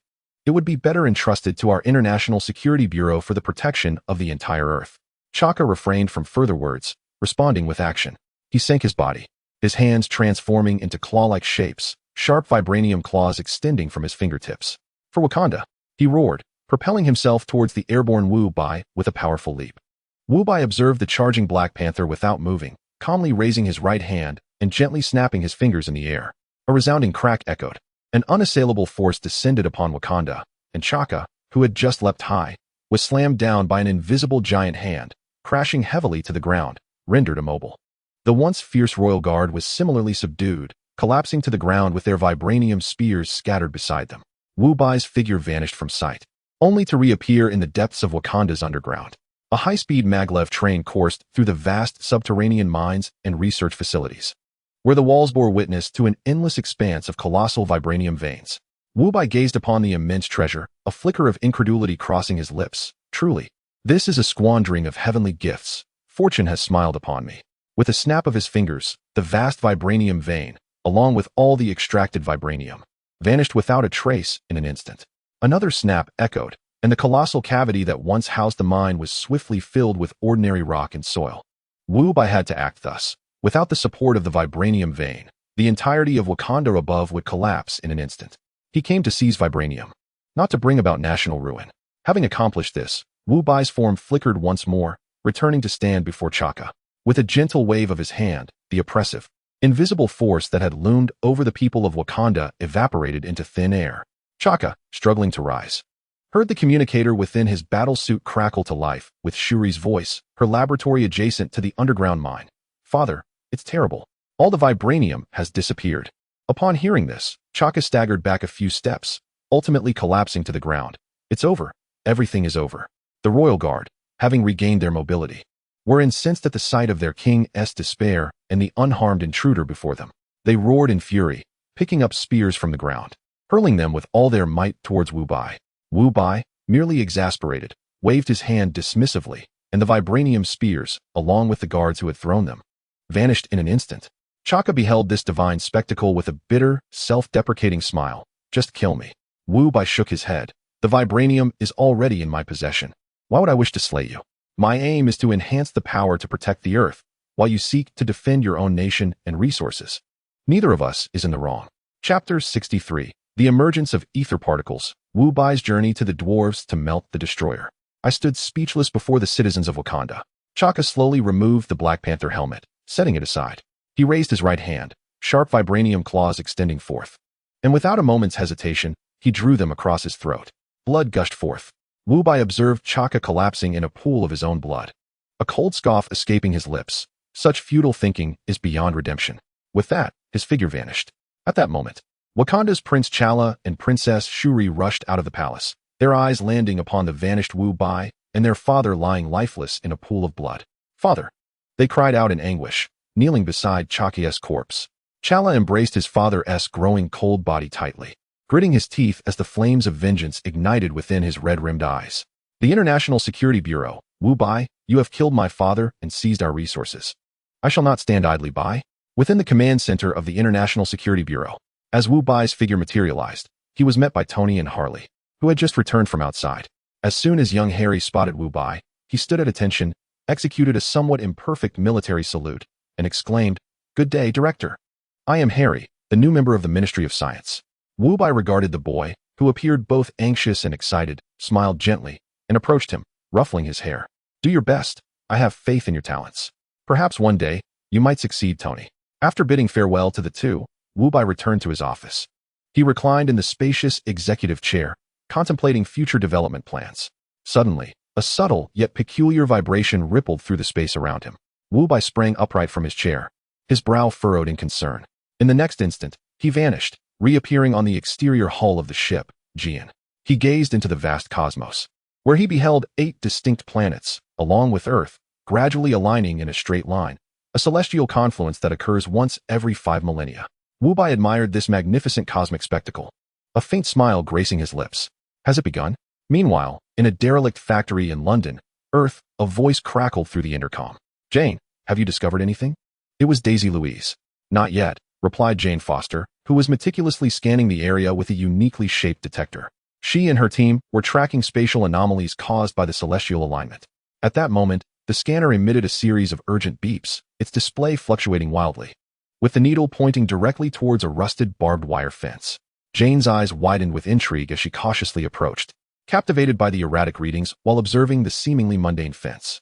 "I advise against proceeding," a calm male voice unexpectedly resonated from behind her. Startled, Jane yelped, nearly dropping her device. "What's the matter, Jane?" Daisy and intern Ian rushed over from the other side. Regaining her composure, Jane turned to see who stood behind her, her eyes widening in recognition. "It's you. How did you get here?" Wu Bai smiled faintly. "This is not a place for you. You should return." Without waiting for Jane or her team to respond, he pivoted and strode towards the barbed wire. The trio stood in stunned silence, believing Wu Bai would collide with the fence when an astonishing scene unfolded. Wu Bai's form passed directly through the barbed wire, as if traversing a curtain of water, disappearing entirely from view. "Blimey!" Daisy exclaimed, unable to contain her astonishment. The three rushed to the fence, fervently scanning the area with their instruments. Indeed, the readings surged to a peak at that location, indicating a profound spatial disturbance. In a shadowy dimension beyond, an enigmatic realm awaited. The figure of Wu Bai materialized, surveying his surroundings, which lay in a state of ruin. His gaze swiftly fixed upon a colossal stone pillar at the center of the space, where a sphere of crimson light flickered.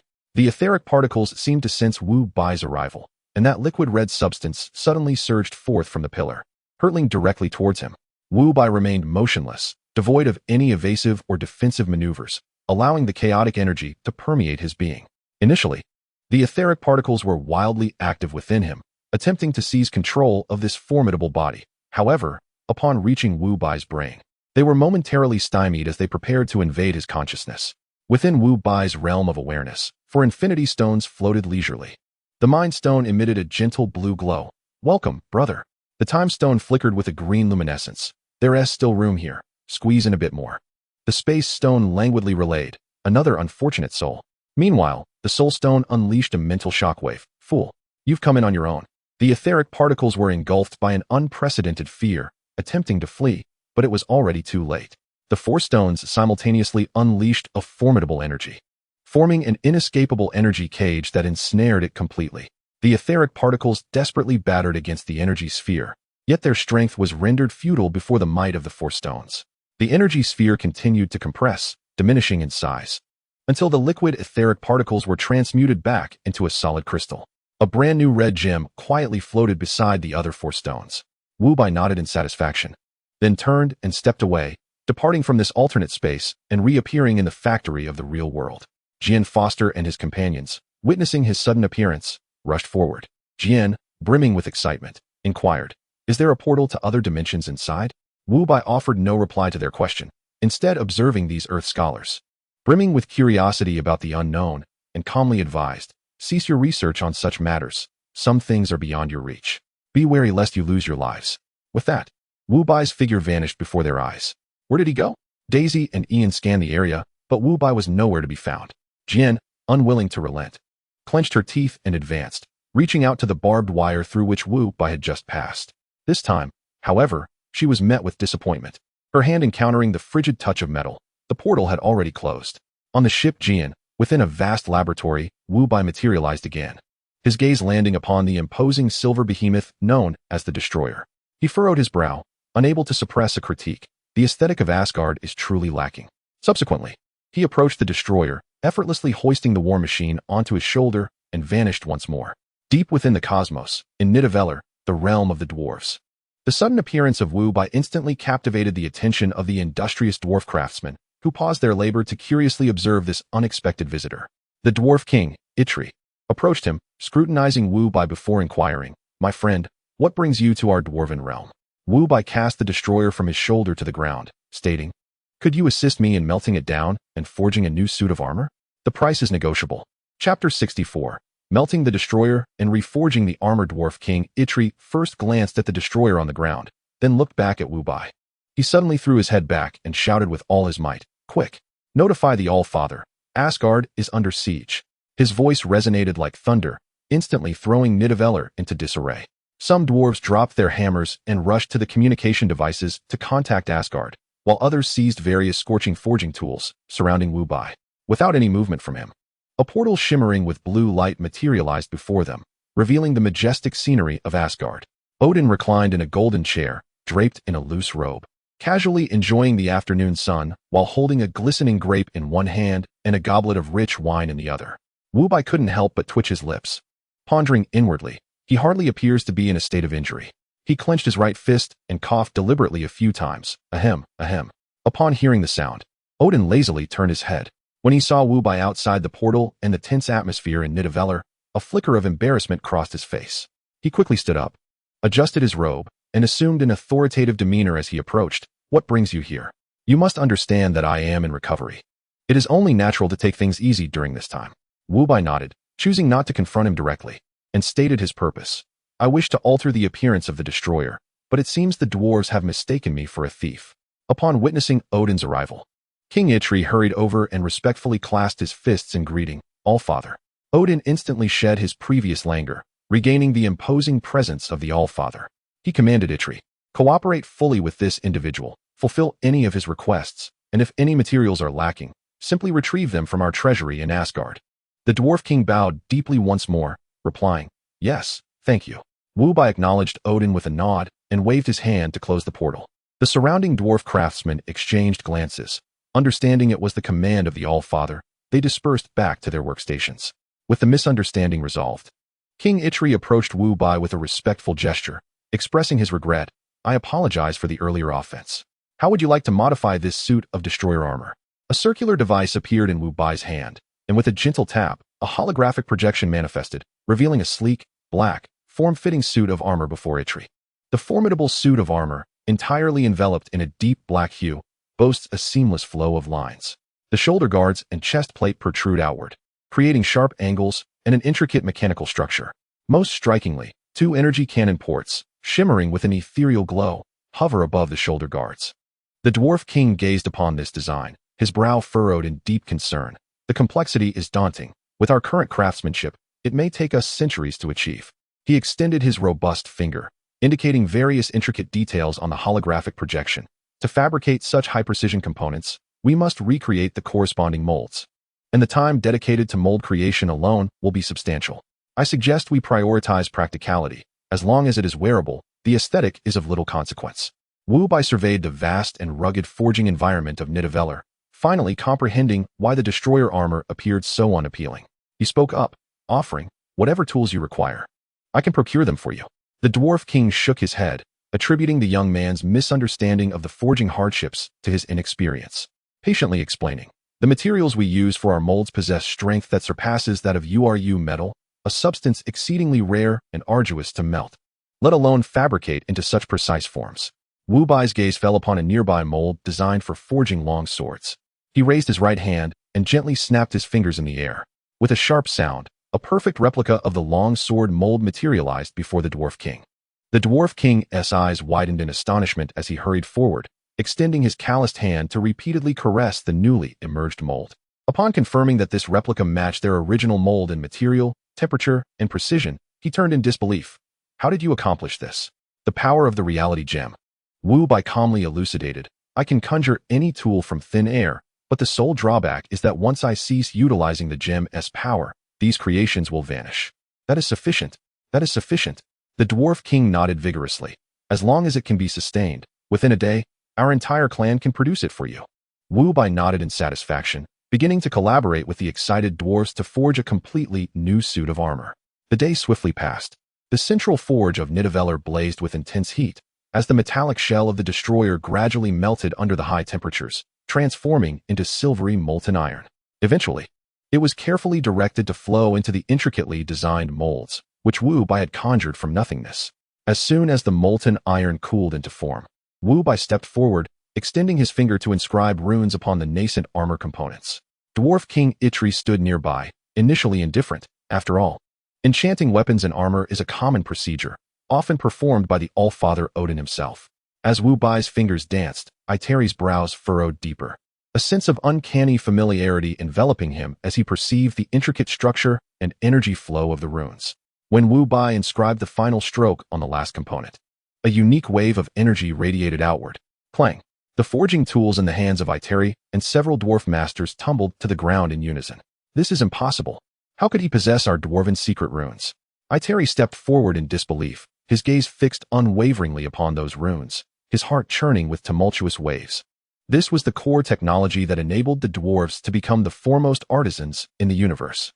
It was this distinctive enchanting technique that allowed them to forge metal properties that surpassed the vast majority of known materials in existence. Chapter 65. The invasion of the Dark Elf Fleet. However, after Wu Bai completed the inscription of the dwarven secret arts, he did not pause. His fingertips shimmered with shifting light as he began to inscribe other types of runes, radiating a sacred aura, the white magic runes and pulsating with corrosive energy. The black magic runes were infused into the armor's various components in a remarkably balanced manner. Upon completing this task, Wu Bai raised his hand, activating the power of the space gem, and commenced embedding various technological devices directly into the armor. Space jump engine, intelligent auxiliary terminal. Everything conceivable and capable of being installed was incorporated. At last, Wu Bai ceased his actions, gazing contentedly at his masterpiece. King Iteri, recovering from his astonishment, approached briskly, a hint of questioning in his tone. How do you possess our dwarven secret arts? Who taught you? Wu Bai turned his head, a touch of well-placed confusion gracing his features. It's something you can master after just one glance. Is it truly that difficult? Iteri was momentarily speechless, stifled by this remark. Mastering it after a single glance? This was a technique they had studied for millennia. He furrowed his brow, but ultimately refrained from further inquiries. Pressing on in the presence of such an unfathomable powerhouse seemed futile.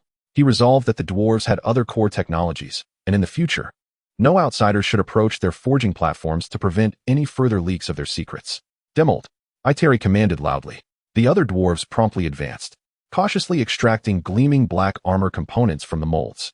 As the final piece was removed, it emitted a faint resonating sound, transforming into streaks of black light that soared towards Wu Bai. Clack, clack, clack. In a series of crisp metallic clicks, all components began to assemble seamlessly upon him. Greaves, arm guards, chest plate, helmet, the Dark Destroyer armor, armored and complete. Soon, a suit of sleek lines and intricate mechanical structures, imbued with a palpable sense of technology, stood silently before the assembled dwarves. All the dwarven craftsmen were utterly entranced, their faces alight with exhilaration, for they had crafted the most precise, flawless, and strikingly beautiful set of armor in their lifetimes. At that moment, four gems of varying colors erupted from Wu Bai's head, rotating gently as they precisely nestled into the grooves of the armor's chest. For infinity stones? Iteri staggered back 2 steps, his face etched with astonishment. While other dwarves may not comprehend their significance, how could he, the forger of the infinity gauntlet, not recognize them? The visor of Wu Bai's helmet retracted into the armor, revealing his visage as he addressed the astounded dwarf king. What reward do you seek? Itiri furrowed his brow in contemplation for a brief moment before responding with utmost gravity. When our dwarven kin faced the threat of annihilation, I beseech you to lend us your aid. Very well, Wu Bai replied, raising a hand as a blue sigil, composed of pure energy, gradually materialized in his palm. The sigil then soared forth, embedding itself into the forehead of the dwarf king, vanishing without a trace. This is my spatial sigil. Activate it. And no matter where I am in the universe, I shall arrive to assist you in your hour of need. The dwarf king solemnly inclined his head in gratitude. Thank you. Wu Bai nodded slightly, choosing not to elaborate further. The black helmet of the armor extended once more, enveloping his entire head. Without any fiery propulsion or energetic trails, the Dark Destroyer armor ascended silently and vertically, effortlessly breaking through the dome of Nidavellir and vanishing into the depths of the cosmos. In the far reaches of the universe, near a desolate space jump node, a black streak of light, imperceptible to the naked eye, hurtled towards this vicinity at speeds surpassing that of light. Almost simultaneously as the black streak approached the node, the previously empty abyss of darkness underwent violent distortion. As brilliant yellow lightning tore through the void, forcefully widening an irregular hexagonal wormhole, the black streak showed no signs of slowing, plunging headlong into the opening. In the next instant, the hexagonal wormhole rapidly contracted, the yellow lightning dissipating, and silence reclaimed the starry expanse. On Earth, in low Earth orbit aboard the Jianan, a warning blared. Alert, alert, unidentified fleet detected outside Earth's atmosphere. A colossal holographic screen displayed an enormous fleet stationed not far from Earth. At its forefront loomed a massive T-shaped spacecraft, its hull jet black and menacing in design, flanked by hundreds of dagger-like attack ships. Banner turned to Tony, his expression grave. Is there any record in the database? Which alien civilization does this spacecraft belong to? Wait a moment, Tony furrowed his brow, his fingers flying over the virtual interface before him. He imported extensive data on cosmic civilizations exchanged from the Guardians of the Galaxy into the system, initiating rapid comparisons and screenings. Soon, 3 words appeared on the screen: not matched. It is peculiar that there is no relevant information regarding any civilization. Tony's brow furrowed even deeper. Beside him, Thor knitted his brows, feeling an uncanny familiarity with the design of that warship. Suddenly, a long-buried historical memory flashed through his mind. I remember now. This is the flagship of the Dark Elves. I have seen such a vessel in our Asgardian history books. A millennium ago, they attempted to plunge all 9 realms into eternal darkness using ether particles. My father once led the armies of Asgard against them. In the end, my father defeated them, and that vast fleet vanished from the cosmos thereafter. Upon hearing this, Tony retrieved a specially designed small pager from his chest pocket and pressed it firmly. We must bring Wu Bai back first. With so many warships, we are somewhat outmatched. On Earth, aboard the helicarrier, Nick Fury wore a grim expression, his single eye fixed intently on the massive fleet hovering outside the planet. He too held an old-fashioned pager tightly in his hand, yet he hesitated to press it. Standing beside him, Captain America, Steve Rogers, appeared somewhat despondent and helpless. Fury, with the battle taking place in space, what purpose do we serve? Fury's scowl deepened. This was indeed the question that troubled him most. Chapter 66. The First Battle of the Destroyer Armor. Wu Bai regains the ability to snap his fingers within the Dark Elf mothership. Malekith sat upon the command throne, his brow slightly furrowed. Where have the ether particles gone? I distinctly sensed their energy presence here once. Why have they suddenly vanished? After a moment of inner turmoil, he abruptly rose and commanded the assembled cursed soldiers standing at attention. Conquer this planet. Find that individual who has merged with the ether particles. Yes, the cursed soldiers responded in unison. Upon receiving the order, the hundreds of dagger-shaped attack ships surrounding the mothership dispersed, their weapon ports glowing red. In the next moment, a barrage of devastating energy beams shot towards Earth. Just then, a side hatch of the ship, known as the Jian, opened, and a fleeting shadow burst forth. Beneath this shadow, golden magical arrays materialized, propelling it forward at high speed through the weightlessness of space. Soon, the shadow arrived directly beneath the attacking fleet. It became clear that it was a slender figure clad in a white spacesuit. On the finger of its left hand rested an ancient floating ring. The figure extended its left hand and began to swiftly gesture in the void before it, the movements executed with such rapidity that golden afterimages trailed in the air. Consequently, enormous and intricate golden magical arrays appeared in space, intercepting all energy beams directed at Earth. The beams collided with the magical arrays, creating rippling waves, yet they could not penetrate them in the slightest. Meanwhile, the ship, known as the Jian, was not idle. The colossal main gun at its bow began to charge, gathering an intense blue radiance that swiftly transformed into a formidable beam of light directed towards the opposing mothership. Not only that, but the various energy weapons on both sides of the vessel also opened fire, unleashing a multitude of beams towards the attacking ships. The strike from the Jian's main cannon collided with the energy shield of the Dark Elf mothership, resulting in a tremendous explosion of energy that, however, inflicted no tangible damage upon the imperceptible barrier. The Dark Elf fleet responded promptly, with all attacking ships immediately realigning their cannons to target the Jian and mounting a fierce counterattack. A barrage of concentrated red beams struck the energy shield of the Jian, which, like before, was entirely absorbed with no effect. For a moment, both sides engaged in a fierce exchange of fire in Earth's orbit. Inside the command room of the Jian, a warning blared. Detection of charging main cannon from the enemy mothership. Energy reaction level suspected to be that of a planet-destroying cannon. The voice of Shi-He resonated throughout the command center. "I will take this one," came the voice of Strange over the combat communication channel. The main screen instantly shifted to an external perspective, revealing Strange clad in a snug spacesuit, standing alone on the forward deck of the Jian. He extended his arms, beginning to trace a massive golden portal in front of him. At that moment, the main cannon of the Dark Elf mothership completed its charge, unleashing a blue energy beam several times thicker than that of the Jian, hurtling towards it. A flicker of confidence appeared in Strange's eyes. He believed his portal could redirect this assault to the far reaches of the cosmos. However, as the blue beam approached the portal, it began to flicker erratically. Ultimately, amidst the horrified gazes of all present, the portal shattered, and the lethal beam surged towards the Jian. Not good. The command room erupted in panic. Almost simultaneously, directly in front of the Jian, the dark expanse of space twisted violently, as blinding yellow lightning tore through the void, forcefully opening an irregular hexagonal wormhole. A shadowy figure emerged from the wormhole, arriving at the Jian with astonishing speed, positioning itself directly in the path of the blue beam. Immediately, the two mechanical energy cannons on the figure's shoulders ignited with a sinister red glow. With a thunderous roar, two massive red beams shot forth, colliding fiercely with the blue beam of the planet-destroying cannon.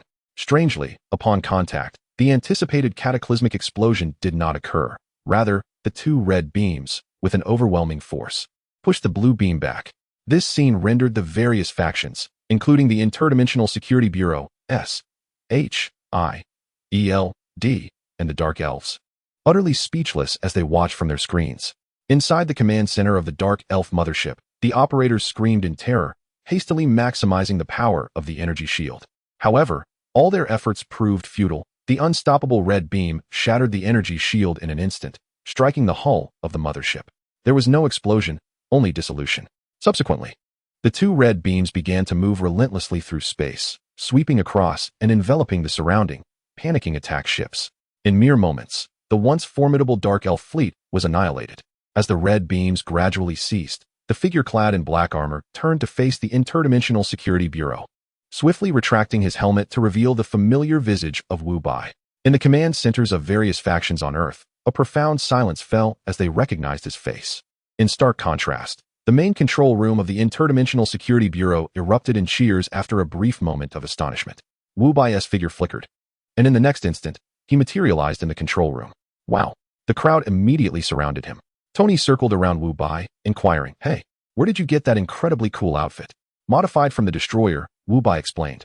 At that moment, a blue blur clad in a white spacesuit rushed in from outside, skidding to a halt before Wu Bai, excitedly proclaiming, Director, I just intercepted a fleet barrage for Earth."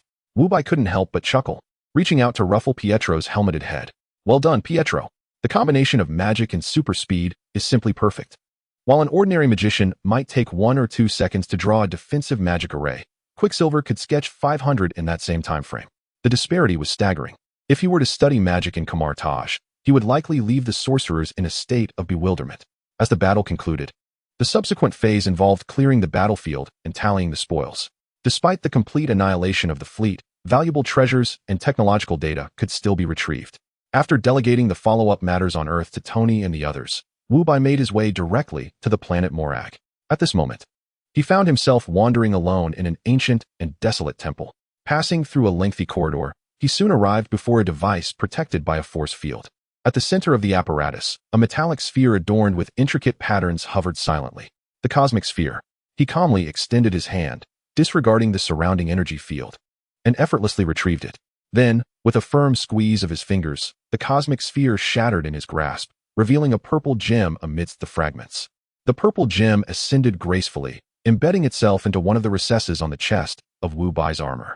Thus, Wu Bai's chest was adorned with 5 infinity stones: the time stone, the space stone, the mind stone, the reality stone, and the power stone.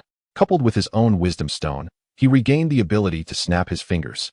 Surrender the power stone, and I may spare your life. A voice resonated from behind Wu Bai. Chapter 67. Thanos kneels before his master. Upon hearing the voice, Wu Bai discerned the identity of the speaker. He did not turn around, keeping his eyes closed, savoring the overwhelming exhilaration brought forth by the frenzied energy of the power stone coursing through his body. He merely replied, "If you wish to live, then be gone." Huh. The figure approached Wu Bai slowly. "In all the universe, you are the first to dare utter such words to me. Allow me to introduce myself. I am Thanos, known to many as the Mad Titan." A hint of displeasure flickered across Wu Bai's face as he gradually turned to face the advancing Thanos with a cold gaze.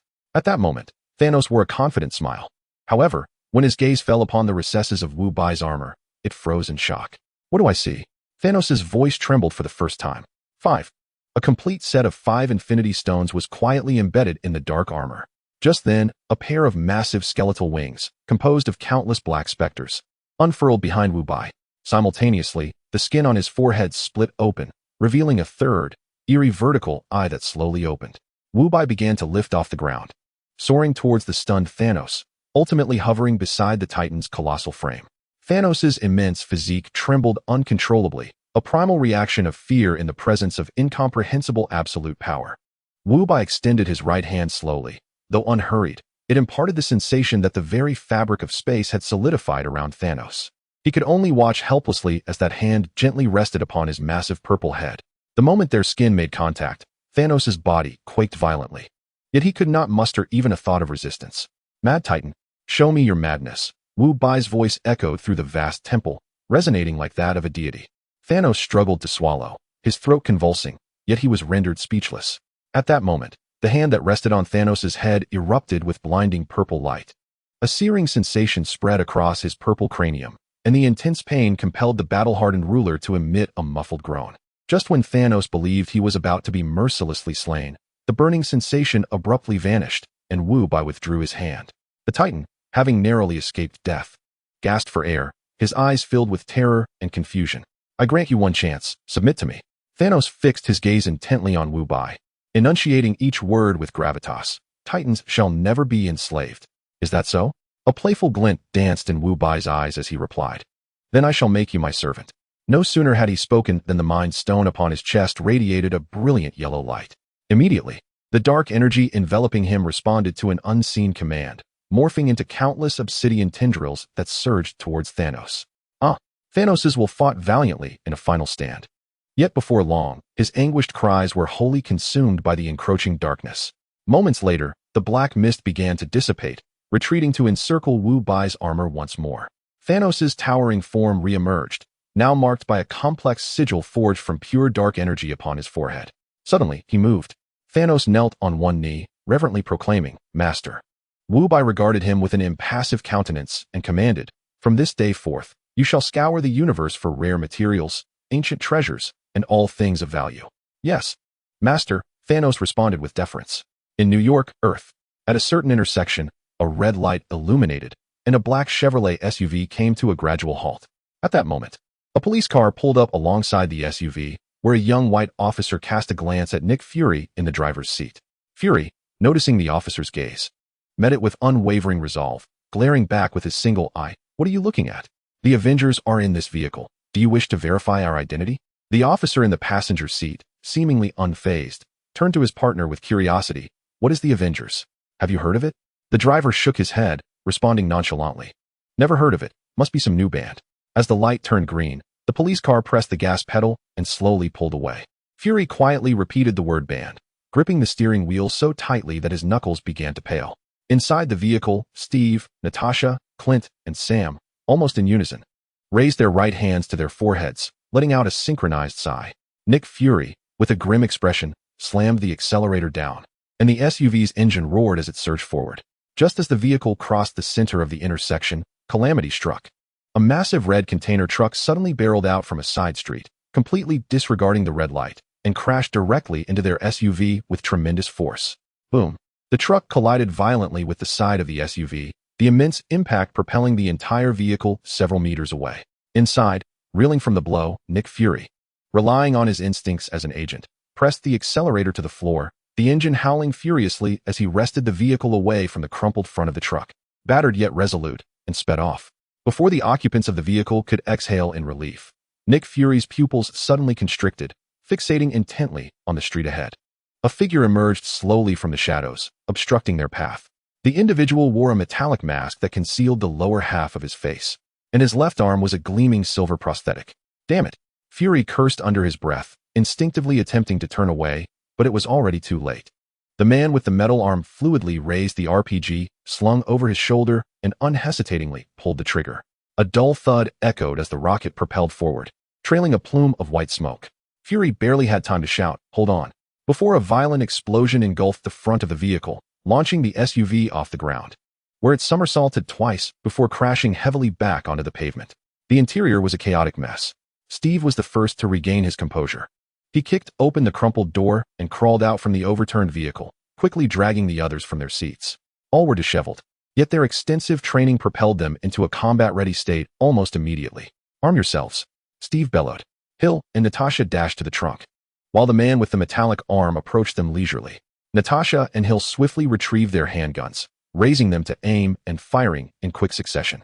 Bang, bang, bang. The crisp report of gunfire rang out, yet their adversary remained unscathed. They exchanged a glance, shock reflected in their eyes, and hastily removed their magazines for inspection.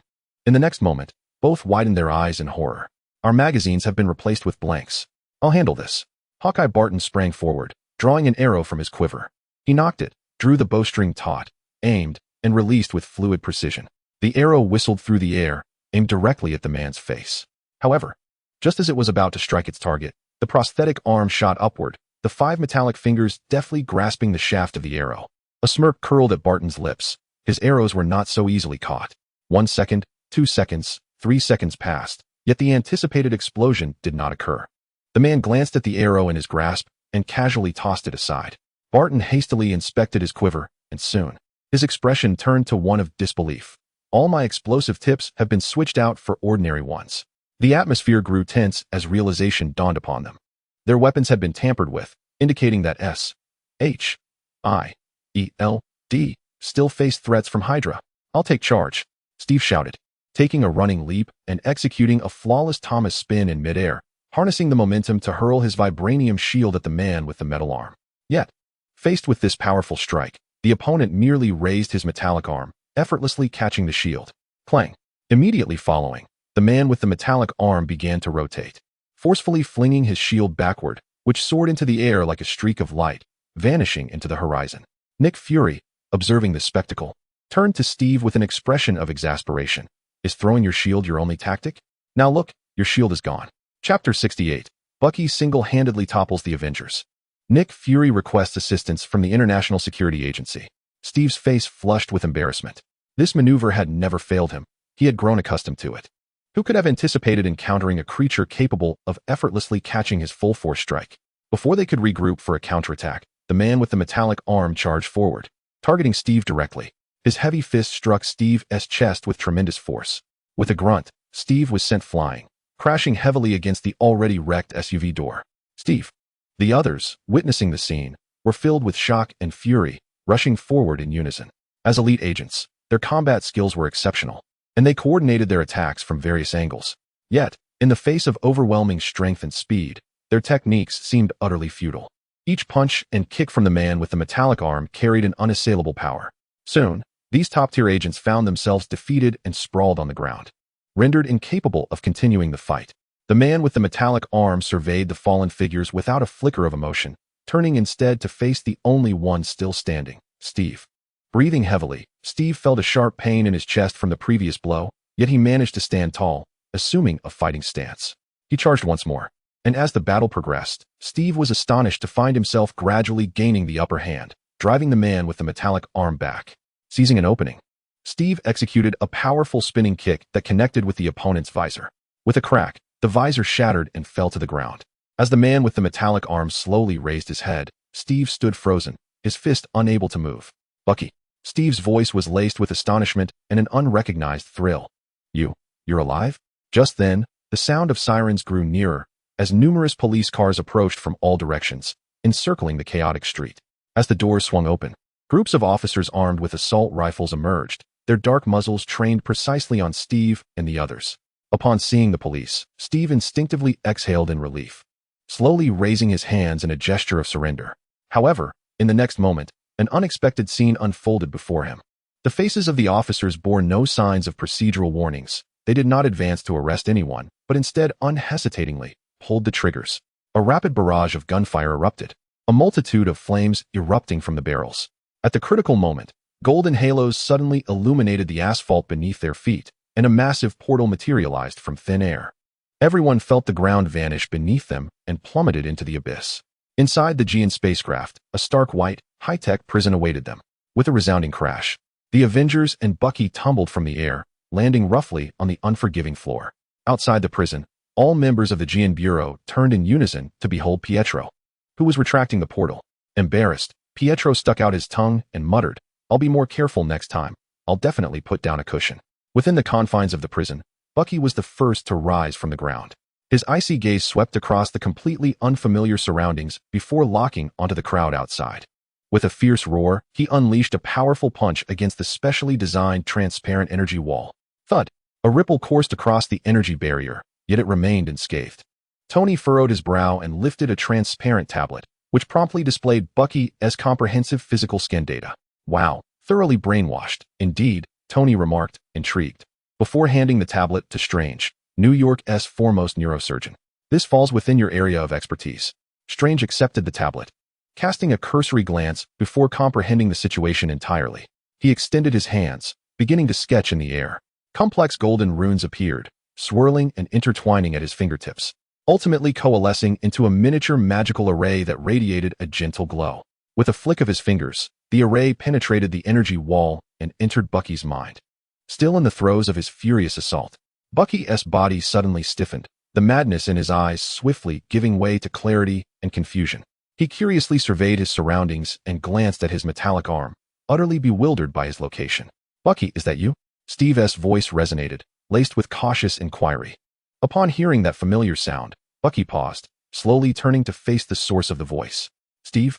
he replied uncertainly, his face reflecting a complex blend of guilt and joy. He rushed forward, and Steve met him halfway. The two friends, having weathered over 70 years of trials, embraced tightly. Outside the prison, the members of the Gean Bureau silently observed this poignant reunion, and then, almost instinctively, turned their attention to their own Steve Rogers. The Gean Bureau's Steve, somewhat helpless, rubbed his forehead, a wry smile gracing his lips. Just then, Nick Fury struggled to rise from the ground, making his way to the energy wall to scrutinize each Gean Bureau member outside. Such an opportunity for close observation was rare. When his gaze finally landed on the Gean Bureau's Captain America, he froze in shock. He abruptly turned his head, incredulously glancing at Steve beside him, then swiftly pivoted to gaze at the external Steve, who bore an uncanny resemblance. Two Steves? His mind felt as though it were short-circuiting, rendering him nearly incoherent. Tony Stark, evidently unfazed by his astonishment, spoke in a businesslike tone. "Ahem, Director Nick Fury, in light of your illegal street racing in the city, which has resulted in substantial damage to public facilities and alarmed numerous civilians, I hereby officially inform you, in the name of the International Security Agency, that your Avengers have been apprehended." Nick Fury finally emerged from the shock of encountering two Captain Americas, casting a deep, contemplative glance at the International Security Agency's Steve. He then turned to Tony. "Let us set the matter of detention aside for now. I request your agency's assistance in eliminating Hydra from within SHIELD. As for compensation, you may propose a price." Tony raised an eyebrow, crossing his arms. "I say, Black Egg, have you lost your mind? Do you know why our director has always referred to your organization as Hydra Shield? You mean to suggest we eradicate all of SHIELD? Nick Fury fell into a prolonged silence. Perhaps he had known all along, yet he dared not contemplate it, nor did he wish to acknowledge it. Suddenly, he lifted his head sharply, his single eye bloodshot. "I implore you, save SHIELD. His gaze shifted to Tony Stark. There is something I have not disclosed to you. Your father, Howard Stark, was one of the founders of SHIELD. This institution embodies the legacy of your family. Are you truly willing to witness it being entirely consumed by Hydra? He then turned to the International Security Agency's Steve Rogers, though I am baffled as to why there are two of you. The original Captain America was born to combat Hydra. I hope you can assist us in fulfilling your unfinished mission. Lastly, his gaze fell upon Peggy Carter, Agent Carter. You too are a founding member. Do you intend to stand by as all that we established crumbles to ruin? Chapter 69. Wubai cast Tony off a cliff in exchange for the Soul Stone. The three individuals addressed remained enveloped in silence. Ultimately, all eyes converged upon Tony Stark. In Wubai's absence, he stood as the decision-maker. Tony lowered his head in contemplation for a moment. After a while, he gradually lifted his gaze and nodded. Very well. But hear me clearly. Our agency will engage in eliminating Hydra remnants globally, not merely assisting you in cleansing SHIELD. Absolutely. Nick Fury exclaimed with unrestrained joy. Release us, and we shall assist. Tony nodded. Capturing them served a dual purpose, to rescue lives and to vex the arrogant one-eyed man. Now that their goal had been achieved, whether to imprison them or not seemed inconsequential. As Tony gestured, the transparent energy wall slowly ascended. And Nick Fury and his companions stepped out immediately. Stephen from the International Security Bureau observed the reunion of the two and approached them willingly. He glanced at his counterpart, then at Bucky, whose eyes still reflected a hint of confusion. With a sigh, he placed his hands on the shoulders of both men. Cherish the days ahead, he advised. You are most aware of what Bucky has done. On my timeline, to preserve Bucky, I chose to sever ties with Tony, even going so far as to obstruct him. But this timeline is different. Here, there is no stopping Tony, not even by me. If that video resurfaces during this Hydra cleanup operation, Bucky will undoubtedly perish. Upon hearing the mention of a video, both Bucky and Steve from SHIELD stiffened, exchanging glances that conveyed mutual unease. Is there truly no solution? Steve from SHIELD inquired, clinging to a flicker of hope. Stephen from the International Security Bureau frowned, his expression marked by helplessness. A solution? There are two options. Either we pray that Hydra's database lacks that video, or only our director can intervene. However, you should know that our director will always side with Tony. Another sigh escaped him, his tone heavy with resignation. I will do my best to advocate for you. But the prospects are bleak, if not entirely non-existent. This time, I genuinely cannot assist you much. Soon, the International Security Bureau mobilized with unprecedented efficiency. The massive holographic screen in the control room displayed a detailed, rotating map of Earth. Shihi's voice resonated within the room, continuously reporting the status of the operation. We have identified a total of 138 known and suspected Hydra bases worldwide. The first batch of firepower is ready, targeting 32 bases in North America. As the words fell, 32 red dots illuminated the North American continent on the screen. In the next moment, blue beams of light shot from the International Security Bureau's vessel in low Earth orbit, striking those red points with precision. The orbital drop commenced, and robotic forces entered the battlefield to eliminate remaining personnel and recover technological data. Nick Fury and his team watched in awe, their comprehension utterly surpassed by such efficiency and power. Unable to restrain himself, Nick extended his hand, cautiously touching a nearby metal control panel, his single eye brimming with envy. Natasha and Hawkeye were equally taken aback, their eyes wide as saucers, scanning every corner of the control room in search of details not to be missed. Seizing the opportunity while Nick's attention was elsewhere, Natasha and Hawkeye quietly moved closer to Banner. Hey, Bruce, Natasha whispered. Is the International Security Bureau hiring? What do you think of me? Hawkeye leaned in as well, an unusual tension evident on his face. Yes, and me too.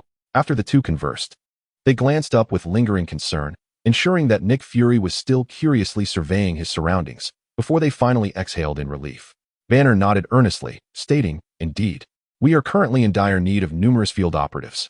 However, whether you are allowed and ultimately depends on the director's decision. Natasha's eyes sparkled with interest as she swiftly grabbed a pen and a notepad from a nearby table, scribbling down a series of phone numbers and slipping the note into Banner's lab coat pocket. Her fingers inadvertently brushed against Banner's chest as she softly remarked, Please help us make the connection. There will be compensation upon success. Just then, the emotionless voice of he resonated once more, capturing everyone's attention. Mr. Stark, I have discovered a highly classified surveillance video within a dilapidated Hydra base in Siberia, dated December 16, 1991. According to the document's correlation analysis, this video has a direct connection to you. Tony raised an eyebrow, a hint of amusement on his face. What video? Let us see it. No sooner had he spoken than Steve from the Department of Interdimensional Affairs let out a deep sigh. What was inevitable has come to pass. Meanwhile, on the other side of the universe, on the planet Vormer, shrouded perpetually in dim light, with jagged rocks and an eerie desolation, Wu-Bai materialized at the edge of a cliff, the cold wind whipping around him. A raspy voice emerged beside him. Hello? Turning to look, Wu-Bai saw a red skull, his face a mask of astonishment. How can this be? Why can I perceive none of your information? The red skull's confusion was palpable. As the guardian of the soul stone, it was the first time he encountered a complete failure of his abilities. Oh, Wu-Bai inquired with intrigue. You truly see nothing at all? The red skull floated closer, circling Wu-Bai in search of answers. Indeed, this is the first time I cannot penetrate someone's essence. It is quite strange. Wu-Bai, unfazed by this conundrum, directly posed the question, is it absolutely necessary to exchange the life of a beloved for the soul stone?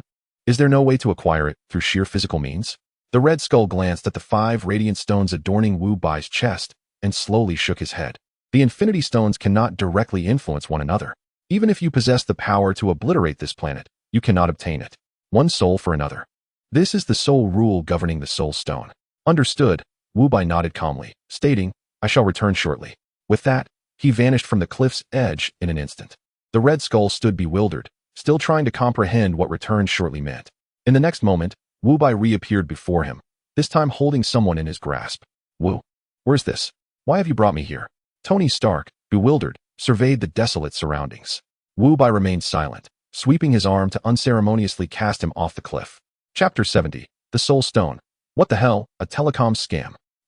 Accompanied by a piercing scream, Tony Stark plummeted heavily to the cliff's base. A pool of blood gradually seeping from beneath him. Above the cliff, Wu-Bai observed the scene with a stoic expression, a solitary tear escaping the corner of his eye.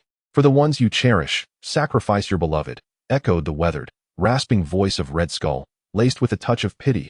This curse shall forever haunt you. Ignoring him, Wu-Bai's gaze remained fixed on the abyss below. To the ordinary eye, there lay merely a cold corpse, yet in Wu-Bai's perception, he glimpsed another dimension, a translucent Tony Stark gently rising from his lifeless form, a look of confusion gracing his features. The space at the cliff's bottom warped slightly as an ethereal gem, radiating an uncanny orange glow, materialized. It circled around Tony's soul inquisitively, as if assessing the quality of its find, before suddenly drawing near and delivering an exquisite essence. Delightful, a rare treasure indeed. In the next heartbeat, the soul stone, devoid of any hesitation, erupted in brilliant orange light, generating an irresistible force that swiftly engulfed Tony's soul, drawing it wholly into the gem's depths. Yet, merely a second later, an unsettling realization dawned. The soul stone trembled violently, its orange luminescence wavering. It seemed to finally comprehend the situation. What the hell? A telecom scam. Just as swiftly, Wu-Bai's figure materialized behind the soul stone, and without a moment's pause, he stretched out his right hand to seize the gem. Just as his fingers were about to make contact, the soul stone exploded into a dazzling array of orange particles, dissipating into the air. At that moment, the entirety of Vormer began to quake violently.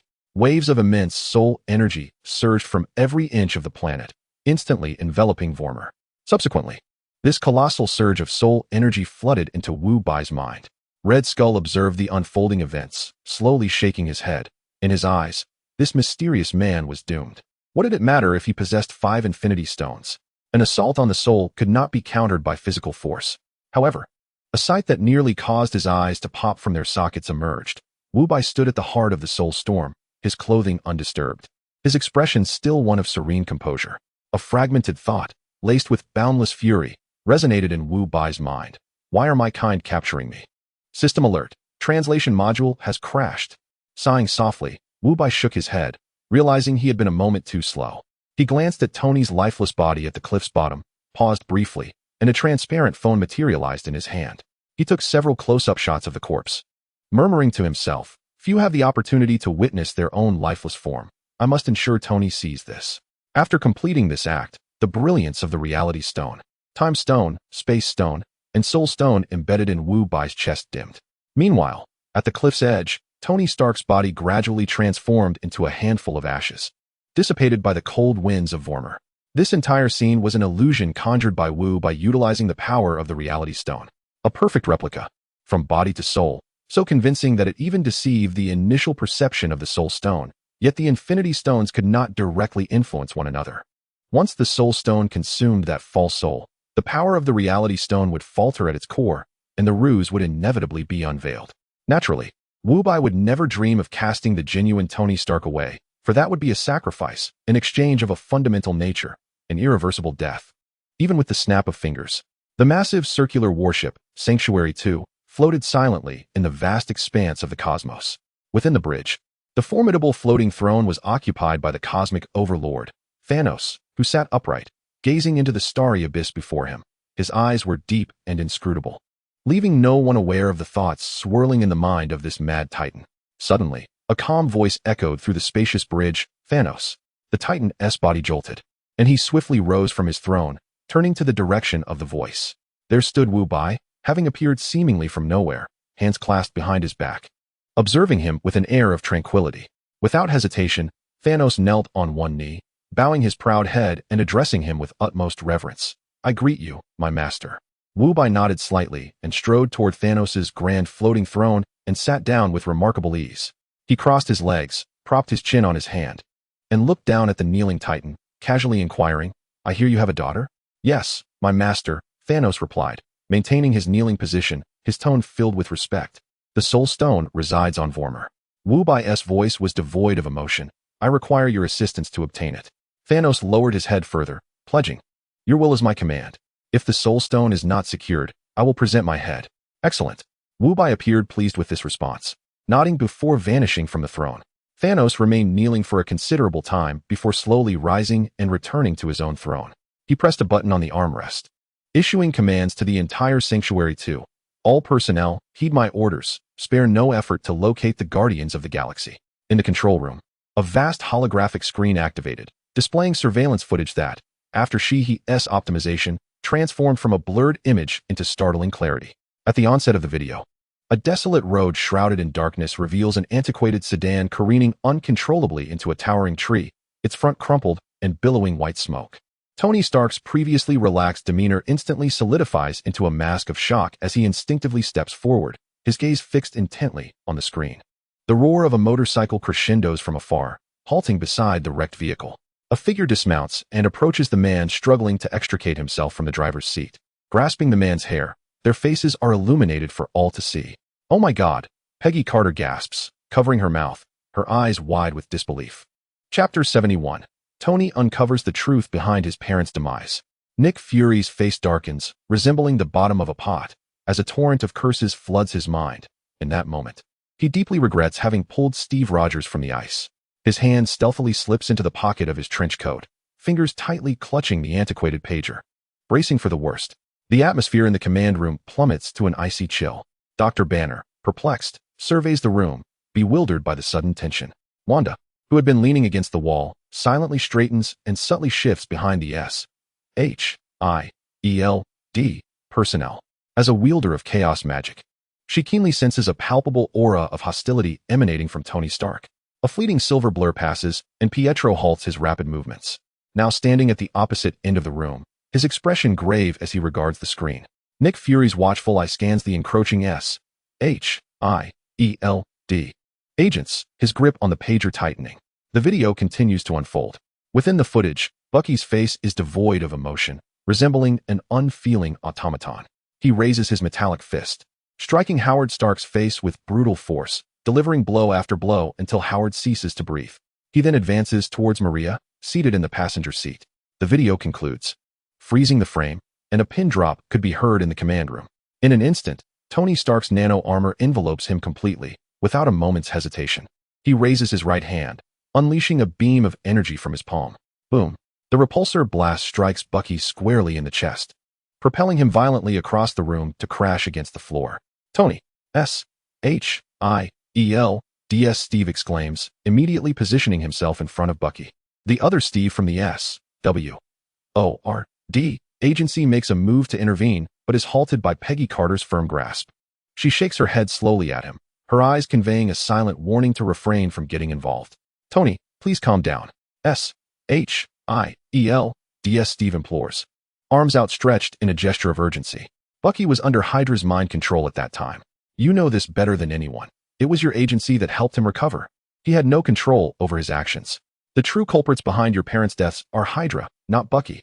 As these words were spoken, Wanda, Banner, and the others, who had previously been shrouded in confusion, suddenly comprehended the gravity of the situation, their gazes toward Tony now tinged with a hint of sympathy. However, Tony merely regarded them coldly, striding toward Bucky. As he passed Steve, he did not even deign to glance at him. Instead, he casually raised his left hand and unleashed another repulsor blast aimed at Steve's abdomen. Ouch! Steve doubled over, clutching his stomach and collapsing to the ground, his face contorted in agony. Tony did not spare him a glance, continuing past him with an aura of chilling malevolence emanating from his armored form. At that moment, the fallen Steve summoned every ounce of strength he had left, desperately grasping Tony's left ankle. Unable to rise, he was helplessly dragged along the smooth floor. Tony Stark.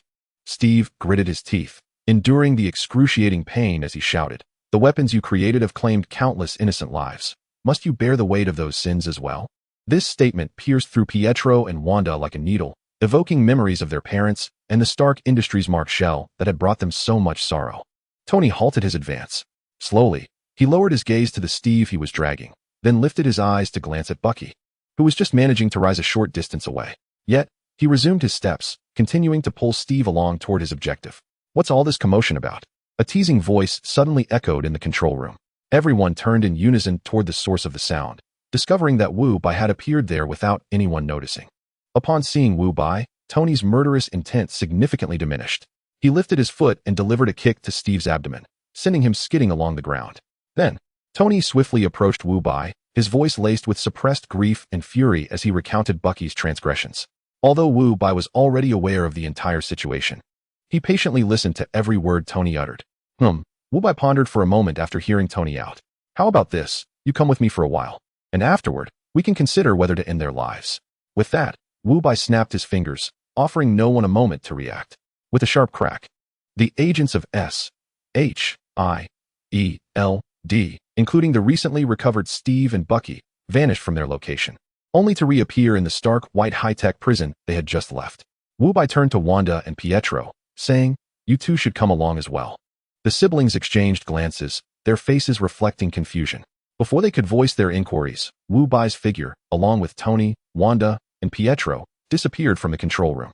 In New York, at a serene private cemetery, the afternoon sun cast a warm glow. An elderly gentleman reclined in a deck chair outside the security booth, basking in the sunlight. He was the caretaker of this hallowed ground, responsible for overseeing the resting place of many notable figures. Suddenly, four figures materialized out of thin air on the lawn of the cemetery. The elderly gentleman jolted, his body springing up from the recliner as if propelled by a coiled mechanism, his eyes widening in astonishment. The four individuals were none other than Wu Bai, Tony, Wanda, and Pietro, who strode purposefully towards two imposing black marble gravestones not far away. Inscribed in elegant script upon them were the names, Howard Stark and Maria Stark. Gazing at the familiar gravestones, Tony felt a surge of anger and sorrow welling up within him once more. He turned to Wu Bai, inquiring, "What brings us to my parents' graves?" Wu Bai, maintaining a tranquil demeanor, simply uttered the word, "resurrection." Tony, Pietro, and Wanda abruptly turned their heads, their expressions reflecting sheer shock as they regarded Wu Bai. Tony's body began to tremble uncontrollably, his eyes reddening instantaneously. He rushed forward, grasping Wu Bai's shoulders tightly, shaking him fervently, his voice laced with desperation and pleading. "Please tell me this is true. Wu, please." Indeed, Wu Bai replied, momentarily at a loss for words due to Tony's fervor. "Calm down. Remember, gathering all 6 infinity stones allows one to snap their fingers." Tony released Wu Bai, an overwhelming wave of elation crashing through his defenses. He opened his arms wide and enveloped Wu Bai in a hearty embrace, exclaiming, "Wu, thank you, thank you." Startled by the embrace of such a large man, Wu Bai felt a shiver run down his spine and hurriedly pushed him away. All right, let us focus on the task at hand. Chapter 72, The Resurrection of Howard Stark and the Parents of Wanda and Pietro. He raised his right arm, and amid the expectant gazes of those around him, he brought his thumb and middle finger together, preparing to snap. The 5 infinity stones embedded in his chest plate erupted in a dazzling display of brilliance. With a sharp crack, the sound of the snap resonated through the serene cemetery. At that very moment, the air before Wu Bai and the others began to ripple. 4 faint silhouettes gradually took form, transforming from ethereal wisps into solid figures, as particles of light coalesced to create flesh, skin, and garments. Before long, four living beings stood completely before them. "Dad, Mom," came three heartfelt exclamations simultaneously. The recently resurrected individuals slowly opened their eyes, confusion filling their gaze. "Where are we?" Before they could fully comprehend their surroundings, they were enveloped in tight embraces. Howard Stark found himself nearly breathless, caught in the grasp of a middle-aged man clad in an expensive suit, who wept profusely on his shoulder. Furrowing his brow, he looked at this stranger, bewildered, and asked, "Who are you?" At this moment, Tony Stark was 43 years old, a stark contrast to the youthful 21-year-old Howard remembered, rendering it entirely reasonable that he would not recognize his own son. Tony quickly stepped back from Howard, wiping away his tears and striving to steady his voice. I am Tony Stark, your son." Upon hearing this, Howard's face instantly contorted with anger. "Nonsense. My son is merely 21 years old, and look at you. You're nearly a decrepit old man. If you must find someone to impersonate, at least choose someone who resembles him a tad more. Besides, I am not blind. How could I fail to recognize my own child?" Tony smiled wryly, patiently soothing his father's emotions as he began to elucidate everything that had transpired over the past 2 decades to both him and his mother. Meanwhile, Oleg Maximoff and Irina Maximoff swiftly recognized their children. After all, Wanda and Pietro were still quite youthful, with their appearances remaining largely unchanged. The family embraced tightly, and Wanda and Pietro commenced sharing their experiences over the years. When they revealed that they had both perished once, the couple looked equally astonished. As the emotions on both sides began to settle somewhat, Wu Bai seized the moment to suggest, "Ladies and gentlemen, I believe we should relocate to discuss this further." The group then turned their attention to Wu Bai. Upon witnessing the futuristic armor adorning Wu Bai's form, Howard's eyes sparkled with excitement. He was poised to inquire further when he noticed Wu Bai casually raise his hand and snap his fingers. In the blink of an eye, all their figures vanished from the cemetery. "Ah, ghosts!" exclaimed the elderly gentleman, who had just mustered the courage to approach with a handgun, only to witness this group disappear into thin air. He emitted a piercing scream, dropped the handgun, and scurried away towards the security booth.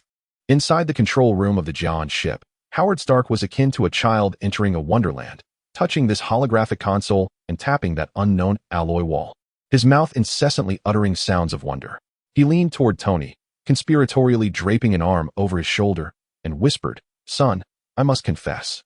I just examined the exoskeleton suit your director possesses. It is remarkable. I couldn't discern where the motors and hydraulic systems were located. If this technology could be mass-produced, equipping every soldier on the battlefield with one, it would be revolutionary."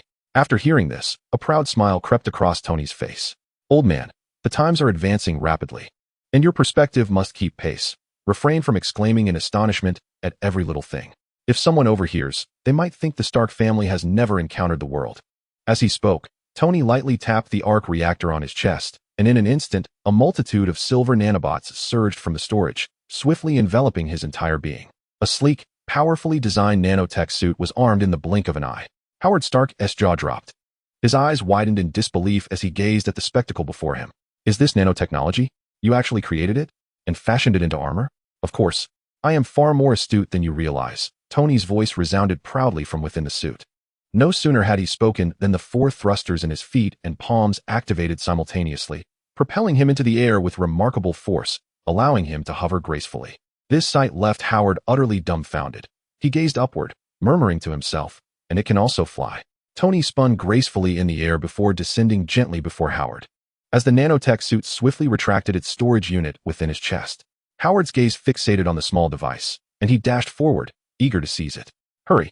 Let me experience it too. Old man, don't snatch it. It's bound."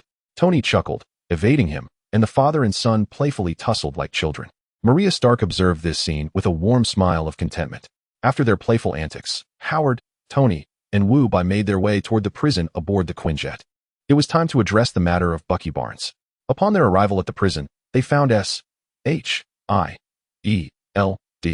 agents languidly slumped against the energy wall. Howard surveyed the faces of those who should have long since passed, a swirl of emotions flooding his heart. Nick Fury, Steve Rogers, and Bucky, what a reunion it had been. Chapter 73. From now on, our Quinjet intends to stand against the entire Earth. This is impossible. Nick Fury exclaimed incredulously. "I buried you myself. How can you still be alive?" Howard, bemused by Fury's ghostly expression, shrugged casually. "Nothing is impossible. Aren't you all living just fine? Fury was left speechless. Is it even comparable? Do you want to hear what you're saying? Bucky and Steve are mere popsicles. While I'm clinging to life thanks to an endless supply of serum. Compared to your genuine resurrection, mine doesn't even merit discussion. Howard.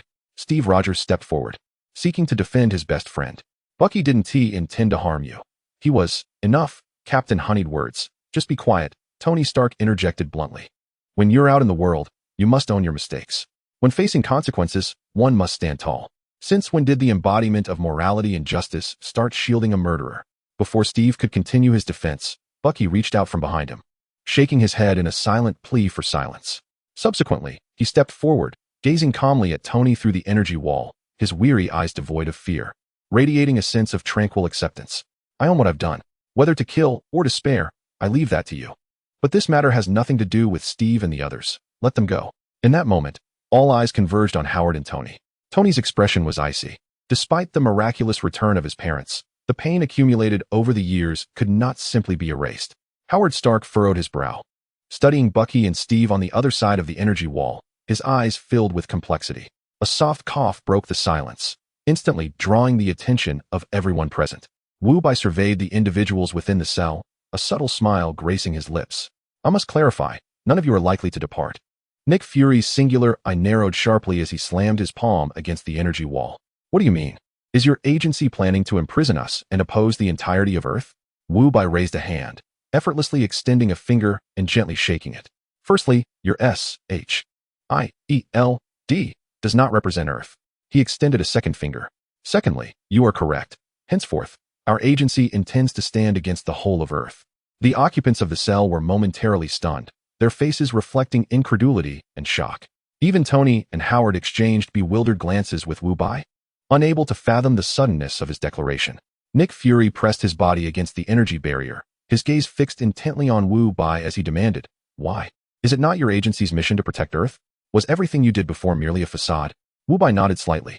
Indeed, protecting Earth is genuine. However, we engage in battles externally while you wage wars internally. What significance does our protection hold then? Thus, I have reconsidered, rather than passively guarding. It is preferable to actively unify. A singular, rational voice is essential to guide humanity further. Upon hearing that the intention was unity rather than destruction, the collective anxiety of the group eased somewhat. Nick Fury's expression softened slightly, yet he immediately countered, that is unacceptable. The future of Earth must be determined collectively by all humanity, not dictated by an individual or a singular organization. This is tyranny. With that, Nick Fury slowly retrieved an old pager from the inner pocket of his coat, his thumb resting on the red call button. If you persist in this course, Wu Bai, I shall have no choice but to summon Carol. I trust you do not wish to confront her in battle. Huh, do as you please. Wu Bai replied with a light chuckle, seemingly unimpressed by the threat. He did not even glance at the pager, but instead raised his right arm slowly. In an instant, 7 tendrils of dark energy surged from his palm, piercing the energy barrier and striking the foreheads of Fury, Bucky, Steve, Hill, Sam, Barton, and Natasha. The darkness vanished in a flash. The movements of the 7 halted abruptly, a complex and eerie dark mark appearing on their foreheads. With all his strength, Nick Fury pressed the button on the pager. The small screen illuminated with a golden octagonal star, signaling that a message had been sent. Wu Bai cast a nonchalant glance at Fury and explained, this is known as a soul imprint. Your consciousness, memories, and emotions remain intact. In essence, you are still yourselves. However, from this moment forth, you will be unable to disobey any command I issue. He surveyed the 7 individuals standing rigidly in the cell and proclaimed, I hereby officially appoint you as the Avengers, the first special operations team under the aegis of the International Security Bureau. As his words echoed, the 7, including Nick Fury, involuntarily brought their feet together, snapped to attention, and raised their right hands in a flawless military salute, responding in unison, yes, Director. Having completed this formality, Wu Bai approached Tony and Howard, placing a reassuring hand on each of their shoulders. Now, Bucky Barnes, the decision of life or death rests with you 2 victims. With that, he ceased to linger and turned to stride out of the prison, leaving this final judgment to the Stark family. Meanwhile, in the Andromeda Galaxy, on a verdant planet teeming with life, sunlight filtered through peculiar purple leaves, casting a warm glow over a vast valley. Outside the valley, a group of diminutive aliens with sky-blue skin wielded crude stone spears, anxiously forming a defensive line. Their eyes were fixed ahead, their faces etched with fear. their bodies trembling slightly. The ground nearby began to quake, clouds of dust rising as a colossal beast, towering at 4 meters and embodying the features of both wild boar and bull, charged forth. Chirrup, chirrup. The leading blue-skinned alien emitted a flurry of urgent cries, seemingly rallying the troops, yet the tremor in his voice betrayed his inner terror. The beast drew ever closer, just as it opened its gaping maw. Poised to rend the foremost aliens to shreds, a searing golden beam descended from the heavens, piercing through the creature's skull. The frenzied beast halted abruptly, its massive body propelled forward by inertia before crashing to the ground with a thunderous thud, sending dust swirling into the air. The blue-skinned aliens, still in shock, raised their heads to behold a woman hovering above them. Clad in a skin-tight suit of red and blue, she radiated a faint golden glow, her arm, having just unleashed the lethal beam, slowly descending. Chapter 74. Dissecting Bucky. Carol receives a distress signal from Earth. Carol Danvers gracefully descended, her feet lightly touching the ground beside the fallen beast. Ignoring the aliens surrounding her, she bent down and prodded the creature's eye to ascertain its lifelessness. At that moment, a stone spear whistled through the air, striking her on the back of the head with precision. The spearhead shattered into dust, yet Carol remained unperturbed. She slowly turned to face the wary natives, who aimed their weapons at her with expressions of alertness. There was no anger on Carol's face, rather, a hint of exasperation as she let out a long, resigned sigh. She had faced this ironic fate of being perceived as an enemy after saving lives far too many times. In the next instant, she shot upward, transforming into a streak of light, vanishing into the sky. Upon witnessing the formidable woman depart, the blue-skinned extraterrestrials on the ground momentarily froze, only to erupt into resounding cheers. They brandished their spears, leaping and bounding in celebration of the tribe's regained sustenance. Carol soared beyond the planet's atmosphere, entering the serene embrace of the cosmos. Just as she prepared to set her next navigation target, a sudden, urgent alarm blared from the communication terminal on her left wrist. With swift clicks on the screen, an encrypted distress signal materialized before her. The source of the signal was none other than Earth. Carol furrowed her brow in disbelief. Earth? What kind of international jest was Nick Fury orchestrating? With Wu Bai and his agency present, how could there possibly be a crisis requiring my intervention? Despite the turmoil of questions swirling in her mind, she adjusted her course, propelling herself at full speed toward the distant galaxy. Within a laboratory aboard the Quinjet, Tony Stark, Howard Stark, Dr. Banner, and Strange gathered around a metallic experimentation table. At the center, the fragmented remains of Bucky Barnes lay haphazardly arranged. Bring me Bucky's head. And his arm as well, Tony instructed, his hands gloved as he moved with the precision of a skilled surgeon. Banner and Strange exchanged a glance before silently passing the severed head and metallic limb to him. Tony accepted them, carefully positioning them back onto the torso. Stepping back, he glanced at the countdown projected on the wall, exhaling a breath of relief. 3, 2, 1. The moment the countdown reached 0, a gentle green light enveloped the table. The disassembled Bucky began to miraculously reconstruct at a visible pace within the radiant glow. Slowly, Bucky opened his eyes, and as consciousness returned, memories of excruciating pain surged forth, causing tears to uncontrollably spill from the corners of his eyes. Throughout the entire ordeal, they had not administered any anesthetics. The sensation of being vivisected was nothing short of brutal. Tony removed his gloves, tossing them into the recycling bin, a triumphant smile gracing his face as he exited, transparent. In the control room, Tony strode in with great swagger, followed by the visibly conflicted expressions of Howard and the others. It was evident that his spirits were high. Wu, what is our next move? He inquired. A massive assault, Wu Bai replied without turning, his gaze fixed on the star chart. Next, I will utilize the reality stone to transform the entire solar system into a colossal space battleship manufacturing platform. We need to produce a vast fleet of warships. Tony frowned slightly. Is it really that complicated? Why not just snap your fingers for what you want? Wu Bai turned around, rolling his eyes. Do you think it's that simple? A snap requires a clear, specific, and comprehensive vision. For instance, if I were to construct a fleet of spacecraft, I must first envision the entire scale of the fleet, the number of vessels, and the precise external shape, dimensions, and internal layout of each warship. This includes intricate details such as engines, weaponry, hangars, life support systems, and so forth, an overwhelming multitude of details. Tony awkwardly touched his nose, realizing, so that's how it is. I thought it was as simple as making a wish. Wu Bai nodded, choosing to say no more. In a flash, he vanished from the control room, appearing in the vastness of space outside the ship, John. Meanwhile, the new members, Nick Fury and Howard Stark, gazed in bewilderment, utterly perplexed by their previous conversation. What was this about snapping fingers? What were these reality gems? The two antiquated figures could only fixate on the holographic main screen, watching Wu Bai suspended in the inky void of the cosmos, eager to discern his next move. Suspended in space, Wu Bai slowly closed his eyes. 3 seconds later, he abruptly opened them, and the red reality gem embedded in his chest radiated a brilliant light. Immediately, to the astonished gazes of Howard and Nick Fury, the entire solar system began to undergo a monumental transformation from the inside out. Massive metallic structures materialized, extending between planetary orbits, forming enormous circular corridors and factory platforms. Countless colossal mechanical arms emerged from these structures, commencing operations, while innumerable transport ships appeared out of thin air, traversing the galaxy. Finally, in a vast expanse, rows upon rows of standardized engineering robots stood in perfect alignment, their sheer numbers overwhelming. Before long, the entire solar system was enveloped by a gigantic metallic sphere, while the 8 planets were shrouded in a thick metallic shell. On Earth, a state of apocalyptic panic ensued as sunlight vanished, plunging the world into darkness where one could not see their own hand. Yet, shortly thereafter, the sky transformed into a colossal holographic screen, illuminating piece by piece, projecting a lifelike blue sky and white clouds anew. The world had glitched. I knew it. I knew this world was virtual. A young man, clad in a backpack, stood on the chaotic street, excitedly shouting at the sky, "I demand that this sky no longer obscure my vision." Nearby, a middle-aged man in a suit, casting aside his briefcase, suddenly knelt to the ground, sobbing profusely. He cried out to the heavens, "Oh, players controlling this reality, please grant me some funds.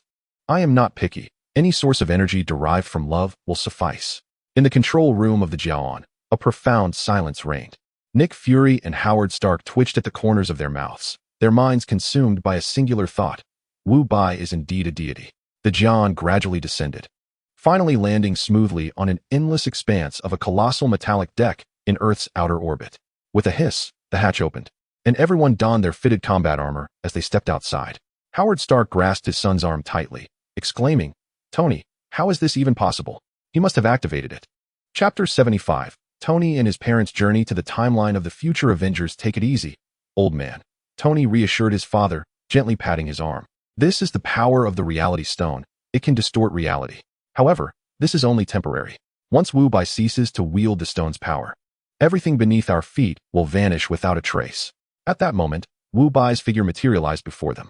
With a mere flick of his wrist, a colossal mountain made of vibranium emerged from thin air on the deck before them.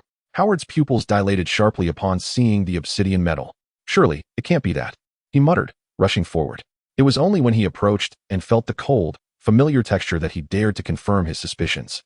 The others followed suit, and Tony, intrigued, scanned the mountain with his suit, asking with curiosity, "What kind of, or is this? There are no records in my database."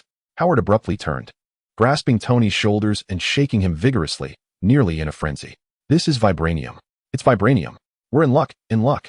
Wu Bai descended slowly from the air, indifferent to the father and son's exuberance, and calmly issued a command. "Shihi, connect to the entire space battleship manufacturing base and command all robots to commence the construction of the fleet." "Understood, Director." A cold, electronic voice resonated in everyone's suit communication channels. No sooner had the words been spoken than the vast factory sprang to life. Above them, countless transport ships soared by. In the distance, thousands of robots marched in perfect unison toward the vibranium deposit, their mining equipment glowing with anticipation. In the outer reaches of the solar system, the Kuiper Belt, a golden streak of light gradually halted as it approached the solar system. Carol floated in space, gazing at the immense metallic sphere enveloping the entire solar system, utterly astonished. "Where's my home?" After a brief moment of shock, she hesitated no longer, transforming into a radiant beam of light, hurtling toward the metallic sphere. Boom. The anticipated penetration did not occur. The indestructible metal sphere merely caved insignificantly. The golden light surrounding Carol flickered violently, and she was propelled backward by the immense recoil, momentarily dazed. This was the first time she had ever encountered a setback due to sheer hardness. Regaining her composure, she gathered cosmic energy in her hands, directing 2 powerful beams of energy toward the recently created indentation. As the energy beams incessantly scorched the surface, the metallic sphere began to glow red, melting until a passage large enough for a single person emerged. Without a moment's pause, Carol darted inside, navigating the interior based on her memory. She surged toward the direction of Earth. It wasn't long before she spotted the ship, the Jian, quietly docked on the expansive deck. She gently descended onto the deck. The personnel of the Bureau of International Security immediately gathered around, with Nick Fury, clad in a black combat uniform, at the forefront. Carol furrowed her brow, arms crossed over her chest, and questioned, "Fury, I distinctly recall informing you that the communicator was intended for addressing apocalyptic crises, so refrain from pressing random buttons." A flicker of embarrassment crossed Fury's single eye as he recounted the events in their entirety. In summary, Wu Bai was far too formidable. It would be prudent to let it be. Fury sighed and advised, "You should leave at once. I fear unforeseen complications may arise shortly." Carol's gaze fell upon the dark mark on Fury's forehead, sending a chill coursing through her. Sensing the urgency of the situation, she resolved to make a hasty exit. However, as she turned to flee, she collided face-to-face with Wu Bai. A minute later, a bruised Carol found herself atop Nick Fury, delivering a barrage of punches. Upon closer inspection, one would notice a matching Black Soul brand had appeared on her forehead. "I told you not to summon anyone. Poor choices in friendships." After sufficiently venting her frustration, Carol despondently descended from Fury, collapsing onto the deck. With 2 dark circles under his eyes, Fury staggered to his feet, defensively explaining, "I had no idea he would grow so rapidly. I truly did not mean to. And yet you still did." Carol's ire flared anew as she charged at Fury, resuming her assault. Thus, time passed in a chaotic flurry of events, with the spectacle of Captain Marvel mercilessly thrashing the former director of S.H.I.E.L.D. becoming a daily occurrence. One day, Tony approached Wu Bai, who was observing the construction of a warship. "Wu, I would like to request some time off," Tony said, somewhat sheepishly rubbing his hands together. "My parents, they are insisting on visiting the future timeline of the Avengers to see Little Morgan." Wu Bai turned, a knowing smile gracing his lips as he pierced through Tony's pretense. "Ah, so it is you who wishes to go, is it not?" Tony's face flushed with embarrassment. Yet he ultimately nodded in affirmation. "All right, you caught me. Would you care to join? After all, you are Little Morgan's godfather." Wu Bai considered for a moment, then nodded before shaking his head. "You all go ahead. I must remain until the preliminary construction of the space fleet is complete. Only then will I retrieve the reality stone and come find you." "Understood." Tony nodded eagerly, excitement bubbling forth as he turned to prepare for their journey to another timeline. Wu Bai harbored no concerns regarding their independent venture. The current time travel technology was extraordinarily stable. Should any significant issues arise, he could swiftly adjust the temporal coordinates and return to the moment before the incident to effect a rescue. Soon, Tony, Pepper, Howard, and Maria donned their snug nano-armors, each carrying an assortment of gifts for their future granddaughter as they stepped aboard a small spacecraft.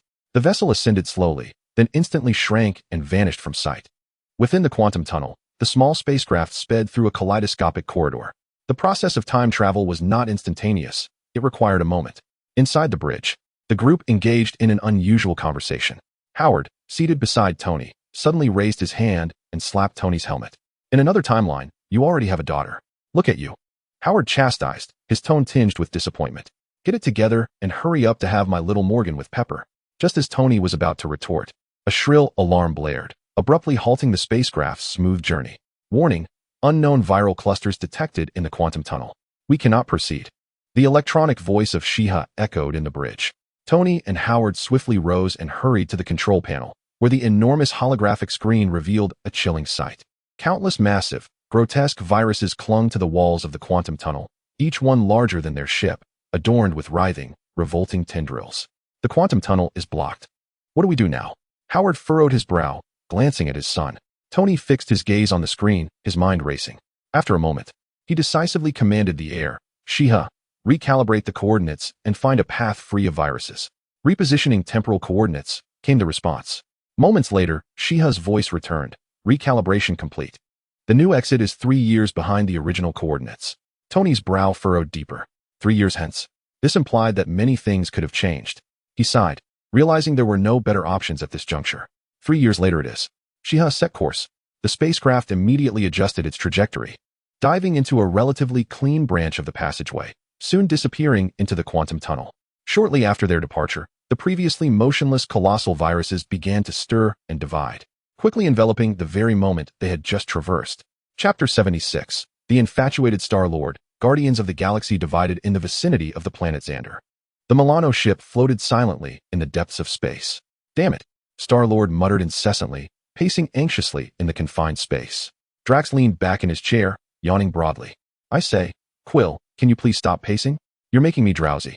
I am Groot. The little tree creature in the corner playing a video game chimed in, nodding in agreement. Drowsy? Star-Lord abruptly halted, turning around. Gamora has been captured by Thanos. Are you actually telling me that you're about to fall asleep? Exclaimed Quill. Attempting to maintain his composure, Rocket turned his chair to face him, asserting, Gamora is Thanos' favored daughter. She has merely been taken home. Why are you so agitated? Home. Star-Lord's emotions erupted. That is the Mad Titan. A mere flick of his finger could annihilate half a planet. Do you have any idea how many lives he has extinguished? No, we must rescue her. Without pausing for breath, Star-Lord hurried to the cockpit, reaching for the ship's ignition. Rocket leaped from his seat, arms outstretched to block his path. What cosmic nonsense are you spouting? Do you really think you can take on Thanos? If you go now, it would be a futile sacrifice. I am Groot. Little Groot set aside his gaming device in agreement. Rocket's words splashed cold water on Star-Lord's fervor, freezing his movements. As he grappled with his thoughts, a sudden idea flashed across his mind. Earth. That Agent Wu Bai from the Intergalactic Bureau. He owes us a favor. Let's enlist his help to rescue Gamora. This notion reignited a spark of hope in Star-Lord. The more he contemplated it, the more plausible it seemed. He rushed excitedly in front of Rocket, hands wildly searching through his furry exterior. Quick, hand me that communicator. Rocket swatted his hands away, stepping back in disgust, glaring at him. Quill, are you out of your mind? Gamora has merely been taken by her father, and this is our trump card. You want to squander it on this? Upon hearing trump card, Mantis and Drax, who had been silent, could no longer remain still.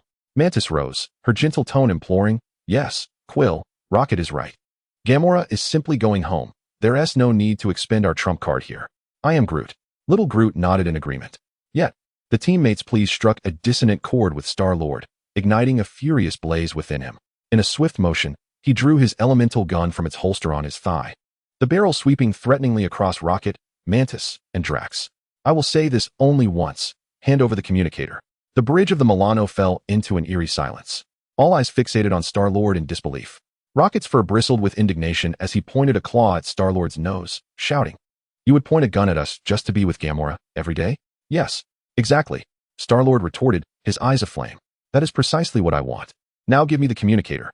Don't force my hand. Rocket stared deeply into Star-Lord's eyes. At last, with a heavy heart, he retrieved the small square communicator from his belt pouch. Seeing this, Star-Lord snatched it from Rocket's grasp, clutching it tightly in his palm without lowering his weapon, instead gesturing towards the escape pod. You all, get in. Quill, you are crossing a line. Mantis cried, both anxious and furious, tears welling in her large eyes. I am Groot. The little tree creature charged forward, delivering a series of fierce blows to Star-Lord's boot. Without even sparing a glance, Star-Lord, somewhat impatiently, nudged Groot aside with his foot. He needed to rescue Gamora, and the spaceship required a space jump. An escape pod lacked such capability. Observing the cold muzzle of Star-Lord's weapon and the resolute determination in his eyes, they understood that further words would be futile. Ultimately, they fell silent, one by one stepping into the narrow escape pod. As the hatch closed, Star-Lord pressed the eject button, sending the pod hurtling away into the void. Reduced to a mere speck, Star-Lord remained rooted in place, staring blankly at the empty bridge, an overwhelming sense of loneliness enveloping him. However, he quickly shook off the emotion, striding purposefully to the pilot's seat. Once seated, he retrieved a compact locator from his pocket. On the screen, a red dot blinked, indicating Gamora's position. He plugged the locator into the ship's navigation interface, and the ship's systems sprang to life, a holographic star map unfurling before him, swiftly locking onto a jump route. Destination, Vormir. Meanwhile, within the escape pod drifting through space, Rocket, Drax, Mantis, and Groot could only watch as the engines of the Milano emitted a brilliant glow before the ship vanished from sight. In the solar system, the once mighty metallic construct that had enveloped the entire galaxy had disappeared, replaced by 20 colossal starships. Each warship spanned 10,000 meters and weighed 100 million tons. Their deep black hulls forged from pure vibranium and the secret crafting techniques of the dwarves. Inside the bridge of one flagship, Nick Fury sat alone upon the elevated captain's throne. He rested his hand lightly on the armrest, a sensation of unprecedented power and satisfaction washing over him. He couldn't help but reflect on the countless arguments and negotiations he had engaged in over funding for the aerospace carrier. Now, as he observed the ongoing bureaucratic struggles of S.H.I.E.L.D. and the establishment of the Avengers compound, he realized that this interstellar fleet was his ultimate dream come true. Stop daydreaming, Carol Danvers remarked, approaching with her arms crossed, a composed demeanor on display. Right now, You merely qualify as the leader of a special operations team. You are far from the position of captain. Nick Fury's body instinctively stiffened at her words. He scowled, discreetly shifting his seat to the right in an attempt to distance himself from this formidable presence, haunted by a severe psychological trauma from their recent encounters. He muttered under his breath, I was once the director of S.H.I.E.L.D.,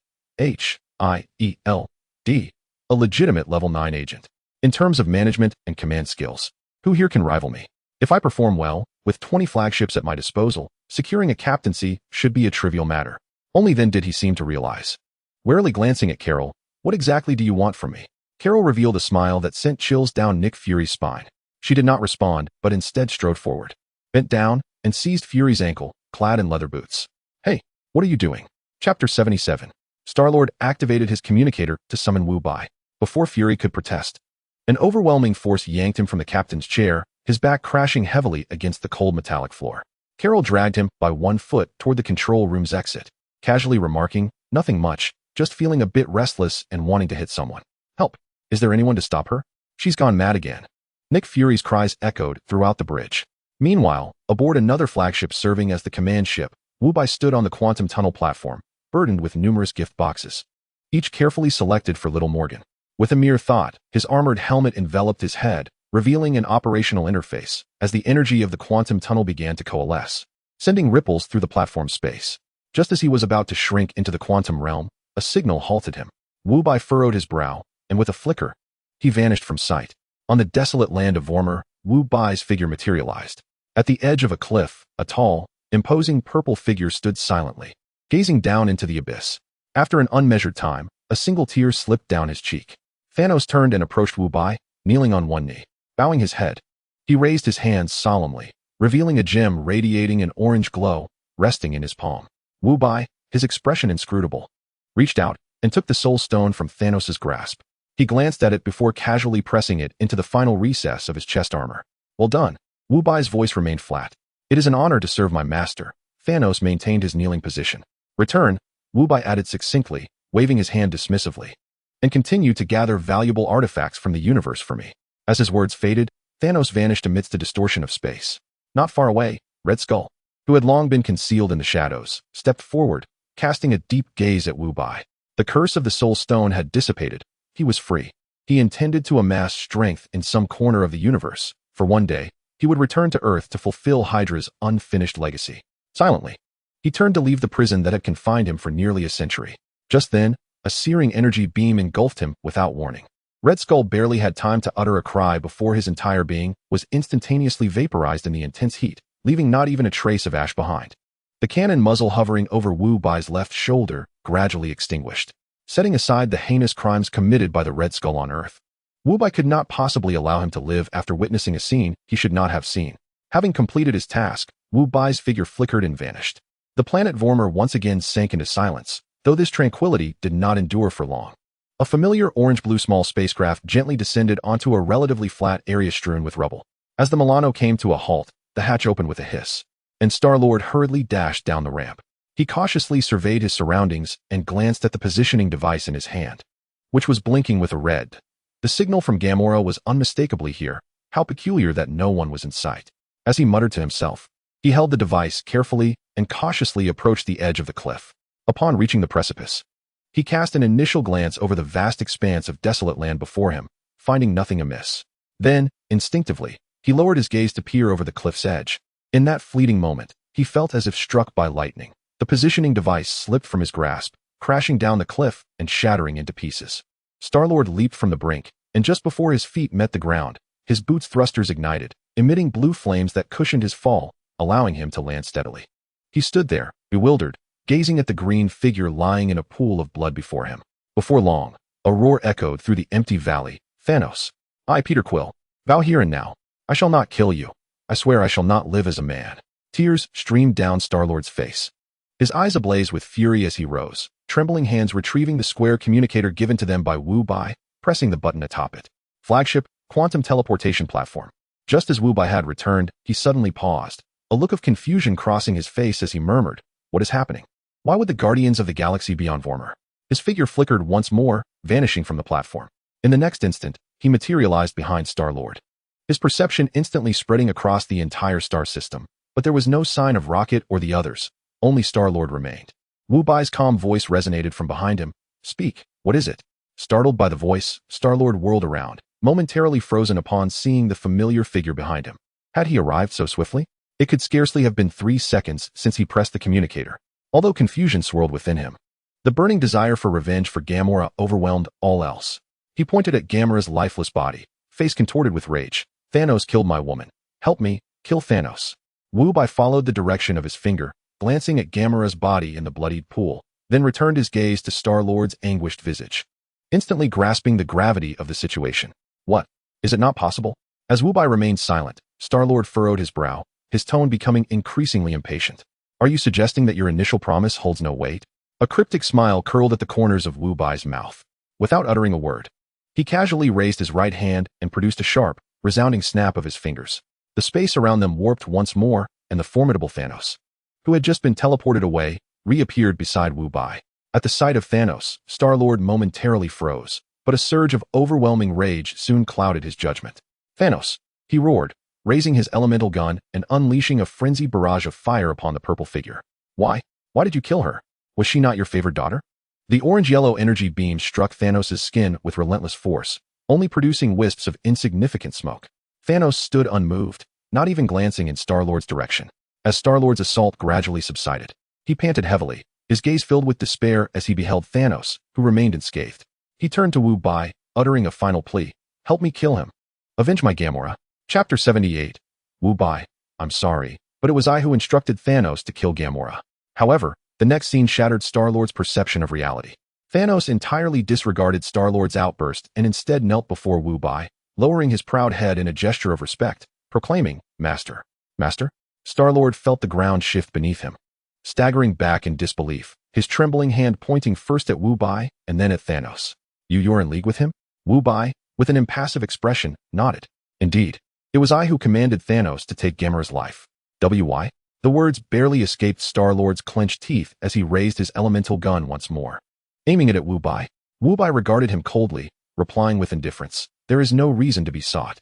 Do you truly believe that Gamora could absolve the sins of her past simply by associating with you for a few years? It is essential to remember that when Gamora and Star-Lord were imprisoned in the Nova Corps KYLN, their prison uniforms detailed each individual's crimes. Gamora's record was the most extensive in the entire prison. Her title as the most dangerous woman in the universe was not an empty boast. It was forged from countless bloodshed and lives lost. I will kill you.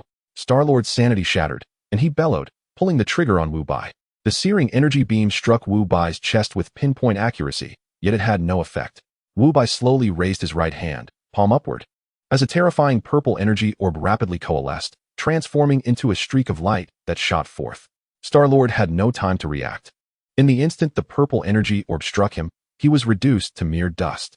Wu Bai casually waved his hand, and the kneeling form of Thanos vanished from sight. Having completed all this, he departed from the death-laden planet. Somewhere in the cosmos, a small escape pod drifted aimlessly through the void. Within the confines of the cabin, Rocket, Drax, and Mantis lay feebly on the floor. Even Groot appeared listless in a corner. I am so hungry, Rocket's voice barely a whisper. Quill, I curse you to be a stray dog in your next life, rummaging through trash bins every day. This escape pod held no food, no water, and certainly no engine for spatial jumps. The surrounding starfield was enveloped in silence, devoid of any planets to offer sustenance. That fool Quill, blinded by love, had rushed off to save Gamora, completely disregarding their survival. Are we truly destined to starve here? Drax lamented, eyes shut, his strength nearly spent. Just as despair settled in the air, Mantis suddenly opened her eyes. I think I see a deity. I see it too, Rocket replied weakly. The goddess of death is beckoning me. Are you the director of the Bureau of Intergalactic Affairs? Mantis inquired hesitantly, rubbing her eyes to confirm she was not dreaming. Upon hearing this, Rocket sprang to a sitting position, following Mantis' gaze. Indeed, Wu Bai had mysteriously appeared within the cramped cabin. Is there food? Was Rocket's first thought upon seeing Wu Bai. Observing their dire state, Wu Bai nodded, and with a grand gesture. A long table adorned with a pristine white cloth and an array of delectable dishes materialized in the center of the cabin. Eat.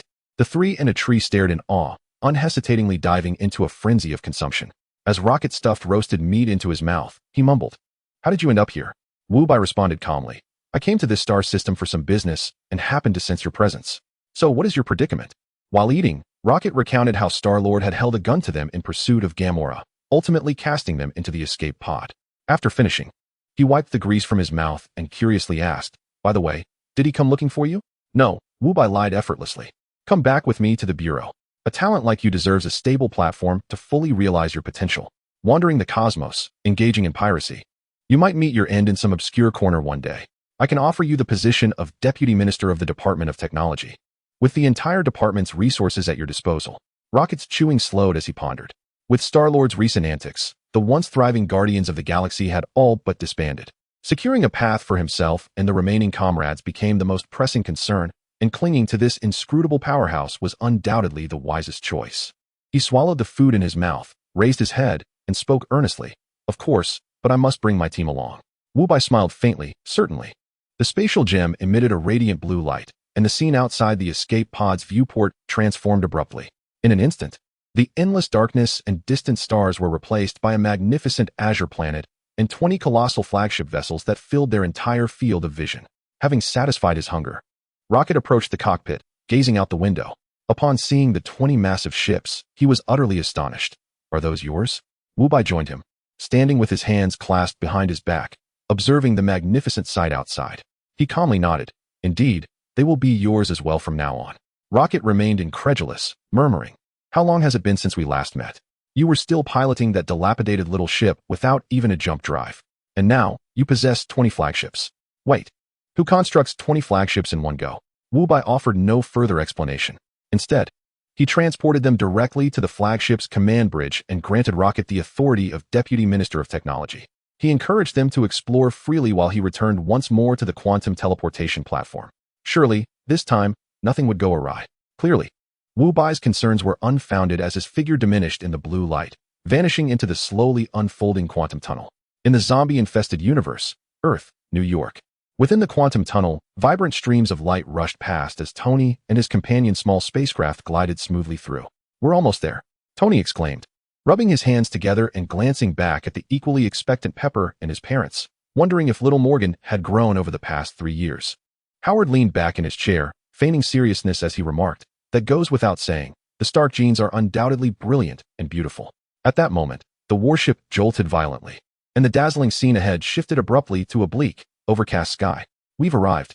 Tony, exhilarated, sprang from his seat and hurried to the control console, skillfully activating the holographic display below. The holographic screen flickered before projecting a clear image of New York City. However, as the image materialized, the smiles of everyone in the bridge froze in disbelief. The bustling metropolis they had anticipated was absent, replaced instead by a desolate ruin. The skyscrapers were marred by charred marks and gaping holes, while the streets were littered with abandoned vehicles and scattered debris. Even more chilling were the countless swaying figures that filled the ground, slowly wandering through the shattered streets. "Is this New York?" Howard's voice was tinged with incredulity. "Are we certain we haven't entered the wrong timeline? How could it have transformed into this ghastly state?" Tony furrowed his brow tightly, immediately commanding, "Shihi, reconfirm the temporal coordinates." Timeline confirmed. The electronic voice of Shihi resonated within the bridge, confirming that our current position indeed aligned with the target timeline. Precisely 3 years after the originally scheduled plan. 3 years later? Tony's brow furrowed even deeper, a hint of unmasked concern etched across his features. Could it be that little Morgan is in peril? Shihi, magnify the figures below. What on earth are those entities? Why are so many gathered together?